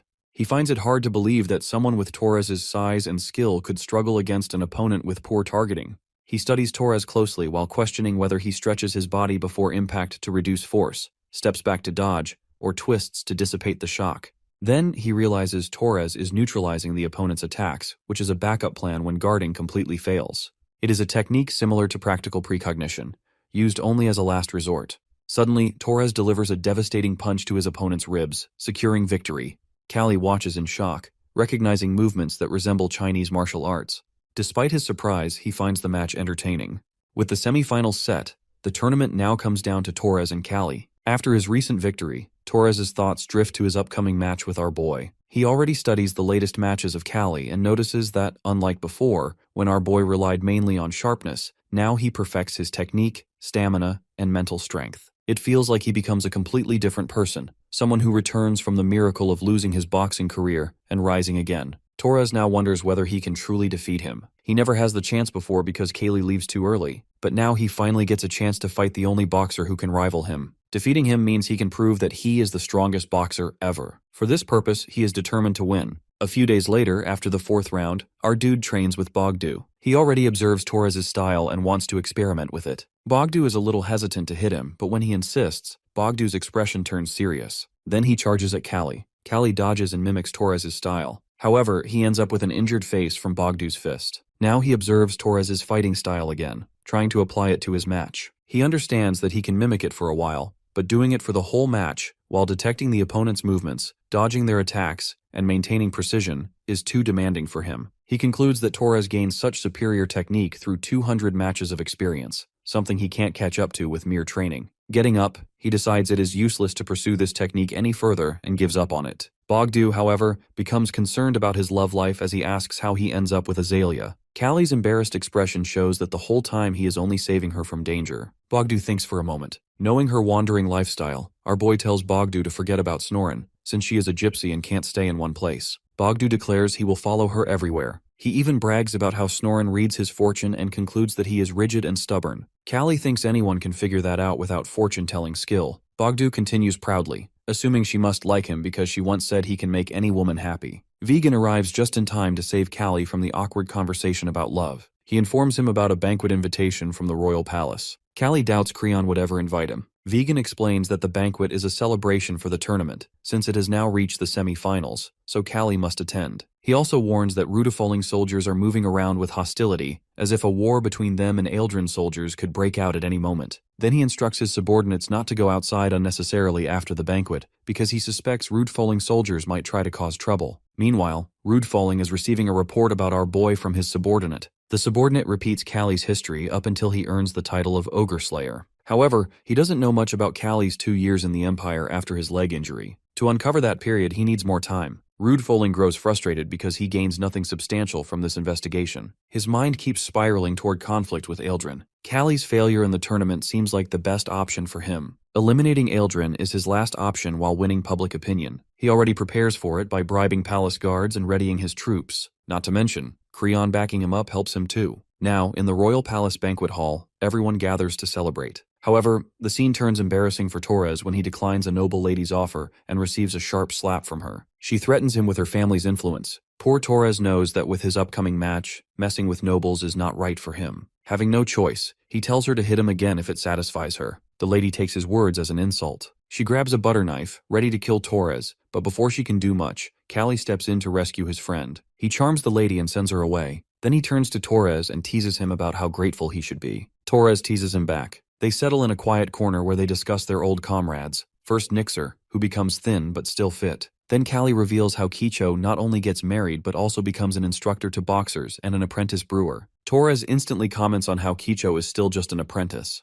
Then he asks about Azalea. Callie tells him about their second child and hopes it will be a girl. Torres remarks that Callie is unfit to become a parent. At that moment, Callie's expression softens. This is the first real conversation he has after so long. Talking to nobles feels like wearing a mask, but with Torres, he doesn't need to pretend. His thoughts are interrupted when Doraemon arrives to fetch Torres but greets Callie out of courtesy. Torres, however, is not interested in entertaining nobles, but Doraemon persistently drags him away. At that moment, an announcement is made. Creon appears with his fiancée. He raises his glass for the champions who make it to the semi-finals. Then he dedicates half of the victory to his late father and half to his fiancée and his people. While everyone cheers for him, he doesn't feel like being there at all, already feeling sick. His mention of semi-final celebration also makes Callie remember that he is going to face Torres in the match. Everyone sees him as some boxing genius, but in reality, it is Torres who has carried the Adjestes boxing weight on his shoulders for so long. However, he is determined to defeat his friend and become the strongest. After the banquet ends, he is seen training with his faithful subordinates. Bogdu is already tired, so he continues with Vegan. Meanwhile, Vegan truly improves as he remains determined to keep training alongside Callie to suppress the other boxers. At the same time, the conspiracy of royals and nobles keeps unfolding behind the match. During that time, the day of the semi-finals finally arrives. At last, Torres and Callie stand facing each other inside the ring. Meanwhile, before the match, the conspiracy to win public opinion continues. Rude Foling spends a generous amount of money to distribute bread to the audience gathering for the match. Seeing the crowd having bread, Aldrin worries because this is not something he can afford. Creon's involvement also keeps diminishing his influence with the nobles. All he can rely on now is Callie's victory. After that, he needs to keep their champion in the capital. He knows that if Callie wins, his influence over the nobles, and the only thing keeping him standing against his opponent, depends entirely on that victory. The only thing troubling him is Callie's declaration not to return to his hometown until he will find Nasha.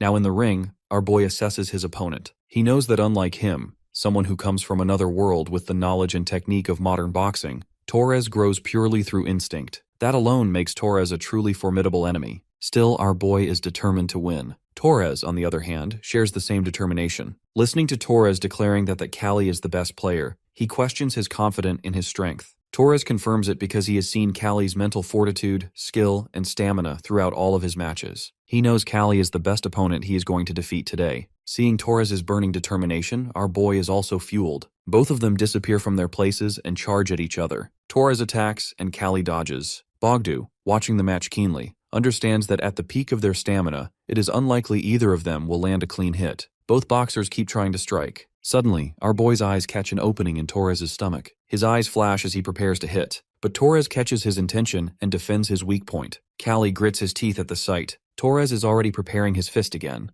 Callie blocks the punch, but the force of the attack sends him stepping backward. His mind spins, trying to understand how Torres tracked his fist so precisely with just his eyes. He realizes that Torres gained this ability by observing all of his previous matches, which helped him develop this quality of active defense. Torres has already observed that he holds the upper hand over our boy. He understands from his previous matches that superior technique alone doesn't decide a boxing match. That is why he has never fallen behind anyone. Now, when Callie raises his fist against him, Torres knows he can finally win against his old rival as well. Our boy manages to land a hit at last, but he immediately realizes something is wrong. He feels no impact at all. Torres has slipped away from the blow at last moment. With dread, he understands that the counterattack coming in response will be terrifying. He is right as a hard punch is about to slam into his stomach, but his reflexes save him, allowing him to block the attack just in time. Looking at his opponent, he finally considers the possibility of losing. He recalls every match he has fought against stronger opponents, battles that pushed him to the edge, forcing him to grow and counter their strengths in order to win.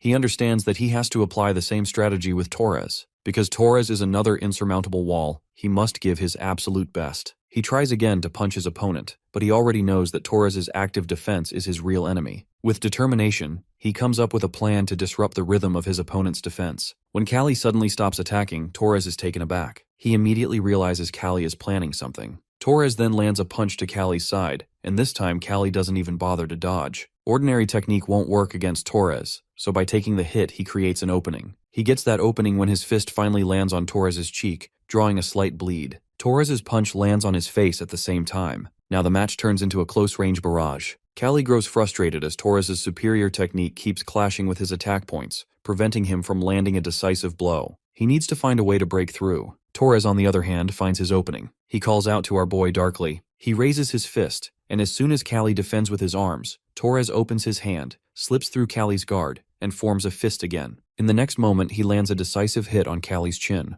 The impact is brutal, and pure pain flashes across our boy's expression. Callie suppresses the pain in the next moment and gets ready to fight again. This time, his punch lands perfectly on Torres's temple. Torres recovers from the attack, though he is blinded for a moment, giving Callie an opening. Now Torres plans to disable our boy's fist. Callie, on the other hand, grows frustrated as it becomes harder for him to defeat his opponent in a close-range fight. Again, both of them prepare to strike each other. Callie understands that Torres isn't afraid of being beaten up, but is waiting for him to come in low. As expected, he finally hits Torres in the face, a blow strong enough to possibly crack his jaw. Torres falls and collapses on our boy, leaving the audience confused about what just happened. Both of them regain awareness as the referee rushes toward them. Their respective supporters in the audience shout encouragement for both fighters. Meanwhile, Callie looks at his opponent carefully. For a moment, he thinks he has lost. Not to mention his ribs are broken in 3 places, and the ligaments in his left wrist are stretched. He understands that another hit to his jaw will cost him his teeth. On the other hand, Torres is also not unscathed. There is definitely a broken bone. Torres looks at Callie's face and comments on how deadly he looks. They tease each other, but deep down Torres is occupied with the thought of always being behind our boy in every aspect of life. This time, he intends to surpass him in boxing to protect his pride. With that resolve, he attacks again, and Callie manages to save himself by stepping back. Callie's next attack is an upper hook aimed directly at the chin, confident that Torres won't dodge it. He strikes, but the next moment Torres is already there, stepping forward with his fist ready. He finally finds the opening and punches our boy in the gut so hard that his bones break. Callie falls away, clutching his side. The referee immediately rushes to him, asking if he can stand. With trembling fingers, he tries again. Torres hopes Callie won't get up, but he does. Injured, staggering, but determined. Torres can't believe it. Callie says he can't apologize for it. Besides, that punch was Torres's finishing blow. Torres curses his big-mouthed. The next moment, he charges at him at full speed. Callie tries to keep focus with his one working eye, but still the punch lands squarely on his face. He understands his body is in terrible shape and hurting like hell. There's even a chance he might die. The audience grows worried as the match turns into the worst kind of gladiatorial death match. Vegan understands that they keep pushing because they value victory more than their lives. The spectators, however, are absolutely captivated. It feels like watching primal human instinct, 2 men fighting for nothing but strength itself. Even though they gain nothing from this, even though there is no logic behind this urge, they keep going while blood splatters across the ground. Torres punches him hard again. Callie barely stops himself from falling and gets ready once more, because for him, feeling strong feels like justice itself. He punches Torres again. Torres tries to punch back, but ends up taking another hit instead. Their fists keep colliding. Callie grits his teeth as he suddenly realizes something. He punches Torres in the face with all his strength, sending him to the ground. Looking at his fallen comrade, Callie finally voices what he has realized that Torres can't see. Torres, however, admits defeat, saying Callie has always been stronger than him. He asks him not to make any excuses on his behalf. He smiles, happy that his last match is with his friend. The next moment, the announcement echoes through the arena that Callie is the champion of the semi-final. Callie is declared the winner, but Aldrin is not happy. He understands that Callie is injured. Even though there is a chance the public will remember him, even if he won't win the final match, Aldrin knows he wanted Callie victorious for his own cause, because the winner matters. Public only remembers winner every time. Rude fooling, taking advantage of the situation, comments that it's impossible for Callie to recover before the next match. In this condition, he will either fail or die. He is quite pleased with Callie's state. Later, after tending to his injuries, our boy complains about the meal, which contains no meat. Vegan reminds him that he had thrown up the meat. He emphasizes that he needs to focus on recovery first. In his thoughts, he realizes that both he and Torres would have struggled to survive in this condition. At that moment, he remembers his friend and admits that Torres is the best boxer. Unlike the monstrous fighters he has faced until now, Torres can be called a pure boxer, one who has reached the highest level through his own efforts. He is satisfied with his match against Torres, knowing that even in death, he wouldn't regret it. However, his thoughts drift to his wife, who would surely scold him for thinking about such things. Vegan asks him about the final match, even though the doctor advised against it. Callie, however, doesn't care about the final match. The semi-final was worth it because Torres was the best. This time, he is determined to end the final in a single blow. 2 weeks pass after the semi-final. Next month, the final of the tournament will take place. Until then, Creon decides to hold a banquet every day leading up to the final. However, Creon makes a fatal mistake. After one banquet, he burns with rage and jealousy because instead of him as king, everyone sings Callie's praises. In the peak of his madness, he kills his fiancée on her bed. A week after the incident, the news reaches our boy while he is resting. Vegan adds that every noble already knows about the murder. The king calls it an accident, but there are clear hand marks on her neck. Callie immediately feels remorse for such a death, even though the victim comes from an enemy family. He asks about Count Joseph. He replies that he fainted from shock because it was the murder of his youngest daughter after all. Callie wonders whether the tournament will continue, but the incident has already been orchestrated as an accident. Besides, Creon will likely continue the tournament to give the public something to distract them from the murder. Callie wants to see Snoren, as a bad feeling lingers from the incident. Vegan has promised to look for her. Frustrated by the situation, he decides to get some fresh air. As soon as he steps outside, he regrets it, because it feels like his bones might fall apart from overexertion. His attention is suddenly caught by a voice calling Creon a tyrant for his latest crime against his sister. The person is none other than Warren Joseph. He even highlights the hand marks on her neck. Callie senses the irony in the words. Like Creon, he had tried to assault Azalea, and now he feels the pain when the same thing happens to his own sister. Warren keeps provoking the audience, constantly reminding them of Creon's crime. The next moment, the royal guards arrive and warn him to stop babbling profanities against the royal family. He is even threatened with death. Meanwhile, Creon's sympathizer is also there, claiming that his sister dies after falling from a railing. Then he even reminds Warren of his own offense against women in the past. With that, a large crowd turns against Warren. When the soldier is arresting him, Warren's eyes spot Callie in the crowd. With a collision of shame, he bows his head. Callie, on the other hand, remembers his threat against Warren. He assesses the situation because now the soldiers are rude and the instigators are on the move. Despite this, there are people who clearly distrust Creon. Even though Rudefoling tries to suppress it, the Warren incident spreads the rumor about the king instantly. Despite everything, the month has passed, and now it is finally the time for the final match. Meanwhile, people in the audience come not only to see the final, but also to see Creon's face. There are murmurs about him murdering his fiancée. Not to mention that the tournament is held in the first place to celebrate the marriage. They are right to say that Creon is quite insane. After hearing the people's accusations, he assumes that distributing bread can erase the blame and earn praise. When it does not work, he accuses the bread distribution manager of theft and declares that he will behead him. Seeing this madness, Rudefoling is frustrated by his king's madness. The next moment, Creon decides to display a prisoner execution with the fiercest beast. His subordinate assures him that the lion is the most vicious among its kind. From behind the bars, our boy understands that there will be madness during a public execution of prisoners. Suddenly his eyes widen as he recognizes one of the prisoners who is none other than Snoren. Snoren is caught when she disguises herself as a maid to track Nasha inside the palace. Now she is held as a prisoner and is about to be executed. She predicts her future and sees a skull. This is the sign that she will meet her death. She accepts her fate with tears because she knows this is her punishment for involving herself in the secular world instead of wandering like her destiny intends. The lion roars ready for his feast. The prisoners run, terrified out of their minds. Meanwhile, Snoren stays frozen, accepting her fate. She closes her eyes, but before the lion can reach her, the wind shifts in front of her. When she opens her eyes, she sees Bogdu standing in front of her in a protective stance. Everyone in the audience cannot believe that Bogdu shields someone. Creon is also curious about the situation. His subordinate informs him that Bogdu must have recognized one of the prisoners and rushed there to help her. Creon, in his cruelty, does not care if all of them become lion food. Bogdu himself is worried because he has jumped in front of Snoren purely on instinct. Now he does not understand how to handle the situation or how to face the lion barehanded. He is shivering, but when the lion attacks, he still steps aside to dodge it.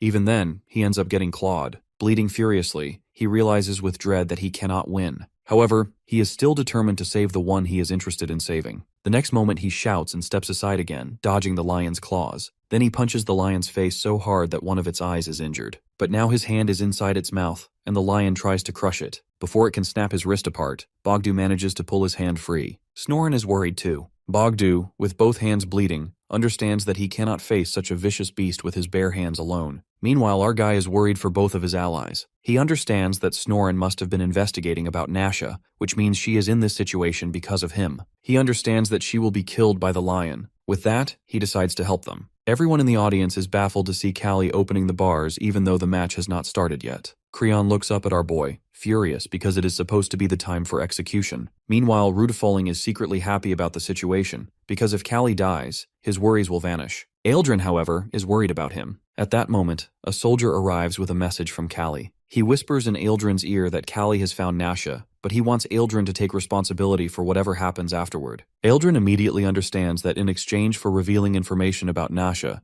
Callie is asking for protection. That is why Callie needs to stay alive and free. Callie addresses the audience and declares that they are going to witness something never seen before in history, referring to his upcoming battle against the lion. Everyone cheers for him. Callie's expression is solemn as he grips his weapon. He knows that the execution itself is the true problem. Killing the lion will not be enough. The next moment, everyone is petrified as they see him break his own weapon. It means he is going to face the lion barehanded. Snoren immediately checks her fortune again. This time she sees the sun, which is a clear sign that she is going to live. She cannot believe how her fate changes from death to life within mere moments. She stands frozen, unable to comprehend what has just happened. Fate is not something that can be altered by the random actions of another person, but Callie has so much power that he not only changes his own fate, he changes hers as well. She knows at that moment that this itself is a miracle. Our boy is truly a warrior. He is destined to die at an early age, yet even after being revived, Callie keeps facing death at every step of his life, and every time he changes his fate by surviving. Still, he burns with determination as he faces the lion. He declares loudly that he will shatter all of the lion's teeth. Bogdu is meanwhile worried that Callie is endangering his life because of him. Snoren asks him to stay still as she tries to stop his bleeding. Bogdu keeps worrying about Callie, knowing he can't take on the lion in this condition. She tightens the bandage on his arm while consoling him, saying they are destined to live today. The lion stalks toward our boy. Callie, however, knows his health is in terrible shape. As per the doctor's recommendation, he should take at least a 6-month to 1-year break from fighting, thanks to his last match against Torres. But now he stands here, facing the most vicious beast on the planet. Knowing the condition of his internal organs, he realizes his ribs can be shattered by a single blow. He knows all of this, yet he is still ready to fight the lion. He steps back to dodge the lion's claws. The beast circles him and then leaps. Callie is already on his guard. He aims his punch at the lion's snout and nose. The lion is injured. The next moment, it opens its mouth wide, ready to attack him with all 4 paws. Observing its attack, Callie knows he cannot dodge it even if he steps back. Then he takes a risk so extreme that the audience questions his sanity. He rushes straight toward the lion's head and charges at it. The next moment, he is behind the beast, clutching its mane.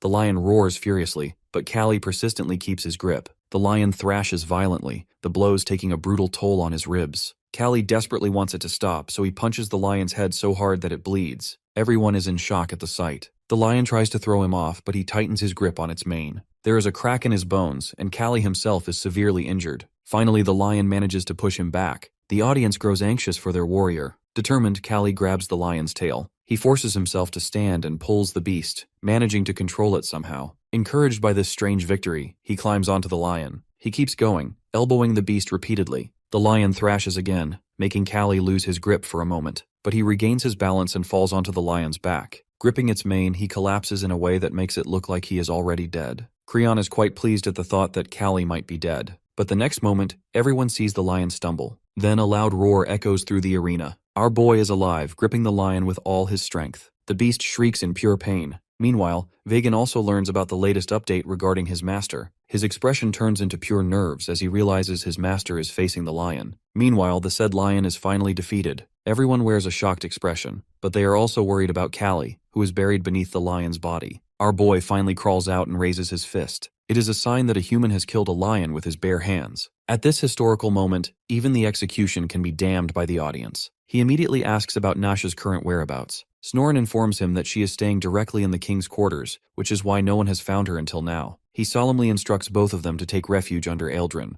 He tells them to mention his name to the guards, and they will help them. Snoren feels grateful to him. When she expresses her gratitude to Bogdu as well, his face brightens. Then they are pushed back by the guards along with the other prisoners. Creon, meanwhile, is furious at the outcome of the execution. Callie looks at his expression and instantly understands that he must be demanding Callie's execution again. Not giving him a chance to act, Callie makes his move. He demands that the final match start immediately. Both nobles are shocked to hear this declaration. He orders the guards to bring his opponent. The guards hesitate, unsure what to do. After the execution, the finale is supposed to begin, but there has been no execution at all. Another guard worries about our boy's health condition and whether he can continue like this. Creon, however, is livid and furiously demands that Callie be killed. He even orders Rudefoling to execute him with his forces. Rudefoling now knows he cannot simply kill Callie here. Championship title aside, there will be a massive public uproar if they attempt something like this. Leaving no choice, he makes an excuse on Creon's behalf, saying that Creon is tired and needs rest. The guards drag him to his quarter despite his protests. The next moment, the bar is lifted from the other side and Hector, the other finalist, steps out. This finalist is no longer confident about the match. Before facing our boy, he was certain of his victory. But now, after seeing Callie defeat a lion with his bare hands, he doesn't want to continue the fight. Still, public pressure forces him to stay.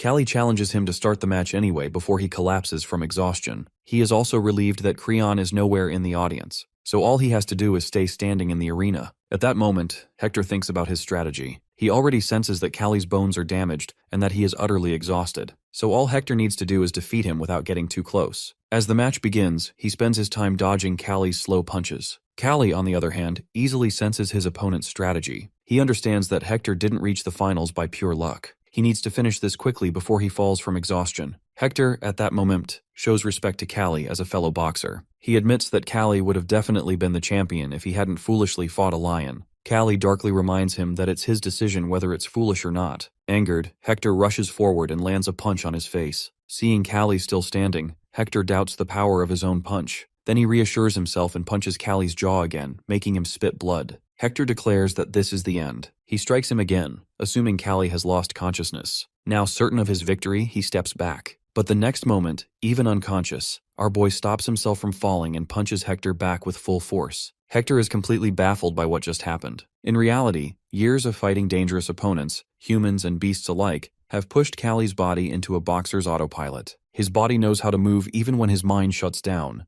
The punch hits so hard that Hector coughs blood and collapses. Callie remembers his match with Iskandar when something similar happened before. The next moment, the announcement echoes through the arena that Callie is the tournament champion. Callie falls to his knees. All of his previous life flashes through his mind. With that, a smile curves on his lips. He has finally made it this far. Now the match is over. The health team is taking Callie away on a stretcher. Vegan immediately rushes to him. Concerned for his master, he reminds him not to lose consciousness. Understanding that there is no time for comfort or condolences, Callie tells him to deliver a token engraved with an eagle and a letter he left behind. He orders Vegan to take these items to the Imperial Embassy. Vegan hesitates at first, then understands the seriousness of the situation and sprints toward his horse. While riding, he wonders whether Callie is preparing for something. Whatever it is, he prays for his master to hold on. Inside the king's palace, Creon is furious about today's events. He vents his rage on the furniture. Finally exhausted, he sits down. His thoughts drift toward madness as he realizes that despite being king, he cannot control a single man in his own kingdom. He declares that his loyal soldiers obey him,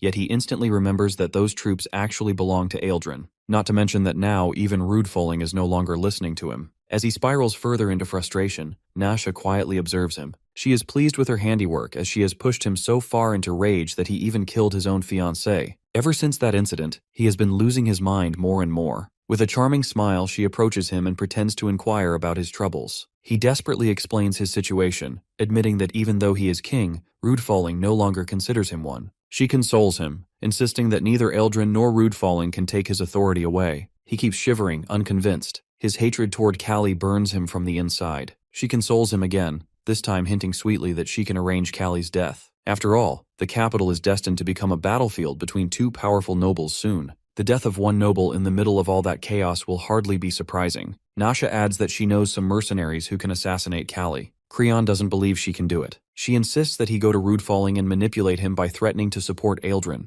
This will make the old man desperate, and he will do anything. Then Creon can demand that Ealdrin be removed. She darkly states that once that happens, she will finish Callie. Hearing this, Creon finally calms down, believing Nasha is the only one who can stand by him. In reality, Nasha, who is dying soon, has no real backup plan. She doesn't care about the results at all. 2 days later, our boy finally wakes up. The doctor asks him to rest, but he is concerned about Bogdu and Snorin. The doctor informs him that they are under Eildren's protection. When he is asked to meet them, he declines for their safety. Then he is served a meal. He can sense the terrible condition of his own health. The next moment, Eildren enters the room as soon as he hears that Callie has woken up. Eildren knows this is not the right time, but he still asks about Nasha's location. When he is informed that she is under Creon's protection, he feels dizzy with disbelief. Callie insists that they will find her soon. Eildren is also thinking about Creon's plan to ally with Rudefalling, something that should be impossible considering how stupid Creon is. He wonders whether Nasha is behind it. Then he turns to Callie and warns him to stay away from Creon as the closing ceremony approaches. He even suggests that Callie return to his hometown quietly, because after what happened during the match, the political tide has shifted in his favor. Once the closing ceremony is over, Rudefalling will be expelled.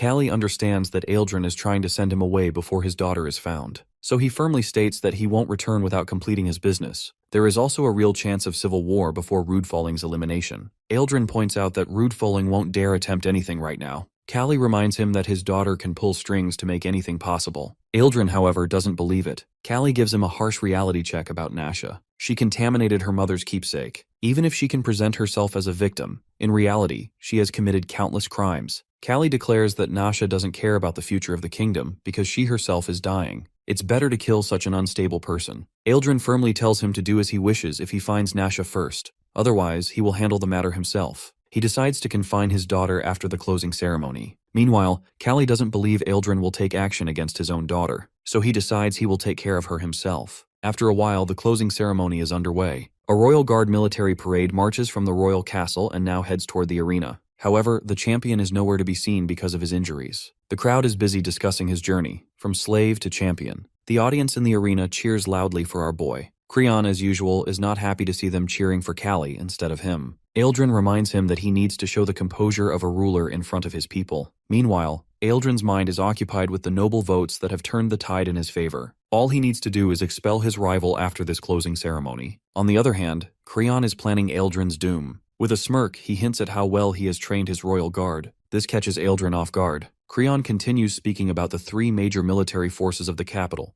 the Royal Guard, the Capital Standing Army, and the Capital Security Force. The last one is an independent section. He comments on how Eildren has monopolized the remaining Capital Standing Army and the Royal Guard. Now Eildren wants to know his point. Creon finally reveals his scheme that he has already replaced the Standing Army with Rudefalling soldiers, and the remaining Royal Guards are currently here for the parade. The next moment, the Royal Guards tense up, sensing the presence of another armed force. Then Creon orders Eildren's expulsion, because today, he declares, he is going to recreate the kingdom with himself as its central figure. As soon as the guards rush toward him, he is ready with his sword. One by one, he kills both guards. One of the nobles shouts for protection for Eildren, but the enemy guards have already locked the royal guards behind the bars. Meanwhile, Eildren looks at the king and tries to reason with him one last time, but the guards charge at him. With no choice left, he runs from there. A commotion erupts everywhere as civil war breaks out and pulls everyone into it. Now he understands that this is no longer about which noble wins in the end. The kingdom is going to be doomed. This becomes painfully clear. His companion directs him to a safe place. Eildren declares that this is Rudefalling's doing.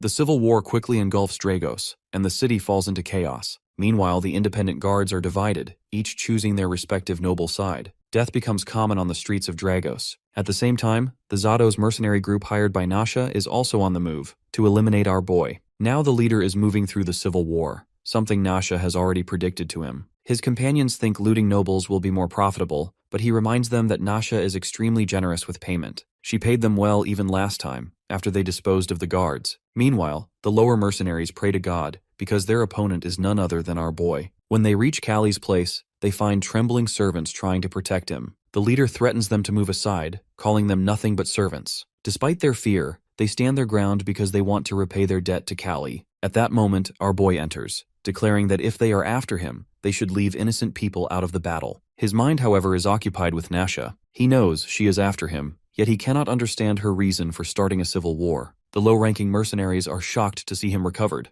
Another whispers that he must be the incarnation of a war god. The leader is certain of Callie's bad health condition. Besides, he knows Callie isn't particularly skilled with a sword, so he politely asks him to surrender his life on his own. Callie declares that he is already wasting away his energy in bed. Then, unsheathing his sword, he announces the start of their war. On the other hand, Callie no longer has any regrets in his life. He has already achieved his goal. Yet, for a brief moment, his mind drifts to his family. He also knows that death is inevitable. That doesn't mean he will sit idly and wait for it. That's why he rushes toward his enemies to defend himself. But before he can even clash with them, a hooded figure appears between him and his foes. Callie is shocked as he recognizes the person. It is none other than Garrote. Garrote declares that he is going to repay his debt by protecting him. The mercenaries also recognize Garrote and hesitate to fight. The leader comments on how foolish it is for Garrote to risk his life for an acquaintance. Garrote, however, declares that Callie is a tough nut to kill, as anyone can see from the incident when he fought the lion and survived. They can feel that he is protected by some invisible force. Normally, Garrote works for money, but today he fights for his belief. He challenges the mercenaries, daring those who want to kill him to come forward. Zato remains adamant and orders his men to kill both of them. However, half of his men side with Callie, believing he is protected by the god of war. The remaining half are ready to kill everyone on Callie's side. Meanwhile, Ealdrin's subordinate informs him that the standing army is fully assembled. However, there is not a single commander to lead them. The kingdom is in total chaos. Prisoners and slaves are revolting, taking advantage of the situation. He does not have enough armed force to win. His first priority is to secure manpower. For this purpose, he turns to his guards and commands the mission to rescue the royal guards. But the next moment, his companion brings bad news. Rude-foling soldiers are burning the royal guards alive inside the arena. This reminds him of the time he faced death of his soldiers in a previous battle. He grits his teeth with fury. With no choice left, he prepares to attack to reclaim the royal palace and confront King Creon. At that moment, some nobles flee the capital, oblivious to who started the war, Rude-foling or Ealdrin. Some care only about their own safety. Along the way, they confront hooded figures moving toward the capital. Among them is Vegan, looking terrified out of his mind. He wonders what kind of deeds our boy committed in his past to bring Imperial soldiers for his aid. The fight breaks off. Zato mocks Garrote for his twin blade technique as shallow while trying to attack him, while Garrote taunts him back while their weapons clash. He wonders how many of his allies still stand when a mercenary suddenly drops from the upper floor and draws every eye. Among the chaos, he spots our guy standing tall. Enemies drift toward Callie, shocked. They wonder whether he is really the war god's incarnation. Another consoles that someone unworthy of such a name because of his inability to handle a sword. Their attitude shifts the moment one of them trades swords with him facing his strength. Callie drives a punch into the man's face, then slams his sword on his face, and follows with rapid strikes that force him backward. Another opponent rushes in with his weapon high, but Callie blocks the swing and kicks him aside. A crack splits across Callie's sword. Two of them notice the weakened blade and step forward, convinced the fight is reaching its end. Callie readies himself as two enemies close in at once. An order halts everything. An officer marches in with soldiers at his back, demanding to know which one is Baron Callie a jest. Relief washes through Callie at the sight of the arrival Imperial army, and he internally shows gratitude toward Vegan.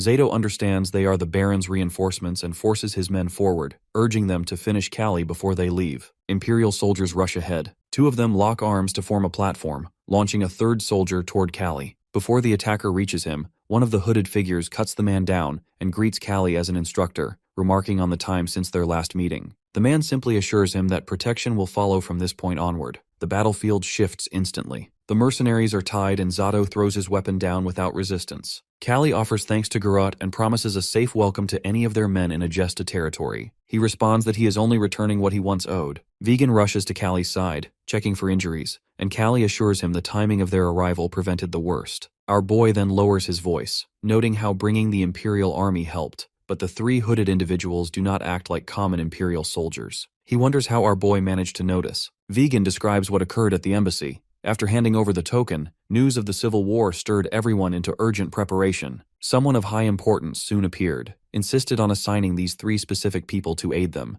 and left the entire embassy tense and obedient. From that reaction, Vegan realized the person held power far beyond ordinary officials. Callie tries to guess the identity and rank of the one who sent them. The Imperial army soldier approaches and urges him to leave quickly, whispering that Imperial involvement in the kingdom's conflict must remain hidden. Callie explains his intention to head toward the royal capital instead. He objects immediately. With the civil war raging, the capital holds more danger than safety, and they should withdraw at once. Callie asks whether they can protect him or not. The figure clarifies that they are not his personal guards. Callie then makes it clear he is ready to continue alone. However, then he remembers their superior's strict order to guard Callie even if it leads to revealing who they are. He declares they will accompany him. Callie requests 5 soldiers to escort Vegan and the servants to safety. Vegan calls out to him, filled with worry. Callie tells him he served with loyalty and skill, that life in the capital had stayed comfortable thanks to him. He mentions he already sent a letter to Count Bormar, so Vegan only needs to return home. Vegan's eyes fill, but when he tries to resist,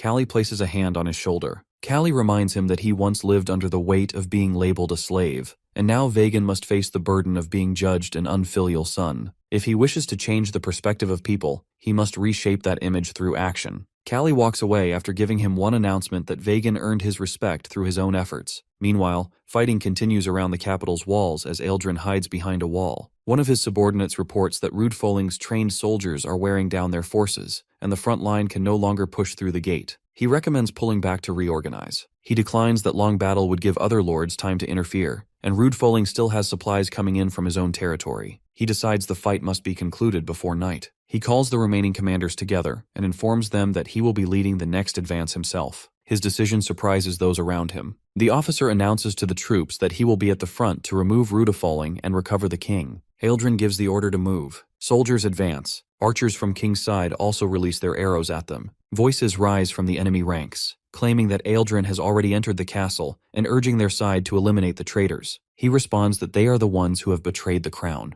In the clash that follows, he is knocked down by an opponent's kick, and the soldier raises his weapon to finish him. Before the strike lands, someone steps in and delivers a punch that sends the attacker back. The other soldier appears behind the attacker. He looks at them in shock. These are the members of Callie's unit, fighters trained in Imperial close combat arts who serve as the royal family's hidden guard. Callie walks onto the field and orders his group to clear the way. The three hooded soldiers move forward together, opening a path deeper into the battle. Rudfolling forces his troops to defend the gate while panic pushes through his mind. Creon's warning echoes that he had been ordered to remove Eldrin or face ruin later. If he failed now, his entire house would collapse. Leaving with no choice, he writes a letter to Eldrin asking for support for rebuilding the capital and sending his second and third sons as hostages. He prepares to call for a messenger by sending the letter. Just then, a blade answers first. Nasha attacks him from behind and remarks how troublesome his retreat would be. He crashes to the floor. Nasha stands over him, thanking him for completing his role. He trembles, unable to understand how she bypassed his guards. She explains that men always lower their guard around harmless-looking women and leave the dead bodies outside as proof. She intends to end him in one stroke, raising her weapon. Meanwhile, Callie's disciples continue tearing through Rudfolling's elite troops. Eldrin watches their coordinated movements and tries to understand who these fighters are. He knows Callie has no private army, yet these three handle the battlefield as if trained for royal emergencies. Eldrin realizes Callie's arrival at the capital could only because of Nasha's. He remembers ordering her to leave after the ceremony and cannot understand why she stayed.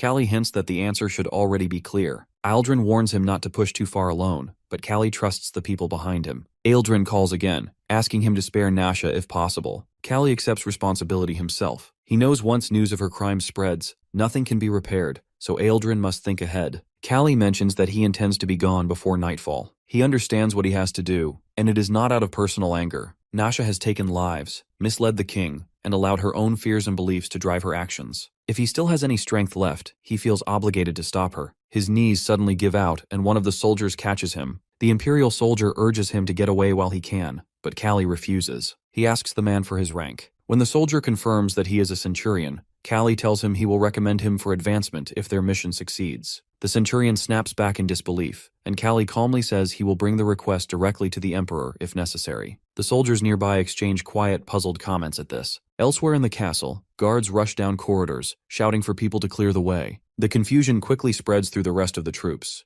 Callie grabs a guard and demands the king's location. Recognition flashes in the guard's eyes as he points toward a staircase. Callie rushes on, ignoring those already running for their lives. Another soldier stops him and asks to shake hands for luck. Callie questions the request. His companion can't believe that many believe he embodies the war god's incarnation. The soldier explains that with Rudfolling dead, they need all the luck they can get. The mention of the Duke's death makes Callie freeze. He asks again and the soldiers confirm it. A sense of dread rises inside him, and he orders everyone to move faster. In the annex, the weakened King Creon lies in bed while Nasha assures him off victory. Relief shows on his face that battle will soon end. She watches him like someone studying a fading candle and feels a quiet satisfaction. Suddenly, a pain seizes her body. She collapses. Creon tries to rise, worried, while she struggles internally. She blames her curse, her rotting organs, her years of unanswered prayers, and the fraud who deceived her. If life demands this suffering, she intends to do as she wants until the end. She only needs confirmation of Callie's death. The door bursts open. Light pierces the room.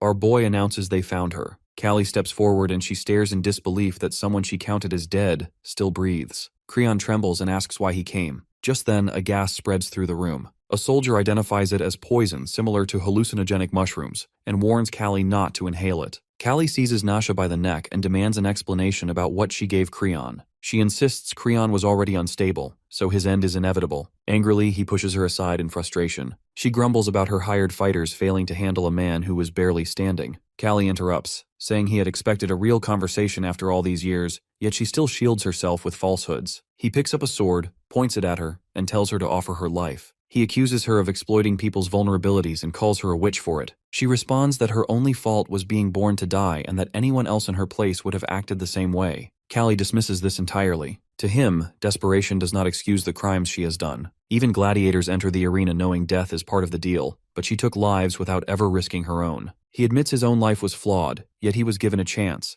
and he wanted others to have that same chance, just not her. Nasha refuses to accept his judgment and insists there must be a real witch somewhere who can rescue her. Then she abruptly cries out for her father. Callie remarks that she finally remembered him. Eildren enters the room at that moment. Our boy gestures toward Nasha, showing him her true nature. Nasha stiffens completely the instant she sees him. A little while ago, when a soldier informed Callie about Duke Rudafalling's death, unease rose in him immediately, pushing him to move faster. At that moment, Eildren appeared then, calling out to him, determined to witness with his own eyes what his daughter had done. Our boy made it clear that his presence would not change the outcome. He dropped his weapon in front of him in full submission and pleaded for the permission to follow without interfering. In the present, he is before Nasha and confirms whether she provoked the civil war, ruined Creon's rule, and sent assassins after our guy. Her silence, shaped by terror, gives him every answer he needs. Creon breaks into the moment, shouting at the soldiers to protect Nasha. The Imperial soldiers remain still. His disbelief turns to outrage as he tries to command obedience by throwing his royal status at them, as if the title alone should bend their will. Nasha trembles violently when Callie levels his blade at her. She backs away, convinced a demon stands in front of her, begging for her life. The Imperial Guard watches the scene with growing disgust, disappointed at such pathetic people holding the kingdom. Creon reaches for a weapon near his bed and screams at the soldiers again, ordering them to kill everyone.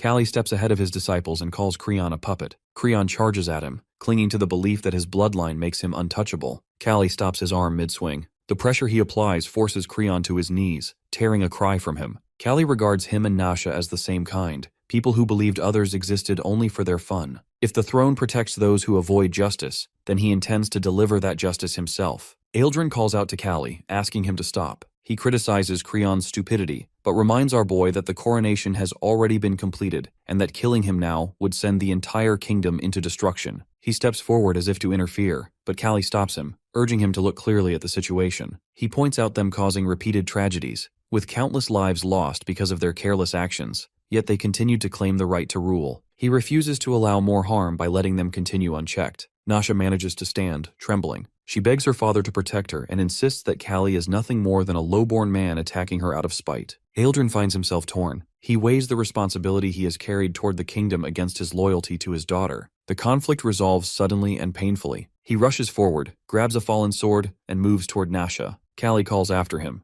asking if this is the path he has chosen. Just then, Eildren strikes Nasha down. The room falls silent. Nasha looks stunned, unable to comprehend why the father she depended on chose duty over her. He quietly tells her they will meet again in the hell. She falls, and Creon reacts in horror at the sight. Callie is stunned by what Eildren has done. Eildren's hands shake as he asks Callie to leave Creon in his care. To him, protecting the royal line now means securing the kingdom's stability, not shielding Creon as an individual. He looks at Creon and tells him to appreciate that Eildren is still choosing to carry him forward. Creon remains devastated by Nasha's death. By dawn, the rebellion is over. Eildren takes Creon away, broken and unresponsive. The royal forces suppress both Rudfalling's soldiers and the unrest in the city. The House of Rudfalling is branded as traitorous, and every surviving male member becomes a political hostage. Over the next 6 months, Dragos undergoes rapid rebuilding under Marquis Eildren's direction as construction spreads across the capital. During this time, our dude works tirelessly to restore order until the newly reformed Royal Guard is able to operate independently. Once the Guard is stable, he prepares to return to his own lands. Before he departs, he meets with Eildren, who acknowledges the weight Callie carried through the crisis.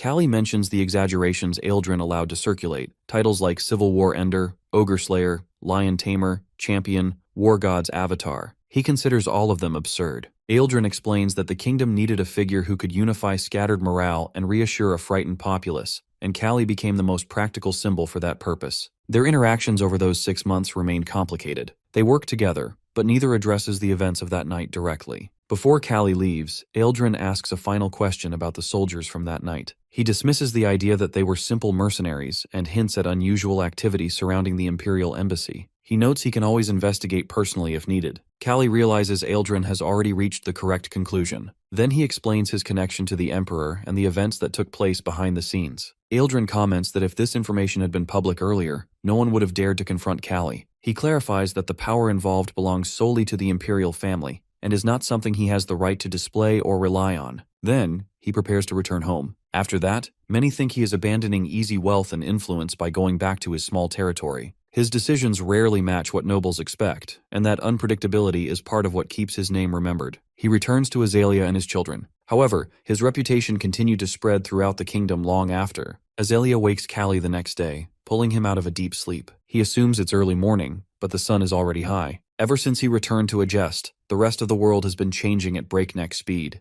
Soon after he left the capital, Creon was killed at a banquet by Wyron Joseph, who claimed to avenge his sister. With the king dead, the 6-year-old second prince was crowned immediately, triggering another civil war. Powerful nobles fought viciously over the regency, while the kingdom fell apart. Farms were abandoned, families starved, and countless nobles escaped to the empire to avoid the chaos. The empire finally stepped in, claiming they were restoring order. Within a month, every competing faction was swept aside, and the kingdom was reduced to a subordinate territory. Agest, being far from the political center, escaped the harshest changes. Wistry never tried to draft men there, and the major lords chose not to involve themselves with Callie at all. His name alone kept disputes away. The unexpected result was growth. Travelers starts passing through in large numbers. Every inn filled to the roof, and Agest's raspberry wine became so sought after that the supply never quite caught up with demand. While Callie prepares for the day, Azalea reminds him about errands at the training center. He agrees, hoping to finish quickly. The place looks nothing like before. It has shifted entirely to boxing classes. Quano's old martial art is no longer taught. The boxer's freedom hadn't come instantly either. Callie had placed them under a contract that lessened his debt after each fight. Azalea mentions that a couple has arrived to meet him. When the man steps in, our boy immediately recognizes Bogdu. Bogdu enters with his usual thunderous energy, loud enough that both Callie and Azalea reflexively cover their ears. He bows more times than necessary, introduces Snorin as his wife, and insists on expressing his gratitude properly. Azalea leans toward Callie, whispering for an explanation. Callie rubs his ears, asking Bogdu to speak at a human volume. Bogdu shifts into a stiff, overly formal manner as he apologizes. He reports that his injured arm works normally again, though the scars remain. Callie turns to Snorin, surprised that she chose Bogdu. Snorin simply explains that no one else would have risked everything for her the way he did. Callie congratulates them sincerely. Bogdu mentions he will be leaving soon to compete in another tournament. They part with goodwill. 1 year passes. Under imperial administration, the kingdom becomes hollow. Nobles can no longer live comfortably by collecting taxes. Some open shops. Others take low-ranking government positions to survive. Callie reviews a pile of official papers, noticing how far-reaching the new policies have become. A colleague remarks that Agest will be fine. They never relied on tax money anyway. Their wine and constant travelers are enough to keep them thriving. A subordinate suddenly rushes in, announcing an unexpected visitor. The moment he hears the name Philip, his expressions change. Philip enters with the same composed authority he has always carried. He asks everyone but Callie to leave. He starts with a light remark, teasing Callie for abandoning the empire to live quietly in the countryside. Callie tells him to save the mockery if he plans on staying long. Philip comments on Agesta's raspberry wine, and the two sample a few. Then Callie notices someone waiting behind him, the colonel who once supported him. Callie expresses his gratitude, but the man waves it off, explaining that he is now the chief colonel, and still can't believe the emperor himself visited him. Philip sends the numb outside. When the room is quiet, he shares difficult news that Mr. Shinui passed away peacefully in his sleep. Callie stops breathing for a moment. He had known the old man was aging, yet the news still cuts unexpectedly deep. Philip apologizes for failing to keep an old promise and for allowing the kingdom to fall under imperial control. Once the Second Civil War spun out of control, he had no other choice. Our boy sighs, remembering how the collapse began the moment he accidentally killed Philip's brother, breaking the treaty between them. Philip moves past that history. His reason for coming is different. He wants the entire truth about Callie and Shinui's connection. Callie asks if it needed a personal visit, and Philip says he wouldn't come otherwise. So Callie tells him. Halfway through the explanation, Philip drops the glass he had been holding. The idea of another world leaves him speechless. Callie clarifies that both he and Shinui died once, and only their souls crossed over, arriving in this world with everything they remembered. Philip asks if that makes Callie divine. Callie quickly denies that they were never gods, only pawns caught in powers beyond their grasp. Philip reflects on all the strange things about Shinui, the knowledge, the unusual skills, the the effortless understanding of alien concepts. Suddenly it all makes sense. Had the truth surfaced sooner, society would have shattered. Shinui bore that burden alone. Callie explains their original world wasn't much different. Same physics, same flow of time. Shinui believed Philip could lead this world forward. Callie wonders if Philip feels like a tool shaped by another's design. Philip stands and firmly rejects the notion. Regardless of its origin, the knowledge is his, and he will build his nation on his terms. Our boy tells him to follow that path. Philip then offers one last thing, Callie by his side, with honor, power, and security. He gazes out the window at his peaceful family, smiles softly, and declines. His second life was for himself. Now he wants to give what remains to those outside. Philip calls him soft, confessing that's why he avoids marriage. Callie quietly agrees that after the tournament, his fire for boxing faded, replaced by a longing for quiet days watching his children grow. Philip accepts and leaves. Later, a subordinate asks about the visitor, guessing he was someone important. Callie casually says it was the emperor. The subordinate laughs, thinking it a joke, and presses for the truth. After that, seasons change, winter melts, autumn returns, and our dude warm afternoons picnicking with family. Each moment confirms the simple life is enough. 2 decades pass under imperial rule. The old feudal order crumbles. Elder nobles cling to fading traditions, while youth chase new chances.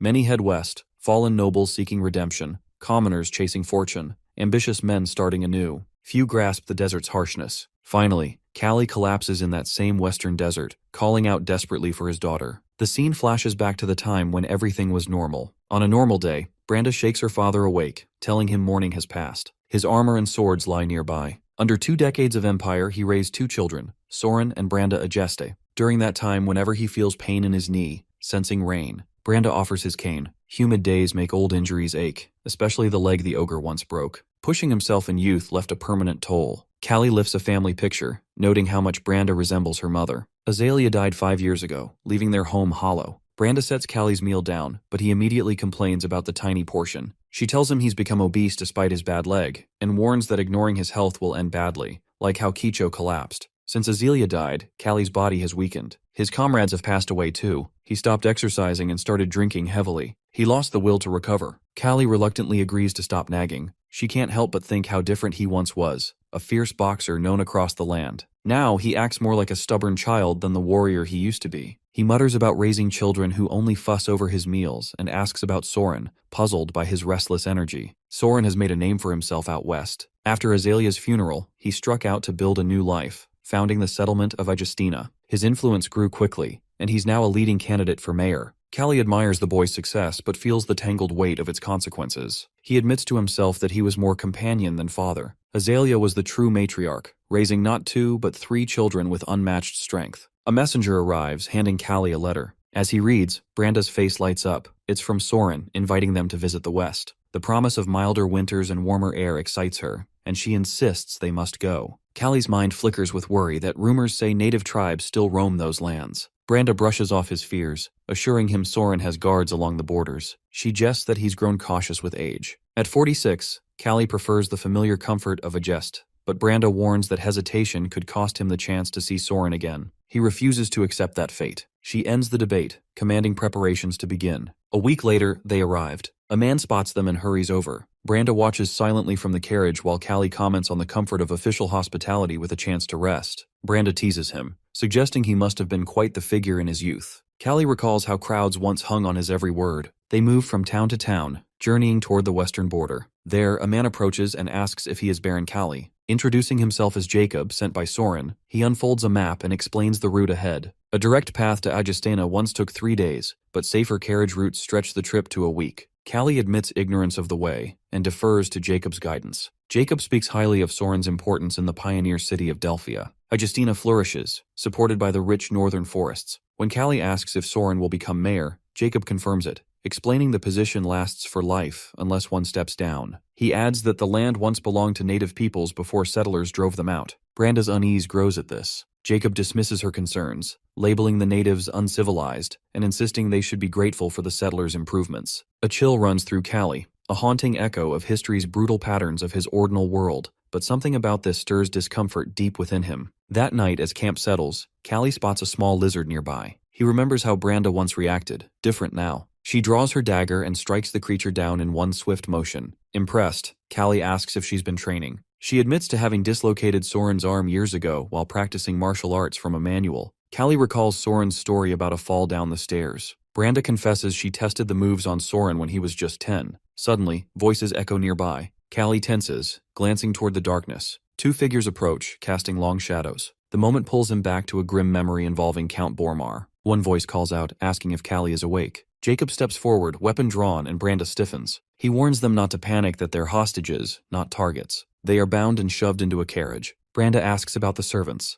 Callie urges silence and tries to understand Jacob's motives. Jacob shrugs, claiming ignorance, and commands Callie to behave. Days blur as they drift through the desert. Heat saps Callie's strength. Branda stays close. Jacob lashes out at a companion for killing their guide, who apparently resisted capture. Without the guide, their plans unravel, leaving them directionless. Supplies dwindle, exhaustion takes hold. Someone notes the last camel pulling their carriage. Jacob decides to kill it at night and collect its blood to survive. He turns to Callie, who Branda struggles to keep upright. Jacob states bluntly that Callie is near death and warns both man and beast will soon lose their heads. They should say their goodbyes. Branda calls them mad, reminding Jacob of their worth. Jacob coldly replies that losing limbs won't diminish their usefulness, and threatens her silence under pain of crippling injury. Clinging to her father, Branda refuses to accept his resignation. Later, Callie remembers that he's lived long enough, apologizing with a defeated air. She recalls their mother's words, Ogdu, that Branda shares his spirit, but more importantly, inherited an unyielding will. She questions if her mother ever misjudged him. Callie notices Branda has broken her thumb to slip free and is already working to free him. He urges her to run while the camel blocks their captors. The kidnappers notice the struggle. Callie breaks free, races to the camel, and flees into the wilderness. His mind races that dying now, hiding behind protection, would be easy. To truly protect Branda, he must survive. Later, near a river, the camel collapses. A lizard creeps forward. Our guy catches it, eyes locked on the creature. He vows to succeed where he failed 2 decades ago. With nothing but his fists, he will rise again. He raises the lizard to his mouth while determines to slow climb back from nothing. A long dormant fire stirs inside. He survived not because he was strong, he became strong because he survived. Silently, he sends a wordless promise to Branda to wait for him. In the Cerezo village of Western Desert, the Arimo Gladiator Corps buzzes with activity as Callie exercises, drawing the attention of 2 onlookers who note his significant weight loss. One observer remarks that it makes sense given the intensity of the training, but they find it baffling to see him, without being a fighter, pushes himself so far. This relentless drive stems from the moment slave hunters found our boy collapsed alone in the desert. The hunters commented on the irony of stumbling upon a target in such a vast wasteland, though meeting slavers hardly constitutes good luck for the victim. Upon his transport to the slave market, potential buyers inspect him, but one points out his age and limp, doubting anyone would want such damaged goods. When the merchant inquires about his skills, Callie mentions his background in boxing, which causes everyone to laugh. Arimo, the commander of the Gladiator Corps, purchases him cheaply to handle menial tasks like washing the fighters' clothes. Callie attempts to explain his true identity as a noble to negotiate a transfer to Agest for a reward, but Arimo responds with a slap. The commander points to the slave brand on Callie's shoulder as proof of his low status and dismisses the claims, calling him a delusional fool. Weeks pass, and the physical labor combined with training transforms Callie's body, prompting his fellow slave, Jester, to advise him to rest. Jester feels indebted because Callie's boxing instruction helped him survive a recent death match, so he offers to assist with the water. Callie refuses to slow down because the security measures and his injured leg make escape impossible, meaning he must pay his ransom legally. He calculates that manual labor pays too slowly for the urgent ransom he needs, leaving him no choice but to enter the ring as a prize fighter despite the lethal nature of Western boxing. He resolves to get stronger to show his captors his true worth. Meanwhile, Jacob grows anxious outside his tent because a week has passed without finding Callie's corpse. His subordinate reassures him that survival in the desert without supplies is impossible, and reminds him that they still hold the ultimate leverage in Branda. Branda previously sacrificed herself by breaking her own hand and surrendering to ensure Callie could escape on their only camel. Recognizing that Soren has a soft corner for his family, Jacob orders his team to keep Branda unharmed to use her as bait, mentioning her strength. He then orders them to leave. Back in the gladiator camp, Callie approaches Arimo and requests a match. Arimo laughs at the idea and doubts that a laborer could offer anything other than humiliation in the ring. Callie points out that he trained Jester, who recently survived and even won a return fight. Arimo questions Jester, and Jester confirms it. Even so, Arimo doubts that Callie's age and condition suit him for the role of a fighter rather than a trainer. Callie's thoughts reveal his urgency. Working as a trainer would take too long to gather enough money for his ransom. He needs to fight directly. He asks for 2 weeks to prepare and proposes a test match against Hua Ren, their strongest fighter. Hua Ren reacts with visible shock. Arimo hesitates because losing a laborer would be a financial waste. Callie suggests using kingdom-style leather gloves to reduce the chance of death. Huaren interprets the request as a reckless challenge. Aremo eventually agrees to the match and grants them 2 weeks. During training, Jester questions his decision, and Callie redirects concern back toward Jester. Another slave comments that Callie is simply choosing his own method of early death. Callie keeps his focus and accepts his physical limitations while committing to improve whatever he can in the time available. The 2 weeks pass quickly. When the match begins, Callie immediately strikes Huaren in the face. The unexpected attack forces Huaren to raise both arms in defense, surprising the crowd. Callie follows with 2 more quick blows. Huaren becomes frustrated, and Aremo watches with growing interest. The punches are not overwhelmingly strong, yet Huaren continues to be pushed backward. Huaren lands several hits of his own, but only he loses ground. When he attempts another strike, Callie dodges cleanly. Callie analyzes their difference in fighting styles. Western boxing relies on murder gloves, which kill easily and prevent any real development in technique. Fighters here depend on straightforward brutality, which limits the sport to bloodshed rather than skill. Leather gloves, however, force fighters to fight at close range, so Callie steps inside the moment an opponent begins a punch. When he strikes, opponents instinctively retreat, a habit he learned from Torres. His dodging is imperfect and his stamina no longer matches his younger years, but his experience and scale remain advantages.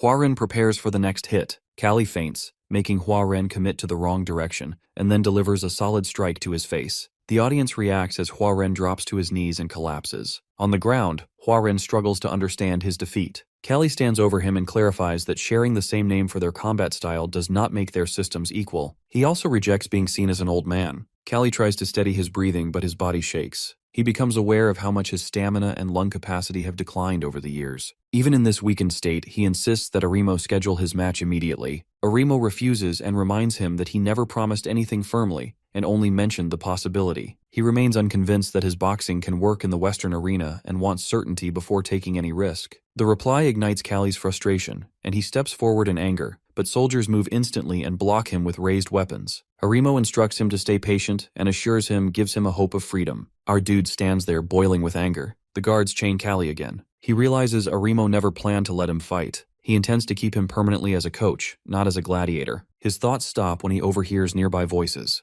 They mention the arrival of Khan, a dangerous monster who has been captured. The news snaps Callie's attention immediately. Later, Aremo gathers all the slaves and fighters. He informs that 3 Khans have targeted Cerezo village recently, and they now have a chance to fight one. The rewards include 4 times the usual pay for gladiators and 8 times for boxers. Even with such high payment, no one raises a hand when he asks for volunteers. Aremo's eyes settle on Huaren, hinting that someone close to gaining freedom might participate. Huaren reacts in fear, realizing that Aremo is twisting his earlier promise. Callie speaks up loudly and asks if the Khan matches the description of a giant monkey. Another slave confirms it and adds that barbarians worship such creatures as gods. The memory brings Callie back 20 years, to the moment he fought one of these monsters in a battle that nearly killed him. He survived only because of Iskandar's help. The situation becomes clear to him now that Aremo never intended to free any of them. Escape remains the only path. When night arrives, Callie attempts his escape. Soldiers chase him through the dark until one strikes his head with a weapon. He instantly turns and uses his handcuffs to hit the attacker. Another soldier swings his sword, but Callie avoids the blade and headbutts him with enough force to drop him. Before he can continue fleeing, a large net is thrown over him, trapping him completely. Aremo handles the punishment himself. He beats Callie for his attempt to escape, questioning the discipline in camp. After tying Callie against wooden posts, he whips his back with rope. He comments that he considered cutting off Callie's ankle but decided against wasting someone with useful abilities. The other slaves watch in fear as Callie's back is torn open by the repeated strikes. Later, the camp doctor treats the wounds and applies medicine while asking why Callie would make such a reckless attempt. He answers simply that his daughter is waiting for him. The beating leaves him unable to move well for days. Even so, Jester visits to check on him. During recovery, Callie still guides the enslaved fighters, teaching them skills they rely on for survival. Over time, they begin to support him in return. Aremo eventually comes to check the healing wounds. He explains that he needed to make an example but offers rewards if Callie cooperates: meat, a personal tent, or any reasonable request. Callie accepts the offer and chooses meat because he has gone too long without it. Many slaves react with disappointment. One remarks that even Callie has submitted, while another defends him by pointing out that he nearly died trying to escape and has no real options left. Some grow distant from him, especially after seeing him behave politely toward Aremo. But inside, Callie works with a clear plan. He acts compliant only because he needs better food to regain physical strength. News spreads through the camp that the Khan has arrived. Standing beside Jester, Callie watches the massive, monkey-like creature locked inside a cage. Its eyes follow them closely. Callie can hardly believe he once fought such a monster without any weapon. Jester comments that even desert natives were captured, meaning their situation could be worse. Callie disagrees, believing that captivity is equally terrible regardless of where it comes from. That night, guards lead him into his new tent and bring a woman with them. They describe her as a barbarian and a gift from Arimo. She trembles in fear. Callie feels disgust rise inside him and questions who the real barbarians are in this situation. When she begins to remove her shirt, he stops her immediately and motions for her to keep her clothing on. He explains as best as he can that he has a daughter her age and hands her food instead. She eats quickly. Callie shows her his handcuffs to explain that he is also a captive and that feeding her is the only help he can provide. She thanks him and reveals that she understands their language perfectly. Callie is surprised and mentions she could have received better treatment if she had spoken earlier. She answers that she refuses to act submissive for privilege. Guards return and collect her. As she is taken away, she silently hopes that the kindness he offered returns to him someday. Later, the desert wind sweeps across the sand where a group of barbarian warriors stands. Callie hears noises outside and moves toward the tent opening to see what is happening. Barbarian warriors rush through the camp, cutting down anyone who tries to resist. By the next morning, the attack is over. All surviving slaves stand in chains, and even Arimo trembles helplessly in captivity. Callie is also among the captured ones. Those who fought back died on the spot. Those who surrendered were chained and dragged away. Even the raiders who once captured their own people now face the worst punishment. They are fed to the Khan. The barbarians force the captives westward, pushing them through the desert for several exhausting days. When they finally reach native territory, Callie studies the surroundings and recognizes the land. The barbarians argue among themselves in their own language. Huaren watches their anger with fear, while Callie understands the reason that their people must have suffered greatly at the hands of settlers. One of the natives addresses the chained captives and warns that they will face the exact punishment their group once inflicted on others. Warriors shout orders for the slaves to stay in line and avoid certain areas. As tension rises, some of the captives lift their weapons defensively. The barbarians react immediately with violent hostility.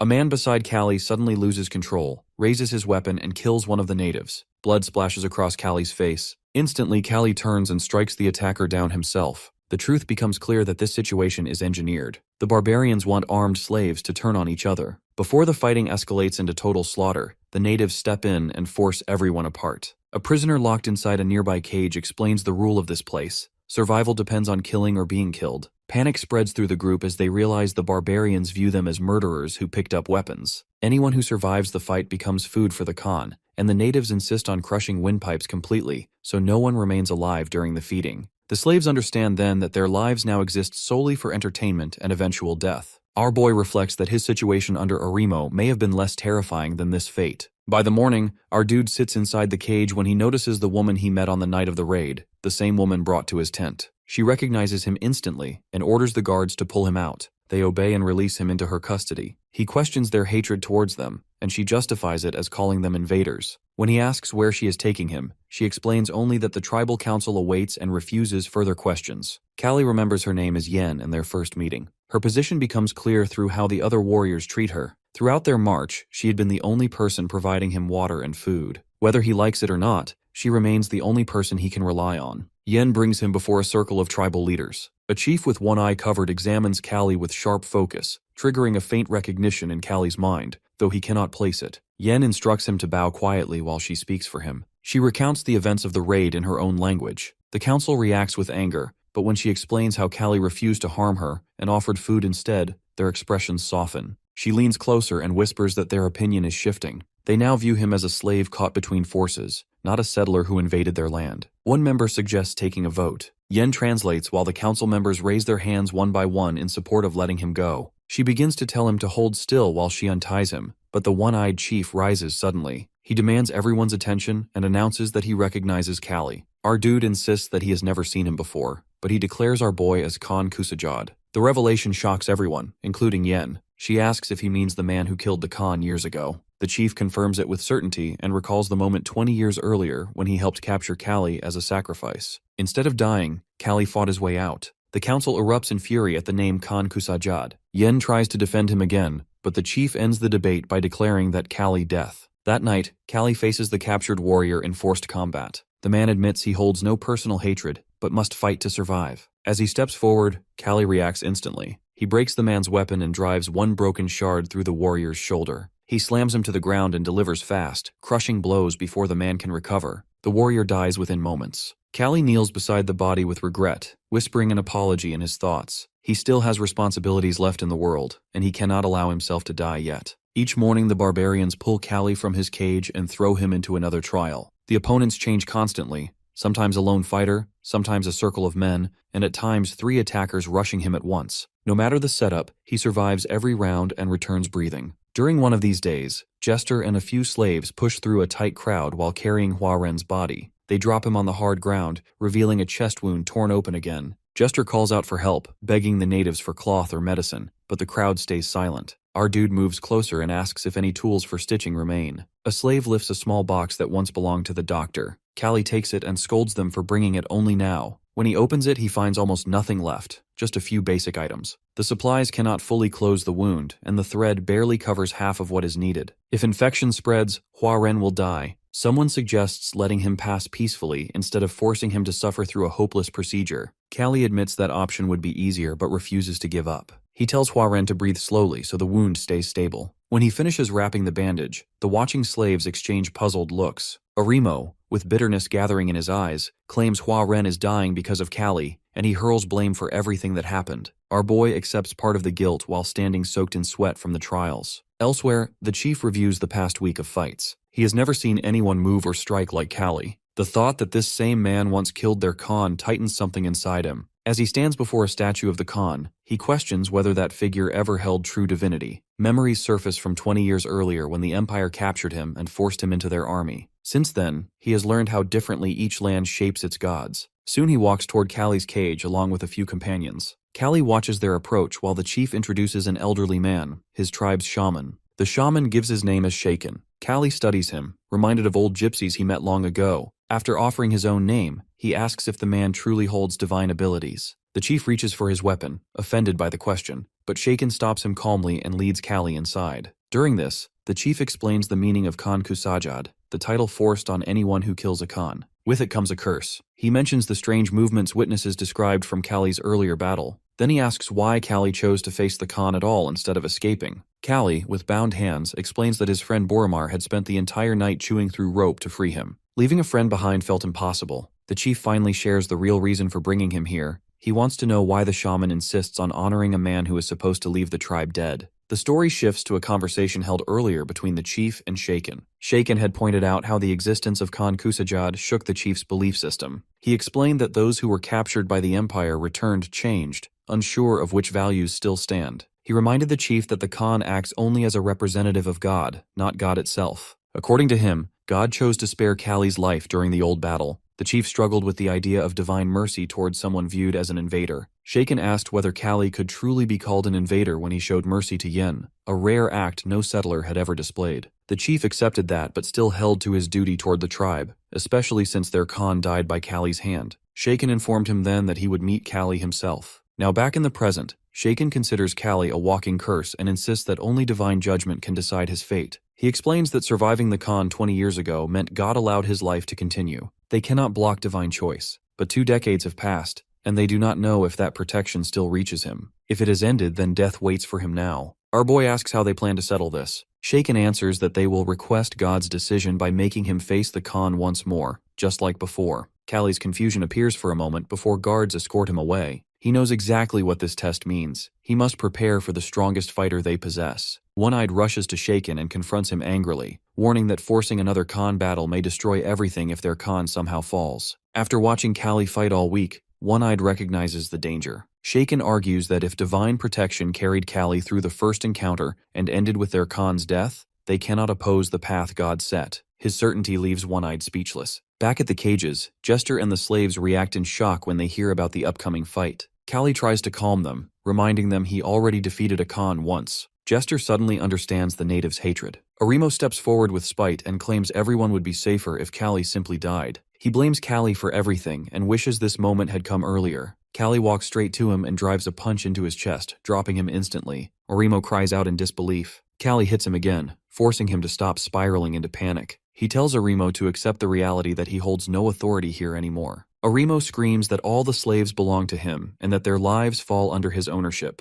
Callie grabs his hair and lowers him, stating that nobody agrees with his claim. If he wants to live, he must stop dragging others into danger and wait quietly. At that moment, Yen approaches. She apologizes for the way events turned. He brushes it aside, pointing out that both of them simply acted as circumstances allowed. She hands him the strap he asked for. Callie wraps it firmly around his arm and hand, securing it for what comes next. Inside the arena, Callie examines the strap wrapped tightly around his arm, thinking about how the constant trials and combat have stripped away much of his body weight. He wonders if the change helps or hinders his performance. Guards drag Arimo and the other slaves to the sidelines to watch. One of them questions if winning truly guarantees Callie's freedom. He assures him that victory over the Khan will earn his release, but the slave's mind dismisses the outcome as irrelevant to their own fate. Huaran pleads desperately, asking Callie to send help for the captives if he survives. Callie swears on his name to do so. Huaran taunts the legitimacy of Callie Agesta's identity. Our boy insists the name is real, leaving everyone watching surprised. Stepping forward, Callie faces the roar of the barbarian crowd. He does not understand their words, but the anger in their tone is understandable. The Khan enters, its massive size dwarfing everything in the arena. Our boy forces himself to stay calm, refusing to be intimidated by the creature's sheer bulk. The chief taunts him, mocking Callie and ordering him to stop struggling and simply die. Drums thunder across the arena, signaling the start. Khan locks eyes with Callie.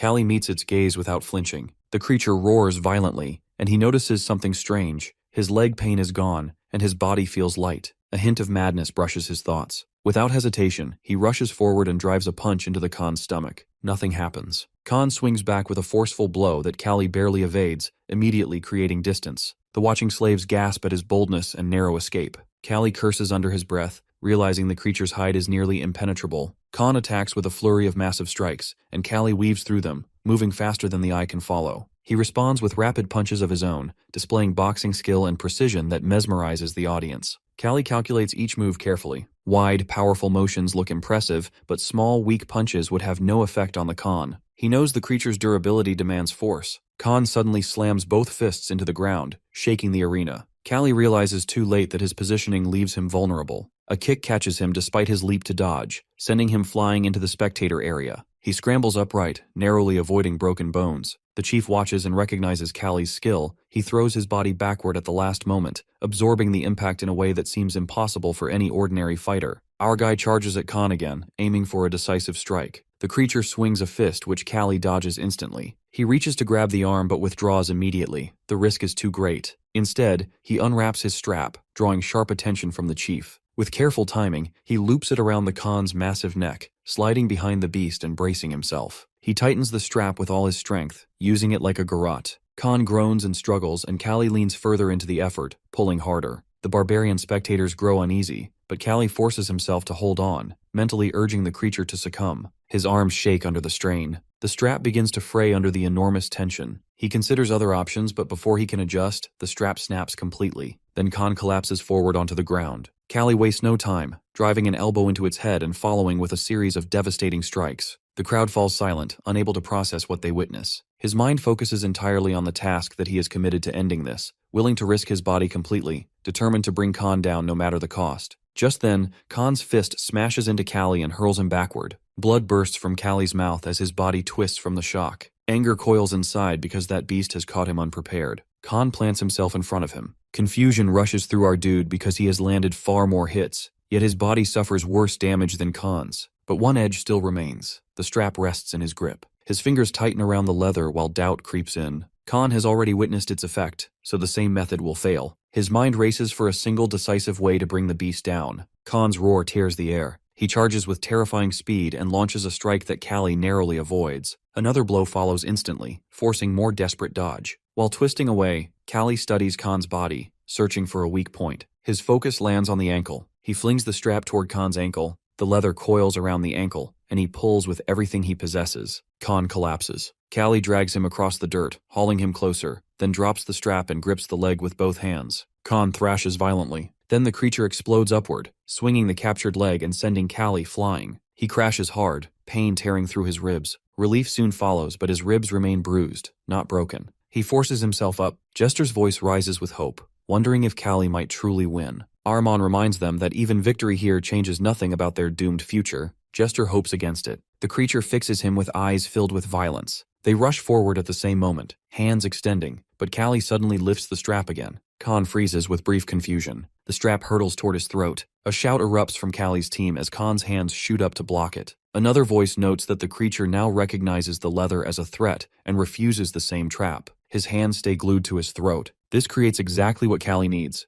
With both hands high, Khan's torso lies exposed. Callie abandons the strap mid-charge and drives a brutal strike into his body. Khan releases a pained roar. The spectators shift uncomfortably, shocked by the violence before them. Khan suddenly grabs Callie's shirt with monstrous strength, lifts him effortlessly, and slams him far away. Callie's body shudders on impact. Next moment, Khan drops to all fours, shaking from accumulated damage. Callie rises faster, fueled by desperation. He rushes forward and smashes his fist into Khan's mouth, sending the creature tumbling. Callie leaps after him, grabs him from behind, and his thoughts narrow into one truth: that survival outweighs honor. He forces Khan's head upward and unleashes blow after blow onto the creature's skull. Each strike lands with sickening weight until Khan finally goes limp beneath him. Silence spreads through the onlookers as shock replaces noise. Callie slowly rises beside Khan's unconscious form, chest rising sharply with each breath. Then the shaman approaches and announces the god's verdict. 2 more prisoners gain freedom alongside Callie. The 3 men flee the village at once,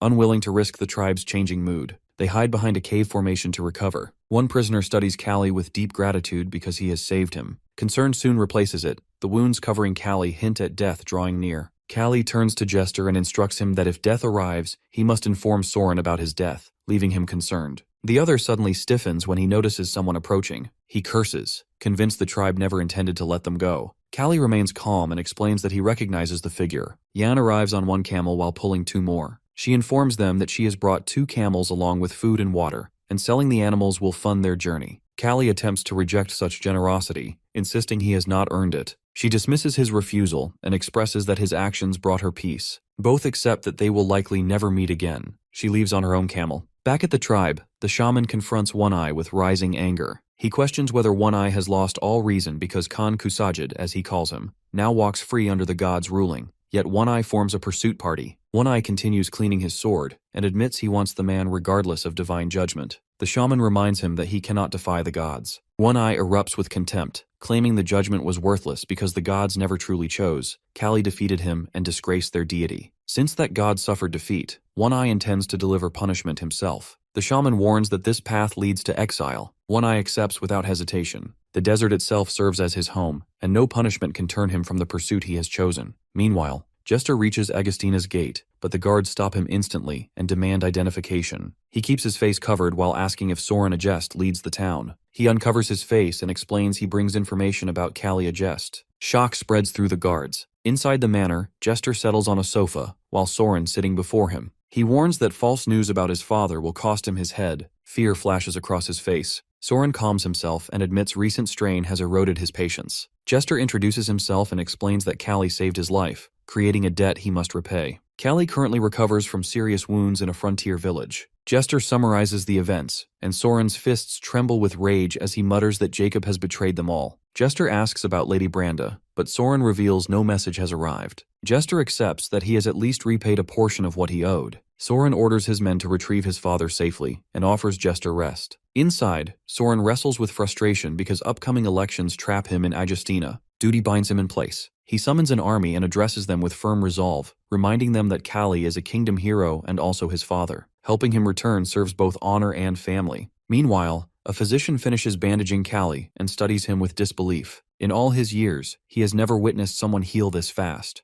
Callie responds casually and mentions this rate feels slow for him, though the doctor's skill deserves credit. The physician tests his arm and reveals he once served as an imperial military doctor. Recognition strikes Callie that he must have learned under old John. Even 2 decades after John's death, his influence still aids him. Before Callie leaves, the doctor warns him sharply about his left arm. A deep fracture runs through the bone, and one wrong motion could break it completely. Callie assumes Jester has reached Agostina by now. He sold Jan's jewelry to fund his journey and hired Tantio, a tribesman, as a guide. Tantio warns that too much time has passed, and tracking Jacob and Branda will require heavy funding. Callie tosses him a full bag of money without hesitation. Later, at the slave market, Callie waits. Tantio approaches respectfully and asks if he plans to buy a slave. Callie refuses and mentions he expects certain men to appear. 3 tribesmen arrive with a cart. Callie recognizes them immediately and drives his fist into one man's face, knocking him down. The others shout in anger. Callie steps forward with cold fury and reminds them they captured him weeks ago and sold him. One man mocks him as an old fool attempting revenge. Another threatens to sell him again.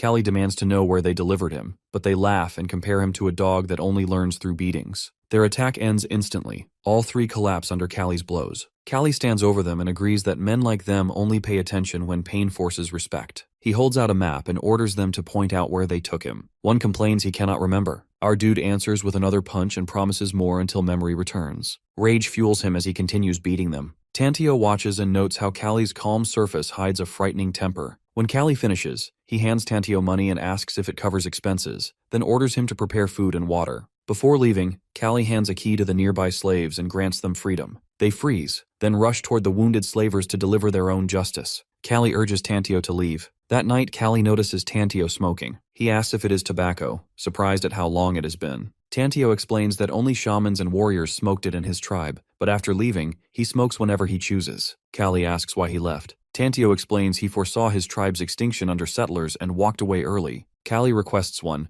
and Tantio passes it over with a light joke about charging later. Callie holds it while memories rise. Morning comes, and Tantio studies the landscape, asking if this matches the place where Callie was held. Callie remembers the camel skeleton in silence, then confirms. Tantio checks the map and mentions an oasis nearby, though guides avoid this route because sandstorms reshape the land. Jacob had no guide, so he must have pushed ahead blindly. If he survived, he likely reached Selbom. The name Selbom jolts Callie. He remembers someone who lives there. They travel to Selbom, where Vagan, who now becomes the mayor, bursts into tears upon seeing him. He greets him emotionally. Callie admits surprise that Vagan became mayor. He once expected him to continue his father's trading work. Vagan explains he wanted to build something on his own, though he received help from his uncle. Callie gives a short explanation of how he ended up near the town, and Vagan's features twist in fury. He demands to know who dared touch Callie's daughter. Callie explains the criminals passed through Selbom, and that his companion already follows the trail, though extra help will be valuable. Vagan promises full support without hesitation. Callie taps his shoulder in thanks and promises proper payment later. Tantio asks if Vagan knows him personally, hinting Callie must be more than an ordinary man. Vagan responds that this guess barely scratches the truth. He explains that Tantio likely knows nothing of his legendary reputation. Vagan lists Callie's feats, defying a tyrant, defeating an ogre, battling a lion barehanded, and countless achievements. Callie dismisses them and claims he merely has strong athletic ability, yet even that strength failed to protect his daughter. Concern grows on Vagan's face as he studies Callie's exhaustion. Vagan urges him to rest and promises the search will continue. Callie thanks him but refuses to slow down because too much time has vanished. Once they find Branda's trail, they will move instantly, and every person involved will be crushed into dust by his own hand. Meanwhile, Jacob rests in his room and finally lets his body loosen after everything he endured. Every subordinate who followed him died on the road, yet he alone returned alive. However, he has their money now. He plans to rest first and slip away afterward, a simple plan he feels he deserves. Next moment, a sharp knock interrupts the quiet. He lifts his sword with his bandaged arm and approaches the door carefully. The voice outside introduces itself as the landlord and insists an urgent issue concerns the rent. Jacob keeps an alert posture and reminds the visitor the rent has already been handled, but the voice presses for immediate attention. He prepares to open the door, yet the moment his hand reaches the handle, the center of the door bursts inward. Light pours through the splintered hole, and before he can react, an enormous hand forms through the breach. Shock locks his body. The hand forces the door wide open from inside, and a familiar voice enters the room along with its owner. Callie stands in the doorway, alive and unshaken. Jacob freezes as confusion and dread collide. Survival becomes his only thought. Callie reads it instantly and warns him against darting toward the window. The mayor and a full armed force surround the entire building. Escape no longer exists. Their confrontation ends here. Even so, fear pushes Jacob to run. Callie steps forward and drives a fist straight into Jacob's ribs, hurling him to the floor. Callie in a threatening way clarifies that he's not a dead man. He then demands Branda's whereabouts. A crushing intensity radiates from him, leaving Jacob with no option. With trembling hands, Jacob points toward a stuffed money bag. His voice shakes as he explains that his daughter was sold for that exact amount. Callie's eyes widen for a heartbeat before rage consumes him. His fist slams into Jacob again. He lashes out repeatedly while demanding whether Jacob destroyed lives for nothing more than coins. He roars that if money had been the true motive, he would have handed Jacob far more, hundreds or thousands of guilders. Jacob crumbles under the blows and finally releases the truth. He wanted to exceed Soren. They grew up with equal talent, yet Soren always remained ahead while Jacob stayed second. Callie freezes mid-strike, stunned by the petty reason. An inferiority complex pushed Jacob into unforgivable actions. Callie draws his sword and remarks on how pathetic the motive sounds. He grips Jacob's throat and informs him he chose the worst person to provoke. Jacob tries to force out a challenge, questioning whether Callie believes himself untouchable. Callie seizes him by the hair and corrects him. The untouchable one was his daughter. Countless enemies once aimed for his life and still received one final chance from him. This time there is no room for mercy. Next moment, a violent crash bursts through the room, freezing everyone outside. A mirror on the wall shatters under the blow. Jacob's final words spill out as desperate assurances that he will reveal everything. Then silence settles. Callie steps out of the room with a heavy presence lingering around him. A soldier glances inside and shocks at what remains. Callie turns to Tantio and asks for a cigarette. He hands it over with shaking fingers. Our dude grips it tightly while guilt and resolve collide. He crossed a line no human should cross, yet for his daughter he would cross worse without hesitation. He passes the gathered information to Tantio. Branda is still alive. The kidnappers left recently, and the mastermind works as a mayoral candidate in Delphia. Like Soren, he holds Branda to sabotage the election. Tantio connects the clues. If a guide assists them, they will follow a predictable route. They will never expect someone chasing them along that same path. Callie orders immediate departure and instructs Vagan to gather mercenaries. After some days, the kidnapper army begins to move. Carriages fill with supplies, and the convoy prepares for pursuit. Inside one of the carriages, Branda pieces together the truth from muffled conversations. The kidnappers aimed for her brother's downfall, not hers. Rope burns sting her wrists. They plan to hold her harmless until the election ends, using her as a tool. A man steps in, hands her a piece of bread, and instructs her to eat. She accepts, knowing she needs the strength. He leaves and tells the others she shows stubborn resilience, just like her father. Another man responds bitterly, claiming the great Callie died pathetically in the desert. The first man agrees and describes him as nothing but empty legend. A third man adds that boxing, no matter how skilled the fighter, remains only a slave sport. Two others turn grim expressions toward him and question what he just implied. The Empire-born soldier falters, unsure why they react so intensely, and anxiety fills his voice. His foreign origin shows through his ignorance. One companion reminds him the Empire caused the kingdom's current turmoil and rewrites the nation while projecting reform.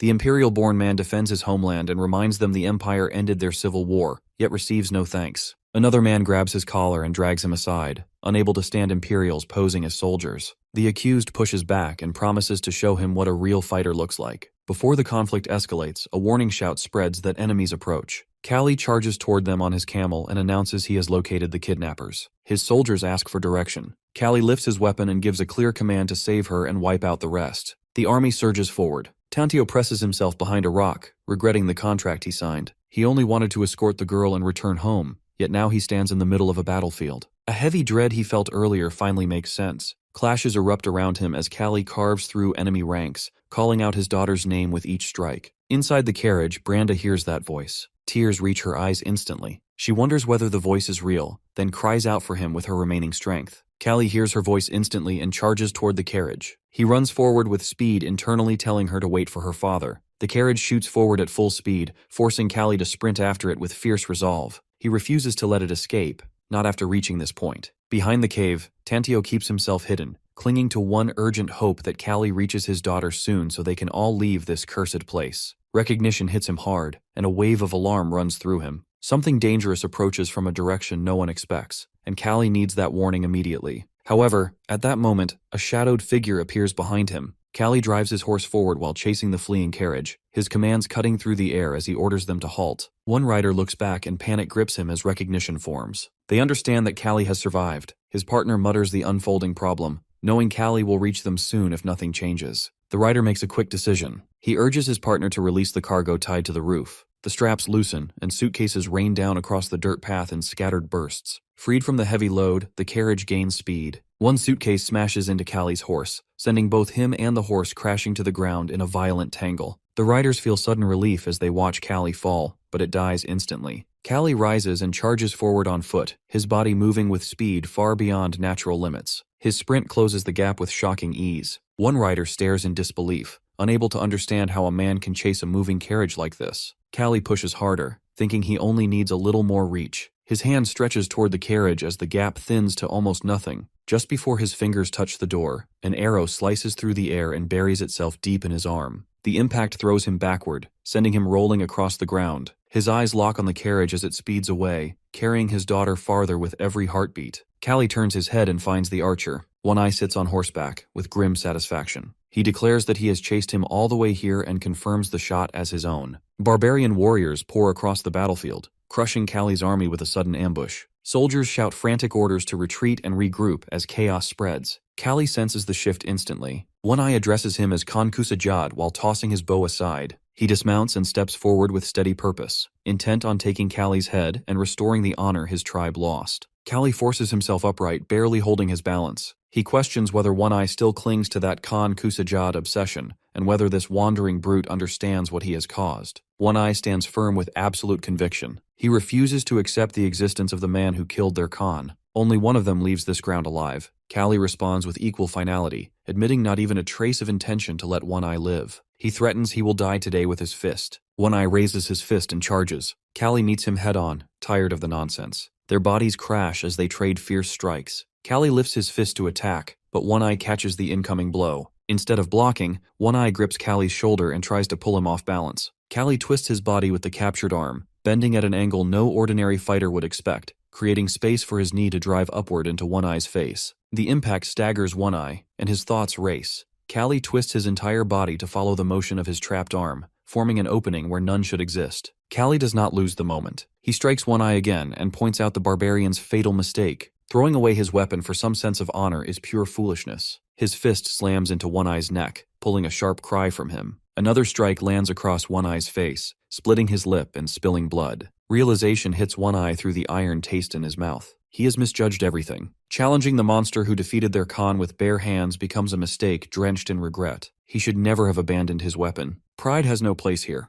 Callie surpasses him completely in close combat, which means victory is impossible without the blade. One Eye moves toward the weapon lying on the ground. Callie's awareness sharpens despite the pain, and he delivers a warning that the moment One Eye reaches for that weapon becomes the moment of his death. One Eye grabs his blade anyway, desperate to understand what Callie plans. If he were in Callie's place, he would rush forward before the opponent even touched the weapon. Callie straightens himself while studying the scene. One Eye runs through possibilities. If he can react to Callie's draw, then no matter where the attack comes from, victory belongs to him. Just as he prepares to strike, an arrow pierces straight into his forehead. The shaft stands firm between his eyes, and confusion fogs his dying thoughts. Understanding clicks in the last flicker of his life. From earlier, the arrow he fired at Callie memorized the exact place it fell. While One Eye focused only on the fight, Callie never lost track of that fallen arrow. One Eye collapses backward, falling far from where he stood. Callie watches him drop while voicing the simple truth that now One Eye dies. His camel bolts away in panic. One Eye's final thoughts drown in regret. With only a little more time, he believes he could have reached his goal.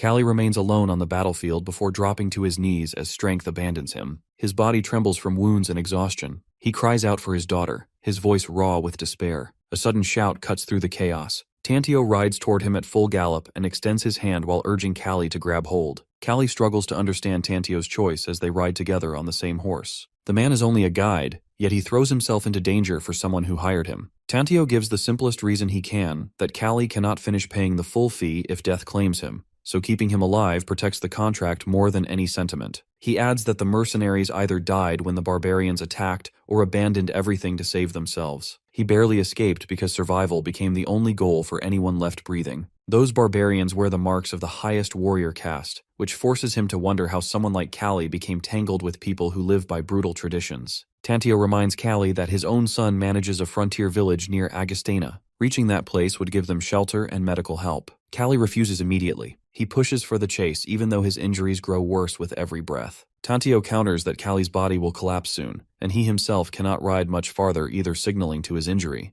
Callie checks the man's back and notices the blood seeping from a wound. Anger and helplessness rise within him as he curses the situation trapping them both. Far away, Soren receives a letter demanding he withdraw from the mayoral election if he wants Branda returned alive. Thoughts that have haunted him for years return in a rush. The losses, the sacrifices, the countless people who fought for Agastina's future. Now the enemy wants Branda's life as payment. The weight threatens to break him, but a subordinate interrupts with news that shakes him completely that his father has arrived. Outside, Callie's roar echoes across the area as he wrestles against the people restraining him. He demands freedom so he can rescue his daughter, but the doctor warns that stepping outside guarantees death. Soren approaches and takes in the sight of his father. Later, Callie drinks, forcing himself to swallow another mouthful. Soren admits everything as he never imagined Jacob would turn against them after working together for 5 long years. Our dude drains his drink and confesses he ended Jacob's life with his own hands. But dwelling on the past cannot save Branda. He needs to know if Soren has discovered the kidnappers' identities. Soren explains that all 5 candidates remain suspects except himself. The letter ordering his withdrawal confirms that someone among them aims to control the election through fear.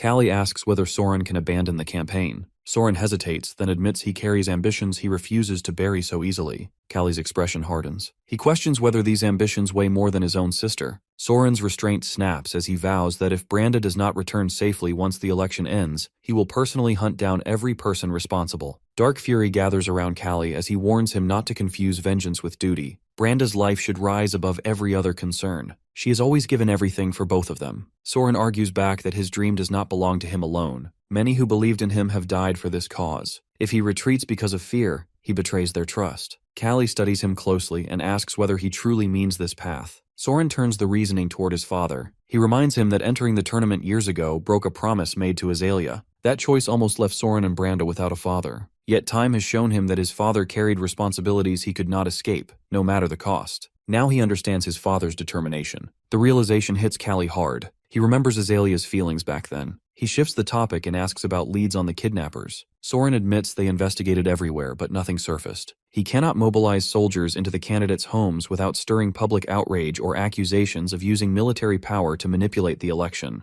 Callie cuts through the hesitation. He announces he will find Branda himself. Soren tries to stop him, warning that acting without evidence will escalate everything. Callie interrupts, asking whether Soren just admitted the culprit hides among the candidates. Understanding flashes through Soren's eyes as he realizes what Callie intends. Callie confirms he will question every candidate one by one until the truth appears. Soren insists this method breaks laws and moral lines, but Callie brushes past those concerns. His actions may damage his reputation, but fixing that reputation falls under his own responsibility. Callie will act as needed, and Soren must handle the fallout. He accepts the arrangement, but frustration coils inside him. He never wanted to fight his father. He only wanted to prove he can stand on his own. That night, Callie approaches Tantio, who rests while tending to his wounds. Callie informs him that they leave immediately. Tantio gestures toward his bloody injuries as proof that such timing is impossible. Callie responds by offering a large bonus beyond their contract. Tantio rises instantly, energized by the promise, but still questions whether Callie should resolve things with his son instead of rushing into danger. Callie admits confronting Soren emotionally would be easier. But like Branda, Soren remains a child he refuses to resent for choosing a hard path.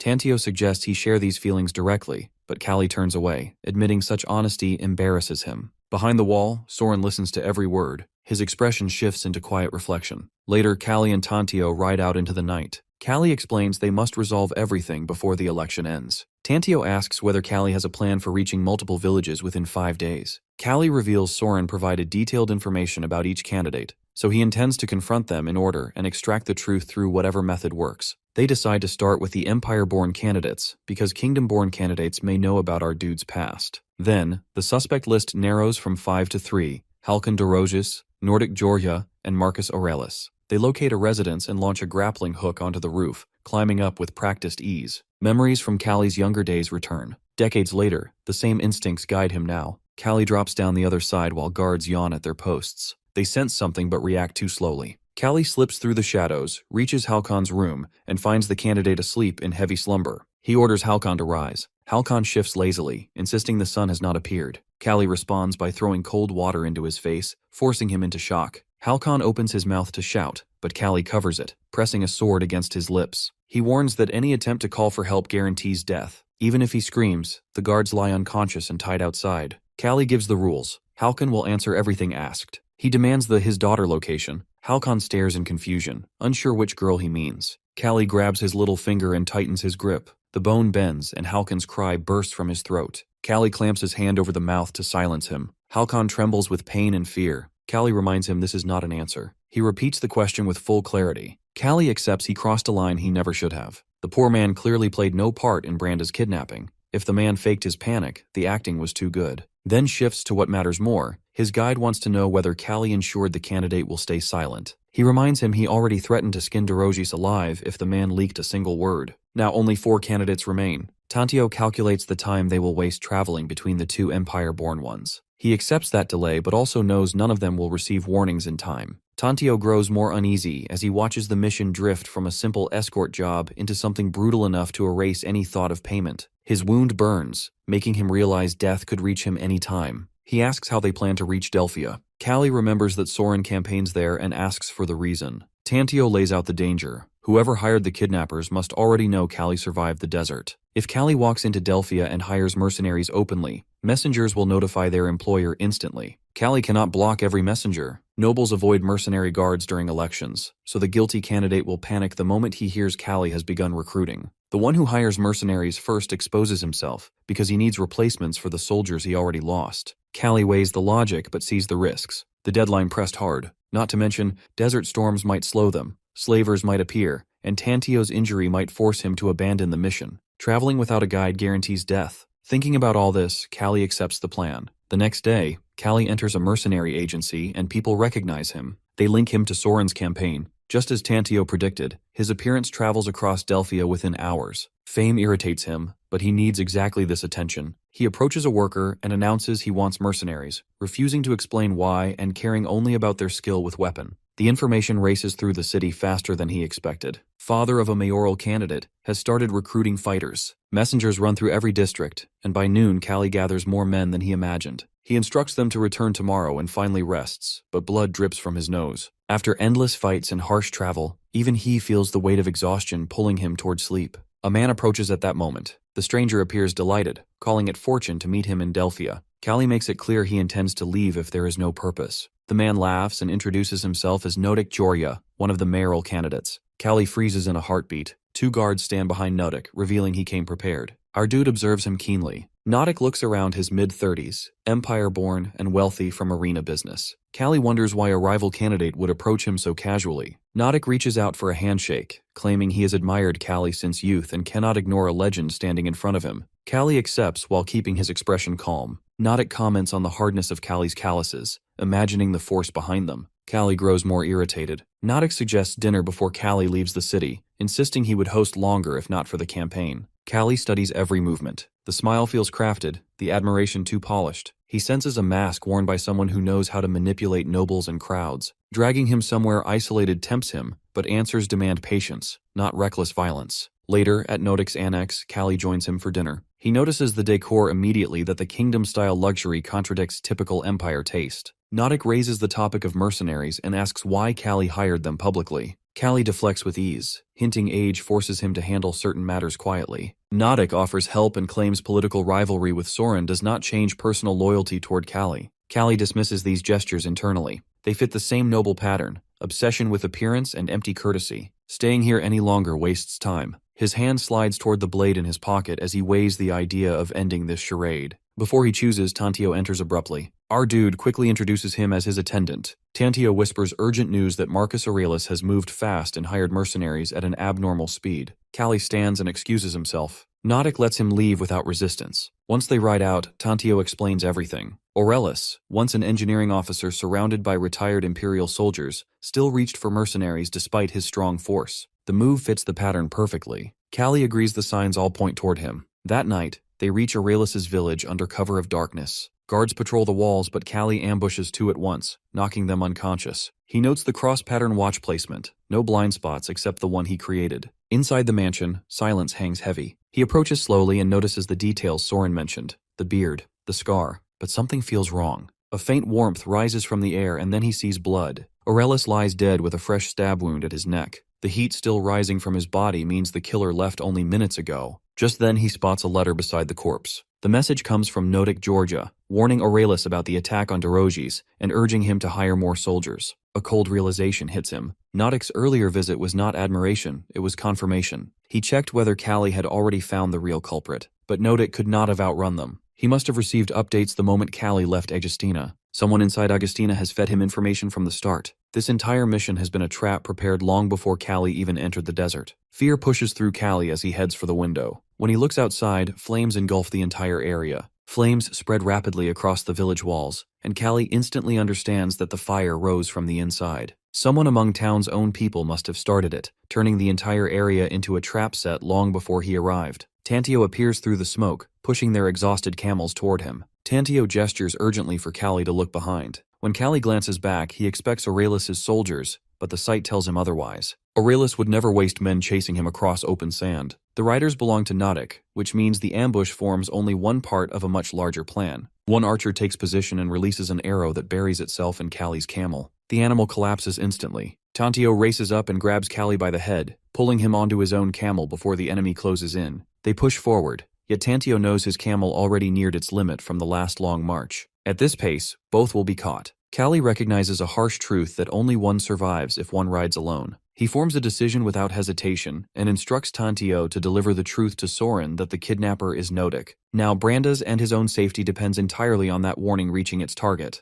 Tantio reacts with confusion, but Callie no longer gives him time. He throws himself off the camel deliberately. The fall draws the attention of the pursuing soldiers. Half urge each other to continue after the rider, while the rest swarm toward the man on the ground. One soldier charges ahead on his camel, but Callie steps forward and strikes the animal's neck with a single hit, dropping both camel and rider in the sand. Another soldier rushes in, only to receive a devastating kick to the throat. Callie moves through them with brutal speed, knocking down camel after camel, while riders fall beside their mounts. One by one he is facing each mercenary. The remaining warriors abandon their camels and rush in on foot. They spread out, attempting to overwhelm him from every angle. Callie answers their attempts with heavy blows that break through their defenses, dropping them one after another. A sudden strike from behind hits him with a stick-like weapon, but Callie pivots and sends the attacker flying. Another soldier tries reaching him from the blind side, yet Callie reacts instantly and takes him down. One soldier manages to throw a trap that tightens around Callie. Once the bindings catch him, all remaining men descend at once, striking him repeatedly until he can no longer break free. They finally overpower him and tie him securely.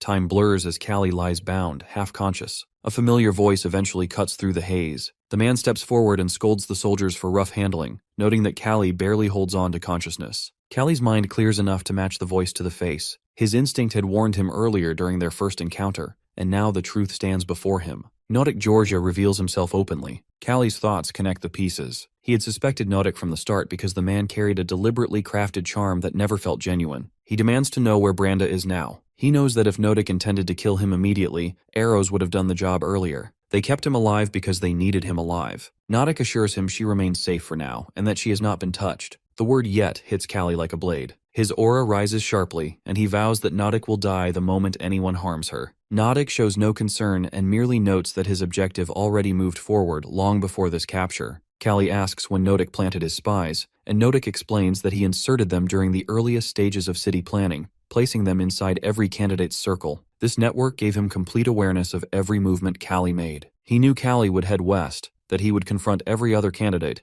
and that his attacks would eventually create a perfect excuse to frame him for Aurelius's murder to break Soren's campaign. Callie identifies the tactic as pure deception. Nodik admits that Soren never posed a real obstacle. Even without Callie's interference, Soren lacked the strength to win the election. Framing crimes on Callie simply helped tighten the plan. The true target had always been Callie himself. He even claims to kill his children after the end of election, which left him terrified. Callie pushes for clarity, unable to understand why Nodik targeted him specifically. Nodik answers with events buried nearly 20 years in the past. He fled the kingdom because someone destroyed his entire family, forcing him to endure humiliation during his escape. The empire offered no comfort either, since militarism dominated the land and intelligence earned him nothing. He moved west to finally let his true abilities shine, but Soren's presence became a constant irritation. Soren wiped out savage tribes threatening the western border and gained a hero's reputation. Everywhere Nodik looked, he saw the son of his enemy receiving admiration that should have belonged to others. Every memory of that glory fed old hatred. Everything shifted when Nodik discovered that he himself was traveling west, bringing his daughter along. That moment produced the perfect plan,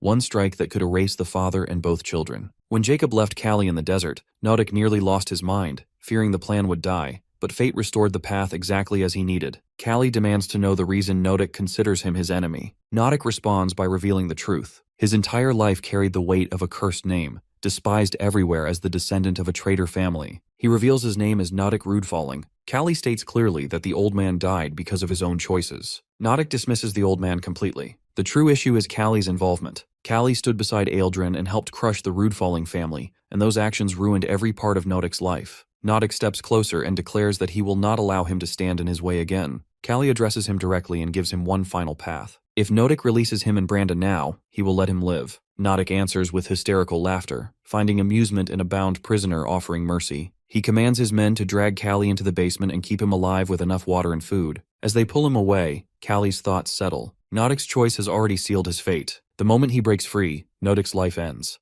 Callie stands in Nodik's annex underground arena after 2 days. He reflects that 5 days have passed since Callie's capture. 1 day disappears with Dorogi's mercenaries, another with Aurelius, and 3 more inside Nodik's underground arena beneath the annex. Tomorrow, the mayoral election decides Delphia's future. In the arena, Callie ends the match instantly. His opponent charges with an open stance, but Callie lands a single overwhelming blow that drops the man unconscious. From above, Nodic condemns the strike as a foul and orders the body dragged out. Callie shows no interest in entertaining him. Besides, there is no reason to follow rules created for Nodic's pleasure. His anger sharpens, realizing that Nodic clearly plans to treat him like entertainment until the election ends, but he intends to resist at every chance. Nodic snaps his fingers, entertained rather than threatened. He wonders how long Callie's confidence will survive what comes next. When the next figure steps into the arena, Callie freezes, Tantio enters, and the shock hits him immediately. They face each other with heavy understanding while his guide apologizes to him. Nodic rests a hand on Tantio's shoulder, using him as an example while explaining his view of power. Real strength, in his mind, comes from planning and intelligence, and everything happening now proves how thoroughly he arranged events. Callie studies Tantio and notices the crucial detail that he holds no injuries. Nothing indicates force. That single observation pushes him to the truth. Tantio came here willingly. The betrayal must have occurred shortly after Callie first reached Agostina. Nodic confirms it without hesitation. His agents have been planted for a long time. They tracked Callie's movements from the moment he entered Agostina, even before he ever met Soren. Then the strike lands hardest. Tantio accepted money and future comfort in exchange for cooperation. The empty apology he offers carries no loyalty. Callie absorbs the impact. Soren has no way of knowing where he is. Callie cannot send any warning before the election. Yet something about Tantio's involvement still feels wrong, as if a missing piece hides behind the facade. Nodic interrupts by changing the rules of entertainment. If Callie refuses boxing, they will test him differently. A gladiator in full armor enters with sword and shield. Callie instantly recognizes the shift. This is a death match, not a sport. He understands that nets would trap him, but swords and shields create openings. That gives him a chance. The gladiator charges. Callie ducks under the swing and judges the sword's range. Fighting from afar means death. Closing in becomes his only strategy. He rushes forward and lands a heavy punch, but the armor absorbs it, knocking Callie backward. His opponent advances to kill.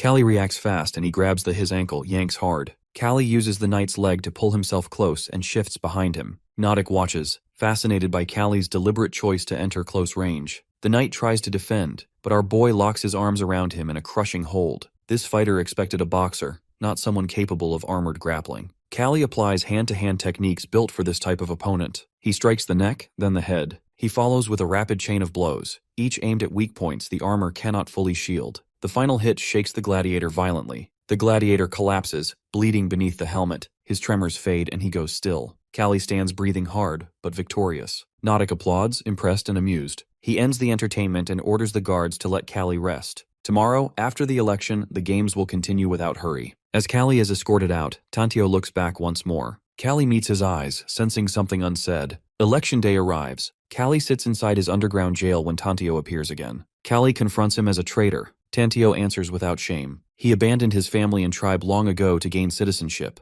Betraying an employer means nothing compared to that. His path changed long before this moment. Callie never expected this kind of selfishness from him, but Tantio pushes back. He recalls every moment he almost died because of Callie's missions. Selling information to Nodic felt easy compared to following Callie into danger again. Callie curses him. Tantio ends the argument by tossing cigarettes toward him, suggesting he use them before dying. The gesture cuts deeper than any insult. Callie lifts the lighter Tantio dropped, but hurls it into Tantio's face. Tantio absorbs the impact and insists the cigarettes reflect the last bit of their bond. He leaves and seals the door. Callie watches the door. The interaction feels off. Nobody stands behind it. Tantio would not come here simply to hand over cigarettes. During their week of travel, Tantio never acted like a man ruled purely by greed. The sudden shift still makes no sense. He tears open a cigarette, and a hidden note drops out telling not to act first, but to wait for the proper time. Relief cuts through him knowing that betrayal was staged as he expected this. Meanwhile, Tantio walks with Nodic's soldiers, outwardly composed while nerves pulse beneath the surface.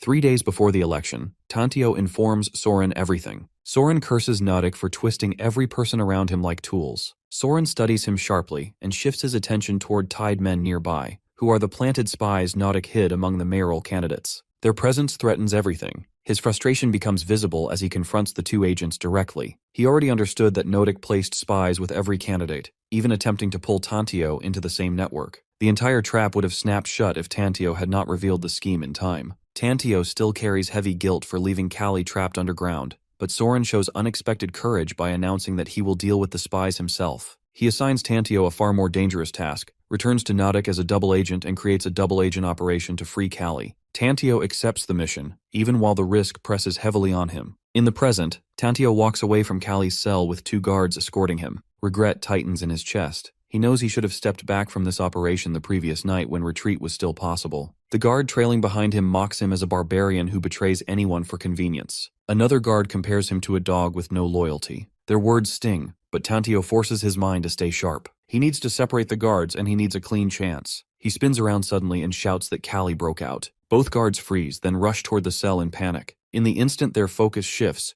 Tantio flicks poison darts into their necks. Each dart carries concentrated scorpion venom. One guard still attempts to strike him, stumbling forward while cursing him, but the venom closes both their throats before they can breathe. Within seconds, they collapse. Relief cuts through Tantio when he sees the venom working. Meanwhile, Branda sits bound inside a dark room. She murmurs prayers for her father's safety. The door suddenly slams inward, and the guard posted outside falls dead. Tantio steps through the doorway and checks whether she truly is Branda. She studies him with instinctive suspicion. Tantio explains that Callie entrusted him with her rescue. Her caution remains firm, and she questions whether trusting him would be a mistake. Tantio understands her concern, but urgency pushes him forward. His hands tremble from pain and exhaustion. Branda notices the state of his injury and insists he needs treatment. Tantio insists they cannot waste a second, but he loosens her bindings and pulls her up, guiding her forward as he explains the timeline. The clock now approaches 5:40. Vote counting should have finished by this stage. Nodic is not expected to return until nightfall, giving them a narrow window. Ideally, they rescue Callie and escape together. If that fails, at least Branda must leave alive. When Tantio signals at night, Soren will bring soldiers to extract them. Branda reacts with disbelief when she hears Soren's name.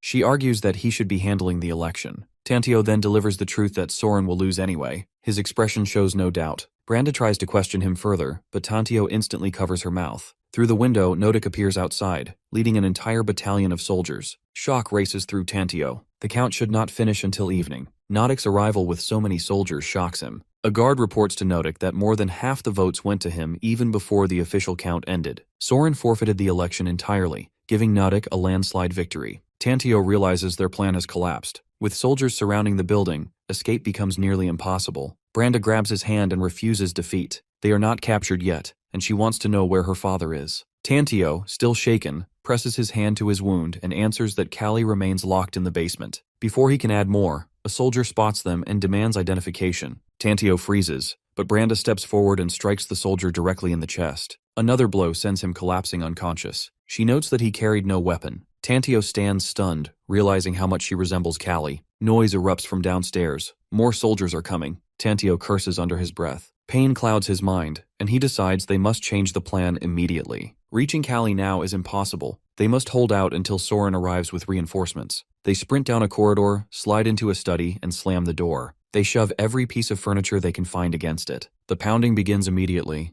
Each blow shakes the barricade. Tantio studies the room and notes the shelves of documents and rare books. The soldiers might hesitate to destroy such materials, which buys them precious seconds. A voice outside orders them to surrender. The soldiers start breaking the door with hammers. A window shatters as an arrow shoots through the frame. Tantio realizes the house is surrounded. His mind sinks further. This double-agent plan truly was reckless from the start. Branda watches him struggle and questions why someone who clearly understood the danger still volunteered for it. Tantio's voice trembles as he admits he kept wanting to walk away. Every step made the risk worse, and he nearly abandoned the mission entirely. But Callie changed the equation. Callie never treated him as inferior, even though he came from barbarian native tribe and carried a reputation others looked down on. A memory surfaces. During their escape, when the camel collapsed from exhaustion, only one rider could continue. Callie stepped down without hesitation and stayed behind to block the soldiers, giving Tantio a chance to flee. That moment rooted itself deep inside Tantio's conscience. He understood that he owed a debt too heavy to run away from. He draws his blade slowly, admitting that living with that debt would feel worse than dying in this hallway.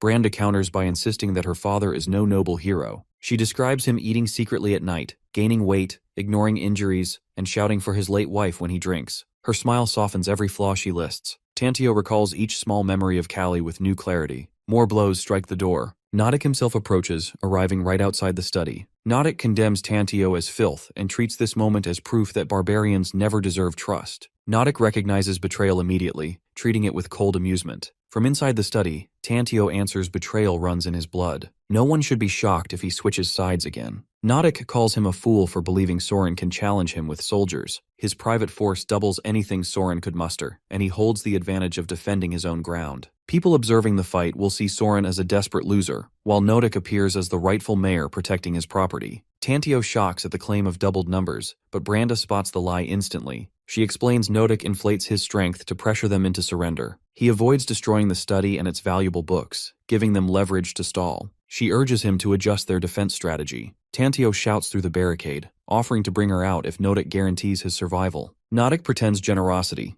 claiming today is his mayoral victory, and he wishes no bloodshed. He secretly plans to tear Tantio apart the moment he emerges. Branda questions whether Tantio will betray them, cursing him. He keeps the mask of self-interest, insisting survival comes first. Noddick orders a chair and waits, confident the barricade cannot hold indefinitely. A voice warns from inside that any approach risks the hostage's life. Time stretches and Noddick grows impatient and commands his men to destroy the door. One soldier hesitates at Tantio's involvement. Noddick curses them for letting fugitives humiliate them and orders the door smashed and both prisoners dragged out. The barricade shatters and soldiers rush in. The first kick lands on Tantio's chest, forcing blood from his mouth. More strikes rise to continue the assault. Noddick approaches Branda, striking her across the face, knocking her down. Tantio trembles on the floor, crawling toward her. Noddick drives another vicious kick into his ribs, calling him a worthless barbarian. Branda shouts back, declaring Noddick the true trash, believing heaven will punish him. Noddick laughs, mocking her faith. He questions whether Soren qualifies as good.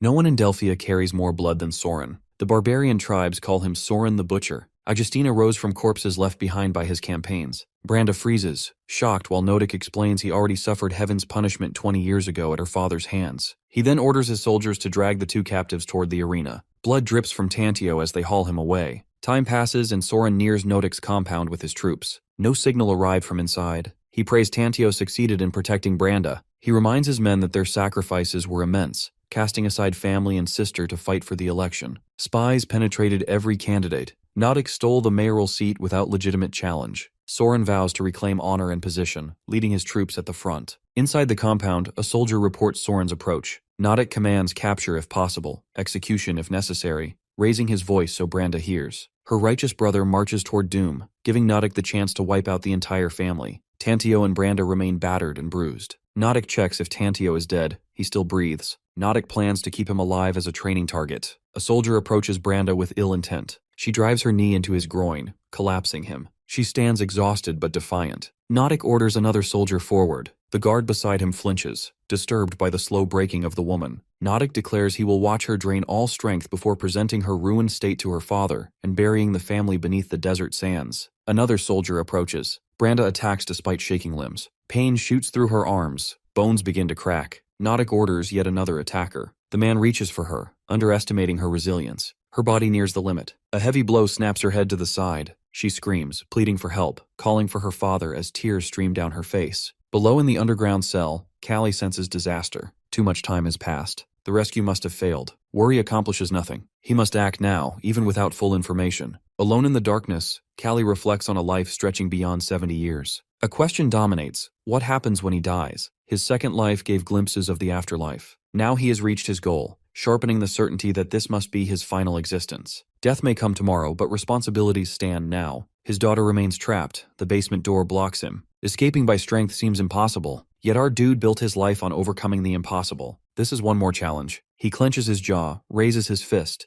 and steels himself to break every limit imposed by others, no matter how absolute. A thunderous crash shakes the study. Noddick's head snaps toward the hallway, concerned as he wonders how often these disruptions will erupt. He suspects Soren's unit again, and feels the need for caution even with the advantage on his side. He orders one guard to check the corridor and turns toward another. He is irritated that Branda's torture has paused without reason. Before anyone can react, another violent blast erupts. The door bursts inward and two guards tumble across the floor, one choking on blood, the other barely standing. The remaining soldiers whirl toward the entrance, panic creeping across their faces as they struggle to understand who has broken through. Callie steps inside and drops the battered soldier he dragged with him. Everyone freezes that he has escaped. Some guards whisper disbelief, insisting such a thing is impossible. They spot chains still locked around his ankles, scraping behind him. He has torn through a stone wall with nothing but brute strength. Through the chaos, his gaze lands on his daughter lying motionless on the ground, a guard standing over her. Fury floods through him. He warns everyone that they have 10 seconds to flee before he starts killing. A guard charges in a moment of misguided bravery. Our hero catches the man's weapon with his bare hand, grips his throat, and knocks him out with no effort, and the count begins. The moment the time limit ends, he declares that whoever remains has willingly chosen death. Guards scramble with rising terror. Another lunges with a spear, but Callie deflects it and lifts the attacker by the neck, his screams filling the room. Others beg him to stop, horrified at the sight of their own comrades being crushed.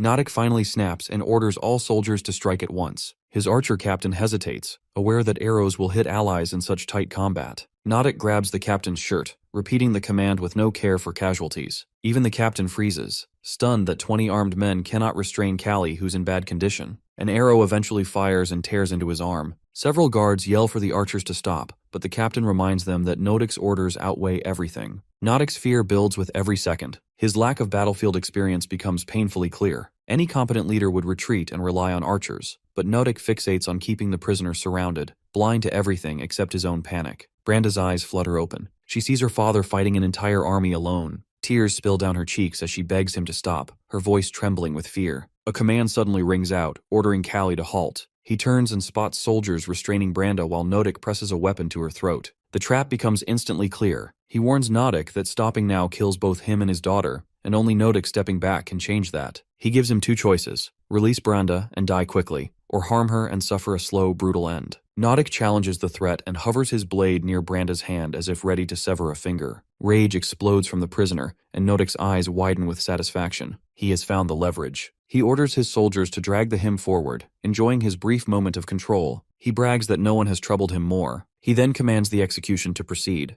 Branda screams, but the soldiers hesitate instead of carrying out the order. Noddick snaps at them, calls them useless, and forces one man to pick up a sword. He turns toward the our dude, demanding last words. Callie answers with certainty that he never surrenders. He directs the message to his daughter, telling her mother had always been right about him. He gathers his strength and rips his arms outward. The guards holding him slam into the floor, leaving everyone petrified. He continues, thinking Noddick's greatest failure: soldiers are humans, not tools, and no man follows a leader willing to discard them. After that, he charges straight toward Noddick. Terror finally overtakes Noddick. He orders his soldier to kill Branda immediately. Callie halts in agony, caught between revenge and the reason he came here in the first place. At that exact moment, Tantio materializes behind the guard restraining Branda. He calmly assures his lord to proceed. Before anyone reacts, he drives both thumbs into the guard's eyes. The man collapses, and Branda seizes the chance to stab a blade into his chest. Noddick's scream dies on his lips as Callie reaches him. Before he can run, our boy grabs him from behind and slams him face first into the floor. His hand clamps around Noddick's arm, and pressure builds until the man lets out a strangled cry. He issues a single final command that nobody moves. The entire room freezes as he declares the hostage situation has reversed. Branda is no longer in danger. Noddick is now the one whose life hangs by a thread in the grip of Callie. Noddick twists on the floor in pain, confused about how everything turned against him when he believed he had full control. His guards panic and try to move in, but Callie warns them again not to step forward. To make his point clear, he pushes Noddick's face harder into the ground. Noddick freezes and begs his soldiers to stay still. Callie shares his belief that every action, good or bad, returns to the one who made it. Noddick tries to regain confidence by thinking about the siege outside. His defenses still stand, his soldiers still surround the building, and he is sure Callie cannot break out. As mayor of Delphia, Noddick is certain that as long as he lives, he can fix everything later. Callie tells Branda to help Tantio and head toward the upper levels. As they move, he watches the guards behind them and notices they do not care that he could break Noddick's neck at any moment. Noddick takes advantage of this and calls out to his men, ordering them to avenge him if he dies. Callie does not expect this sudden shift. Noddick then raises the reward that whoever takes Callie's head will receive half of Noddick's wealth, and the rest will be shared among the soldiers. The offer fills every guard with greed. Callie asks if Noddick is seriously making deals now. Noddick corrects him. This is not a deal, it is a final message. If Callie kills him, both Callie and Branda will die. If Callie lets him go, Noddick promises to kill only Callie and let Branda live. He also promises that no wound or struggle will stop him from hunting Callie down. His smile shows he means every word. A loud noise cuts through the tension. Noddick believes this means the siege outside has ended and that his reinforcements are close. He points out that his thin body cannot shield all of Callie from incoming attacks. Callie must choose quickly. Branda cries, begging her father not to accept Noddick's offer, certain they can still escape together. Callie sees the sword in her hands and understands how heavy this experience is for her. Even if she had no choice, taking a life leaves a wound inside. He never wanted this for her. His own condition grows worse. His arms and legs feel numb, his muscles stiffen, and his body weakens fast. He once believed dying in battle would be an acceptable end, but now the fear returns. He wants to live, but he wants to meet his future grandchildren. He wants to explore everything Azalea still holds. Even if the desire is desperate, it is real. But fate seems ready to end his life here. The walls around them begin to crack. Nodic's face brightens with triumph as he prepares to welcome his reinforcements. The walls suddenly break apart, but before Nodic's troops can fully enter, an arrow strikes the soldier closest to Nodic. The man falls dead. Nodic freezes in shock. The incoming force is not his army, it is Soren's. Soren leads the charge, and Branda stares at the scene in disbelief. Bodies of Nodic's soldiers already cover the ground as Soren's troops clash with them. Arrows rain down again, and Nodic's men scream in panic as they retreat. Nodic watches his army fall apart and cannot understand how this is happening. Soren steps forward and explains with calm certainty that Nodic made 3 fatal mistakes. He trusted numbers too much, he touched Soren's family, and he awakened his anger. Nodic shouts that none of this makes sense because Soren brought too few soldiers, but Soren only walks closer. He remembers how people claimed his earlier mission, building Igestena, was impossible. For someone from Igest, the word impossible means nothing. He points his weapon toward Nodic, and the mayor's fear becomes complete. Next moment, Callie twists Nodic's neck with one sharp motion. Nodic's body drops lifeless to the floor. Soren runs to Callie, calling out to him. Callie understands that if Soren reached this place, he must have already taken control outside. He lifts his hand weakly toward his son and tries to apologize. Soren holds his father's face and thanks him for saving Branda. With that, Callie's strength leaves him completely. He loses consciousness as Soren shouts for someone to bring a doctor at once. This is how Nodic only lives a day after being mayor, and Delphia collapses into chaos.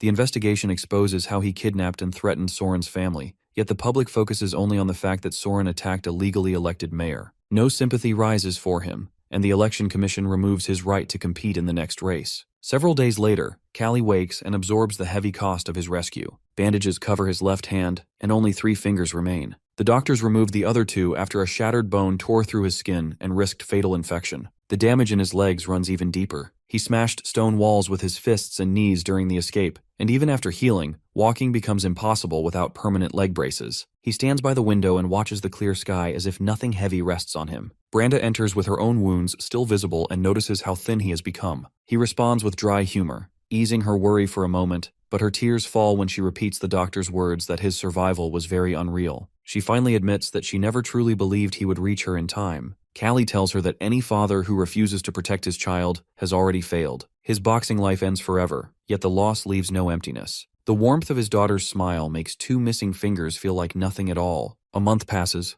Jester visits, acknowledging Callie's steady effort. Callie had sent him to the Imperial border to free the satellite prisoners once captured by native forces. This mission settles an old promise Callie made long ago. Jester can hardly grasp that Callie kept that promise while facing so much else. The Imperial army mobilizes enormous forces and succeeds in rescuing the prisoners. Many who once shared Callie's captivity have already died, but others survive thanks to this operation. Jester remains stunned that Callie holds enough influence to move an entire Imperial force. Callie mentions that he simply prepared large amounts of money and handed them to the right people. Jester pushes for details, but Callie sees nothing that needs further explanation. Rumors reach Jester everywhere he travels, claiming Callie killed a mayoral candidate to help Soren win, and rumors claiming the kidnapping was nothing but a staged performance. Jester remembers the stubborn father he once met in prison, the man who rebuilt his entire body in a short time only to save his daughter. That man fought with everything he had to break free. Now he cannot even fight again, yet people still spread nonsense about staged crimes. Callie shows no interest in defending himself. In his mind, his reputation has always been a tool, useful only when needed. This crisis no longer belongs to him. It belongs to his son's generation, and they must resolve it. Jester leaves with the odd thought that some legends are not exaggerated, they are understated. Meanwhile, Tantio struggles with his soft, tasteless meals. His internal injuries allow him nothing else. Death nearly reaches him several times because his body lacks Callie's resilience. Even basic movement took a week to return. But his efforts earn him honored guest treatment in Igestena. As he rests in bed, he accepts that things could be worse. Callie visits and checks his progress. Tantio complains about the pain in his stomach and points out how Callie still walks despite his destroyed knee. Callie clarifies that he cannot truly use his knee or arms anymore. Tantio notes how strangely positive he remains. Callie asks if any cigars remain. Tantio hands one over and reminds him that the debt will be collected someday. Callie tastes the cigar and comments that it triggers old memories. Tantio asks what feels familiar. Callie reflects that he never once expected Tantio to betray Nodic during that desperate moment. Tantio explains that logic would have pushed him to take the payment and leave. If Callie had refused to sacrifice the camel earlier, Tantio admits he would have deserted them without hesitation. He doubts Callie ever believed he would help Soren in such a crisis. Callie answers that Tantio never felt like a terrible person, even with his love of money. Tantio thinks about how a person can know the correct action yet take another simply because something inside pushes them. That imbalance, he believes, makes a human truly human. A year passes before Callie's recovery ends and he settles permanently in a guest. Tantio follows him there. Winter strikes and Tantio shivers constantly, confused about why he chose this place. Another year gives him the answer. He grows close to Branda, and slow friendship turns into love. When Tantio requests permission to date Branda, Callie refuses without hesitation. He beats Tantio with precise control, painful enough to make a point, never enough to kill, while Branda screams for him to stop. Yet the marriage happens. The event draws massive attention, similar to when Azalea once married Callie despite his low rank. Nothing can shake Branda's resolve, and no one dares interfere. Years pass and Branda becomes a mother. Callie leans over the child with love, pretending he cannot understand how the baby turned so cute. Tantio stands frozen, still unable to believe this gentle version of his father-in-law exists. In Delphia, native attacks grow harsher. The new mayor dies of violence. The city demands strong leadership, and Soren, known as its strongest fighter, wins overwhelming support and becomes mayor. Back in a jest, Branda's child runs to Callie with bright laughter and calls him Grandpa. The child plays at his feet, and Callie spends the final stretch of his life surrounded by peace that he once thought impossible. 12 years have passed since he first reached a jest. One quiet day, Callie lies down to sleep and simply never wakes. No one knows his true age, but they estimate around 60, a long, full life by any measure. His funeral draws countless respected figures, but the moment freezes everyone when Emperor Philippos VII arrives along with Iskandar and the imperial Hedairoi. They offer deep condolences before placing a single flower on the casket. No one dares ask how Callie earned such honor. The emperor leaves in silence, and the mystery remains his forever. Callie drifts in complete darkness until a voice cuts through the void, asking whether he left behind any will. His eyes open at once. A light bulb snaps on above him, and a figure forms inside the empty space. Recognition strikes him. The face belongs to someone he once knew long ago. It's John, who comments on the strange lighting and shifts the scene with a flick of his fingers. The void disappears, and both of them sit before a warm fireplace. Callie struggles to understand this meeting. He explains that he remains biologically real but exists here as someone who already understood the idea of multiple souls. Our dude becomes excited as he notices that John looks far younger than before. He demonstrates that this realm ignores physical rules and instantly returns to his older form. He explains that anything can appear possible here because the entire space exists as an illusion, untied to normal limits. Callie grows impatient and demands clarity about their situation, alive or dead. John offers no firm answer. They might be dead, or this might be a dream forming inside a dying mind. Reality shifts too easily here to grasp it cleanly. Callie rejects the idea that he imagined any of this because he lacks the imagination for something this complex. John laughs and adds that belief here depends entirely on personal will, because willpower decides how branching realities unfold. Callie pushes away the abstract explanations and asks why he remains, instead of crossing the distant river that suddenly becomes visible. As Callie watches, his own body becomes younger again. John seems pleased that he can now see the river too. He explains that the river marks the end and anyone who crosses it disappears forever with no return. Callie notices John lingering by the river, clearly waiting for someone to go with him. John makes it clear he is no longer the same man Callie once knew. He remains John Bradley Clark from Earth, half of his soul already having crossed years ago. Together, their fates resemble two halves of a single whole, mirroring Callie's own strange existence. The space around them ripples violently. From inside Callie, another presence slides out, a fading shadow, weak but recognizable. John explains this is the original Callie, the true owner of the body. During the crossing of worlds, John's powerful consciousness had absorbed the original Callie by force. Callie himself had once done the same with his current body. Even so, the original owners never fully disappeared. They lingered quietly, guiding both men subtly, keeping memory and identity intact. A sharp memory surfaces that years ago, when Snoren had insisted Callie carried a guardian angel beyond normal fate. At that moment, he had only wished for strength. Now it becomes clear that the real Callie had reached toward him then, striving to grow stronger through him. John confirms the truth. The same unseen force had saved him during his lowest moment. He urges Callie to release the trapped soul before it begins to break apart. Callie seizes the ethereal thread connecting him to the fading soul and severs it, whispering a quiet farewell. John warns that emptiness will follow, but adaptation will come. The original Callie drifts toward the river, and the life Callie has lived as the merged being begins to feel distant. Still, he understands one fact. Every experience of that life truly belongs to him, regardless of which soul guided it. Other souls appear, drifting like shadows. Some scream, refusing death. Callie recognizes them as others caught in the same liminal space. John confirms they are headed to the river to dissolve and rest. Only he and Callie hold enough will to return to life. John recalls witnessing countless souls over the years, figures who had lived multiple lifetimes, leaving behind legendary legacies, even ascending to godlike status. Yet the river erases all of them in time. As they approach the riverbank, John moves forward with calm finality. He has completed everything he ever desired. Callie follows, feeling the weight of his own journey. They are ready to cross. The water surprises Callie with warmth, not cold. Peace flows through him, settling deep in his consciousness. Serenity starts to anchor him until a desperate, raw voice echoes from afar, someone begging for power, someone collapsing under helplessness.